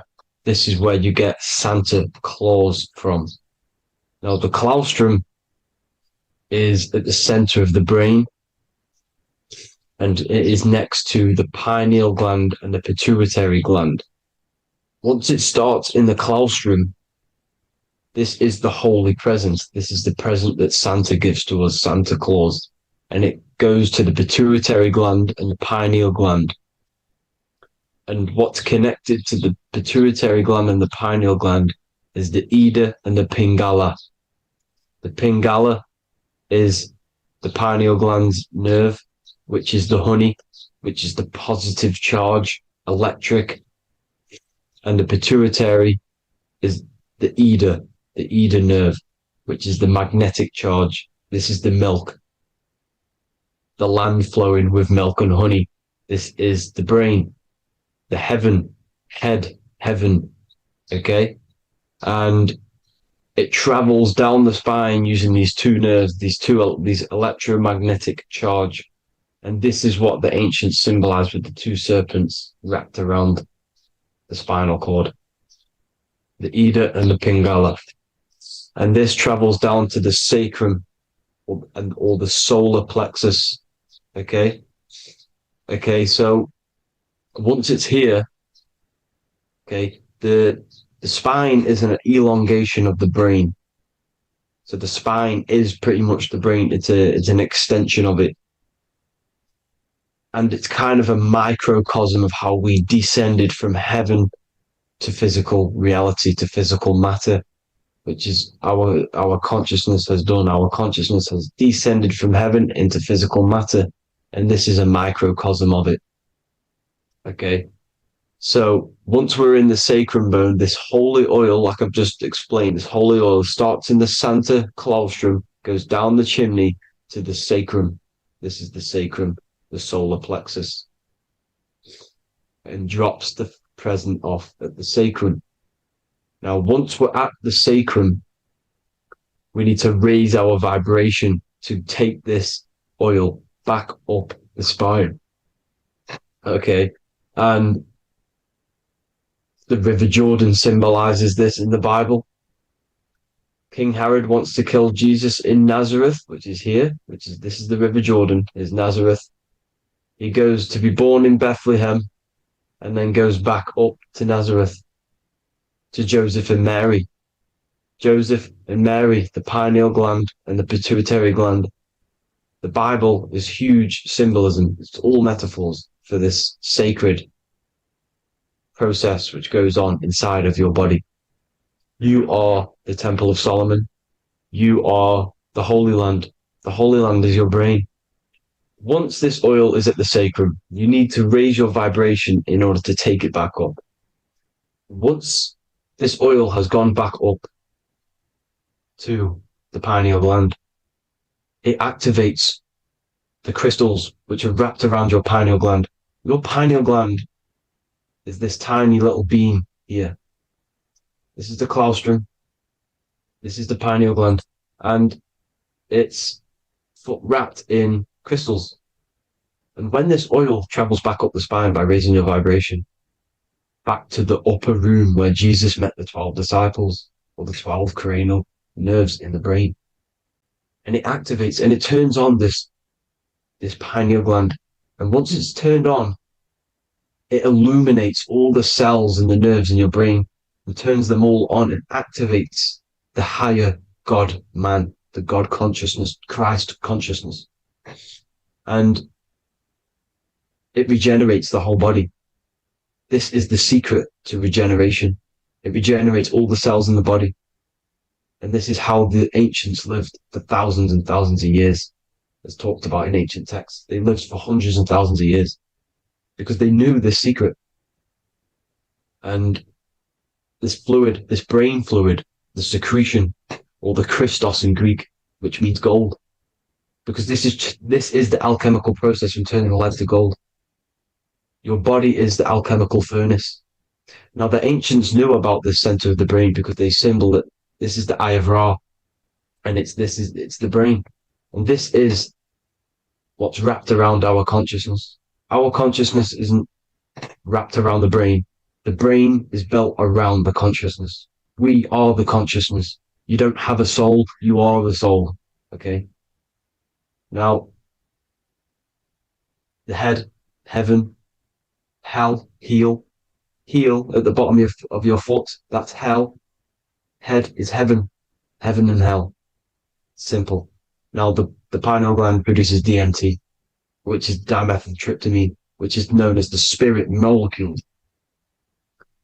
So, let's move on. Now, when this oil travels up, back, the spine, the chimney, it crucifies at the top, which is called the vagus nerve. So when it reaches here, the optic thalamus, it crosses and crucifies once it's raised back up. And this is why Jesus dies at 33. He was crucified at 33. Because you have 33 vertebrae on the back of the spine. And then it's crucified by the cross of the vagus nerve. When this oil crosses the vagus nerve, this is the crucifixion at 33. And it symbolizes the death of the physical consciousness. You then become spirit. You then become God consciousness, activating the Kundalini, regenerating the body and the mind. Okay. The Garden of Eden. You are the Garden of Eden. The land of milk and honey is upstairs. The pituitary, which is the milk, the pineal gland, which is the honey, which is DMT. It even says this in the Bible. As he brought us into the place, and he has given us this land, a land flowing with milk and honey, which is also symbolized as the sun and the moon. The Bible also says, the light of the body is the eye, not the eyes, the eye. If therefore thine eye be single, thy whole body shall be full of light. This is the activation of the pineal gland by raising this oil back up to the pineal gland, to the center of the brain. Neither shall they say, see that here, or see there, for behold, the kingdom of God is within you. So he's saying, don't look out there. Nothing is out there. It's all inside of you. Everything's inside of you. You're the universe. Now, how to raise this oil back up to the pineal gland? Every month, like I said. The moon controls this cycle. The moon controls monthly cycles. When the moon is going into your zodiac sign every month, This oil goes down the spine, and you must raise your frequency to get it back up. You must retain your seed. This is the most important. Your fluid, your secret, your holy fluid, your life force.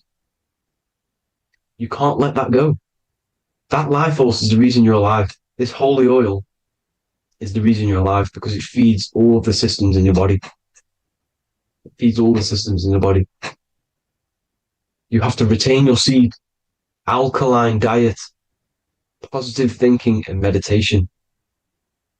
Okay? When you retain your seed, you will live longer. The moment you release it, you're killing yourself. You're killing a piece of yourself every time you release your seed. Every single time. You're killing a part of yourself. Okay?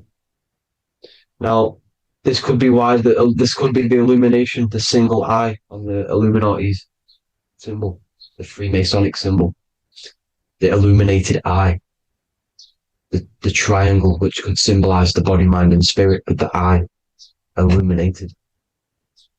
Now, in the Bible, it talks about the two trees, the tree of knowledge and the tree of life.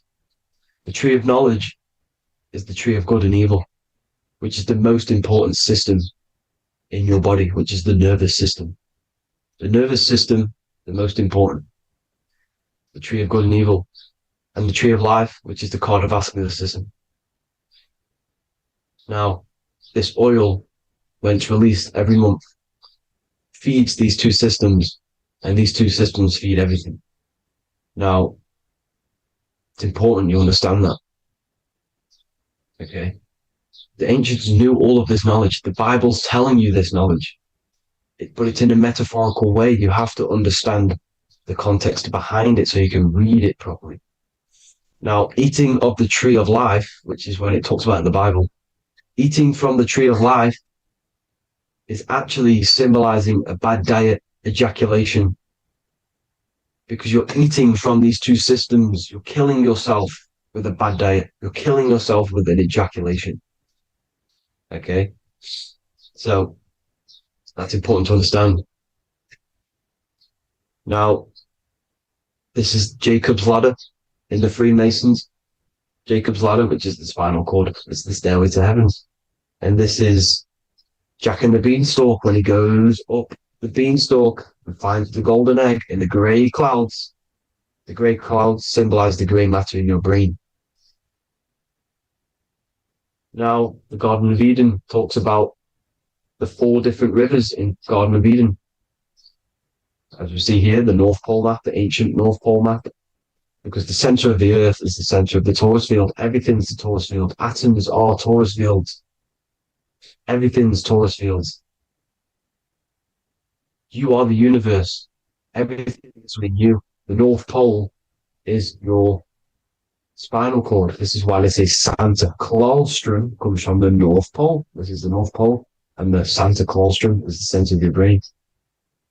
Now, these 4 rivers which come from the Garden of Eden is the blood, the Christ oil, which is the oil we're talking about, urine, and saliva. These are the 4 sacred oil, 4 sacred fluids in your body. And these are constantly abused in today's society. These secret societies are targeting these fluids. Okay? This is why porn is free. They sexualize society through Disney. Go and look at some of the Disney movies. There's so many subliminal messages which sexualize these children because they want you sexualized. So you release your seed, which is one of the holy fluids in your body, especially your semen, your sexual energy. So important you retain this. So important, because it's your life force. It keeps you alive. Okay. Now, let's recap on this. If you want to raise your oil every month, you can't just retain your seed for the month. You have to retain your seed forever. Don't just do it for a couple of days. Have to do it. It's a lifestyle. You want to become God consciousness, you got to do what it takes. It's hard in this society because this society is it's designed to kill you pretty much. It's designed to keep you in these lower states of consciousness with all the bad food, the chemicals in the food, the chemicals in the water, the sexualized TV programs, sexualized adverts, sexualized TikTok and apps, videos, subliminally stimulating you, because that is your weakness, sex. It's a weakness. Now, you have to retain your seed, meditation, and an alkaline diet. Why alkaline? Because acidic is low vibrational. This is the color spectrum. And what's the highest vibrational color? Violet. It's the lowest, red. You have to have an alkaline body in order to raise this oil. When you drink, when you have a bad diet, when you drink alcohol, when you smoke, this destroys the oil. It destroys the oil in your sacrum, and it can't be raised again, can't be raised up. This is why it's so important. Without that oil, you don't live. That oil makes you live. It feeds everything in your body. It's crazy how we're not taught this. It's insane. But that is how you raise the oil, people. I hope you all gain some knowledge out of this video. And I hope this assists you on your journey, your spiritual journey. And please like and share this video. We need this knowledge out to the public to wake up humanity. Thank you all, people. God bless.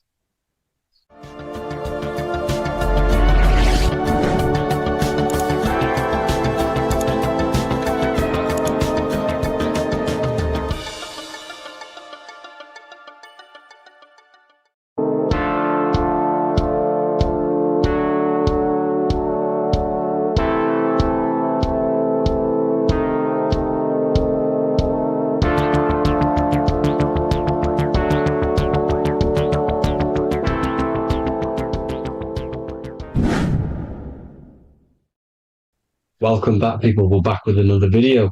Let's jump straight into this. Make sure to tune in till the end, because this has got so much information in this video. So sit back and enjoy.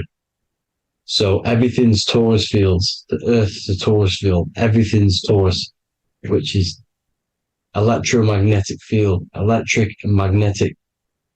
The center of the torus field is where the two opposing forces meet in the center. And this is what creates the plane of inertia, the dielectric plane of inertia. Okay?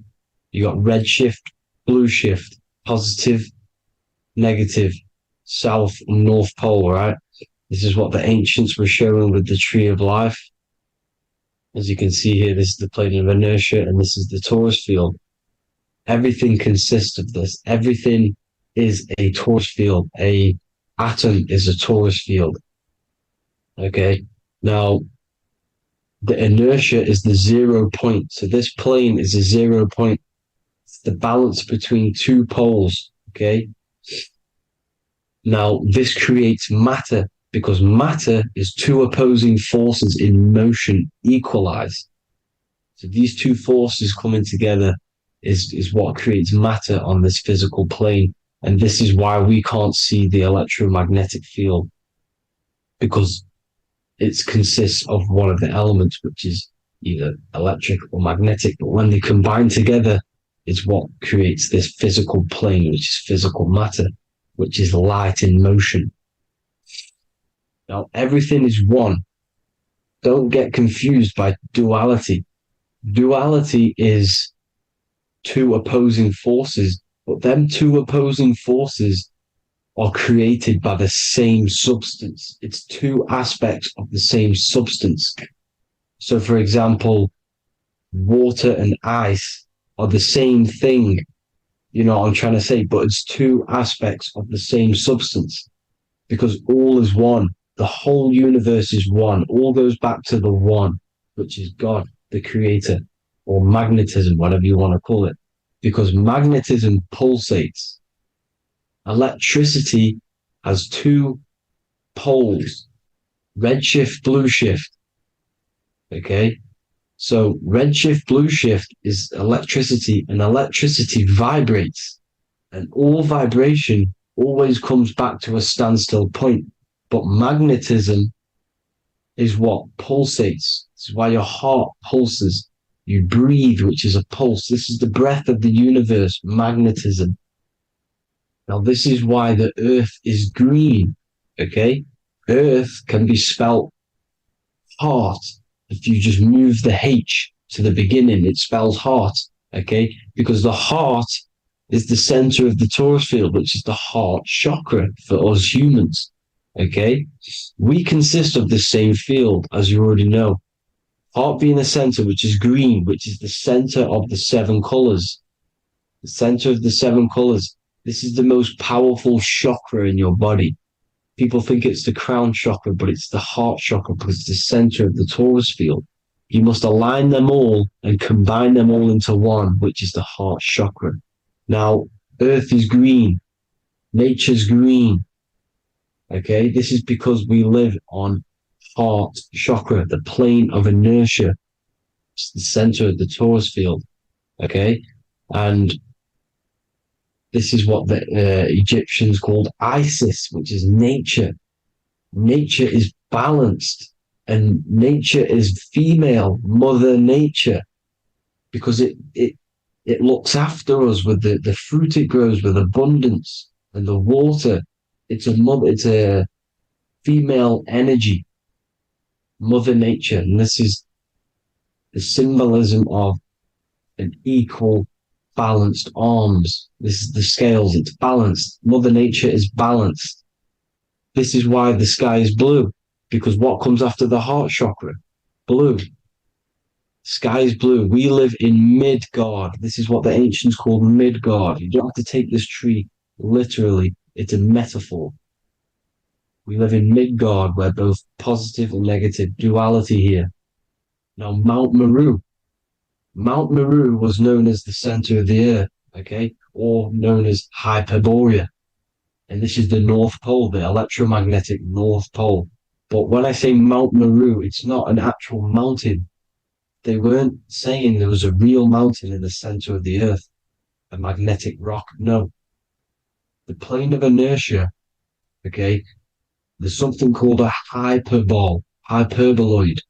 That's what it's called, a hyperboloid. And this is the center of the torus field. And this hyperboloid is what is in the shape of a mountain, you see? So if I go to this next one, they say Hyperborea on this map. Why did they call it Hyperborea? Because this is the hyperboloid in the center of the torus field. And this is the electromagnetic mountain, a metaphor. Mountain, what they're metaphorically saying, this is the electromagnetic mountain at the center, the double vortex, the center of the torus field, which is the North Pole.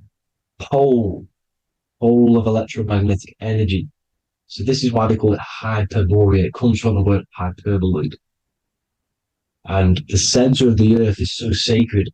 And they symbolize this with, obviously, the North Star, which is Polaris. And this is where the swastika comes from, because it's the 4 seasons moving around the North Star. This is the Big Dipper constellation moving around the North Star, which is Polaris. There's that pole again. Pole. Magnetic pole of the torus field. And this is where the green, emerald green, aurora borealis comes from. It comes from this center hyperboloid at the center of the earth, where the most electromagnetic energy is stored. The center of the plane of inertia.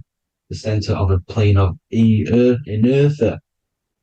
This is the all-seeing eye as well. As you can see, they got the sun, the moon. This is the Masonic cosmos, the sun, the moon, and the all-seeing eye, because the eye is Polaris, the eye of the stars. It's all the big eye. Now, the eye means a lot more as well. It's not just that. There's different ways you can interpret symbols. Now, this is the emerald tablets. Deep in Earth's heart lies the flower, the source of the spirit that binds all in its form. Okay? The flower of life is thine own place of thine spirit, and stream through the earth as thine flows through thy form, giving off life to the earth and its children, renewing the spirit from form unto form. This is the North Pole. This is what he's talking about. He's talking about the aurora borealis. Aurora borealis. It's the earth's aura. Emerald green. Heart chakra. Plane of inertia. Green. Earth. Heart. You see? all related. Now, there's many symbolism of this, so much symbolism of the ancients, the 7 layers of heaven, which is the 7 planets. Okay. These planets are the solar system. It's the solar system because we are the soul. We are the sun, the soul. And we're inside of a solar system, which is the 7 planets. That's why there's 7 layers of heaven. Okay. The rings of Saturn, the rings of the planets are moving around us. Okay. So this is what the ancients were depicting in their cosmology. Now, this is the Hebrew cosmology of the earth. This is the Mayan cosmology of the earth. You see, it's all an enclosed system. We live inside of a giant torus field. All is atum. It's what the ancients said, ancient Egyptians said. All is atum. Atoms are torus fields. Don't be tricked by the modern science today with the current model of an atom. It's completely wrong. They're hiding the torus field. They're hiding the electromagnetic field, which is in everything. Absolutely everything is in motion, and motion comes from this field. And you see, this is upside down, but this is the I think it's pretty sure it's candles, but the 7 candles, the 7 planets, the 7 Elohim. You see, it all goes back to the stars and the heavens. Now, this is how the earth really works, with the stars on the outside of the cosmic egg, and then the torus field spinning around the sun and the moon, the positive and the negative charge. The sun gives you energy, the moon takes your energy. The moon controls monthly cycles. Moon is mon. This is etymology. Mon, month, money, demon, monster. Stir is star, moon star. We are all stars. Youngster, minister, superstar, Hollywood star. We're all stars. We come from the stars, which is heaven. Our soul comes from the stars. You see? We are the universe, the image of man is made in the universe. We are a microcosm of the universe. The universe is a macro, we are micro. We consist of everything. The body, mind, and spirit. The sun, the soul. Moon, the mind. Earth, the body, mind, and spirit. We have 12 systems in the body, which are governed by the 12 zodiac signs. Starting at the Aries, which is the ram of God, all the way down to Pisces. And Capricorn, kneecap. It all goes back to the stars. We are the stars. We are the universe. Everything is inside of us. Everything. Like I say, the Temple of Solomon, the Temple of the Soul, and man. The soul, the temple is the body. The soul is the soul, and the man is the mind. The temple of the soul and the mind. Body, mind, and spirit. We consist of the 5 elements. Air, spirit, water, earth, and fire. We consist of everything. We are the universe. We're made in God's image, which is the universe. You see? Now, everything goes back to the stars. The ancients worship the stars because the stars govern everything. They govern the systems in the body. They govern your life. This is why your zodiac is so important, your sign. Each zodiac has a specific element associated with it as well. Aries, which is the first sign, the Ram of God, the Lamb of God, which is a fire sign. Fire, first. Fire, first. F-I-R, this is etymology. The cerebrum, ram, which is in the brain. Aries, the ram, controls the head, the face, and the nose upwards. So it controls the cerebrum. The Torah, which is, I'm pretty sure it's the Hebrew Bible, which is the Taurus. Tornado comes from the Taurus field. You see? Everything's inside of you. It all goes back to the Taurus field, and the Taurus field is everything. Now, like I said, 12 zodiac signs, 12 systems, 12 cranial nerves in the brain, the 12 disciples of the Bible. All symbolic. Have to read the Bible properly. Now, this center, at the center of the earth, right? This is what's stirring the ether. And the ether consists of the 4 elements. Because there's 5 elements. Spirit can be called ether. People call it spirit or ether. ether is pure potential, pure energy. It's what connects the astral to the physical. It's the dimension between the physical realm, which we're on, and the astral. So it has pure potential. It's pure energy. This is why we say either. I either want to go there or there. It's connecting two scenarios. That's what the ether is. It's connecting the two worlds, the astral and the physical. The center is like the cosmic womb. There's a black hole in the center. This is the center of the torus field. This is the womb of creation.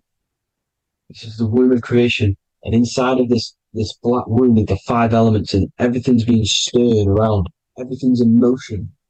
Light is motion. Everything's motion.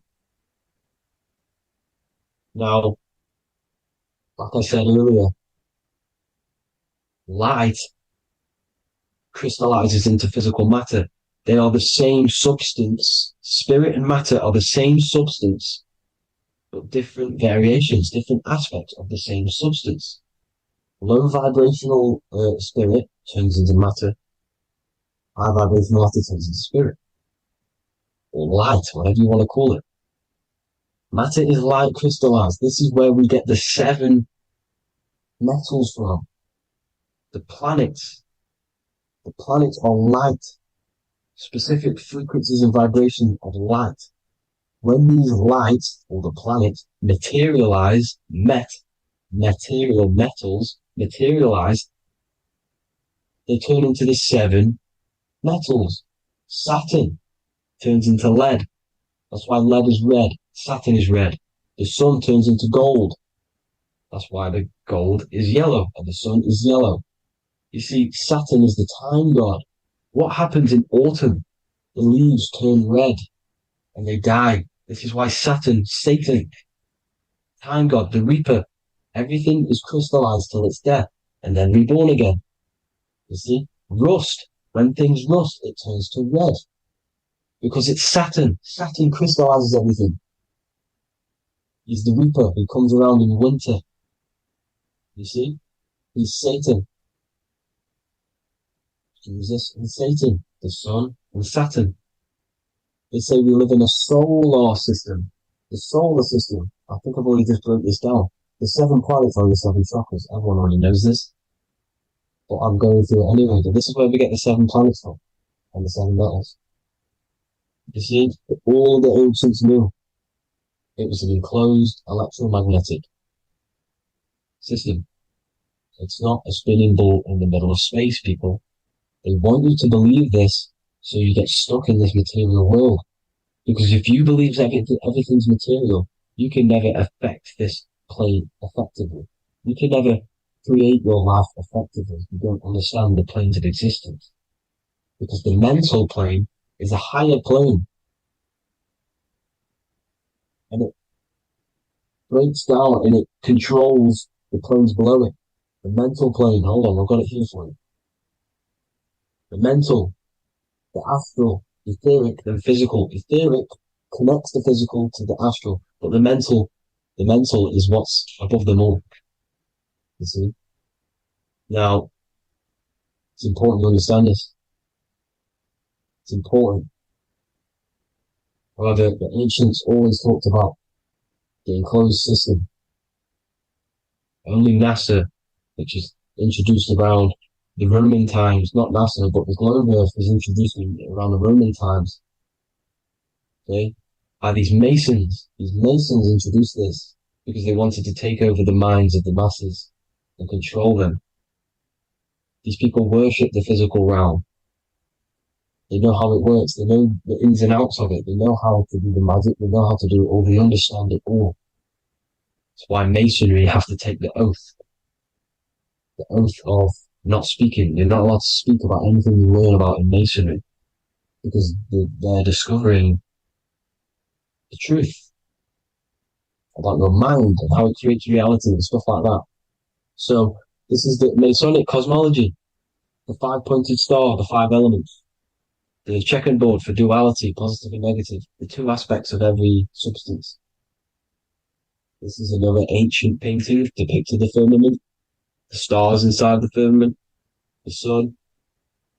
You see, the ancients worshipped the sun because it's so important for sustaining our life. It's the only reason we're alive is because of the sun. But then people think it gives you cancer today. They brainwash you to think the sun gives you cancer when it's the number one source of all life. They want you to believe it's a big, spinning, dangerous ball and says, it's not. It's here to give us life. It's God's son. That's why Jesus is known as God's son. It is the son of God. God created that to sustain us. You see? So it's important you understand the true cosmology of where you are, because if you don't know where you are depleted of all of your morals. You're depleted. You're demoralized. You're lost. You don't know where you are. You don't know where you exist. Okay? Once you accept the globe model, the heliocentric model, you will subconsciously think that you come from nothing. This is why they implemented the evolution theory just after the globe model was introduced by Charles Darwin. Charles Darwin came in after the globe model. He's a Mason, he was another Freemason, and implemented evolution where we came from monkeys because they want you thinking less of yourself so they can manipulate your mind. You see? They want to manipulate your mind, and they have done since you got here. Since you came through that portal, you were manipulated from that day to believe this, believe that. The true cosmology, the truth will set you free. You'll understand things better. You will feel better in yourself when you know the sun is here for you. You'll feel better in yourself that you know that you didn't come from a monkey. You were created as a human, a manifester, a creator. You're so intelligent. Your mind is amazing. You can manipulate matter, mind over matter. See? Thank you all people for tuning in. Tap in with yourself. Love yourself. Find the truth. Spread the truth. Nothing dies. Nothing in this creation dies. Everything's energy. Everything's light. Light can never die. You're a light being. That's why it says Hu. Hu man. Hu is light in Hebrew. Or Latin. Either one of the two. You are light. You're a light being. You never die. Ever, ever, ever die. Ever. Stop thinking you're going to die. This body will die because it contains electricity. And electricity always goes back to a standstill point because of vibration. Electricity vibrates. You are pure light. You will never ever die. Thank you all people. God bless. Make sure to like, subscribe and share.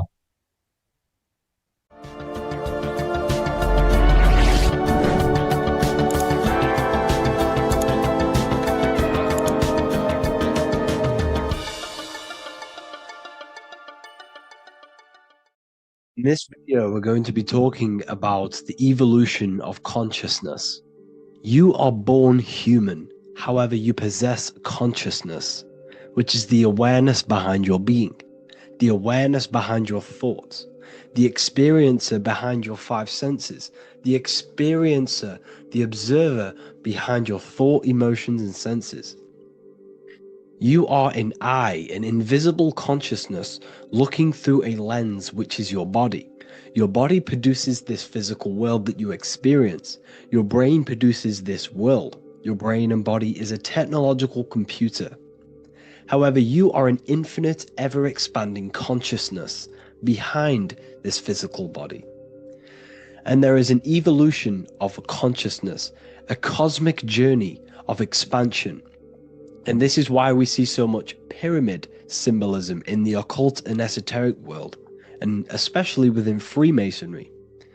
Because the pyramid represents climbing, an evolution, a raising state of consciousness, a journey. Steps symbolize a journey upwards. This is the raising and the evolution of consciousness, our inner world. The transmutation of our inner selves, of our souls and consciousness and our minds. So when we see this pyramid, we're seeing a evolution, a way up to source consciousness. And the eye in the pyramid represents your source consciousness. It represents illumination. It represents divine guidance through this evolution of consciousness. This is why we see the ladder. Consciousness is ever expanding on an infinite journey of evolution. Each individual is a part of this cosmic process, contributing towards the ongoing expansion of both mind and awareness. As we evolve, we collectively explore deeper levels of existence, expanding the boundaries of thought and consciousness. The mind has the ability to expand infinitely into new realms of thought, into new dimensions of mind. The mind cannot be filled up. It is not a physical substance. The body can be filled up because it is a physical thing, but you cannot fill the mind. Therefore, the mind is constantly expanding, ever expanding into new fields of thought.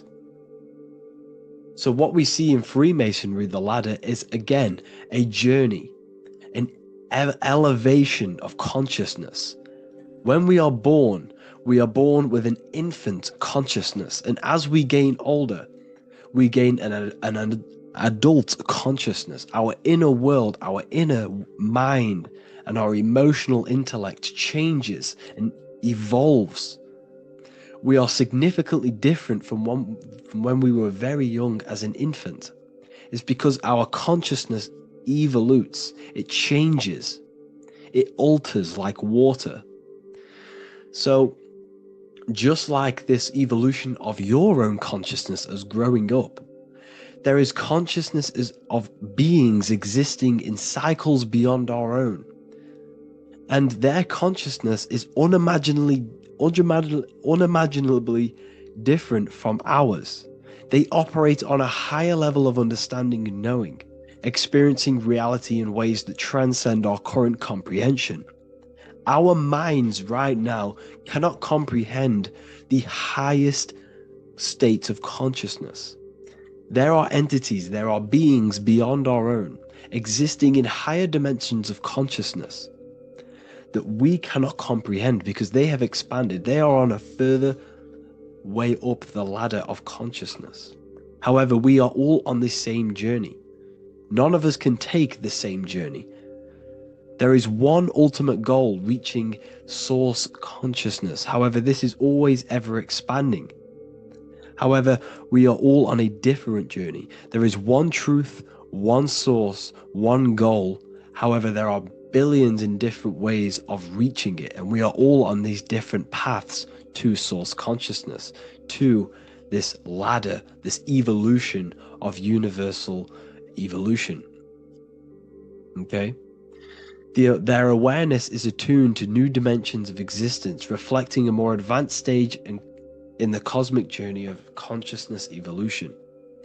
So when you take DMT, you are shot into these higher realms of consciousness where you meet these beings who look similar to these images. They are not speaking to you physically. They don't speak to you three-dimensionally through vibration and words. They speak to you mentally. If you have done DMT, then you know this. And if you have met these beings, then you know this. You might have even met some of these types of beings on mushrooms or any psychedelic drugs. Because ultimately, when you take these mind-altering substances, it's altering your consciousness. It's merging your consciousness with the spirit of that substance. And you are essentially attuning your mind to higher dimensions of consciousness. That's why we say we're getting high when we take these substances. Therefore, when you meet these beings on DMT, you are essentially meeting beings who are attuned to higher dimensions of consciousness, and they speak to you mentally. They speak to you telepathically through thought, because the universe is mental. Everything exists within the mind. The way you are now, your physical existence, is a state of mind. Mind, thought creates matter. Spirit and matter are two opposing ways of thinking. If we have a very spiritual mind, we have an expanded mind, we are a spiritual person through the mind. However, if we have a very low state of consciousness where we think about food, sex, lust, and all physical things, then we have a physical consciousness. Matter and spirit are two opposing forces, two ways of thinking. The mind attunes itself to different levels of understanding in different dimensions. So, essentially, this is what we're looking at. The body is a vessel for the fluidic, formless consciousness, a temple that houses the essence of our awareness. While the five senses are limited to perceiving only the physical plane, the mind transcends these limitations, capable of perceiving the full scope of reality. It is through the mind that we access deeper truths beyond the material, tapping into boundless nature of existence. Physical existence is a thin band, a thin layer of reality. It's like 0.001% of reality. And your five senses are only tuned into this layer of reality. But the five senses are, by design, only allowed to perceive physicality. But the mind has the power to expand beyond this physical five sense state. The mind has the power to expand and evolute.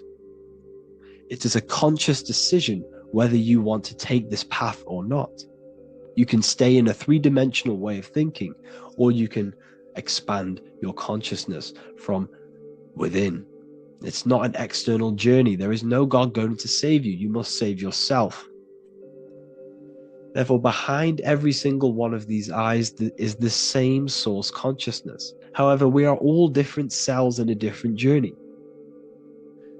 The organs in your body, the cells in your body are all alive. They all possess same consciousness, universal consciousness. However, we are all on a different journey of evolution. As above, so below. As the baby is in the mother's womb, when the baby becomes conscious, there is a world outside of its mother. What does it do? It presses and seeks a way out to be born in the other world outside of its mother. It is the same with your consciousness, your mind. When your mind becomes aware that there is realities beyond the immediate surroundings, it seeks a way out. And this is exactly what I'm doing to you now. I am now expanding your mind and telling you there is other ways of reality. There's other dimensions of consciousness which you can access through inner transmutation, through different ways of thinking, spiritualism, and meditating and connecting with yourself and detaching from external things. We can upgrade our consciousness. Your body is a womb. Why Jesus says you must be born again to see the kingdom of God, because you are born physically and then you must be born again spiritually, awakening your inner consciousness. So like I said, as the baby is in the womb, it's the same principle. As above, so below. You were a baby, you were in your mother's womb, and you figured out there is a world outside of your mother, so you seek to weigh out your mother to be born in another world. It's the same now. You must do this now. This is your spiritual evolution. This is the evolution of consciousness. It's ever expanding. When you die, this is a transition. You must learn to not fear death. This is another part of your spiritual journey. You must master death. Therefore, like I said before, the mind has limitless capacity to expand into new realms of thought, continuously exploring uncharted ideas and concepts without boundaries. The mind can ever expand. It can never be filled. It can never ever know everything. There is infinite fields of knowledge, infinite fields of thought. Your current state is just one stage on an infinite pathway. You won't remain human forever. The human experience is a crucial phase where we learn to balance polarities, master the fundamental laws of the cosmos. It is a period of growth and transformation, preparing us for the next stages in our cosmic evolution.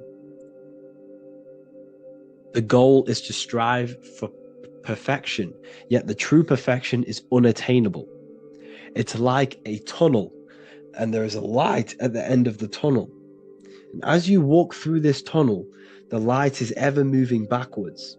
You should forever seek to meet that light, but you will never meet that light because consciousness is ever expanding. You should strive for for perfection, yet knowing that perfection is forever unattainable. The journey is endless, with each step revealing deeper layers of understanding and experience. The pursuit of growth and expansion is itself the essence of our evolution. You can find all of this knowledge in the amazing book that I have read for years. I have read this book, The Emerald Tablets of Thoth, the Atlantean, by M. Dorial, translated by M. Dorial.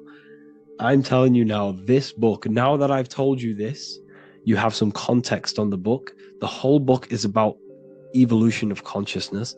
He's talking about higher dimensions beings. He's talking about how you can transcend this physical plane. It is truly the most amazing book you will probably read. One of the best spiritual texts you'll see. It's hard to understand, so you must read it over and over again. And the more your mind progresses, like for me, I read this every couple months. And the more I learn about consciousness, the more I expand my own consciousness. And every time I read this book, I pick out something new that just completely blows my mind, because you can only understand this book to your level of consciousness, to your level of understanding. So now that I've told you all this information, go and read this book and it will absolutely blow your mind. And so will the Book of Wisdom Volume 2, which is now available. I released it the other day.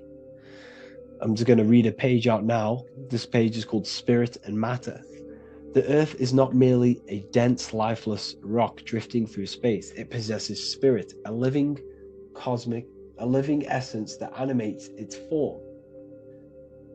But what do we mean by spirit? Spirit in esoteric terms refers to the energy, the life force, animating the principles infused in matter.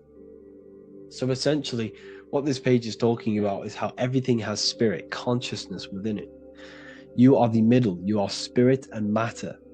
You have the ability to expand your mind to the God self and raise above our animal instinct, our material self, and know the divine and expand. Animals cannot do this. Animals are not self-aware. Humans possess self-awareness. We can observe our consciousness. We can say, why do I exist? We can look in the mirror and know that we need growth. And this is what Anunnaki means. Anu means above. Anu was the supreme god of the sky, which is a metaphor. He represents spirit above, heaven. Anu came down to earth and married Ki, the goddess of the earth, which represents matter. It's a myth, it's an allegory. Anu married Ki and gave birth to the Anunnaki. Spirit came down and infused with matter and gave birth to the human, which is you. You are spirit infused in matter, Anu and Ki, Anunnaki. You are the Anunnaki. And this is just one of the teachings in my book. Honestly, this book is absolutely amazing. If you truly, truly want to expand your consciousness, give this book a read. And obviously, if you're inside the university, I give you this book for free, a paperback version. If you join the university, follow the steps inside of the general chat, you'll be able to download this book, not download it, order a paperback for free. All you have to do is pay for the shipping. You'll also gain amazing knowledge inside of my library, where your mind will just be overblown with the amount of esoteric books. There's over 45 rare occult books, plus you get a PDF of the Volume 1 and Human Health Guide. You get reoccurring updates where I expand on symbolism, occultism, where you will just feel absolutely amazing once you understand esotericism in yourself. You'll also learn how to create the dream reality that you want with the Manifestation Mastery course, where I teach you how your consciousness creates reality. You'll have a real lectures where I post lectures on symbolism, occultism, esotericism. There's a conscious community and live calls and Q&A where you can ask me questions and I'll answer your questions. I just want to say thank you to everyone who has joined the university. Thank you for even liking and watching this video. Any support I just appreciate every single one of you. Please, if you can, leave a comment and a like on this video and let me know any videos you want me to make in the future. And I will start uploading a lot more to the YouTube. So yeah, thank you all for tuning in today. Have an amazing day. You're living in 4 planes of existence right now, but most people are only aware of one. And that's why they feel lost, disconnected, and stuck in cycles they can't explain. If you don't understand the blueprint of reality, you'll keep trying to fix the physical, while the real causes lie in the unseen dimensions that you have direct access to. You must understand is that the universe only exists in the mind. Everything is a projection of consciousness. Therefore, consciousness produces everything. Our internal world is consciousness. Our external world is this physical body, physical world. Everything is an externalization of consciousness. For example, this was a thought. Now it's made physical. But before this was invented, it was existing in someone's mind, in consciousness, invisible. Then it was made manifest, made physical. So everything in this physical plane is the effect. The cause is consciousness, mind, the mental plane. So now I'm going to explain these different dimensions of consciousness. You don't just exist in this physical plane. The physical plane, in fact, is the lowest plane there is. It's the illusionary plane. So first of all, we have the Buddhic plane. This is the nothingness. So think of it like this. Absolute nothingness. If you turn off thoughts, there is nothingness. This is the void. And out of the void springs infinite potential, which is the mental plane. Now, your mind has no limitation. It can think anything, be anywhere, anytime, any place. In the whole world, there is no limitation with the mind. This is the realm of infinite possibilities. This is the realm of thought. Thought is a dimension, information and thought. To go a little bit deeper on this, there are pockets of thoughts, what we call in the occult fields of thoughts. Your mind does not think thoughts, it receives them. Your mind is like a radio. Whatever the mind is tuning into, setting its mindset, setting your frequency or setting your mind, you will receive thoughts based on that set, whatever you set your mind to. So there are pockets of thoughts that we penetrate in the mental plane. The mind is the mental plane, the infinite possibilities. This is the spark of creation. This is where all things begin to manifest as an idea in the mind as a thought. So if you want to gain certain information, you need to meditate or do thought exercises where you are penetrating that dimension of thought, that pocket of thought. For example, if you want to find a way on how to make financial wealth, you would use your mind, set your mind on wealth and money and think, close your eyes and think about that specific topic and see where your mind takes you. And you will expand your mind into different pockets of thought and gain information. So this is the mental plane. This is how you can use the mental plane. You can use the mental plane to do this. Then we have the astral plane. We have higher, middle, and lower astral plane. The astral plane is the body for thought. So every dimension, physical, etheric, astral, mental, Buddhic, is a body for a dimension above. Each dimension below is a product of the dimension above. So for example, the astral plane is imagination. This is the lucidic realm of imagination. This is where thoughts begin to manifest into some sort of form. It's not a physical form because this is physical, but imagination is a lucidic form. It's not really physical, but it's there. It's a projection of light. It's astral matter condensed by the willpower of the mind. So depending on the vibration of that thought will depend whether it manifests in the higher astral plane, middle astral plane, and lower astral plane. If you think about more material things and visualize material things, this will manifest on the lower astral plane because material matter is low vibration. Now, that does not mean it's evil. That does not mean it's bad. Okay? It just means low vibration just means more material. But if you think and imagine more spiritual things, this manifests on the higher astral plane.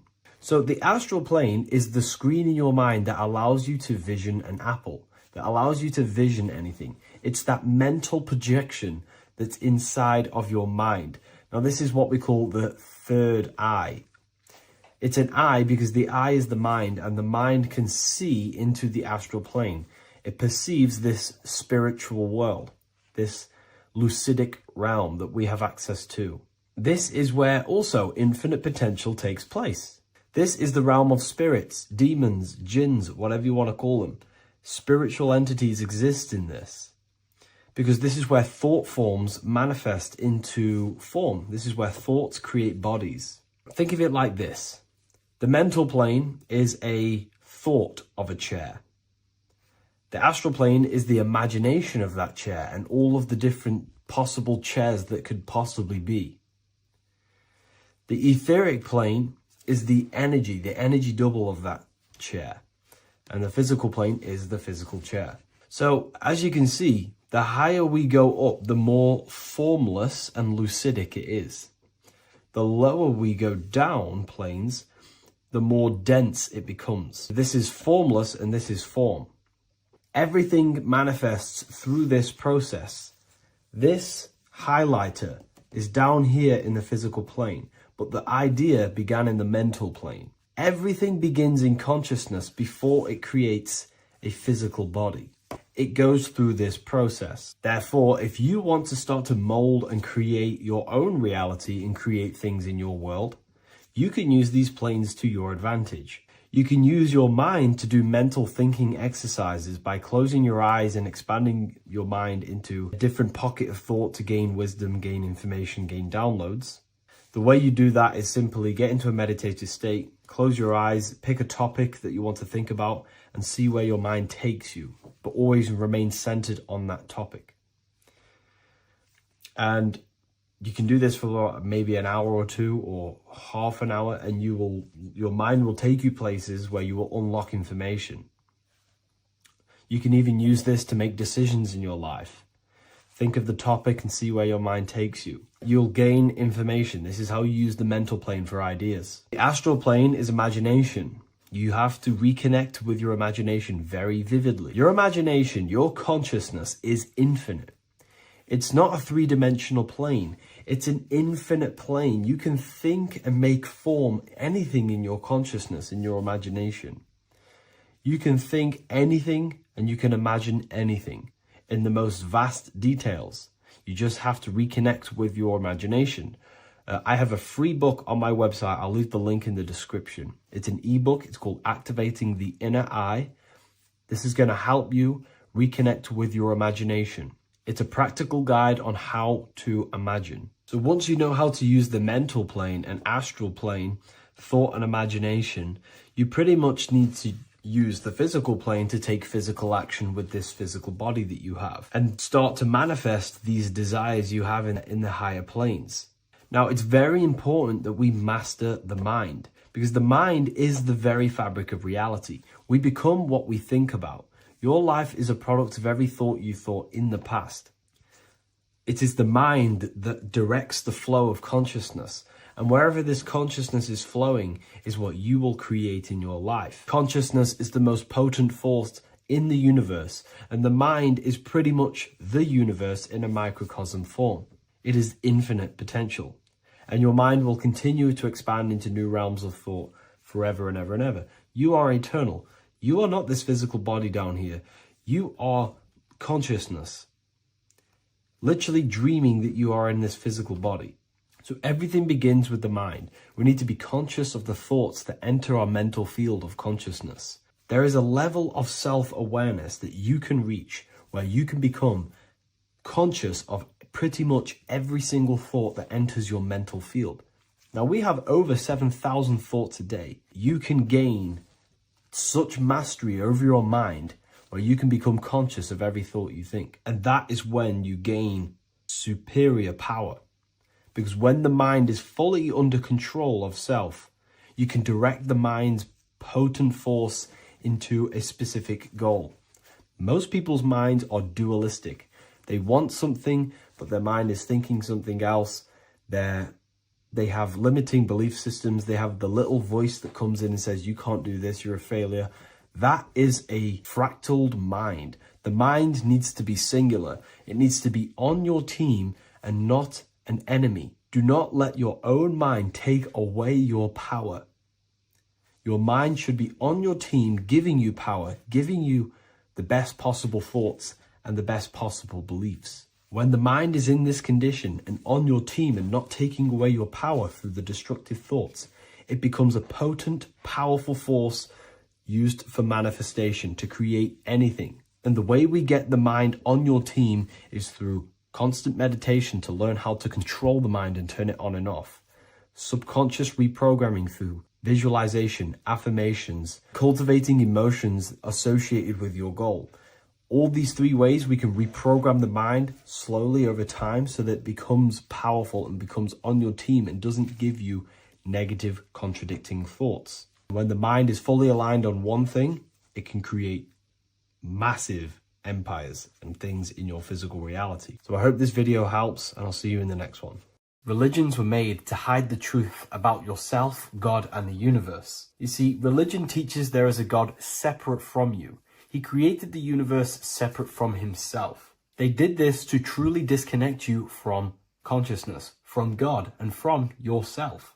Now let me explain. It's going to be very difficult to understand this from a left hemisphere dominated perception. The left hemisphere sees everything individual.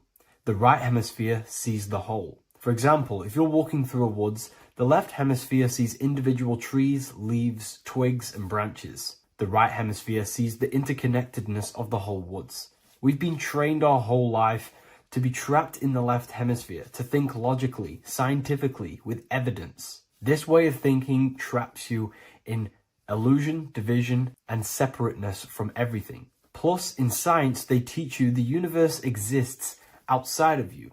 You exist in a universe, and the universe exists whether you exist or not. This is completely false. You are the universe experiencing itself. There is only one person in the universe. There is only one awareness in the universe, and that is God. That is your consciousness. Not your name, your job, your reputation, your thoughts, your beliefs. That is not God. God is the infinite awareness that you are, the alertness, the essence of life. You are an individual. You have a dual nature, an inner world, consciousness, and an outer world, this physical body.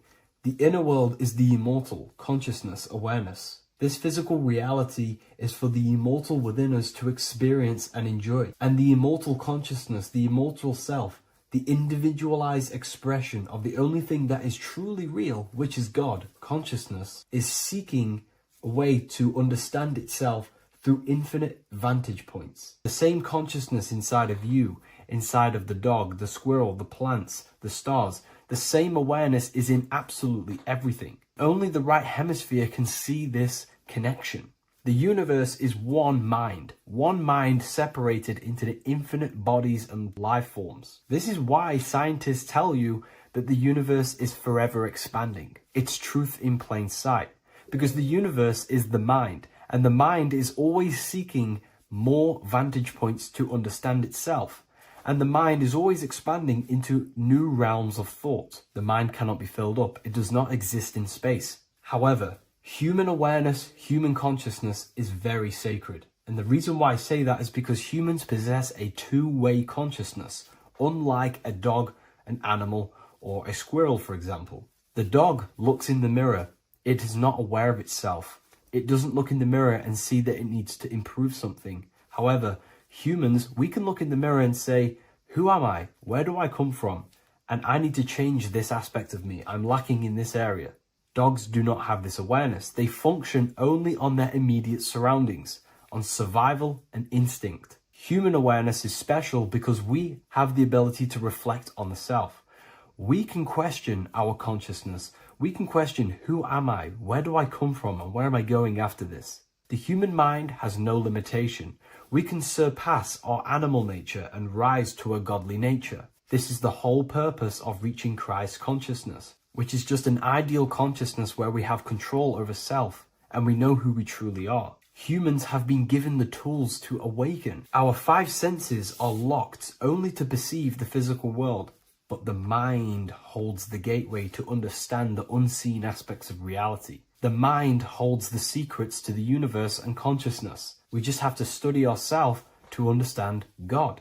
We are all individualized aspects of consciousness. There is only one pure consciousness in the universe, but we're fractaled into infinite life forms, experiencing this consciousness in a different form, molding this consciousness into individual egos and individualized consciousness. Me and you are made of the same fabric. However, I have thought different things, believed different things, experienced different things, which has conditioned my consciousness to be my own individualized aspect of God. And that's what makes me, me, and you. God is the creative power within us to turn thoughts into physical reality, to create things. We are a creator. Each one of us is a miniature earth, creating and building in this physical 3D reality. Our consciousness holds power over the 3D reality. We can mold it and create anything we wish. However, we have been conditioned to live like an animal, living in our animal nature, eating, surviving, lusting, and these low-level desires keep us trapped from figuring out our creative power. This is why the ancients always depicted God inside of the brain. Even in ancient Christian artwork, William Blake, Anton Raphael, all depict God inside of the brain. Why is this? Because God is our creative power. The spinal column acts as a type of ladder of consciousness. If you just think about sex and act on sex, eating, consuming, and living in a survival animalistic state, then your consciousness is functioning on the lower end of the spinal column, where your reproductive organs are and your gut organs are to consume food. In order to activate the God within us and to us to truly know God, we have to be aligned with the God consciousness. We have to unlock the God within us so we can truly actually experience God and understand it. However, God exists beyond our personal consciousness, beyond our human identity. In secret societies, satanic rituals and satanic societies, they are seeking a way to escape the human identity through ritual work, meditation, and trance-like states. A trance-like state is like the state that you enter just before you fall asleep, where there is no thought present in your mind, because you are not the mind, you are the observer, you experience the thoughts. And when we escape the human identity through rituals, meditation, or trance-like states, we can actually experience beyond the veil of this material world. However, satanic rituals do this in a negative way. Satanic rituals include ways to make the human mind tap out by pushing the human minds to the limit through pain, suffering, and even torture, to allow the mind to pass out so you can temporarily pass on the veil of the physical world and escape the limitations of the human identity and the human thinking mind. Now, you do not have to do it this way.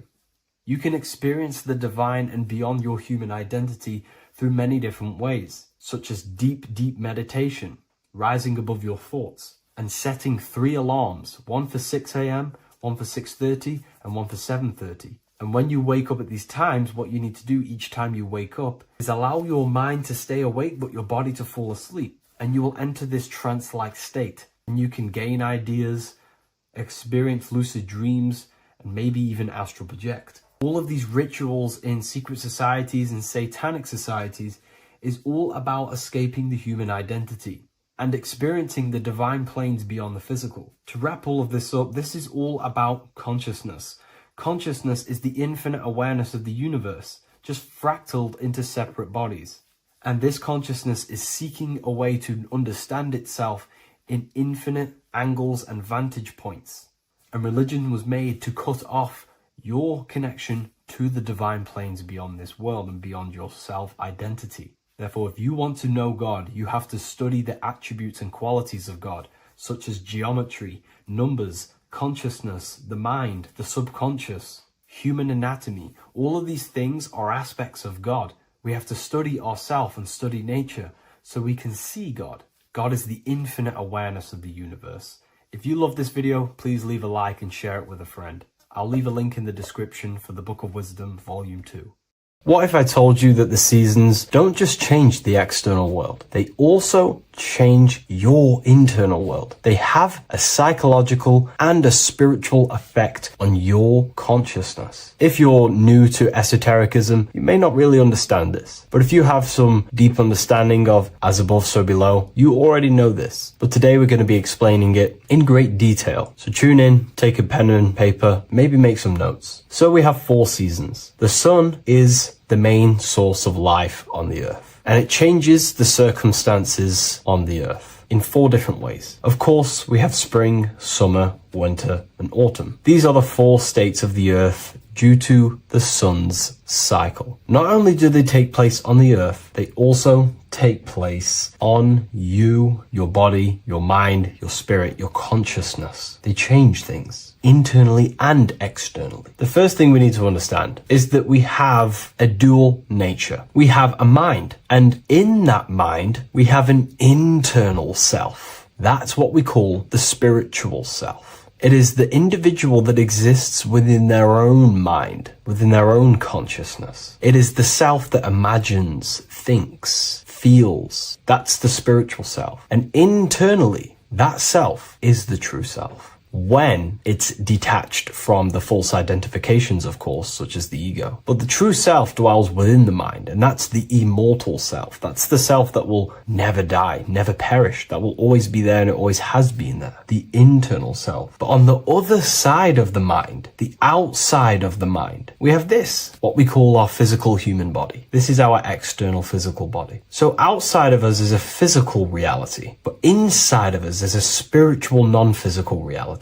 Inside of us cannot be measured. Outside of us can be measured. So we have an internal world and an external world. I think this is the reason why the word individual has the word dual at the end. Dual meaning opposing or two. We have a dual nature. Inner world, in the mind, and a self out the mind. And the mind acts as some sort of doorway. It is a doorway into ourself. So in esotericism, this is what it's all about. It's about we work with the internal world. We try and figure out who we are from the inside out, not who we are outside of us. Because we realize that the external world is nothing but a crystallization of what's happening inside of us. Our lives are a result of every single thought that we thought in the past. So let's not get off track here. Let's carry on. As I was discussing the seasons, we have an internal world in the mind and a self outside the mind. And this is reflected even in the cycles of the heavens. This is how you know the universe is intelligently designed, and the law of correspondence corresponds with everything. The law of correspondence is as above, so below. It's not a hermetic principle. It's not a Freemasonic principle. The law of correspondence, as above, so below, is just the law of life of the universe. It is in everything. So the daytime, the sun, this is external impressions or expressions, should I say. We express ourselves outside the mind, in the outside world, in the material body, taking actions outside of us during this daytime. The sun represents outward expression, the daytime. This is when we wake up, we're conscious, we do things outside of our mind. But then the nighttime comes around and it becomes dark and the moon rules over the nighttime. And we return back to our internal world. We return back to the darkness. We return back to the internal self, the self in the mind. Really is fascinating. And this is as above, so below. This follows the correspondence. This follows the law. Although that the outside world has a cycle of day and night, so does our own mind have this cycle. As above, so below. As within, so without.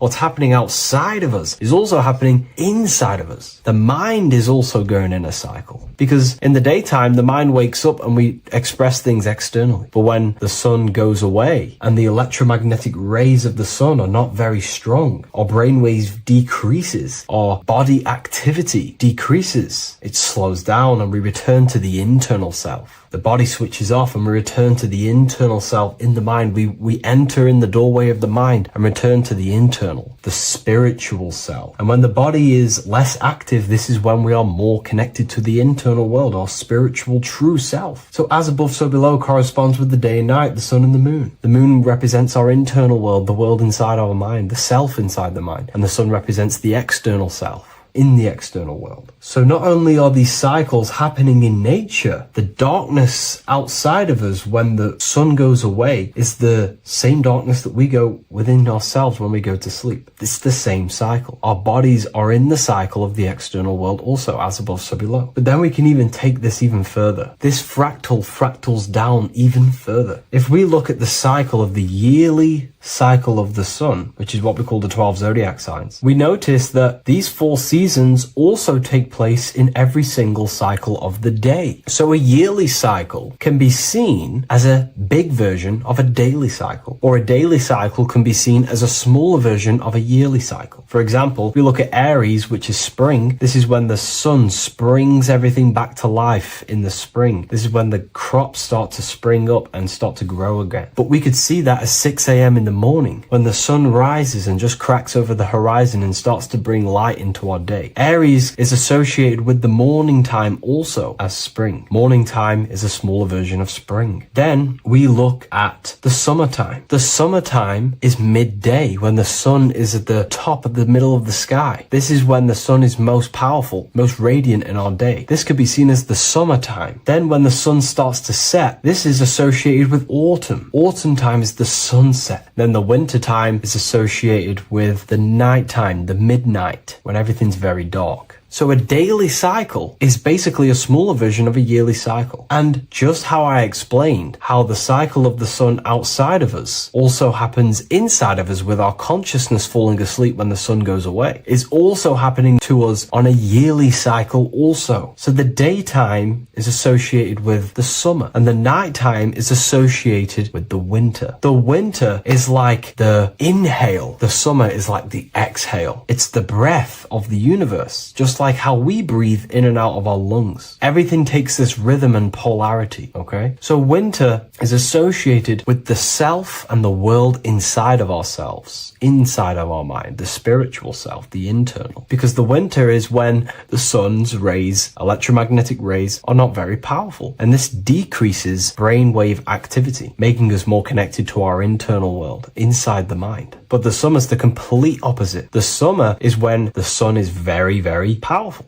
And the sun's powerful electromagnetic rays increase brain activity, making us more actionable in the physical world outside of our mind, in the external world. So summer is the daytime and winter is a big version of the nighttime. Vice versa. Just like how in the winter, we're more in the house. We're inside buildings because it's very cold outside. Animals hibernate. They go inside. They go into little places. They collect all their food and prepare for the winter. They go inside. They go in darkness to hibernate. So does our consciousness, our spirit, the self inside of our mind. We can use these cycles to our advantage, to evolve spiritually, to connect and be more balanced. You know, I've mentioned a lot of this inside the university to my members, to the family inside of there. We discussed this. We had a great discussion about this. And, you know, the live calls we have are priceless. The conversations you can have with someone when they're awake, you never forget them. You always have deep, meaningful conversations. And we discussed this deeply, and we were going into some interesting things about how we can use these types of changes in the seasons for our spiritual growth. We even discussed about spring and autumn and how they're associated with the different spiritual bodies that we have. But anyways, let's not get off track. Lucid dreaming,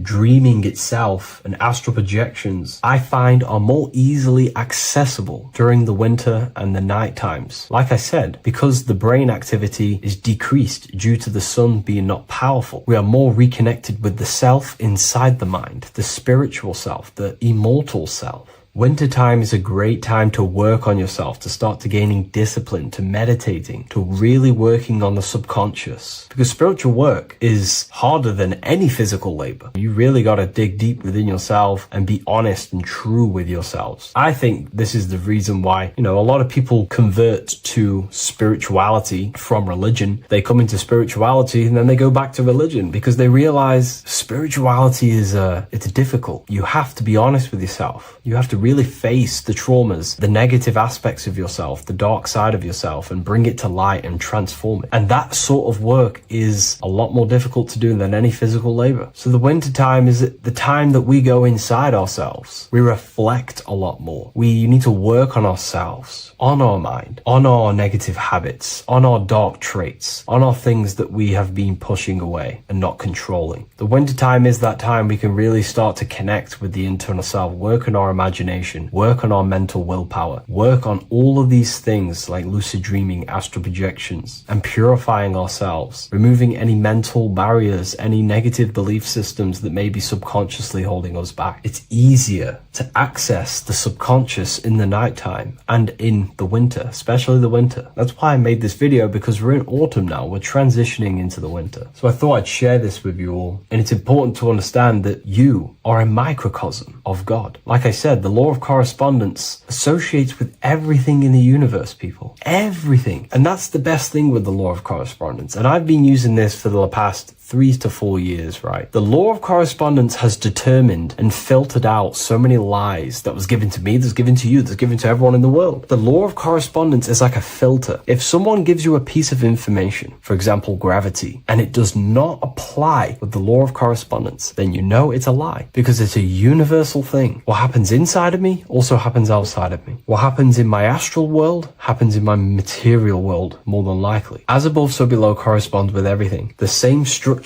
in my veins, in my nervous system, is the same structure in the trees, in galaxies, in everything. As above, so below, the universe is a fractal universe. Therefore, the point that I was getting at is that you are a microcosm of God. The same mind that God manifested things through thinking. He thought the stars, the earth, nature, the human body, designed everything with the God mind. He thought everything into existence. And that mind, them powers that God used to manifest everything into physical existence through the power of thought, is the same mind that you possess, but on a smaller scale. God manifested the macrocosm through thought, as the universe is a mental universe. Everything you see around you was thought, then manifested into physical reality. God manifested the macrocosm, the world, through thought, and that same force of thought you use to create the microcosm, to create your own world. You think your life into reality, your world into reality. Your body is a microcosm, a miniature universe. Every thought you think commands 50 trillion cells in your body, and your cells religiously execute on every command that you give it. You're in charge of 50 trillion cells. You're literally commanding a whole civilization inside your body. And this is how you are a reflection of the divine. The God mind created the macrocosm, the world, and you create your own world inside that world using the same power as thought. Very powerful. So everything that happens outside of you is also happening inside of you. The law of correspondence is the most important, the law that you could possibly learn, because it makes everything so clear for you in the universe. Makes life so clear. You see reality for what it truly is. It's a reflection of the higher dimensions. Just like how reality right now is a reflection of what's happening inside of people's minds and consciousness. We can't blame the elites for all the negative things that's happening in reality, because all the negative things that's happening in reality is the negative things that's happening in people's minds. We need to take control of ourselves. So with that being said, thank you all, everyone. If you wish to read more, 90% of you watching this video have already got this book. I want to say thank you for your support. It means the world to me. It makes me research more and write more books. And the book of symbolism is coming very soon. So thank you, everyone. I'll leave a link in the description for the university, for the live calls, and for the book if you wish to join. Have an amazing day. Welcome to Revival of Wisdom. This video is going to be about the flat earth and the breakdown of the whole cosmology. We're going to be digging very deep. I've got a lot of pictures and images to show you, and a lot of dots to connect. So let's start with the Freemasonry art. So this artwork we have here is the Freemasonic cosmology, as they know and believe. So what is it symbolizing? We obviously have to start off with the 4 pillars representing the 4 corners of the earth. The 4 corners with duality. You see, there's everything on earth. There's good and evil. Good, evil, positive, negative, good, bad. This is the checkerboard. This is what it symbolizes. Okay. Obviously, we have the sun, the moon. The sun gives you energy. It's the anode. The moon is the cathode. It's the opposite. It takes your energy. So therefore, you become sleepy when the moon comes out. You see, everything on Earth, everything in the universe is balanced. There's complete balance symbolized by duality. There's always two opposites. We have the all-seeing eye, and obviously 7 stars representing the 7 planets, but not planets as in we know planets. They're not physical spinning balls of gas. They are energies. They are lights emitting from the realm above this realm. They are lights through the firmament, through the electromagnetic field. So let's go through that again. The 4 corners, duality, positive and negative, cold, dry. Everyone on Earth has an opposite. Everyone, there's 2. Okay, and then we have the sun, the moon, the 7 planets with a 5-pointed star. What's the 5-pointed star? Of course, it's the 5 elements: spirit, water, earth, fire, and air. Okay, that's what the 5-pointed star is symbolizing, the 5 elements of Earth. And then, most importantly, we have the compass. The compass is very, very important, hence why it's in the center. The compass is symbolizing many, many things. And one of the most important things, but we'll get into that after. We have a boat with water outside of the Earth. So we have a boat on water, symbolizing the waters separated by the firmament, the waters above, separated by the firmament from the waters within the firmament, the Earth. So this is what it's symbolizing. So the compass, what's the compass? This is where the compass comes from. The Polaris, the most important star there is, because it's in the center of Earth, the sun, the moon, and the black hole, black sun. Because all creation comes from center, the seed center. Okay, but we'll get into this after. But also, this is a very important Masonic symbol because they use this symbol a lot. This is one of their main symbols, hence why Neil Armstrong has the Masonic ring with the compass on it. The people who supposedly went to the moon, which obviously they faked to push this globe model, because the globe model is based upon fear.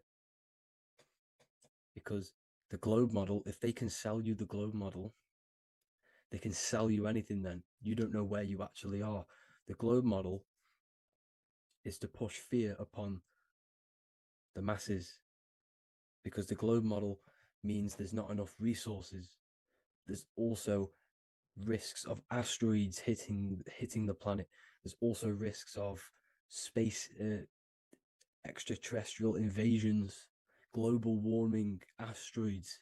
You see, this is all the fear that they can gain off selling you the globe model. Okay, because they don't want you to know that this is an intelligent design. And also, they're hiding God, the creator, the source. This is why they are satanic. They are opposites. They are lefty, Lucifer, right, righteous, godly. Hence why they do the symbolism on their eyes. 666. This is another famous, famous astrologer. Astronaut. This is another famous astronaut doing 666, showing that he's in the alliance of the occult. But even look at their 10th anniversary stamps. They have a Masonic compass on there. Also, the order out of chaos. Order out of chaos, double-headed eagle. Okay, the order out of chaos ring, which they wear. So all of these astronauts are in the occult. They are lying to you. They are in with this order, this Masonic New World Order, whatever you want to call it. So let's break this compass down a lot more. Because as I showed you here, the center, okay, this is what the compass is symbolizing.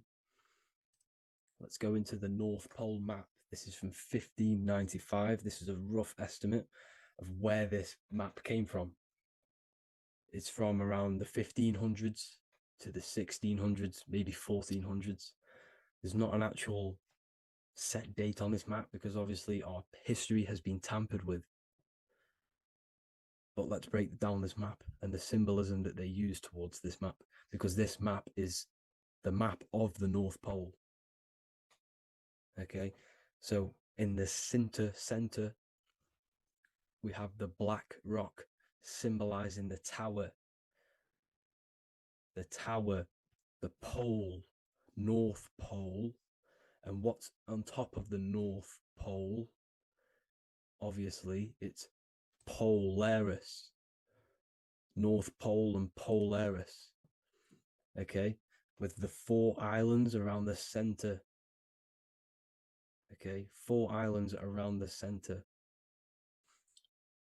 And this is what blew my mind, right? They say that Santa sounds similar. And if you look at this pole that's pointing to the North Pole, you see this line here. So this is obviously from the 1600s. What color is Santa? He's red and white. Just like this map pointing to the center is red and white, and Santa comes from the North Pole. So it's not a coincidence that they use red and white. They're mocking this map because obviously they took over after the 1500s, 1600s. They took over around the 1800s. So they're mocking this map with Santa coming from the North Pole with this red and white line to the North Pole. Notice the 4 islands. Okay. Like windows, their symbol, they obviously in the occult, they're part of the New World Order, is symbolizing these 4 islands with the blue behind it for the water. Okay, so this is another occult logo. They're symbolizing this center because the center is so important. Okay, we'll get into that. Also, we have the Mayan cosmology. This is the Mayan cosmology. This is what they created. This is their artwork with also 4 major lands around the center. You see this 4 with green in between them all. 4 major lands with the underworld. You see this underworld is also symbolized by the Masons with the coffin of the skull and bones, the deceased, the dead. Okay, so this is also mentioned in the book of Enoch. Okay, and it's called Sheol. Sheol, the underworld. Okay, and in the book of Enoch, it says all spirits of the dead go to these hollow places, that they are wait until their appointed time of judgment. And it also says in the book of Enoch, there are 4 hollow places underneath. 4 as above, so below, representing the 4 islands. As above, so below. That's where that could link in. Okay. The Book of Enoch is very important because it was found in a cave thousands of years ago and has a lot of truths about this realm and about this world we live in. So let's go back to the Mayan cosmology. So the ancient cosmology, they all must have had some sort of communication. They must all be in peace, at peace with each other, because all of their cosmologies link together. See, the Greek, Babylonian, Indian, the Celtic. Okay, they're all linked in together. They all knew that they were in an enclosed system with an underworld and obviously a firmament. Okay, so this is what they all knew. They all must have had some sort of communication. They were a lot more advanced than us. They knew the center of the realm. Okay, and obviously the United Nations flag also symbolizes their center. You see how it has like a grid with a circle around the center. It's symbolizing that center of the realm, because that center of Earth is so important. The United Nations flag, all have it. See, some different ones all have that circle around the center. Because the center is the seed. All things come from a center. So the torus field is so important because it is the spark of life. It's the building blocks of the universe, this creation. Because all things have a torus field. Just like an apple with what's in the center of an apple, a seed. Because the center is where the energies hold, is where the energies meet, and it creates that spark of life. Just like your heart is the center of your body, and it has an electromagnetic field. Because the center, all things come from the center. So this is why the North Pole is so important, because this is why it's so important, because this is where the creation sparked from, the center. This is where the most electromagnetic energy is stored. So this is why the northern lights come from the center. It's electromagnetic energy. This is what the northern lights are. It's being emitted from this black hole in the center. Okay? And obviously, what else is on the center? Polaris. Polaris is the center star. Okay? So the center star is what sits on top of this North Pole, Polaris, because it's a pole of electromagnetic energy, symbolized as a black rock, a black hole, pole. You see, because all creation comes from void. Light is born from darkness. Without light, darkness can't be born from light. You see, but light can be born from darkness. This is why darkness is so important. And this is why there's a black hole in the center of our realm, like the black sun. The black sun, the Polaris star, the North Star. You see, so this is this North Pole, Polaris. This is what they're talking about.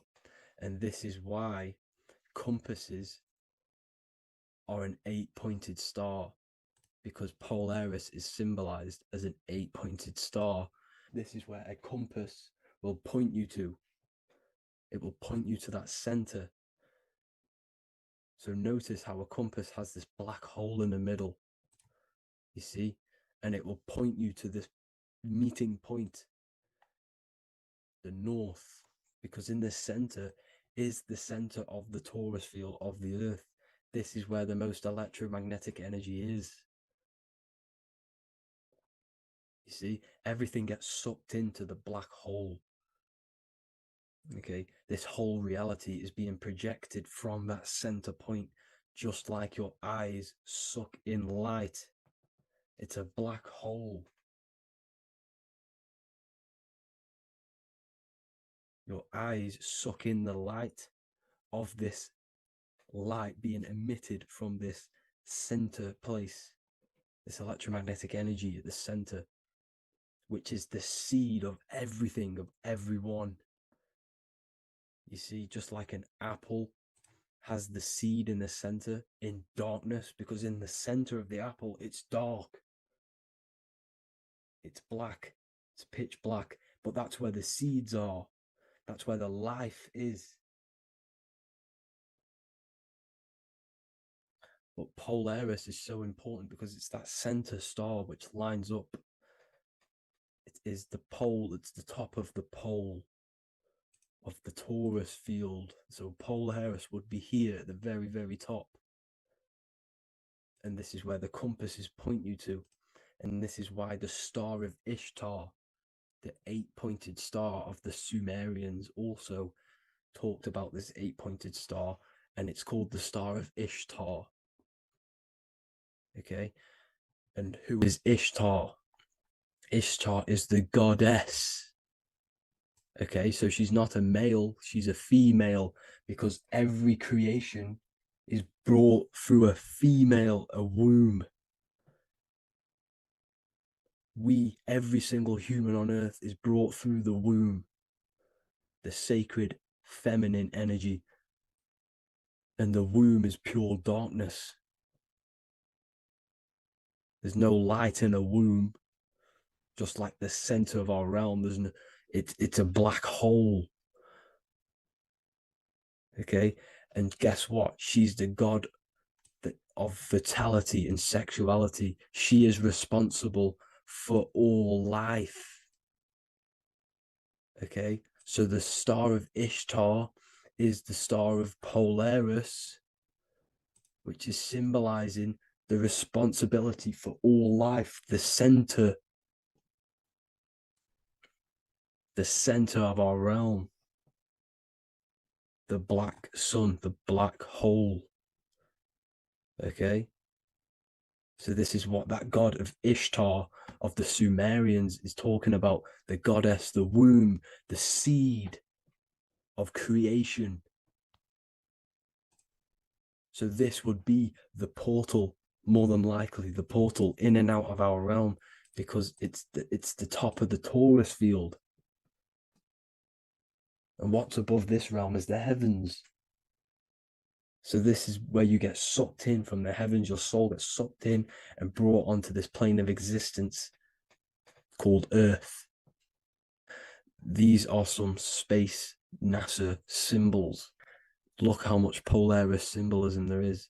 And notice how it's at the center. You see this circle? This is like a half circle. And at the center is an 8-pointed star of Ishtar. It's the same thing. It's Polaris. It's at the center. And notice on some of these, look, this one is a bear holding the key and an arrow pointing to the Polaris star, so that they hold the key to Polaris. Another one with like a demon holding a key to the what? Polaris on top of him. Also an eagle, which is a Masonic symbol. The eagle holding a key on top of the center. You see, and notice how there's an arrow going up to the Polaris and an arrow down, as above, so below, to Earth. So you can go out of Earth and into Earth through Polaris, and the eagle holds the key. You see? The eagle holds the key, just like this. This demon dragon holds the key to Polaris. And look at this one, Earth, with an arrow up to Polaris, an 8-pointed star. So Polaris is more than likely that portal which the Anunnaki used, the Sumerian gods used, because the Anunnaki symbol is also an 8-pointed star. Okay, and like I said, that center is the seed of creation. The center is the black hole. Okay, just like your pineal gland is at the center of your brain. The pineal gland is at the center of your brain, and that's what connects you to that spirit realm, to the source. That's it for this video, guys. Thank you all for tuning in. I hope you all learned something today. Please leave a like, a comment, and please subscribe to the channel for more content. God bless you all.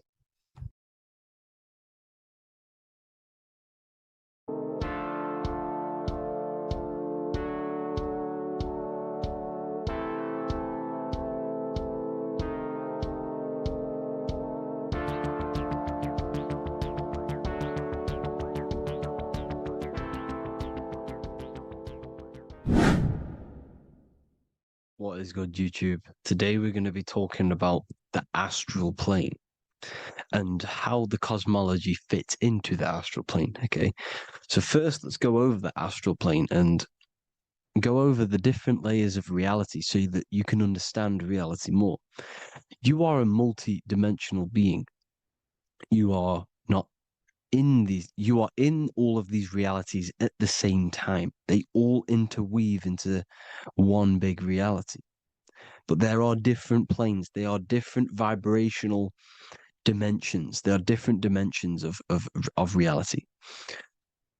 The mind is the root cause of reality. We're living in the mind of God. Everything is being thought into existence from the root cause, from the universal mind. This is why the ancient Egyptians said, all is mind. We're living in the mind of God. And we are a microcosm of this mind. This is why we all have the same mind. This mind is the world of thoughts. Now, this world of thoughts is just the thought alone. For example, it is the thought of a chair.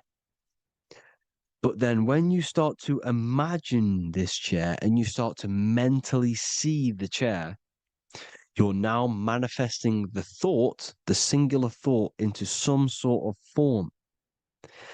So now you're imagining the chair. You're imagining the form of this chair, which is then manifesting into the astral plane. The astral plane is the world of thought forms manifesting. So when you are imagining something, you are seeing into the astral plane. Okay? Your third eye, it is an eye because it sees the astral plane. It is seeing the other side through imagination, through dreaming. Well, we'll go over dreaming later.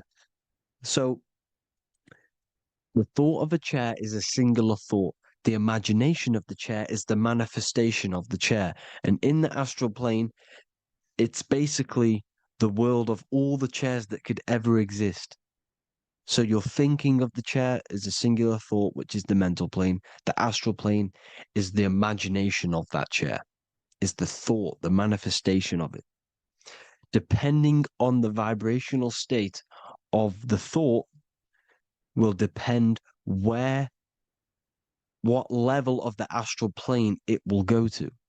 For example, if you're thinking about a chair to torture someone on it, it's going to go on the lower astral plane. Or if you're thinking and imagining happy things, it's going to go to the higher astral plane. So wherever your mindset is, that we call it a mindset because your mind is setting frequencies to certain things. Thoughts are frequencies. And a mindset is setting your frequency, setting your mind to a certain frequency. So when you set your mind to a certain frequency and you imagine something in that frequency, you're going to match everything in the astral plane that are on that similar frequency, just like you would in the physical world. Because we're all in these worlds right now as we speak, but we can't see them with the two physical eyes. We can feel it though.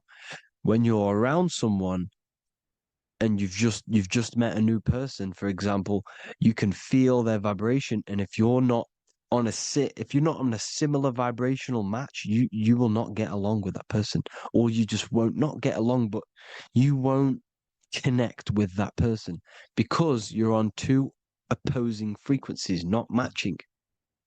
And this is something you can't see, you can only feel because it's the astral plane. It exists within the astral plane.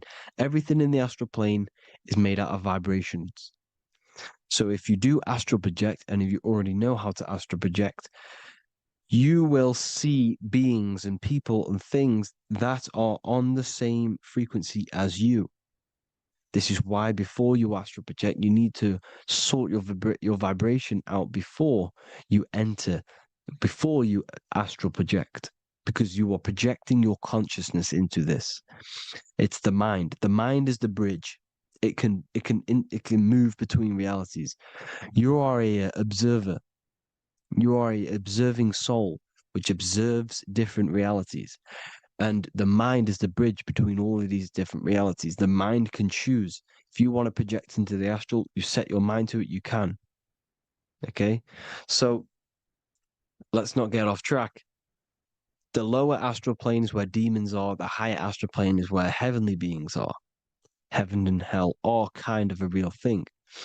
The etheric plane is a powerful substance, the ether, the fifth element that they don't tell us about.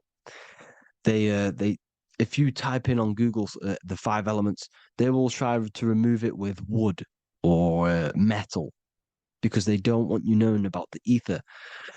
Ether is the energy double behind all physical objects.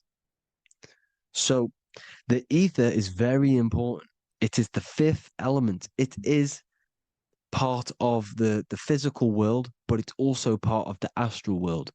It is on either side. You see how they're showing you the truth in the language. Ether and either are the same word. The ether has 1 foot in the astral and 1 foot in the physical world. It's a substance that connects the physical to the astral world. It is the either.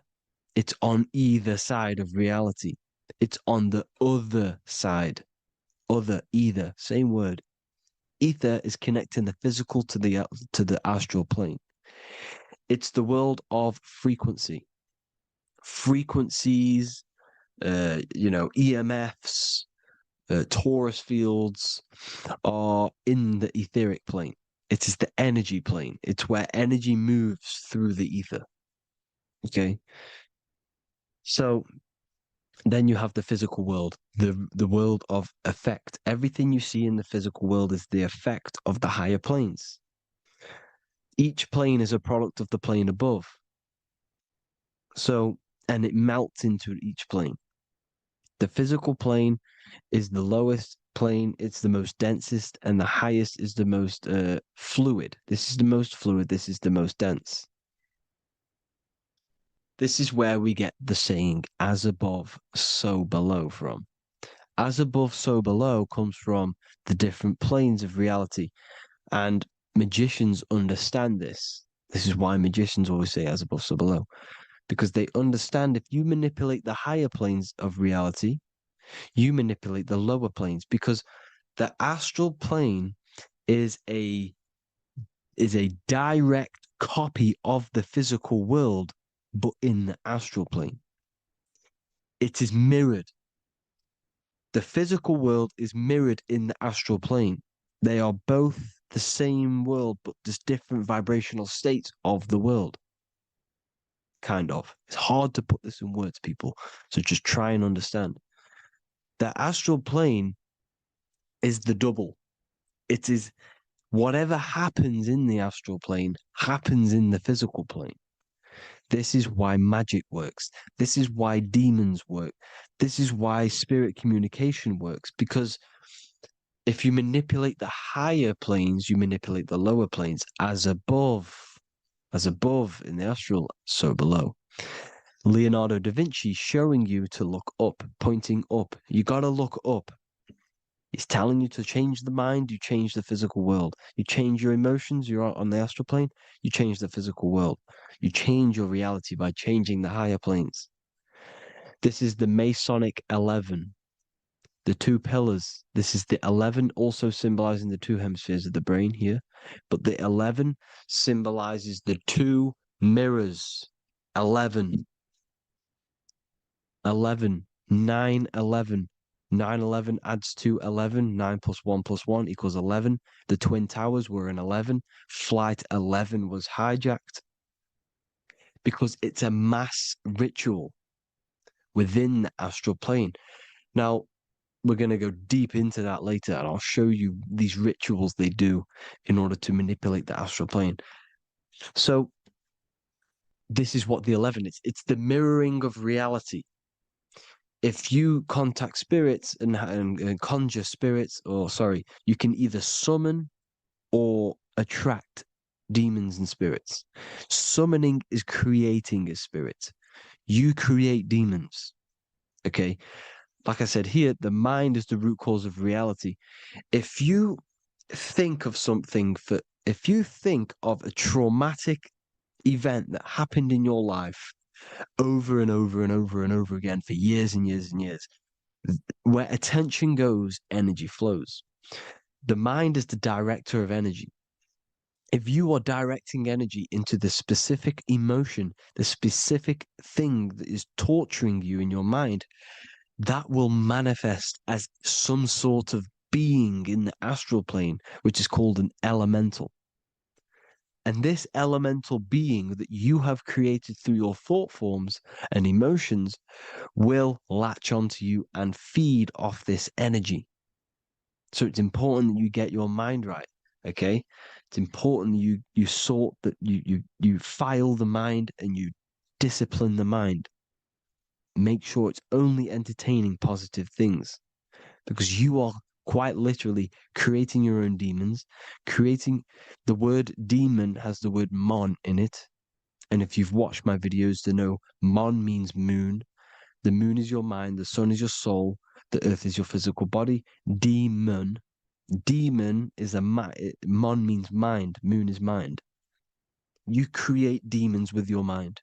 Summoning. Now, this is where the rituals come in. 9/11 was a ritual because everyone was thinking about this big fearing, the death of 9/11. Everyone was thinking about it.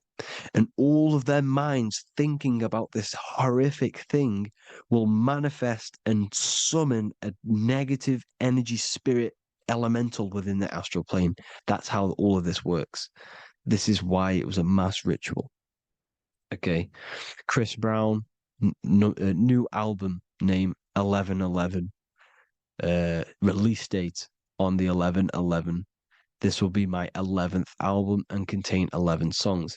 All of these people know the occult. This is Hermes Trismegistus with the star of Saturn, the six-pointed star, as above, so below. The mirroring of reality, physical and astral, the two Masonic pillars. So as above, so below. What's above us? The stars. The stars are connected to the astral plane. This is why we call them stargates. When we dream, we are experiencing these different realities. And what are stars? They tell in the Bible, it says Genesis 1:14. And God said, "Let there be lights in the firmament of the heaven to divide the day from the night, and let them be for signs." Signs translates to things to come. Why things to come? The stars tell the future. Why? And why do we say as above, so below? As above us is the astral plane and the etheric plane. As above, so below. Whatever happens in the stars happens on Earth. The stars are connected to the astral plane. Above us is the astral plane. We are a star in a physical body. This is why we say Mr., sister, stir equals star. The E and the A are interchangeable. We are stars, and the stars are the start of our incarnation. We start in the stars, same root word, and we descend through the seven energies, which are our seven chakras. Then we enter the heart of the soul system. The heart rearranged spells earth. And this is the true cosmology. Here's the Masonic cosmology. This is Masonic now. Here's the firmament. Let there be a firmament in the midst of the waters to divide the waters from above, from the waters that below. Genesis 1:6. The firmament, firmament comes from the word firma, Latin, I'm pretty sure, which means firm. when something is firm, meaning it's stable, it does not move, it is firm. The firmament is firm. So, is the firmament Genesis 1:6? Let what does he say? Genesis 1:3, sorry. Let there be light. This is before the sun and the moon was created. Let there be light. Before the sun and the moon was created, light was appeared. So what's that tell you? This is a holographic projection from some sort of light being, some sort of projector.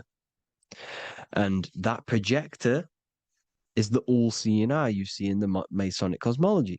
This is the all-seeing eye projecting the light beams. Let there be light. Everything is made out of light. The universe is created out of light waves. The torus field is one unit of light. The light projecting this reality is Polaris. Okay, the famous all-seeing eye. Now, what else? Then we have after let there be light in Genesis 1:16, and God made the two great lights. This is the sun and the moon, electric, magnetic, male and female. Then we have the Masonic checkerboard, the black and white symbolizing dualities within the dualistic reality we're in, spirit and matter, light and matter, rest and motion, positive and negative, good and evil. Everything's dualistic here. Okay? And it's a dance. The universe is a dance between flickering of white and black light, which is the torus field. We're not going to go over that, but this is all connected to the astral plane. This is the true cosmology. The astral plane cannot work on a spinning monkey ball in the middle of space. Does not work. Cannot work. It's impossible. Okay? Impossible. So, even in the Quran, it says, Allah has made the earth for you as a carpet, flat. Quran 15:19. And the earth we have spread out like a carpet, set there on mountains, firm and immovable. It is immovable. In the Quran, it also says 65:12, it is Allah who has created the seven heavens of the earth. The seven heavens meaning the seven layers of heaven, the seven planets. And Psalms 104:5, he set the earth on its foundations and it can never be moved. Never. So here you see in Isaiah 40:22, he sits enthroned above the circle of the earth and its people are like grasshoppers. He stretches out the heavens like a canopy and spreads them out like a tent to live in. We live in a tent. This is the tent. The projection of light. Here you see an ancient picture here. Here you see the ethereal barrier, meaning the firmament, the etheric barrier. And here you see his head popping out. Why is his head popping out? Because your head is heaven. Your heel is hell. Your head has access to the astral plane. This is why your head is heaven. The pineal gland, when stimulated, has access to project itself, project consciousness into the astral plane.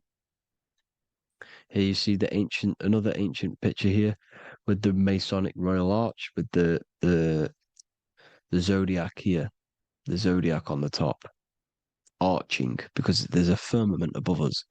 Here's God in the brain. Consciousness is God. Here you see the Masonic Royal Arch, symbolizing the firmament. George Washington above the Masonic Royal Arch. These are the stars. This is Polaris projecting reality. Here's ancient churches with the dome. Polaris projecting reality with Jesus. Disney World is under the dome. The seven layers of heaven, ancient paintings, all depict if you go and look at the ancient paintings, they'll all depict the firmament, the arch above us. This is where we get interesting.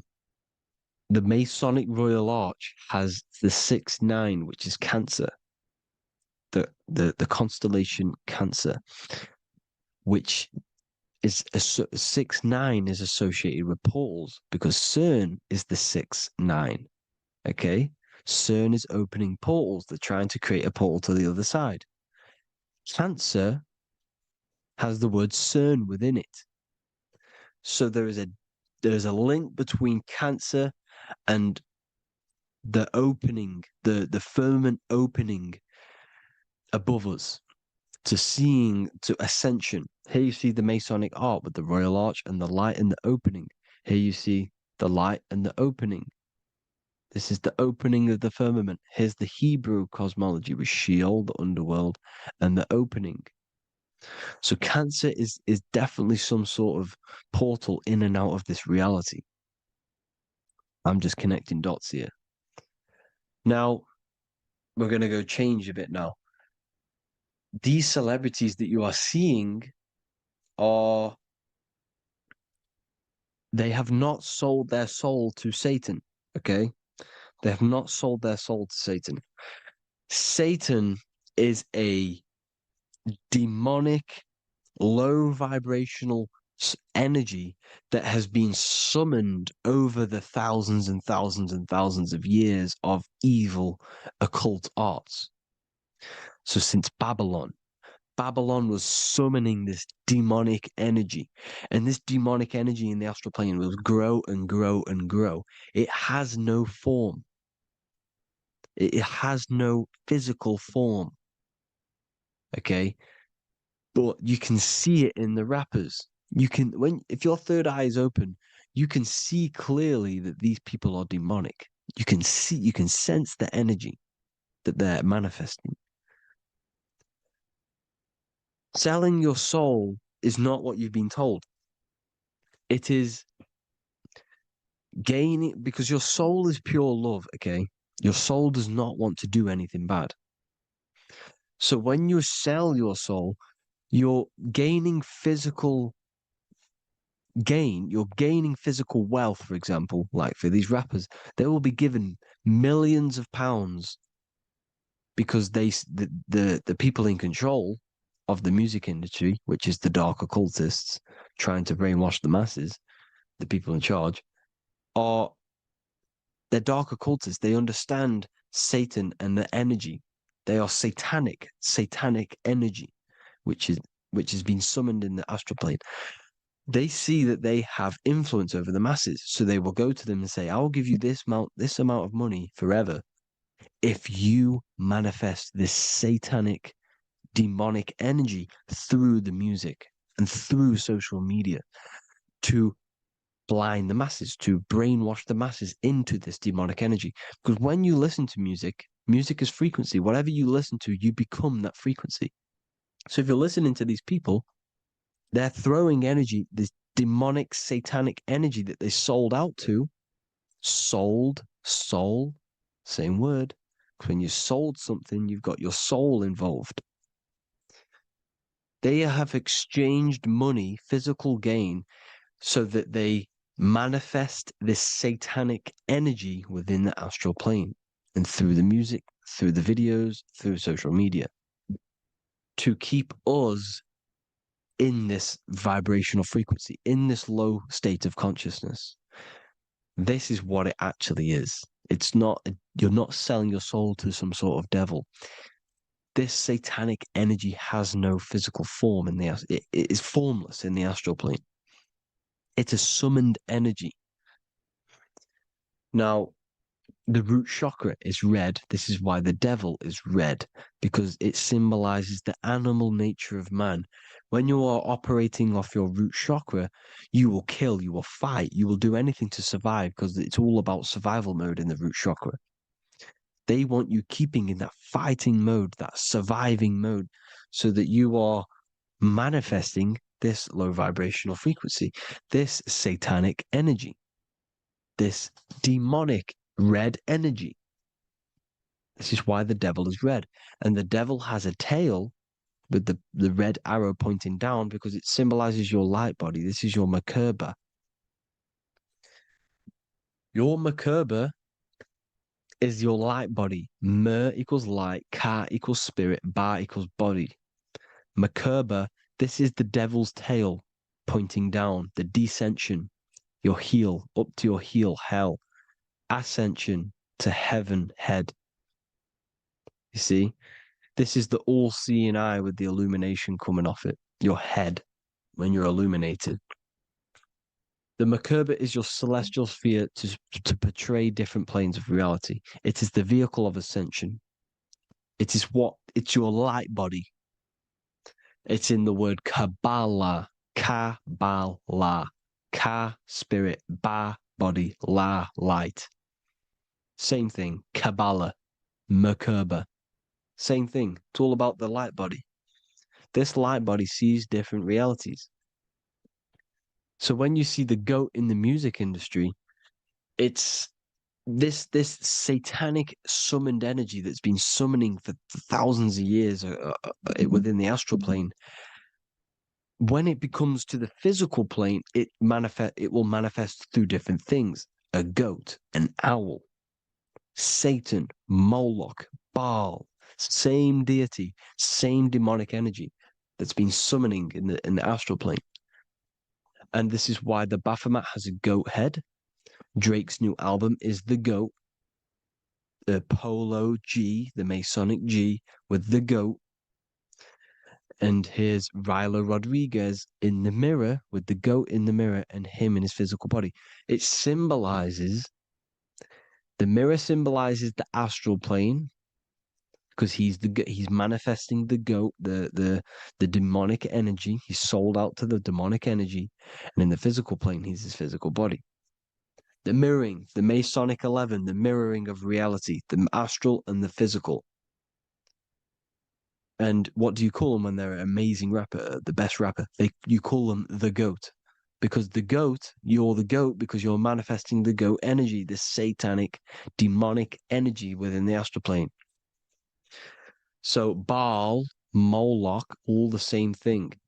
Because in the astral plane, if you want to gain spirits to come to you and communicate you in the physical world, if you want to communicate with spirits, you have to gain their attention. You can either gain their attention or come together and agree to create some sort of being, which is Satan. Okay. You can, like I said earlier, you can create these beings, you can summon them or attract them. One way to attract them is sacrificing. In order for you to become God, man, to turn to God, you have to sacrifice your life. You have to sacrifice, not drinking, not doing things, not doing anything demonic, not doing anything bad, not eating meat. You have to sacrifice yourself to become the light. However, if you want quick, instant gains in the physical world, you can sacrifice something else to communicate with these spirits because these demonic energies feed off demonic energy, your demonic energy. So these dark occultists will give away babies, they'll sacrifice, torture babies so that they gain, so that they can communicate with these spirits for physical exchange. Yes, you can do this. These powerful spirits, these powerful demons can give you powers. They can give you certain things. And this is what they are doing. They're summoning and attracting these demonic energy. This is why, trafficking is one of the most, Balenciaga. Baal is the demonic energy in the astral plane, which requires child sacrifice for his presence. Balenciaga, and they were trafficking children. They were trafficking, killing them, and offering them to the spirits. This is what they are doing. Balenciaga. It's in the name. Here you can see here a stick man with two horns. The goat, obviously, it's all the same deity. Baal, the goat, Moloch. Here's Moloch, the owl, the Egyptian owl, because it comes from the owl of Moloch, which is Baal, which is Satan, all the same demonic energy. And it's on the dollar bill, a tiny dollar bill, on the $1 bill. All the same thing. Bohemian Grove, they worship the big owl, Moloch. It's all the same thing. It's all one big demonic energy which has been summoning in the astral plane. And it's trying to take over Earth, the physical plane. That's what it's doing.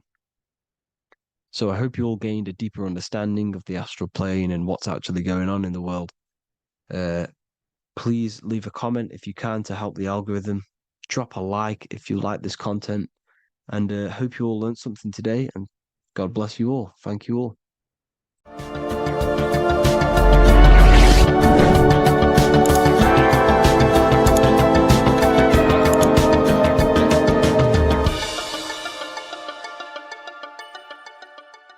Neo is plugged into the matrix on the back of his neck. And if we look at the human brain, the back of the neck is the reptilian brain stem. And when one operates their life out of the reptilian brain stem, they are unaware, unconscious. They are consciously dead because the reptilian brain does not really critically think. It acts on instinct, fight or flight mode. This is considered in the occult spiritually dead. When one is taking actions without intention, simply very reactive to life. They're not living, they're simply experiencing. When you're walking down the street and you see someone, and in your mind you think me versus them versus me, that is an animalistic way of thinking. I used to be trapped in this way of thinking, always thinking of fight or flight, always judging people, always reacting to the world, never consciously creating and commanding with intention in the world. This could be considered the matrix, when one lives unconsciously, simply surviving in the world. Another symptom of living in the reptilian brain could be obsession, a constant need to assert your power over others to feel safe or superior. Views relationships as power hierarchies, not as mutual connections. It could be a conquest for sex, lust, seeking validation through sexual activity. Sex becomes a tool for dominance, escape, and self-worth. Intimacy is avoided. Pleasure is pursued without emotional depth. Seeking pleasure all the time. This is all to do with the reptilian brain. Seeking safety. It could be compulsive eating or food hoarding, driven by craving and not actual hunger. Eat to soothe fear or emotional discomfort, often unconsciously. This is the unconscious. Fear-based decision-making. Every choice is shaped by perceived threat or insecurity or fear within the subconscious mind. Long-term vision is sacrificed for immediate safety and gratification. All the reptilian brain. Territorial behavior overacts when personal space, possessions, or status is threatened. Acts as though survival depends on ownership or status. Addiction repeats patterns to feel safe, even if they are harmful. Avoids anything unfamiliar or unpredictable. Low empathy. No empathy or emotional care for one another and for fellow beings in the world. Sees people as threats, tools, or competitors. This is all to do with the reptilian brain. Intense jealousy or possessiveness. Sees others as rivals or objects to control. Cannot tolerate perceived threats to loyalty or status. Quick to be angry. Slow to reflect. Reacts with rage, withdrawal when challenged. Lacks emotional regulation or deep self-awareness. So this is considered, this brain could be considered the matrix, hence why Neo is plugged into this brain. He's operating the life out of this brain,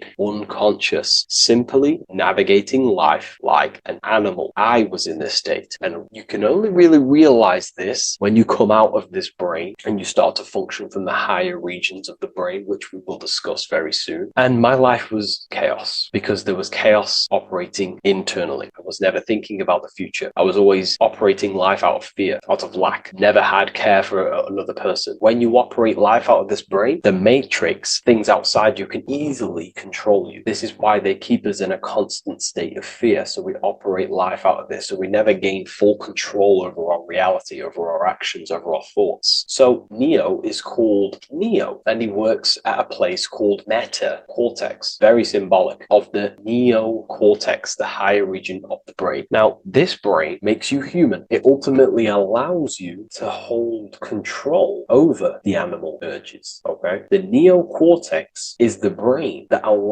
allows you to have self-mastery, that allows you to control your urges, your instinctual survival urges. So humans can overcome their reptilian animalistic state and start to operate their life in a conscious mastery state. And Neo is plugged out of the reptilian brain and he starts to use his neocortex, the human brain. This allows one to learn to have self-control, allows one to create, allows one to think about others. It allows one to critically think deeply. It allows one to be self-aware. Who am I? Where did I come from? And where am I going? This is ultimately the brain that has shaped the world. We look at humans. We built technology. We built all of these amazing things. They all come from the neocortex. This is the higher region of the brain that allows consciousness to function on a higher degree. It allows you to truly become a creator and have self-control instead of living in a reactive animal state. You see, animals are only aware of their five senses. They're only aware of surviving. If you notice, look at animals, they're always looking around. Even in their home, they're always looking around, sniffing around. That's because they operate in an animalistic brain. Humans have the neocortex. This is a higher region of the brain, which if you wish to master yourself, this is the brain that you will be using. This allows you to operate life on a higher degree. We see this reptilian brain symbolized everywhere. See it as reptiles. Reptiles are symbols of this brain. We see the Egyptian god Osiris with the green skin representing a reptile, a crocodile. Sometimes we see Osiris depicted in Egyptian artwork with crocodiles or reptiles, if you do a little bit of research on that. And also, if we look at the overall symbolism of Osiris and his story, we notice that he is the god of the dead or the underworld. This is not literal, but the dead or the god of the death, the god of the death of self, the dead of consciousness, because you are a divine being with limitless potential to create. And ultimately, to create, we have to master our reptilian brain. But when we function from this reptilian brain, we are dead to our higher powers of creation, of imagination, of actually gaining control and operating life from the higher mind, operating life as the divine being as you are. But if you operate life in Osiris, he is the god of dead. You are spiritually and consciously dead. You act unconsciously. You are dead, not physically, but mentally and spiritually. So what we're looking at here in the Egyptian artwork is the reptilian brainstem. We have the left hemisphere and the right hemisphere of the brain. Notice a curve. The feminine body is very curvy. This represents feminine. The masculine body is very liney. So if we study geometry, we know that lines are masculine, hence why the word masculine,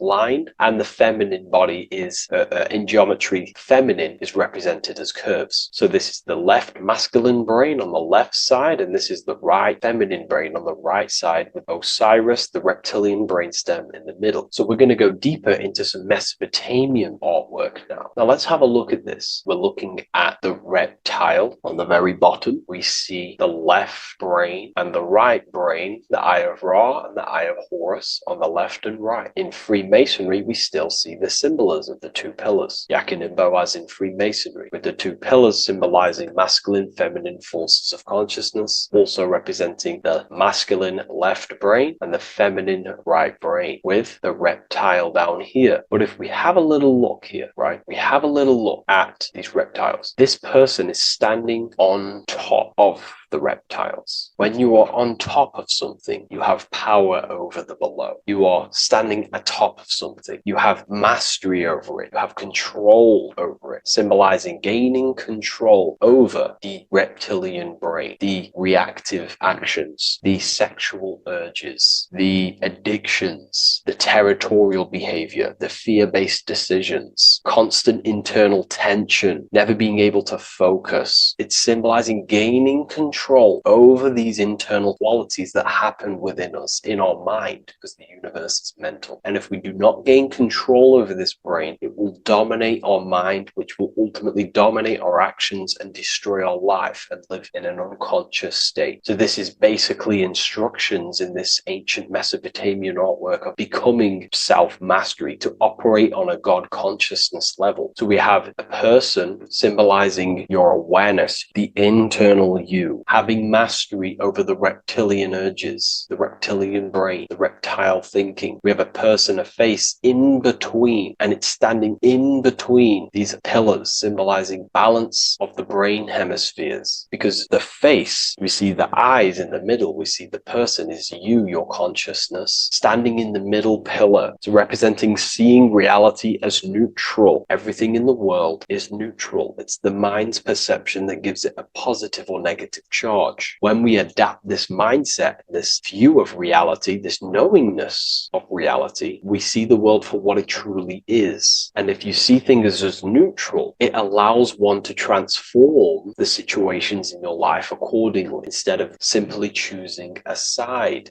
This is a major problem in society, and this was a problem within myself also. We like to choose sides, and choosing sides can keep your consciousness locked in a certain mindset, in a certain belief. And belief is what is ultimately destroying humanity. It's about knowingness, and knowingness is in the middle. We want to seek to know things. Knowing things allows you to go out there, directly experience it, and know it for yourself. For example, I know I'm not on a spinning global ball flying through space. Why? Because my senses tell me I'm not doing that. My senses tell me I'm not going 1,000 miles per hour and 360,000 miles per hour through space while spinning around the sun. I know that because I know myself. I know I'm not my body because I've had direct mystical experiences beyond the physical body. So we should seek to know things, and that's what we call gnosis, direct knowledge obtained through direct experience, knowingness. And that is a middle pillar quality. So in Freemasonry, we see the middle pillar. The matrix is designed to give you two wings all the time: Democrats, Republicans, feminism, and then there's another side. There's always two sides that they're giving you because they want you locked in either way, which is seek the middle pillar, seeing things as neutral, seeing things as the middle pillar, seeking direct experience, gnosis. And this aligns with the brain because the brain gives us these two perceptions also. The right brain sees the woods, the whole woods, but the left brain sees the individual trees and branches and leaves. If we're too left hemisphered, we're going to see everything as divided. If you're too left hemisphered, you're only going to see yourself. You're only going to think about me, myself, my ego, my consciousness, my life. And I'm only going to operate in the world, take actions only towards me without considering the collective, which is the right hemisphere quality. The right hemisphere allows you to see the bigger picture, how we're all connected, we're all one family of consciousness, we're all one being separated in different bodies, one consciousness operating in different bodies. So it's about aligning these perceptions of the brain and standing in the middle, and also conquering the reptilian brain. This allows us to operate in the world and see the world for what it truly is and operate from a place of balance. We also see some more symbolism in Egypt of the ram sphinx in Egypt. Ram sphinx. Please leave a comment, and please leave a like and a subscribe onto the YouTube if you like my content. Smash that like button and we'll get straight to this. So this is the ram sphinx in Egypt, also symbolizing the brain. This is my research. These are my conclusions. You can take this with a pinch of salt and go out and do your own research. This is what makes sense to me based off my information I've gained, my symbolism that I can read. So take what you can from it. I'm not here to obstruct anything. I'm not here to place anything in your mind. I'm simply here expressing my research. Never take anything off anyone as solid truth. I've never have said everything I say is solid truth. This is my research. If the research aligns with you, that's great. Maybe it doesn't with some people, that's fine. Simply take things with a pinch of salt, go out and collect as much research and information from many different sources and place together your own understanding of symbolism and your own perspective on reality. But like I say, seek to know and not believe.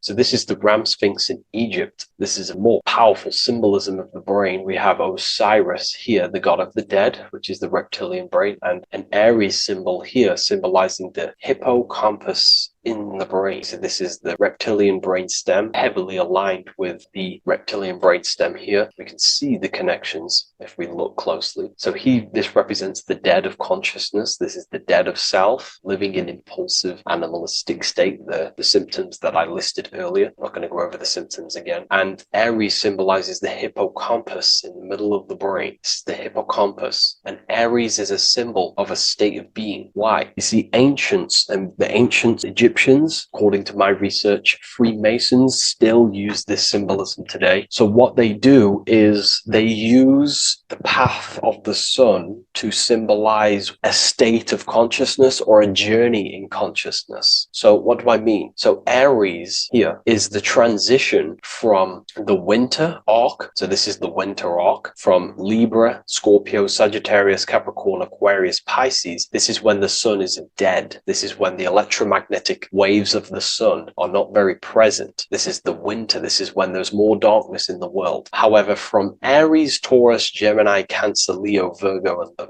to Libra, this is when the sun is giving more electromagnetic rays. Everything grows. Everything is reborn again. Everything's growing. There's more light. There's more warmth. You can grow crops. So this is very symbolic as a state of consciousness. Aries is used heavily to represent the rebirth of the sun, but internally as an esoteric interpretation of Aries, it symbolizes the resurrection of awakening of the self. It is the rebirth of the sun, of the soul, the rebirth of becoming aware out of the darkness into the light, living in the reptilian unconscious state, the unconscious, not being aware that I possess consciousness, not being aware of my thought, emotion, actions. And Aries is that symbol of the rebirth of the spirit, the rebirth of the self, becoming self-aware. So that's what we're looking at here with the Ram Sphinx. We're looking at Osiris, dead, the reptilian brain, operating life in an unconscious state, not really thinking,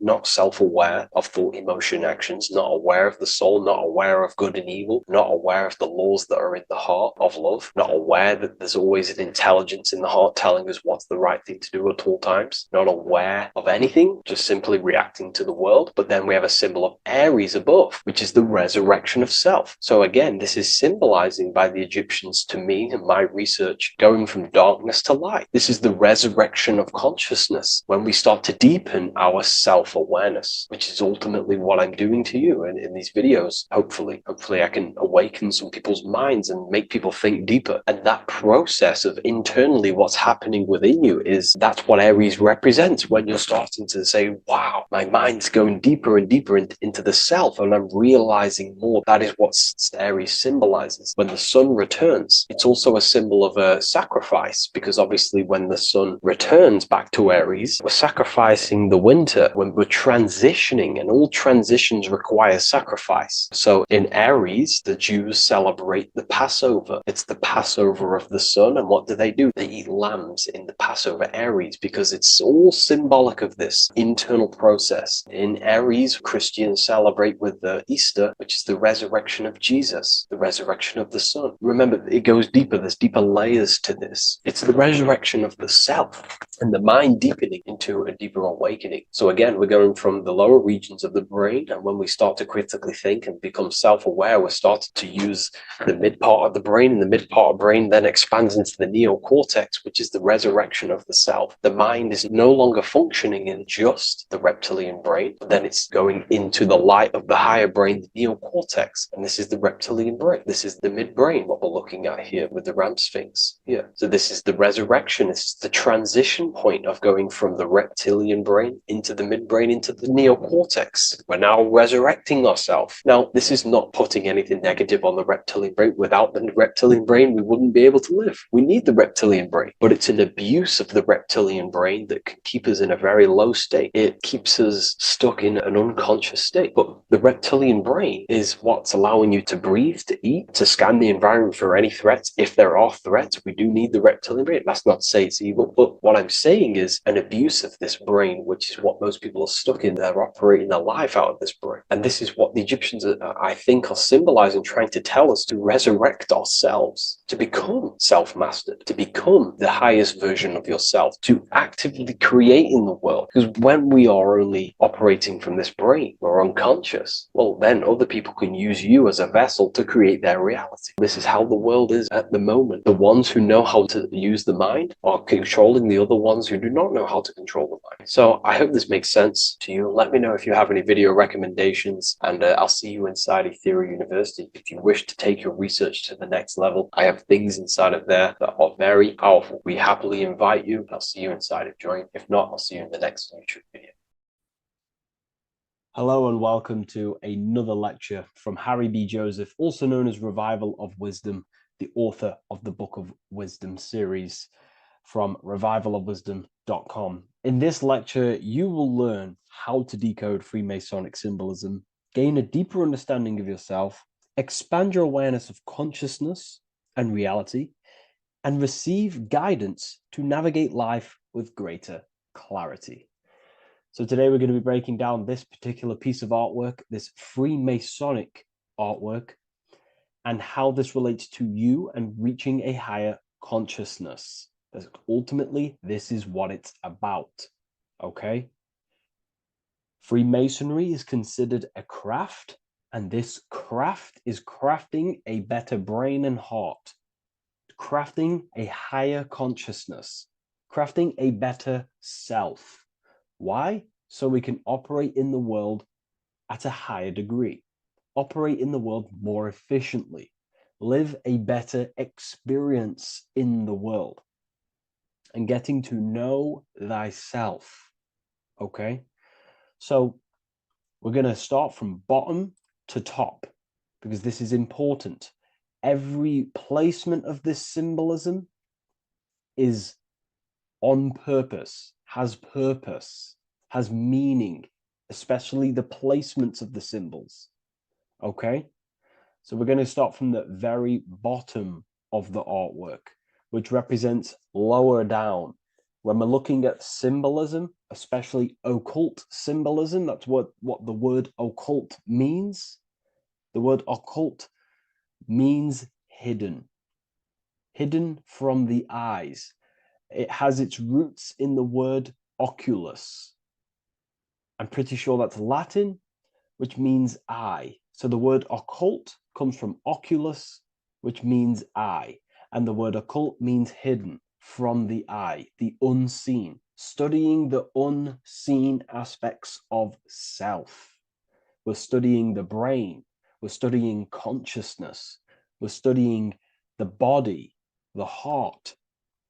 We're studying the self, the hidden aspects of the human psyche and the hidden aspects of self. Okay? Because ultimately, this is what gives you power in the world, depending on how you use that power, whether for good or bad, depending on the consciousness wielding that power. This is why we say knowledge is power. But I would actually say knowledge of self is power. Because when you know how you function, you gain power. You gain personal power. You gain mastery. Ultimately, this is what Masonry is about. Self-mastery. Crafting a higher consciousness. So at the very bottom of this artwork, we have a checkered board with a coffin. The coffin is the beginning of the artwork. The very base. This is the foundation of consciousness. The coffin symbolizes unconsciousness, the state that myself was in, maybe yourself, before we woke up and before we came conscious of our spirit, before we came conscious of ourselves. That ignorant state of acting without purpose, acting unconsciously, experiencing the world and not actively living in the world, simply reacting to external circumstances. This is an unconscious state where one is ignorant. 80% of the world is in this unconscious state. And this is symbolized as the darkness, the tomb. Look at how the tomb is fully blacked out, representing dull, no emotion, it's dark. This represents the darkness of self. The spirit is buried. The spirit is in the tomb. They're not even aware that they possess consciousness. They think they're the material body flying on a ball millions of miles per hour through space, and the sun is, they think they're a monkey evoluted.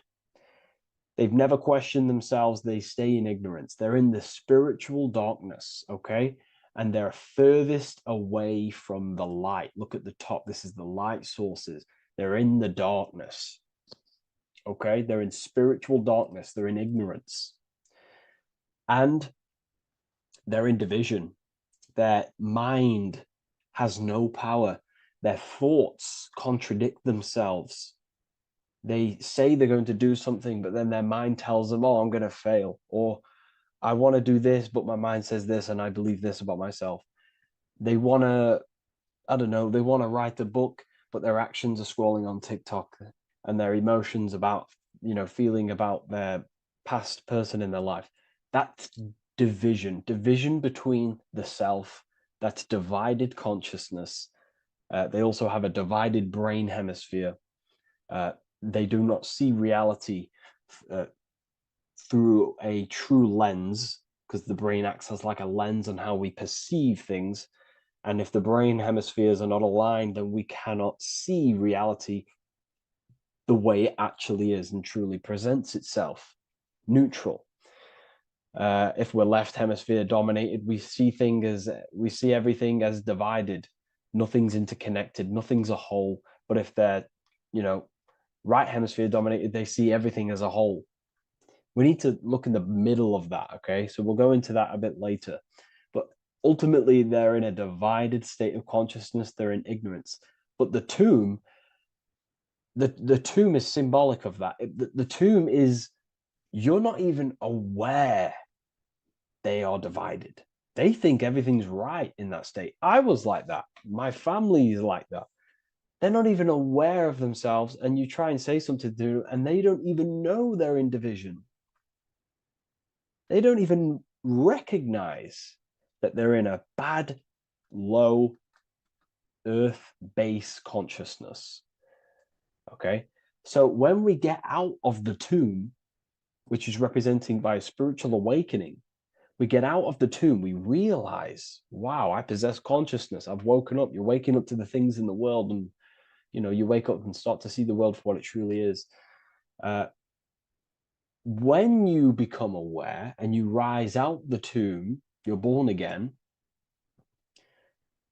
You start looking within. You start to become conscious of your thoughts. You start to become conscious of your actions. You start to become conscious of the evil in the world. You start to become conscious of the things. You rise out the tomb. You start to become conscious of your intuition. You then step on the checkered board. The checkered board is now you realizing you're in a divided state. Okay, so you're now putting down the ego, because remember, when you're in the tomb, the ego is fully in domination over consciousness, over your consciousness. It doesn't allow you to say that you are wrong. It doesn't allow you to think that there's evil in the world. It doesn't allow you to believe you have a spirit. It doesn't allow you to see that there is maniacs running the world and trying to control you. The ego is so stuck. But when we start to realize this is part of our awakening, we start to realize that the ego is trying to keep us safe at all times and keep us locked in that state of thinking and believing that we were in before. It's always seeking safety. Okay? So when we come out the tomb, we start to put down the ego and start to, how do I say this? We start to acknowledge that we were wrong about the world. And that is a lot about awakening. You have to acknowledge that you do not know everything. There are people with such higher knowledge. Okay? So when we come out the tomb, we put down the ego. We start to actually say, I was wrong about the world. I was a victim of mind control. I was in ignorance. I was in darkness. Spiritual dark. I'm divided. My thoughts, emotions, and actions are not aligned. My intuition and my action are not aligned. I'm not taking action on what I know is good. I'm taking actions against what I know is good. That's a sin. That's a sin against the spirit. Okay. So when you acknowledge this, you acknowledge you're in division, you then take the first 3 steps, which is the Freemasonic Blue Lodge degrees, these 3 steps. Okay. Ultimately, this checkerboard represents illusions as well. You're in an illusion. Okay. This is why we see it heavily used in the music industry.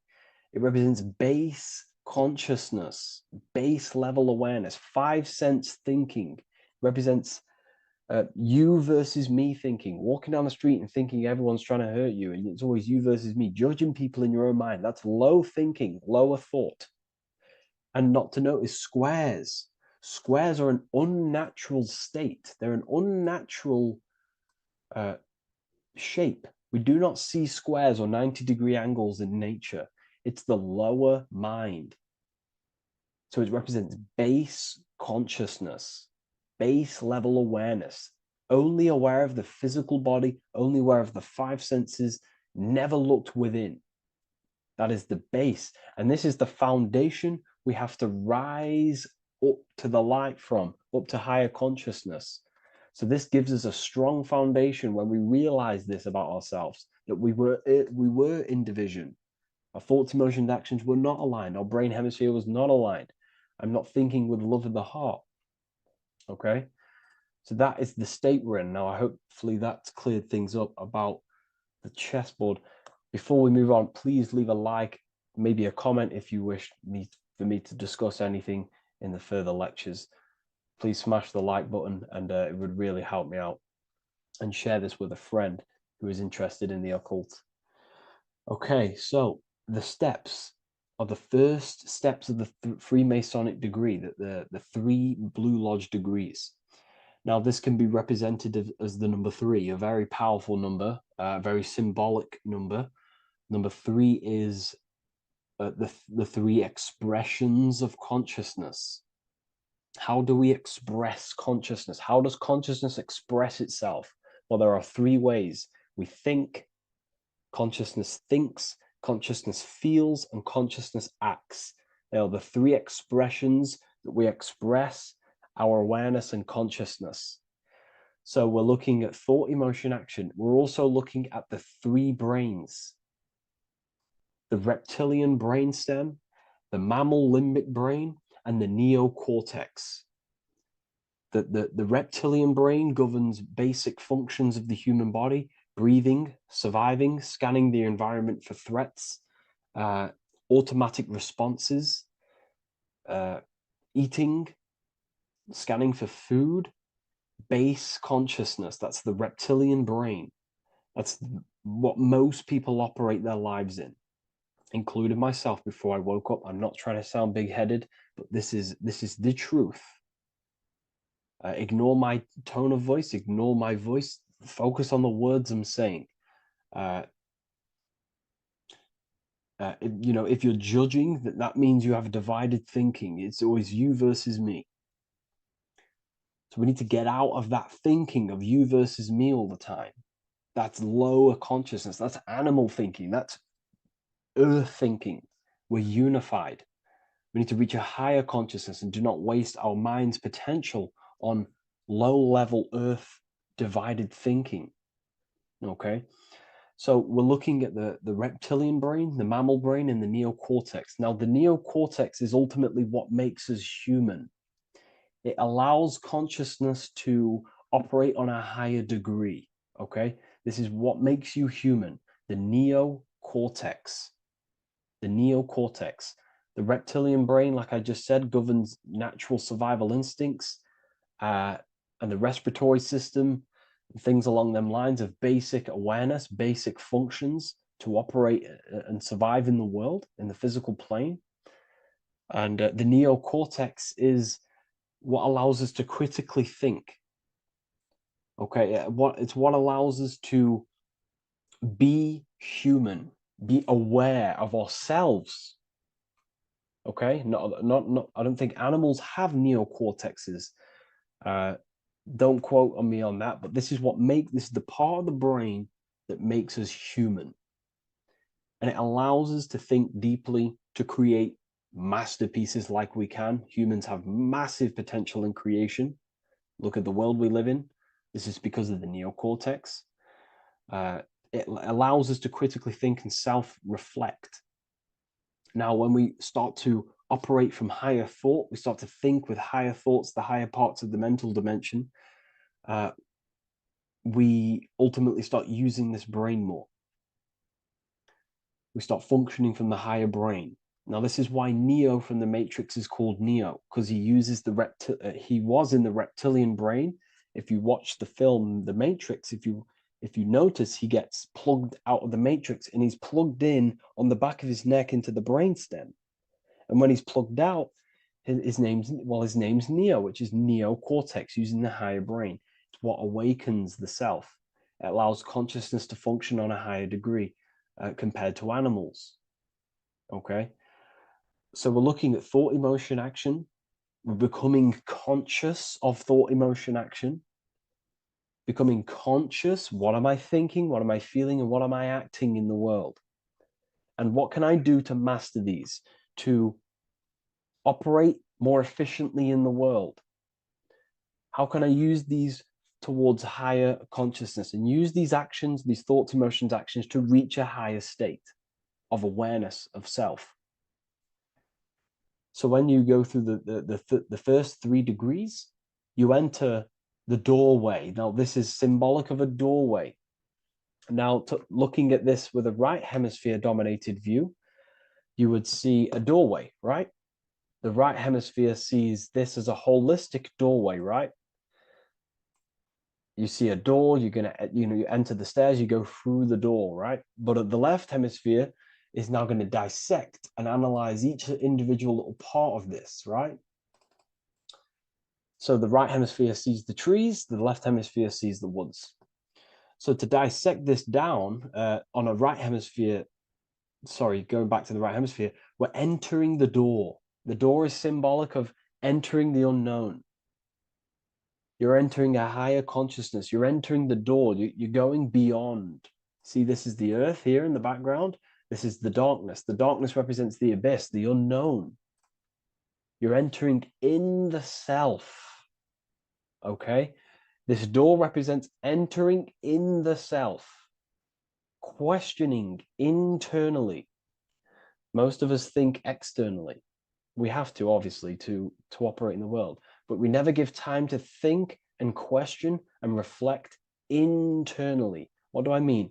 Closing the eyes and questioning the self. Who am I? Where am I from? What's the voice in my head? If the voice in my head stopped using the language that I speak, what is it then? It's about going within, into the darkness, what you cannot see, and finding the light. Okay? It's about entering within the self. This is a doorway to higher knowledge, higher consciousness, higher self, and really digging deep for what you truly are beyond your human form. Okay? So we have, most importantly, I'm not going to go over every single one of these symbols here. I'm going to go over this on a basic, well, not a basic level, a very detailed level, but it's not going to go over every single symbol. We have a left pillar and a right pillar. The left pillar has the sun next to it. The sun is more electrical energy. It's very dominant. It's a very powerful, masculine force. This represents the masculine quality of consciousness. The masculine qualities. We have many masculine qualities, such as actions, physical actions with the body. We have thinking. Thinking is a very masculine force. We have the left brain, analyzing brain, the brain that's very logical, that's trying to figure things out. That's the masculine pillar. Okay. So this is the masculine qualities of consciousness. It also represents what we can see, the sun. The sun allows us to see to visually see in the world. So the sun represents the external world, the world outside the self. When we close our eyes, we have a self, an internal dialogue, an inner voice. We have an inner world, outer world. This represents the world we take physical action in, the material external world outside you. Okay? The world we can see. And then on the right pillar, we have the moon, which is associated with feminine qualities of consciousness. Now, the moon is in the night, what we cannot see. The moon is the nighttime. The darkness symbolizes what we can't see. So it's representing the internal world, the world of the self, the immortal world. Okay? The self in the mind is immortal. When you close your mind, you go in the mind, that self inside you is immortal. In the mind, you are immortal. Outside the mind, you are mortal. You will die. This body will die. Okay? So this is representing the internal world on a holistic understanding. It's also representing the right brain, the feminine brain. It's also representing intuition, emotion. They're linked. Intuition and emotion. They're a feminine force. Also, we're looking at the heart, the right pillar. So everything that is feminine falls under this right pillar. Now, don't get confused. I know a lot of people can get confused about what I've just said. So this represents the inner world, the outer world. It also represents everything masculine and feminine. So thought is, although it's an internal quality, it would fall under the left pillar, because thought is a masculine force. It's a penetrating force. So try not to get misunderstood with that. On a holistic scale, it's also represented inner world, outer world, and how they are reflections of each other. Now, these pillars, they're the same height, they're the same structure, but just different in sun and moon, which represents their reflections of each other. Their reflections, the inner world reflects in my outer world. My external world, what I see outside of me, is a reflection of my thoughts and my internal world. So the inner reflects the outer. The inner reflects the outer. As within, so without. So we're also looking at the right and left brain. I've already gone over that. So what we need to do is build the bridge between the two to reach higher awareness of self. Because ultimately, remember, we're still divided. We came from the checkerboard, we entered up here, we've just entered within the self, we started questioning the self. We're still divided.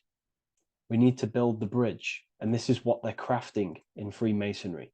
The bridge, the arc, the agreement, the great work. This is the crafting of aligning the left and right brain. We're also aligning intuition, feminine, with the actions. Because ultimately, the higher self is always guiding us. That's our true spirit guide. Our true spirit guide is our higher self. And the higher self ultimately exists in a higher dimension. This is going to sound crazy to some people, okay? But who you are is not your human body. And your higher self does not communicate through the language of the human material world. It doesn't communicate through English, doesn't communicate through thoughts. It communicates through intuition and communicates through dreams and symbolism. So it's all associated with the right pillar. This is the things we can't see. The higher self is always guiding us to awakening and to our purpose on the earth. Okay, so this left pillar also can symbolize what we're born into the world with, our circumstances, our external world. What are we born into? You know, our family, our current financial situation, where you're located in the world. So it's also symbolizing this. It's also symbolizing the qualities you bring here, the natural abilities you have when you're born, and what we need to do with our environment to ultimately reach a higher consciousness and reach our and transmute our environment we're born into to realize who we were and why we came here. Okay, so we need to build the bridge between intuition and action, and always take action on what we know and feeling is right at all times. That's unity consciousness. And when we do this, we gain the light. We gain more light, symbolic of more information of the self. Because the higher self is always guiding. It's always watching over. And it's always trying to give us knowledge of awakening, of why we came here. And when we take action on what we know and feel is right at all times, it's like a domino effect and a stepping stone that pushes you closer and closer towards your life purpose. Okay? We're also aligning the right and left brain to perceive the world in truth, to see the world in its true form, to see the world in what it actually is, instead of any distorted left or right hemisphere dominated beliefs or thoughts. We ultimately do that by acknowledging that, yes, you have a self, you have you know, the left brain is more ego, this like divided thinking, everything's separate, and the right hemisphere is more holistic. So we need to see the world in the middle of this, in the middle, acknowledging the self and acknowledging the collective consciousness, and how my thoughts, emotions, actions contributing towards myself and the collective. We always need to keep the collective in mind. Why? Because we are experiencing this world together. It's not just you. And your actions also have a ripple effect on the collective. We're experiencing the world as a whole as well. Yes, there's yourself and there's the collective. We need to think, feel, and act towards the collective and the self. So aligning our brain hemispheres allows us to do this. It allows us to think holistically and individually and see reality in this. And when we do align the left and right brain, what do? We gain higher insight, the eye. We build the bridge between the left and right pillars. We gain the eye. The eye is what? Insight. The eye requires light to perceive and see the material world. So this is symbolic. This is the inner eye, the inner self, consciousness. And when consciousness has light, which is symbolic of truth, knowledge, light is a massive symbol in Freemasonry. And light represents knowledge of self, information. And when we gain information and knowledge of self, when we align our left and right hemispheres, our actions take action on our intuition, we gain higher light, higher knowledge of self, ultimately. And this is why we also have the square and the compass. Okay? We have a square and compass here. The square and the bottom, base consciousness, also representing masculine qualities. This is the masculine qualities because squares are masculine. And the compass creates circles. So we have the circle on top of a square. Circles are divine. This is oneness. The circle is one line. The square is 4 lines. It's divided. So we need oneness over division. We need to unify the masculine and feminine qualities. Masculine, feminine qualities, okay? This is in the middle because the compass would fall on the right pillar and the square would fall on the left pillar. And it's unifying. It's representing unification of these 2 pillars of masculine and feminine qualities of self to ultimately rise towards this light, out of the darkness and into the light. Okay? Let's go back. The G. This is very important. This is one of the most important teachings I could possibly give you about the G. The G is the generative principle, is what generates things. And the force within you that generates things is care and the heart energy. The heart ultimately expresses our actions. We think, if we care, we act. Everything in your external world is in front of you because your heart cares. You care about the video and gaining knowledge. You're now here watching this video. That's the care energy expressing actions. So in order for us to truly get out of this divided consciousness, we have to go through the G. We have to go from base consciousness, the square, divided, we go through the G, because we have to care. And if we care, we'll reach the higher mind and gain higher self-knowledge and master the self. You cannot do this if you do not care. And if you do care, you will take action towards it. If you're watching this and you don't actually truly deeply care, you won't take the action. You'll just gain the knowledge, which is ultimately useless. You have to take action on this knowledge. And if you do not, there's no point watching the video. It's difficult. It's difficult. It's not easy. And things, throw us off our path sometimes. I understand. I'm not saying I'm perfect, but we ultimately have to give care towards reaching higher knowledge. Seek and you shall find. If you have the care about reaching higher knowledge of self, you will seek it and you will take actions towards it. Okay? We see this everywhere, and I mean everywhere. The Temple of Solomon has the 2 pillars, Jachin and Boaz pillars, feminine and masculine qualities. Sol, O, Mon. Sol is sun, Mon is moon. It's building the temple, which is, the temple is the inner self, ultimately. It's symbolic. The temple's not a real place.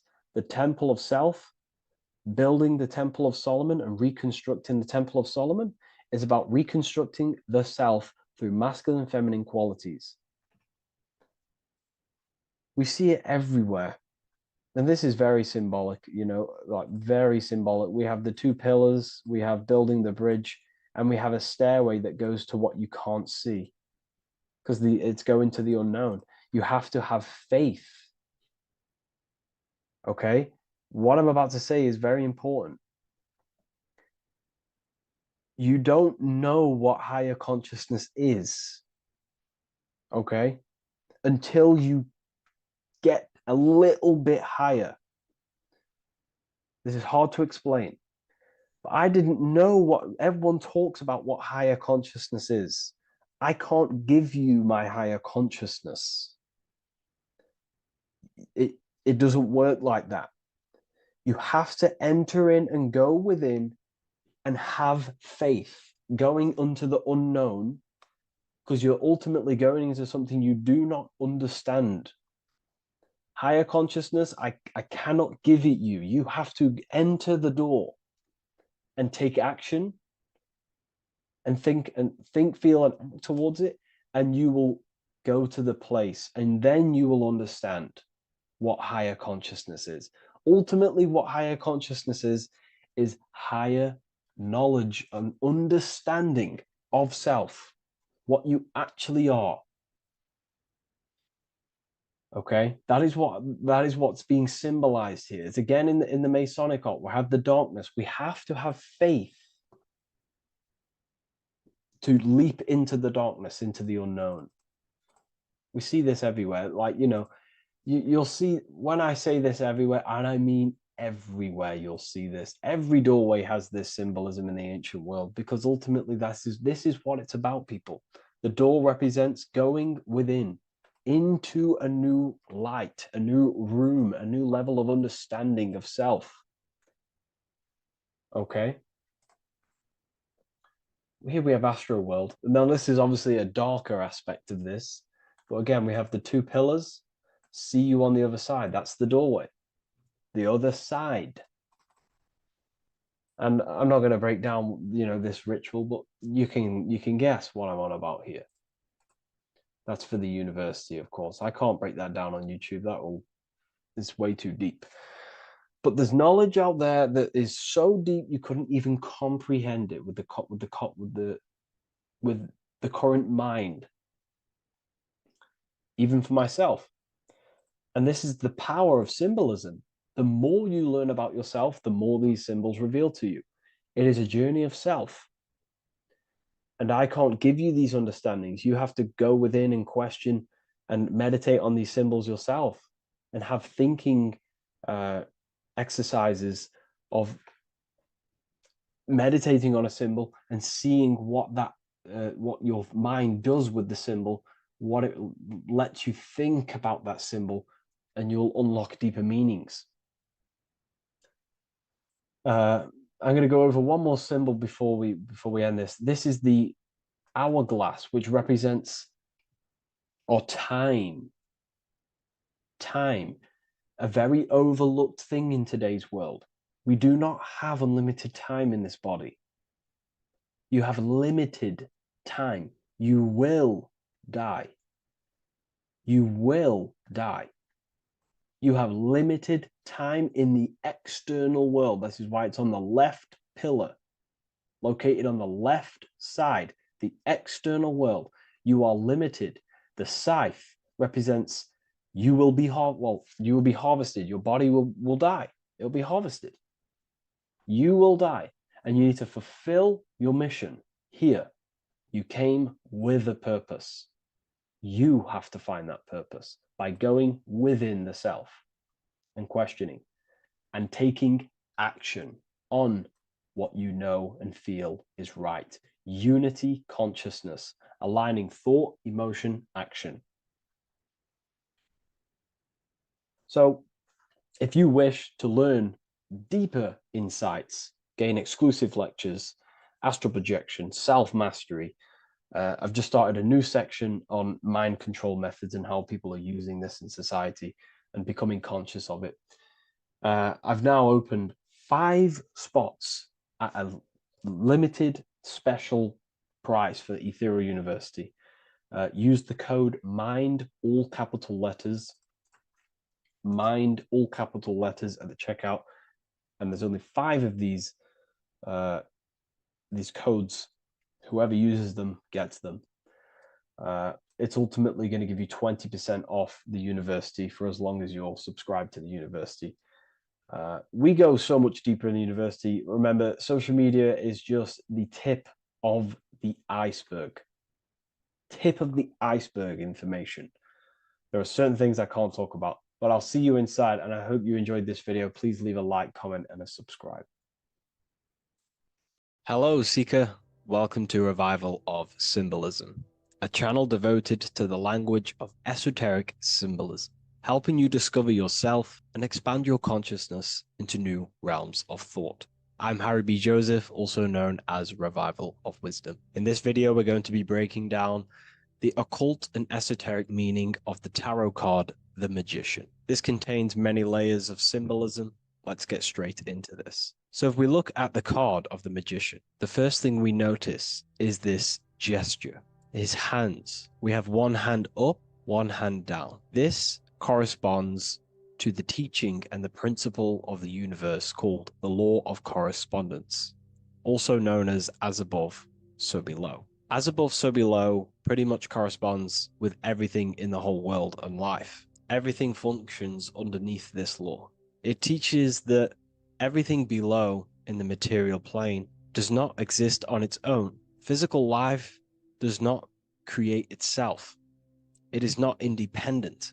It cannot sustain itself. Everything below in the material plane has its spiritual counterpart within the heavenly realms of higher consciousness dimensions. Everything above manifests that which is below. It's simply representing how reality is dual and you are dual. You have a self outside the mind, which is the physical body, and a self inside the mind, the spiritual self. While most people are fixated on the external self, the physical body, they never give attention to their internal self, the self inside the mind. The self inside the mind is limitless, has infinite potential, and is not bound to any true form or identity. The internal self is the immortal self, the higher self. It is the self that can turn anything, any thought, into a form within the realm of imagination. This is what we call the astral plane. The astral plane being a plane or a dimension that sits just above the physical plane, and it's the realm of imagination, emotion, and desire. Because in order for us to imagine something, we have some sort of emotion or desire to create it. Therefore, it is the astral energy, the desire and the imagination of something above in the higher realms and dimensions of consciousness that make it possible and physically created within the material realm. It is the astral forces of desire manifesting the actions of the physical body, because the physical body only moves to what we care about or we have a passion or desire. These forces, what we call passion and desire, are not just chemical reactions in your body. They are astral forces directly coming from your astral body. We think with thought. This is the beginning of all creation. We think, we imagine, we desire, then we act. It is the higher realms first, then the external realm, the material. Higher dimensions over the lower dimensions. This fits in perfect with the magician, because a magician is not someone, like Harry Potter shows you with wands casting spells. This is fantasy. The real magic is about changing consciousness at will, because consciousness above creates that which is below, the material. As within, so without. Reality is created from the inside out. So the magician understands that by changing consciousness, we change our external circumstances. You see this reflected in your life, and I've seen this reflected in my life. When you change your consciousness, for example, you start to spiritually awaken. You start to think differently, see the world differently. What happens to your external reality? Notice your friends start to say you've changed. You may not fit in with your current friendship circle. Your friends will change and you will outgrow them, and you'll have to seek to find new friends that fit with your new internal state of consciousness. This is teaching that the internal world rearranges the external world. While most people stay in a cycle of trying to change the external world, not realizing that they must first change the internal. This is what magic is about. Magic is about changing consciousness at will.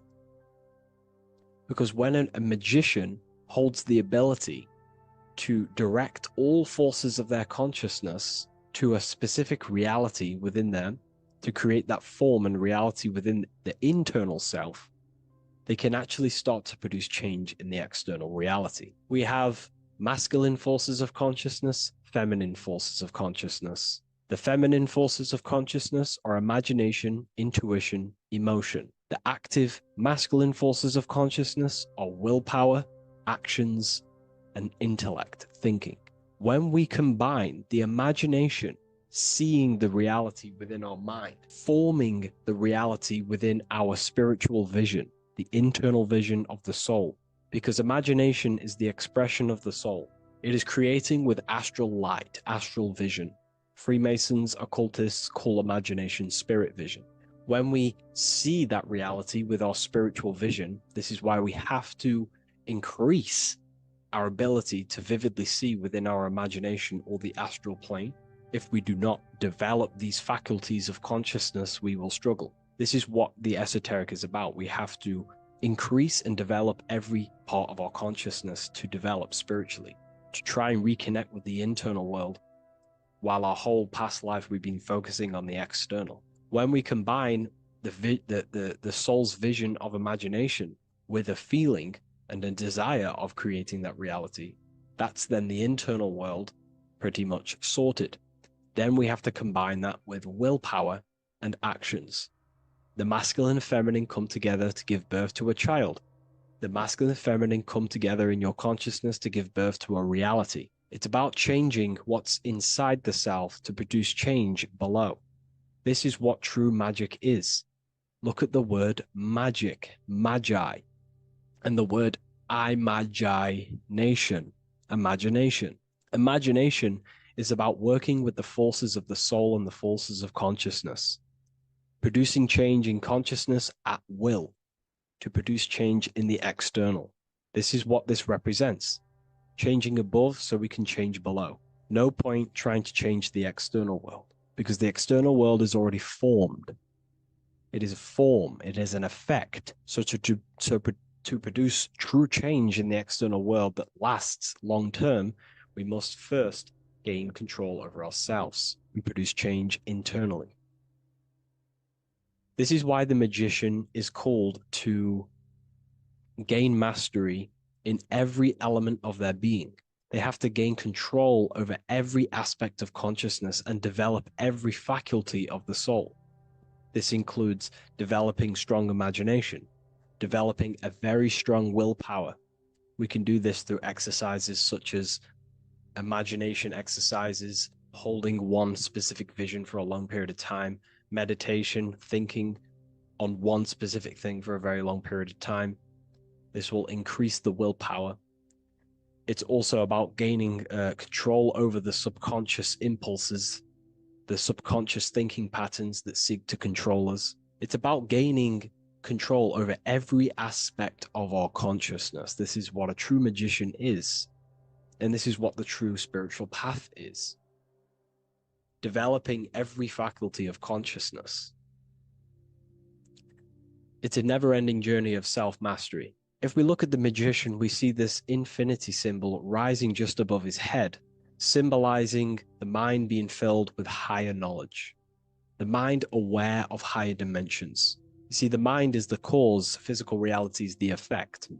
We need to raise our consciousness from effect consciousness to causal consciousness to truly become a magician and a master of our reality. What do I mean by effect consciousness? Most people live in the realm of effect and reaction. Their consciousness, their mind, emotions, and imaginations are constantly thinking, feeling, and imagining the things that have happened to them. Instead of doing this, we need to change this state. Instead of reacting, we need to become the cause. Instead of thinking and imagining and feeling the realities that's already gone past and things that have happened to us, we need to change this so we use the powers of the soul, the powers of consciousness as imagination, emotion, the intellect, as causes and not reactions. This is how we truly become a magician and apply this principle of as above, so below. We need to think, feel, act, imagine, and use all the faculties of consciousness and the creative powers of the soul to cause things, to create a better future, to imagine a better outcome, instead of dwelling in reactivity, because reactivity will create a constant cycle of negative manifestations. If we sit around and moan, complain, think, imagine, feel the things that have happened to us in the past, the mind is the cause. And if the mind is in that state of reactivity, it's just going to constantly create more negativity in your external reality. This is what it's all about, as above, so below. You can see the sword here. The sword cuts through the air. The air is one of the 4 physical elements. Fire represents the spiritual body of consciousness. Water represents the emotional body of consciousness. Earth represents the physical body of consciousness. Air corresponds to the mental. body of consciousness. So this sword is a symbol of a sharp mind. The mind needs to become very sharp and very disciplined and very controlled, both consciously and subconsciously. What does this mean? We have to gain control over the mind. We have to become more conscious of the thoughts that are happening inside our mental field, because the mental field of consciousness is pretty much the birth of all creation. We think, imagine, feel, then act. So we must gain a sharp intellect, a sharp mind, a sharp, powerful mind.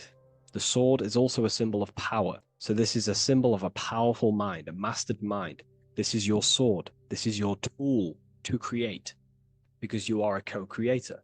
As above, so below literally tells you that you are God itself. The same powers God used to think everything into existence, such as nature, the stars, the human body, the macrocosm, the world. God thought the world into existence. We live in a mental universe. All creation is first thought, then manifested physically. The same powers of thought God used to create the world is the same power that you use to create your world. You are cut of the same fabric of God. You are a microcosm, as above, so below. God is the macro, you are the micro. What is the wand?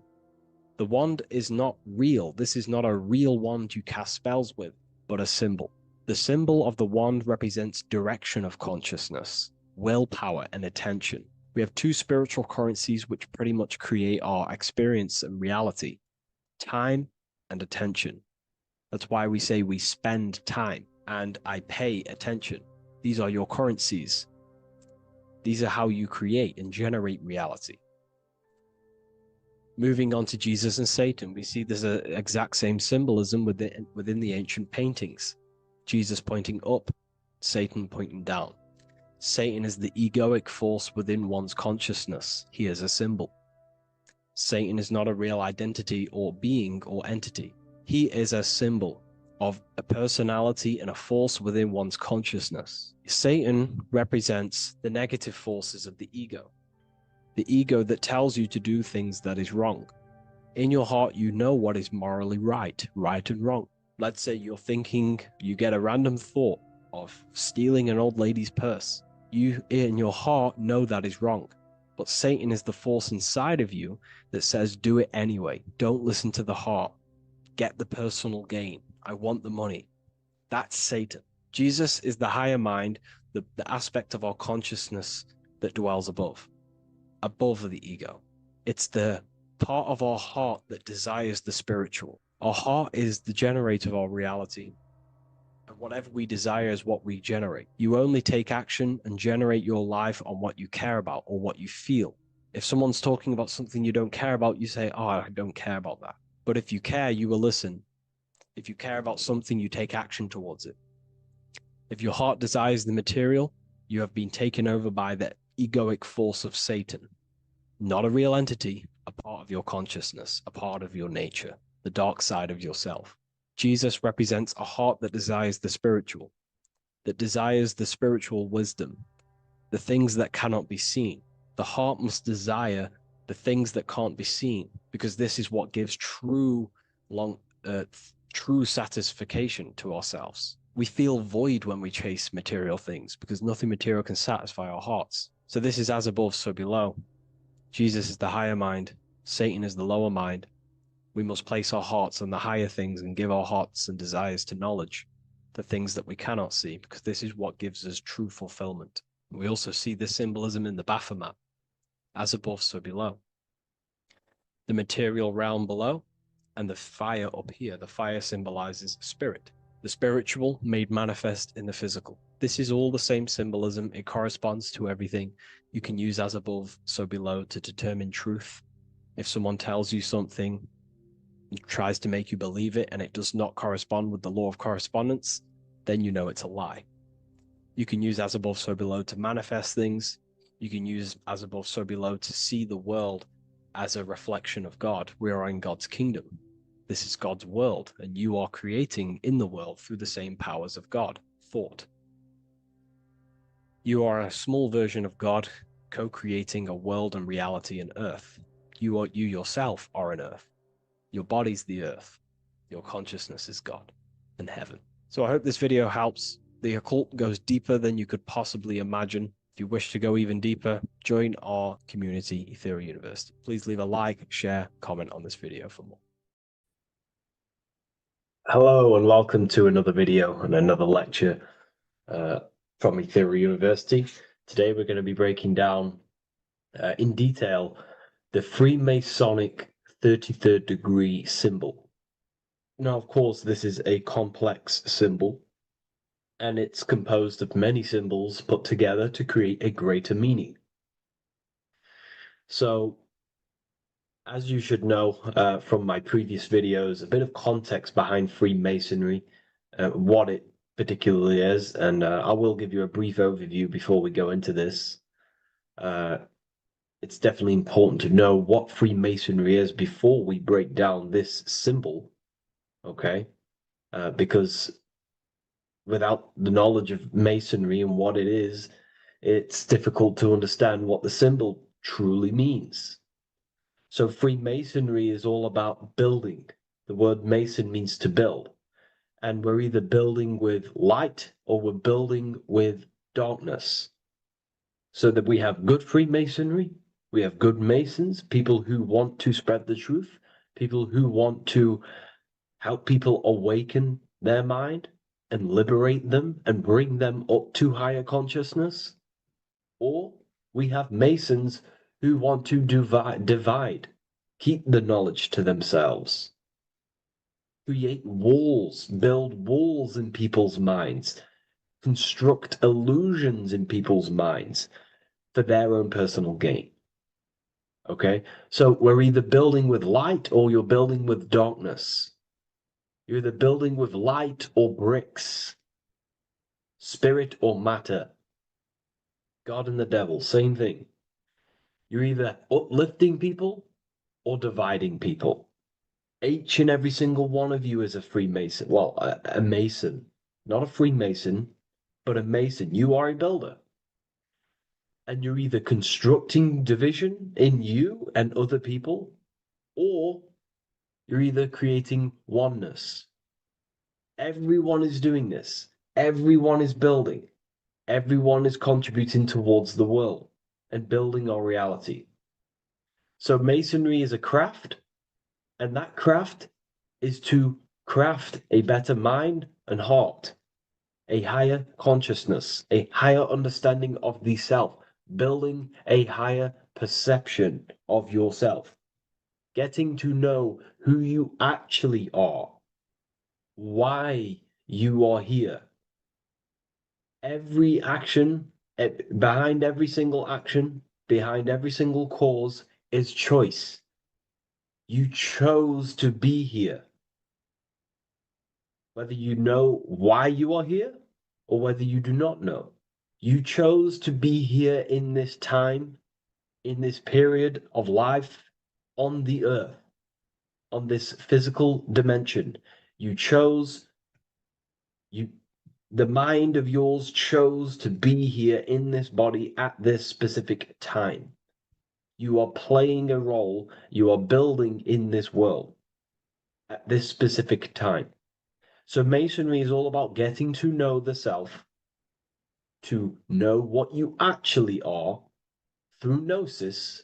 Gnosis is direct knowledge obtained and extracted from direct experience.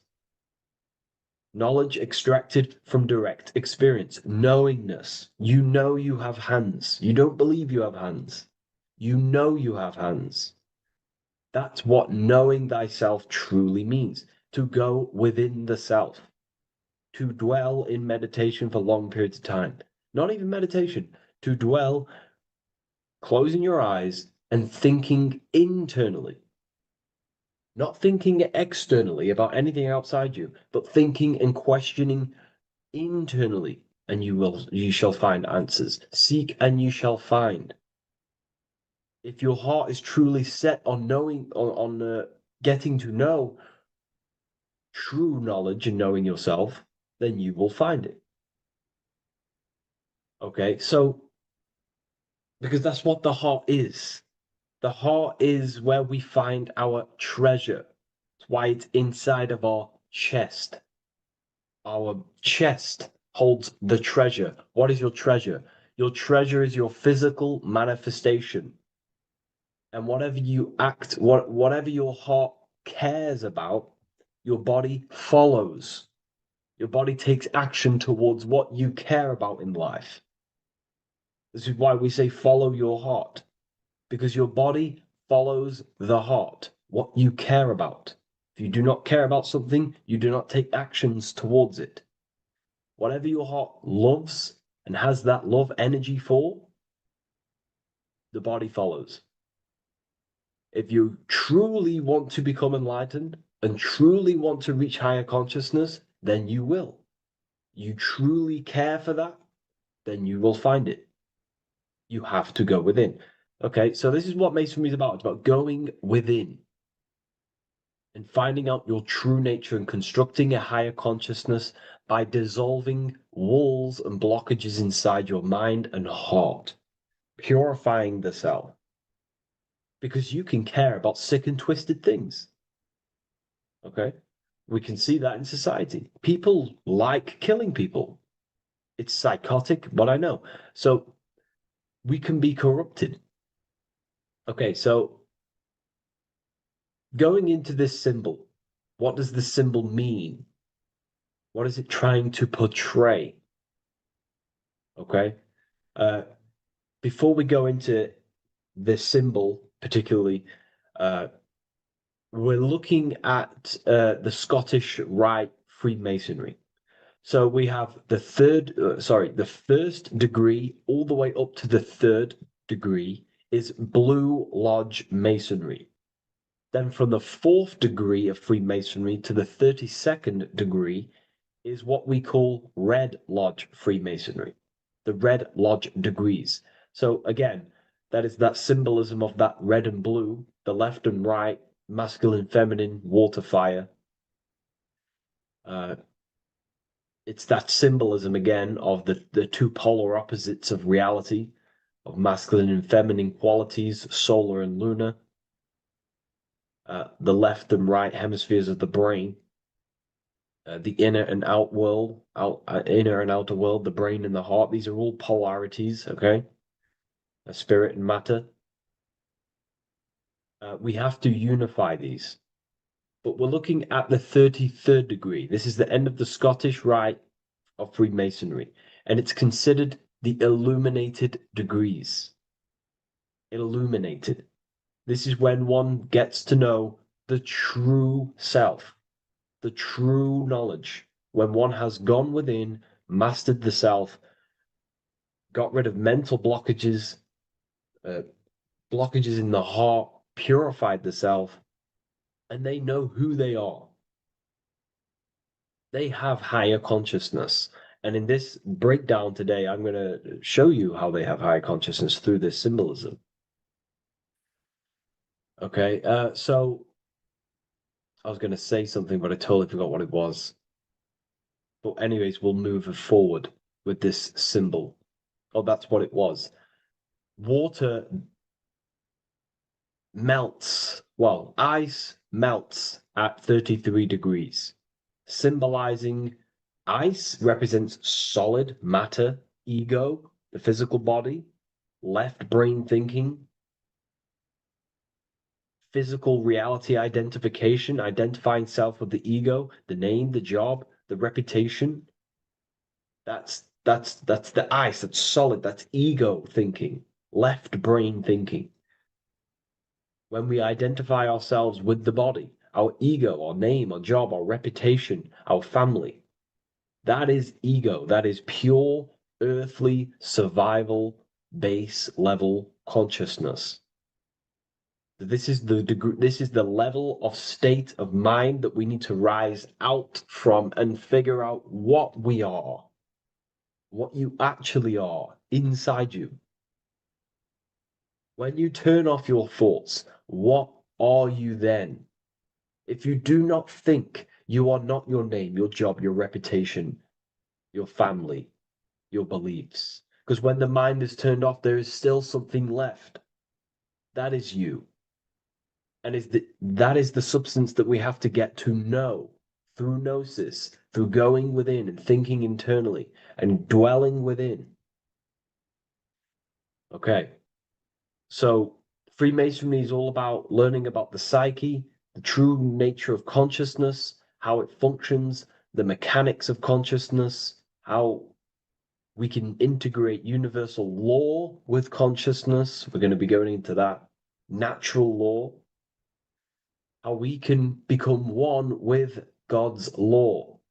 We can become one with the universe and integrate universal consciousness into yourself. Okay, so the first thing I'm going to say about this symbol, straight away, the first thing you probably notice about the symbol is the eagle. The eagle is a bird. Okay, what do birds do? They are high in the air. They are above the earth, which represents rising, rising consciousness, rising the mind out of the lower mind, earth-based survival, impulsive, reactive, egotistical mind. And we're pulling us out, we're rising from that. The earth represents that lower base survival consciousness, ego-driven thoughts. And we're rising up. The bird is free. It's free from the earth. Okay? It's free. It's elevated. It looks down upon the earth. So the eagle is a bird which represents higher view of self, a higher understanding of the self. It's elevated. We have a higher view of myself when I reach the 33rd degree. That is what it's showing you. That is what it's symbolizing. Okay? It's above the earth. It is free. It looks down. When you have higher consciousness, you become enlightened. It's impossible not to look down. You do look down on people, but not in a bad way. Not in a bad way. That sounds bad. I understand if that sounds bad, but that's not a bad way. I don't mean that in a bad way or a bad-hearted way. I mean that as when you have higher consciousness, you can see people who are living and dwelling in zombie mode, low level earth based consciousness. They think they're the body, they think they're their name, their job, their reputation, their family. So it represents looking down because I have higher awareness of myself. I know what I truly am. The water is flowing at the 33rd degree. The water melts at the 33rd degree, representing the flowing of consciousness, the flowing of the mind, flowing of light energy entering the body. Because when we reach higher consciousness, when you raise your consciousness, which is just an easier way of saying mastering thoughts, mastering yourself, we no longer give attention to negative thoughts because we understand what thoughts are and why would you let your own mind take away your own power? So again, Freemasonry is about gaining personal power, not in a bad way. Well, it can be used for bad. Gaining mental power, a strong mind. Most people have very, very, very weak minds in this world. Very weak minds. This world is a mental world. We have to gain strength in the mind. It's a mental universe. The stronger the mind, the better your reality. The less affected you are by external things. Nothing external should ever bother you. Okay? uh, so it's about gaining mental strength, mental clarity. So again, the bird is elevated, it looks down, it has a higher awareness, it sees things from above, it sees the world for what it truly is. That's the eagle. Okay? It's the higher view. This is the illuminated degrees. So we're looking at now the sword. The bird, the eagle, the double-headed eagle is standing on the sword. Very symbolic. The sword is not above the eagle.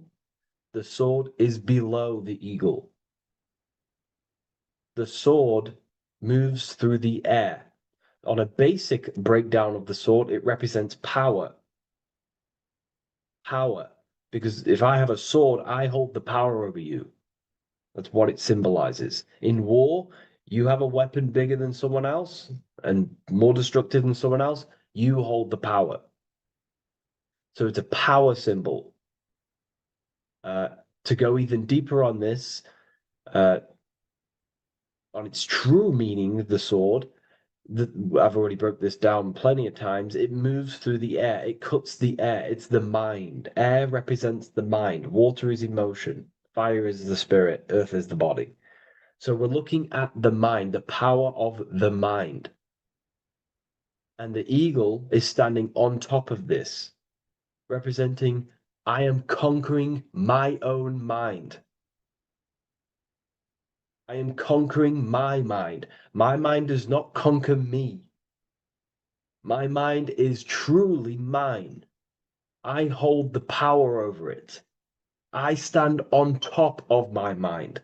The mind does not rule me. Thoughts do not enter my mind that take away my power. I think it, I feel it, I act towards it. It's unity. My mind is the monarch. It is the command center. It is mine. I'm above the mind. That's what it's showing here. I hold full control over this mind. I hold the power. Okay? And I have an elevated view of the mind. The eagle is elevated. It looks at the earth from above. It's the higher perception of the mind. The mind has a higher view of the self. It is conscious. Most people are not conscious. Okay? Most people walk around, they act unknowingly, they don't even know they exist. They don't realize they have consciousness. They think they grew from a monkey. They're born on a spinning ball in the middle of space, and they think they're the body. That is the level of earth-based consciousness. And it's saying, I hold the power. I hold my mind to what I want to direct the mind's forces to. I create with my mind. I carve reality. I shape my reality with my mind and thoughts and my intellect, my communication. Okay? That is what we're looking at here with the sword. It's on top, meaning I control it. When you stand on top of something, you are the top. You are on top of it. You hold the power. You rule over it. When you are the boss of your business, you rule the business. That's what we're looking at here. The sword needs sharpening. It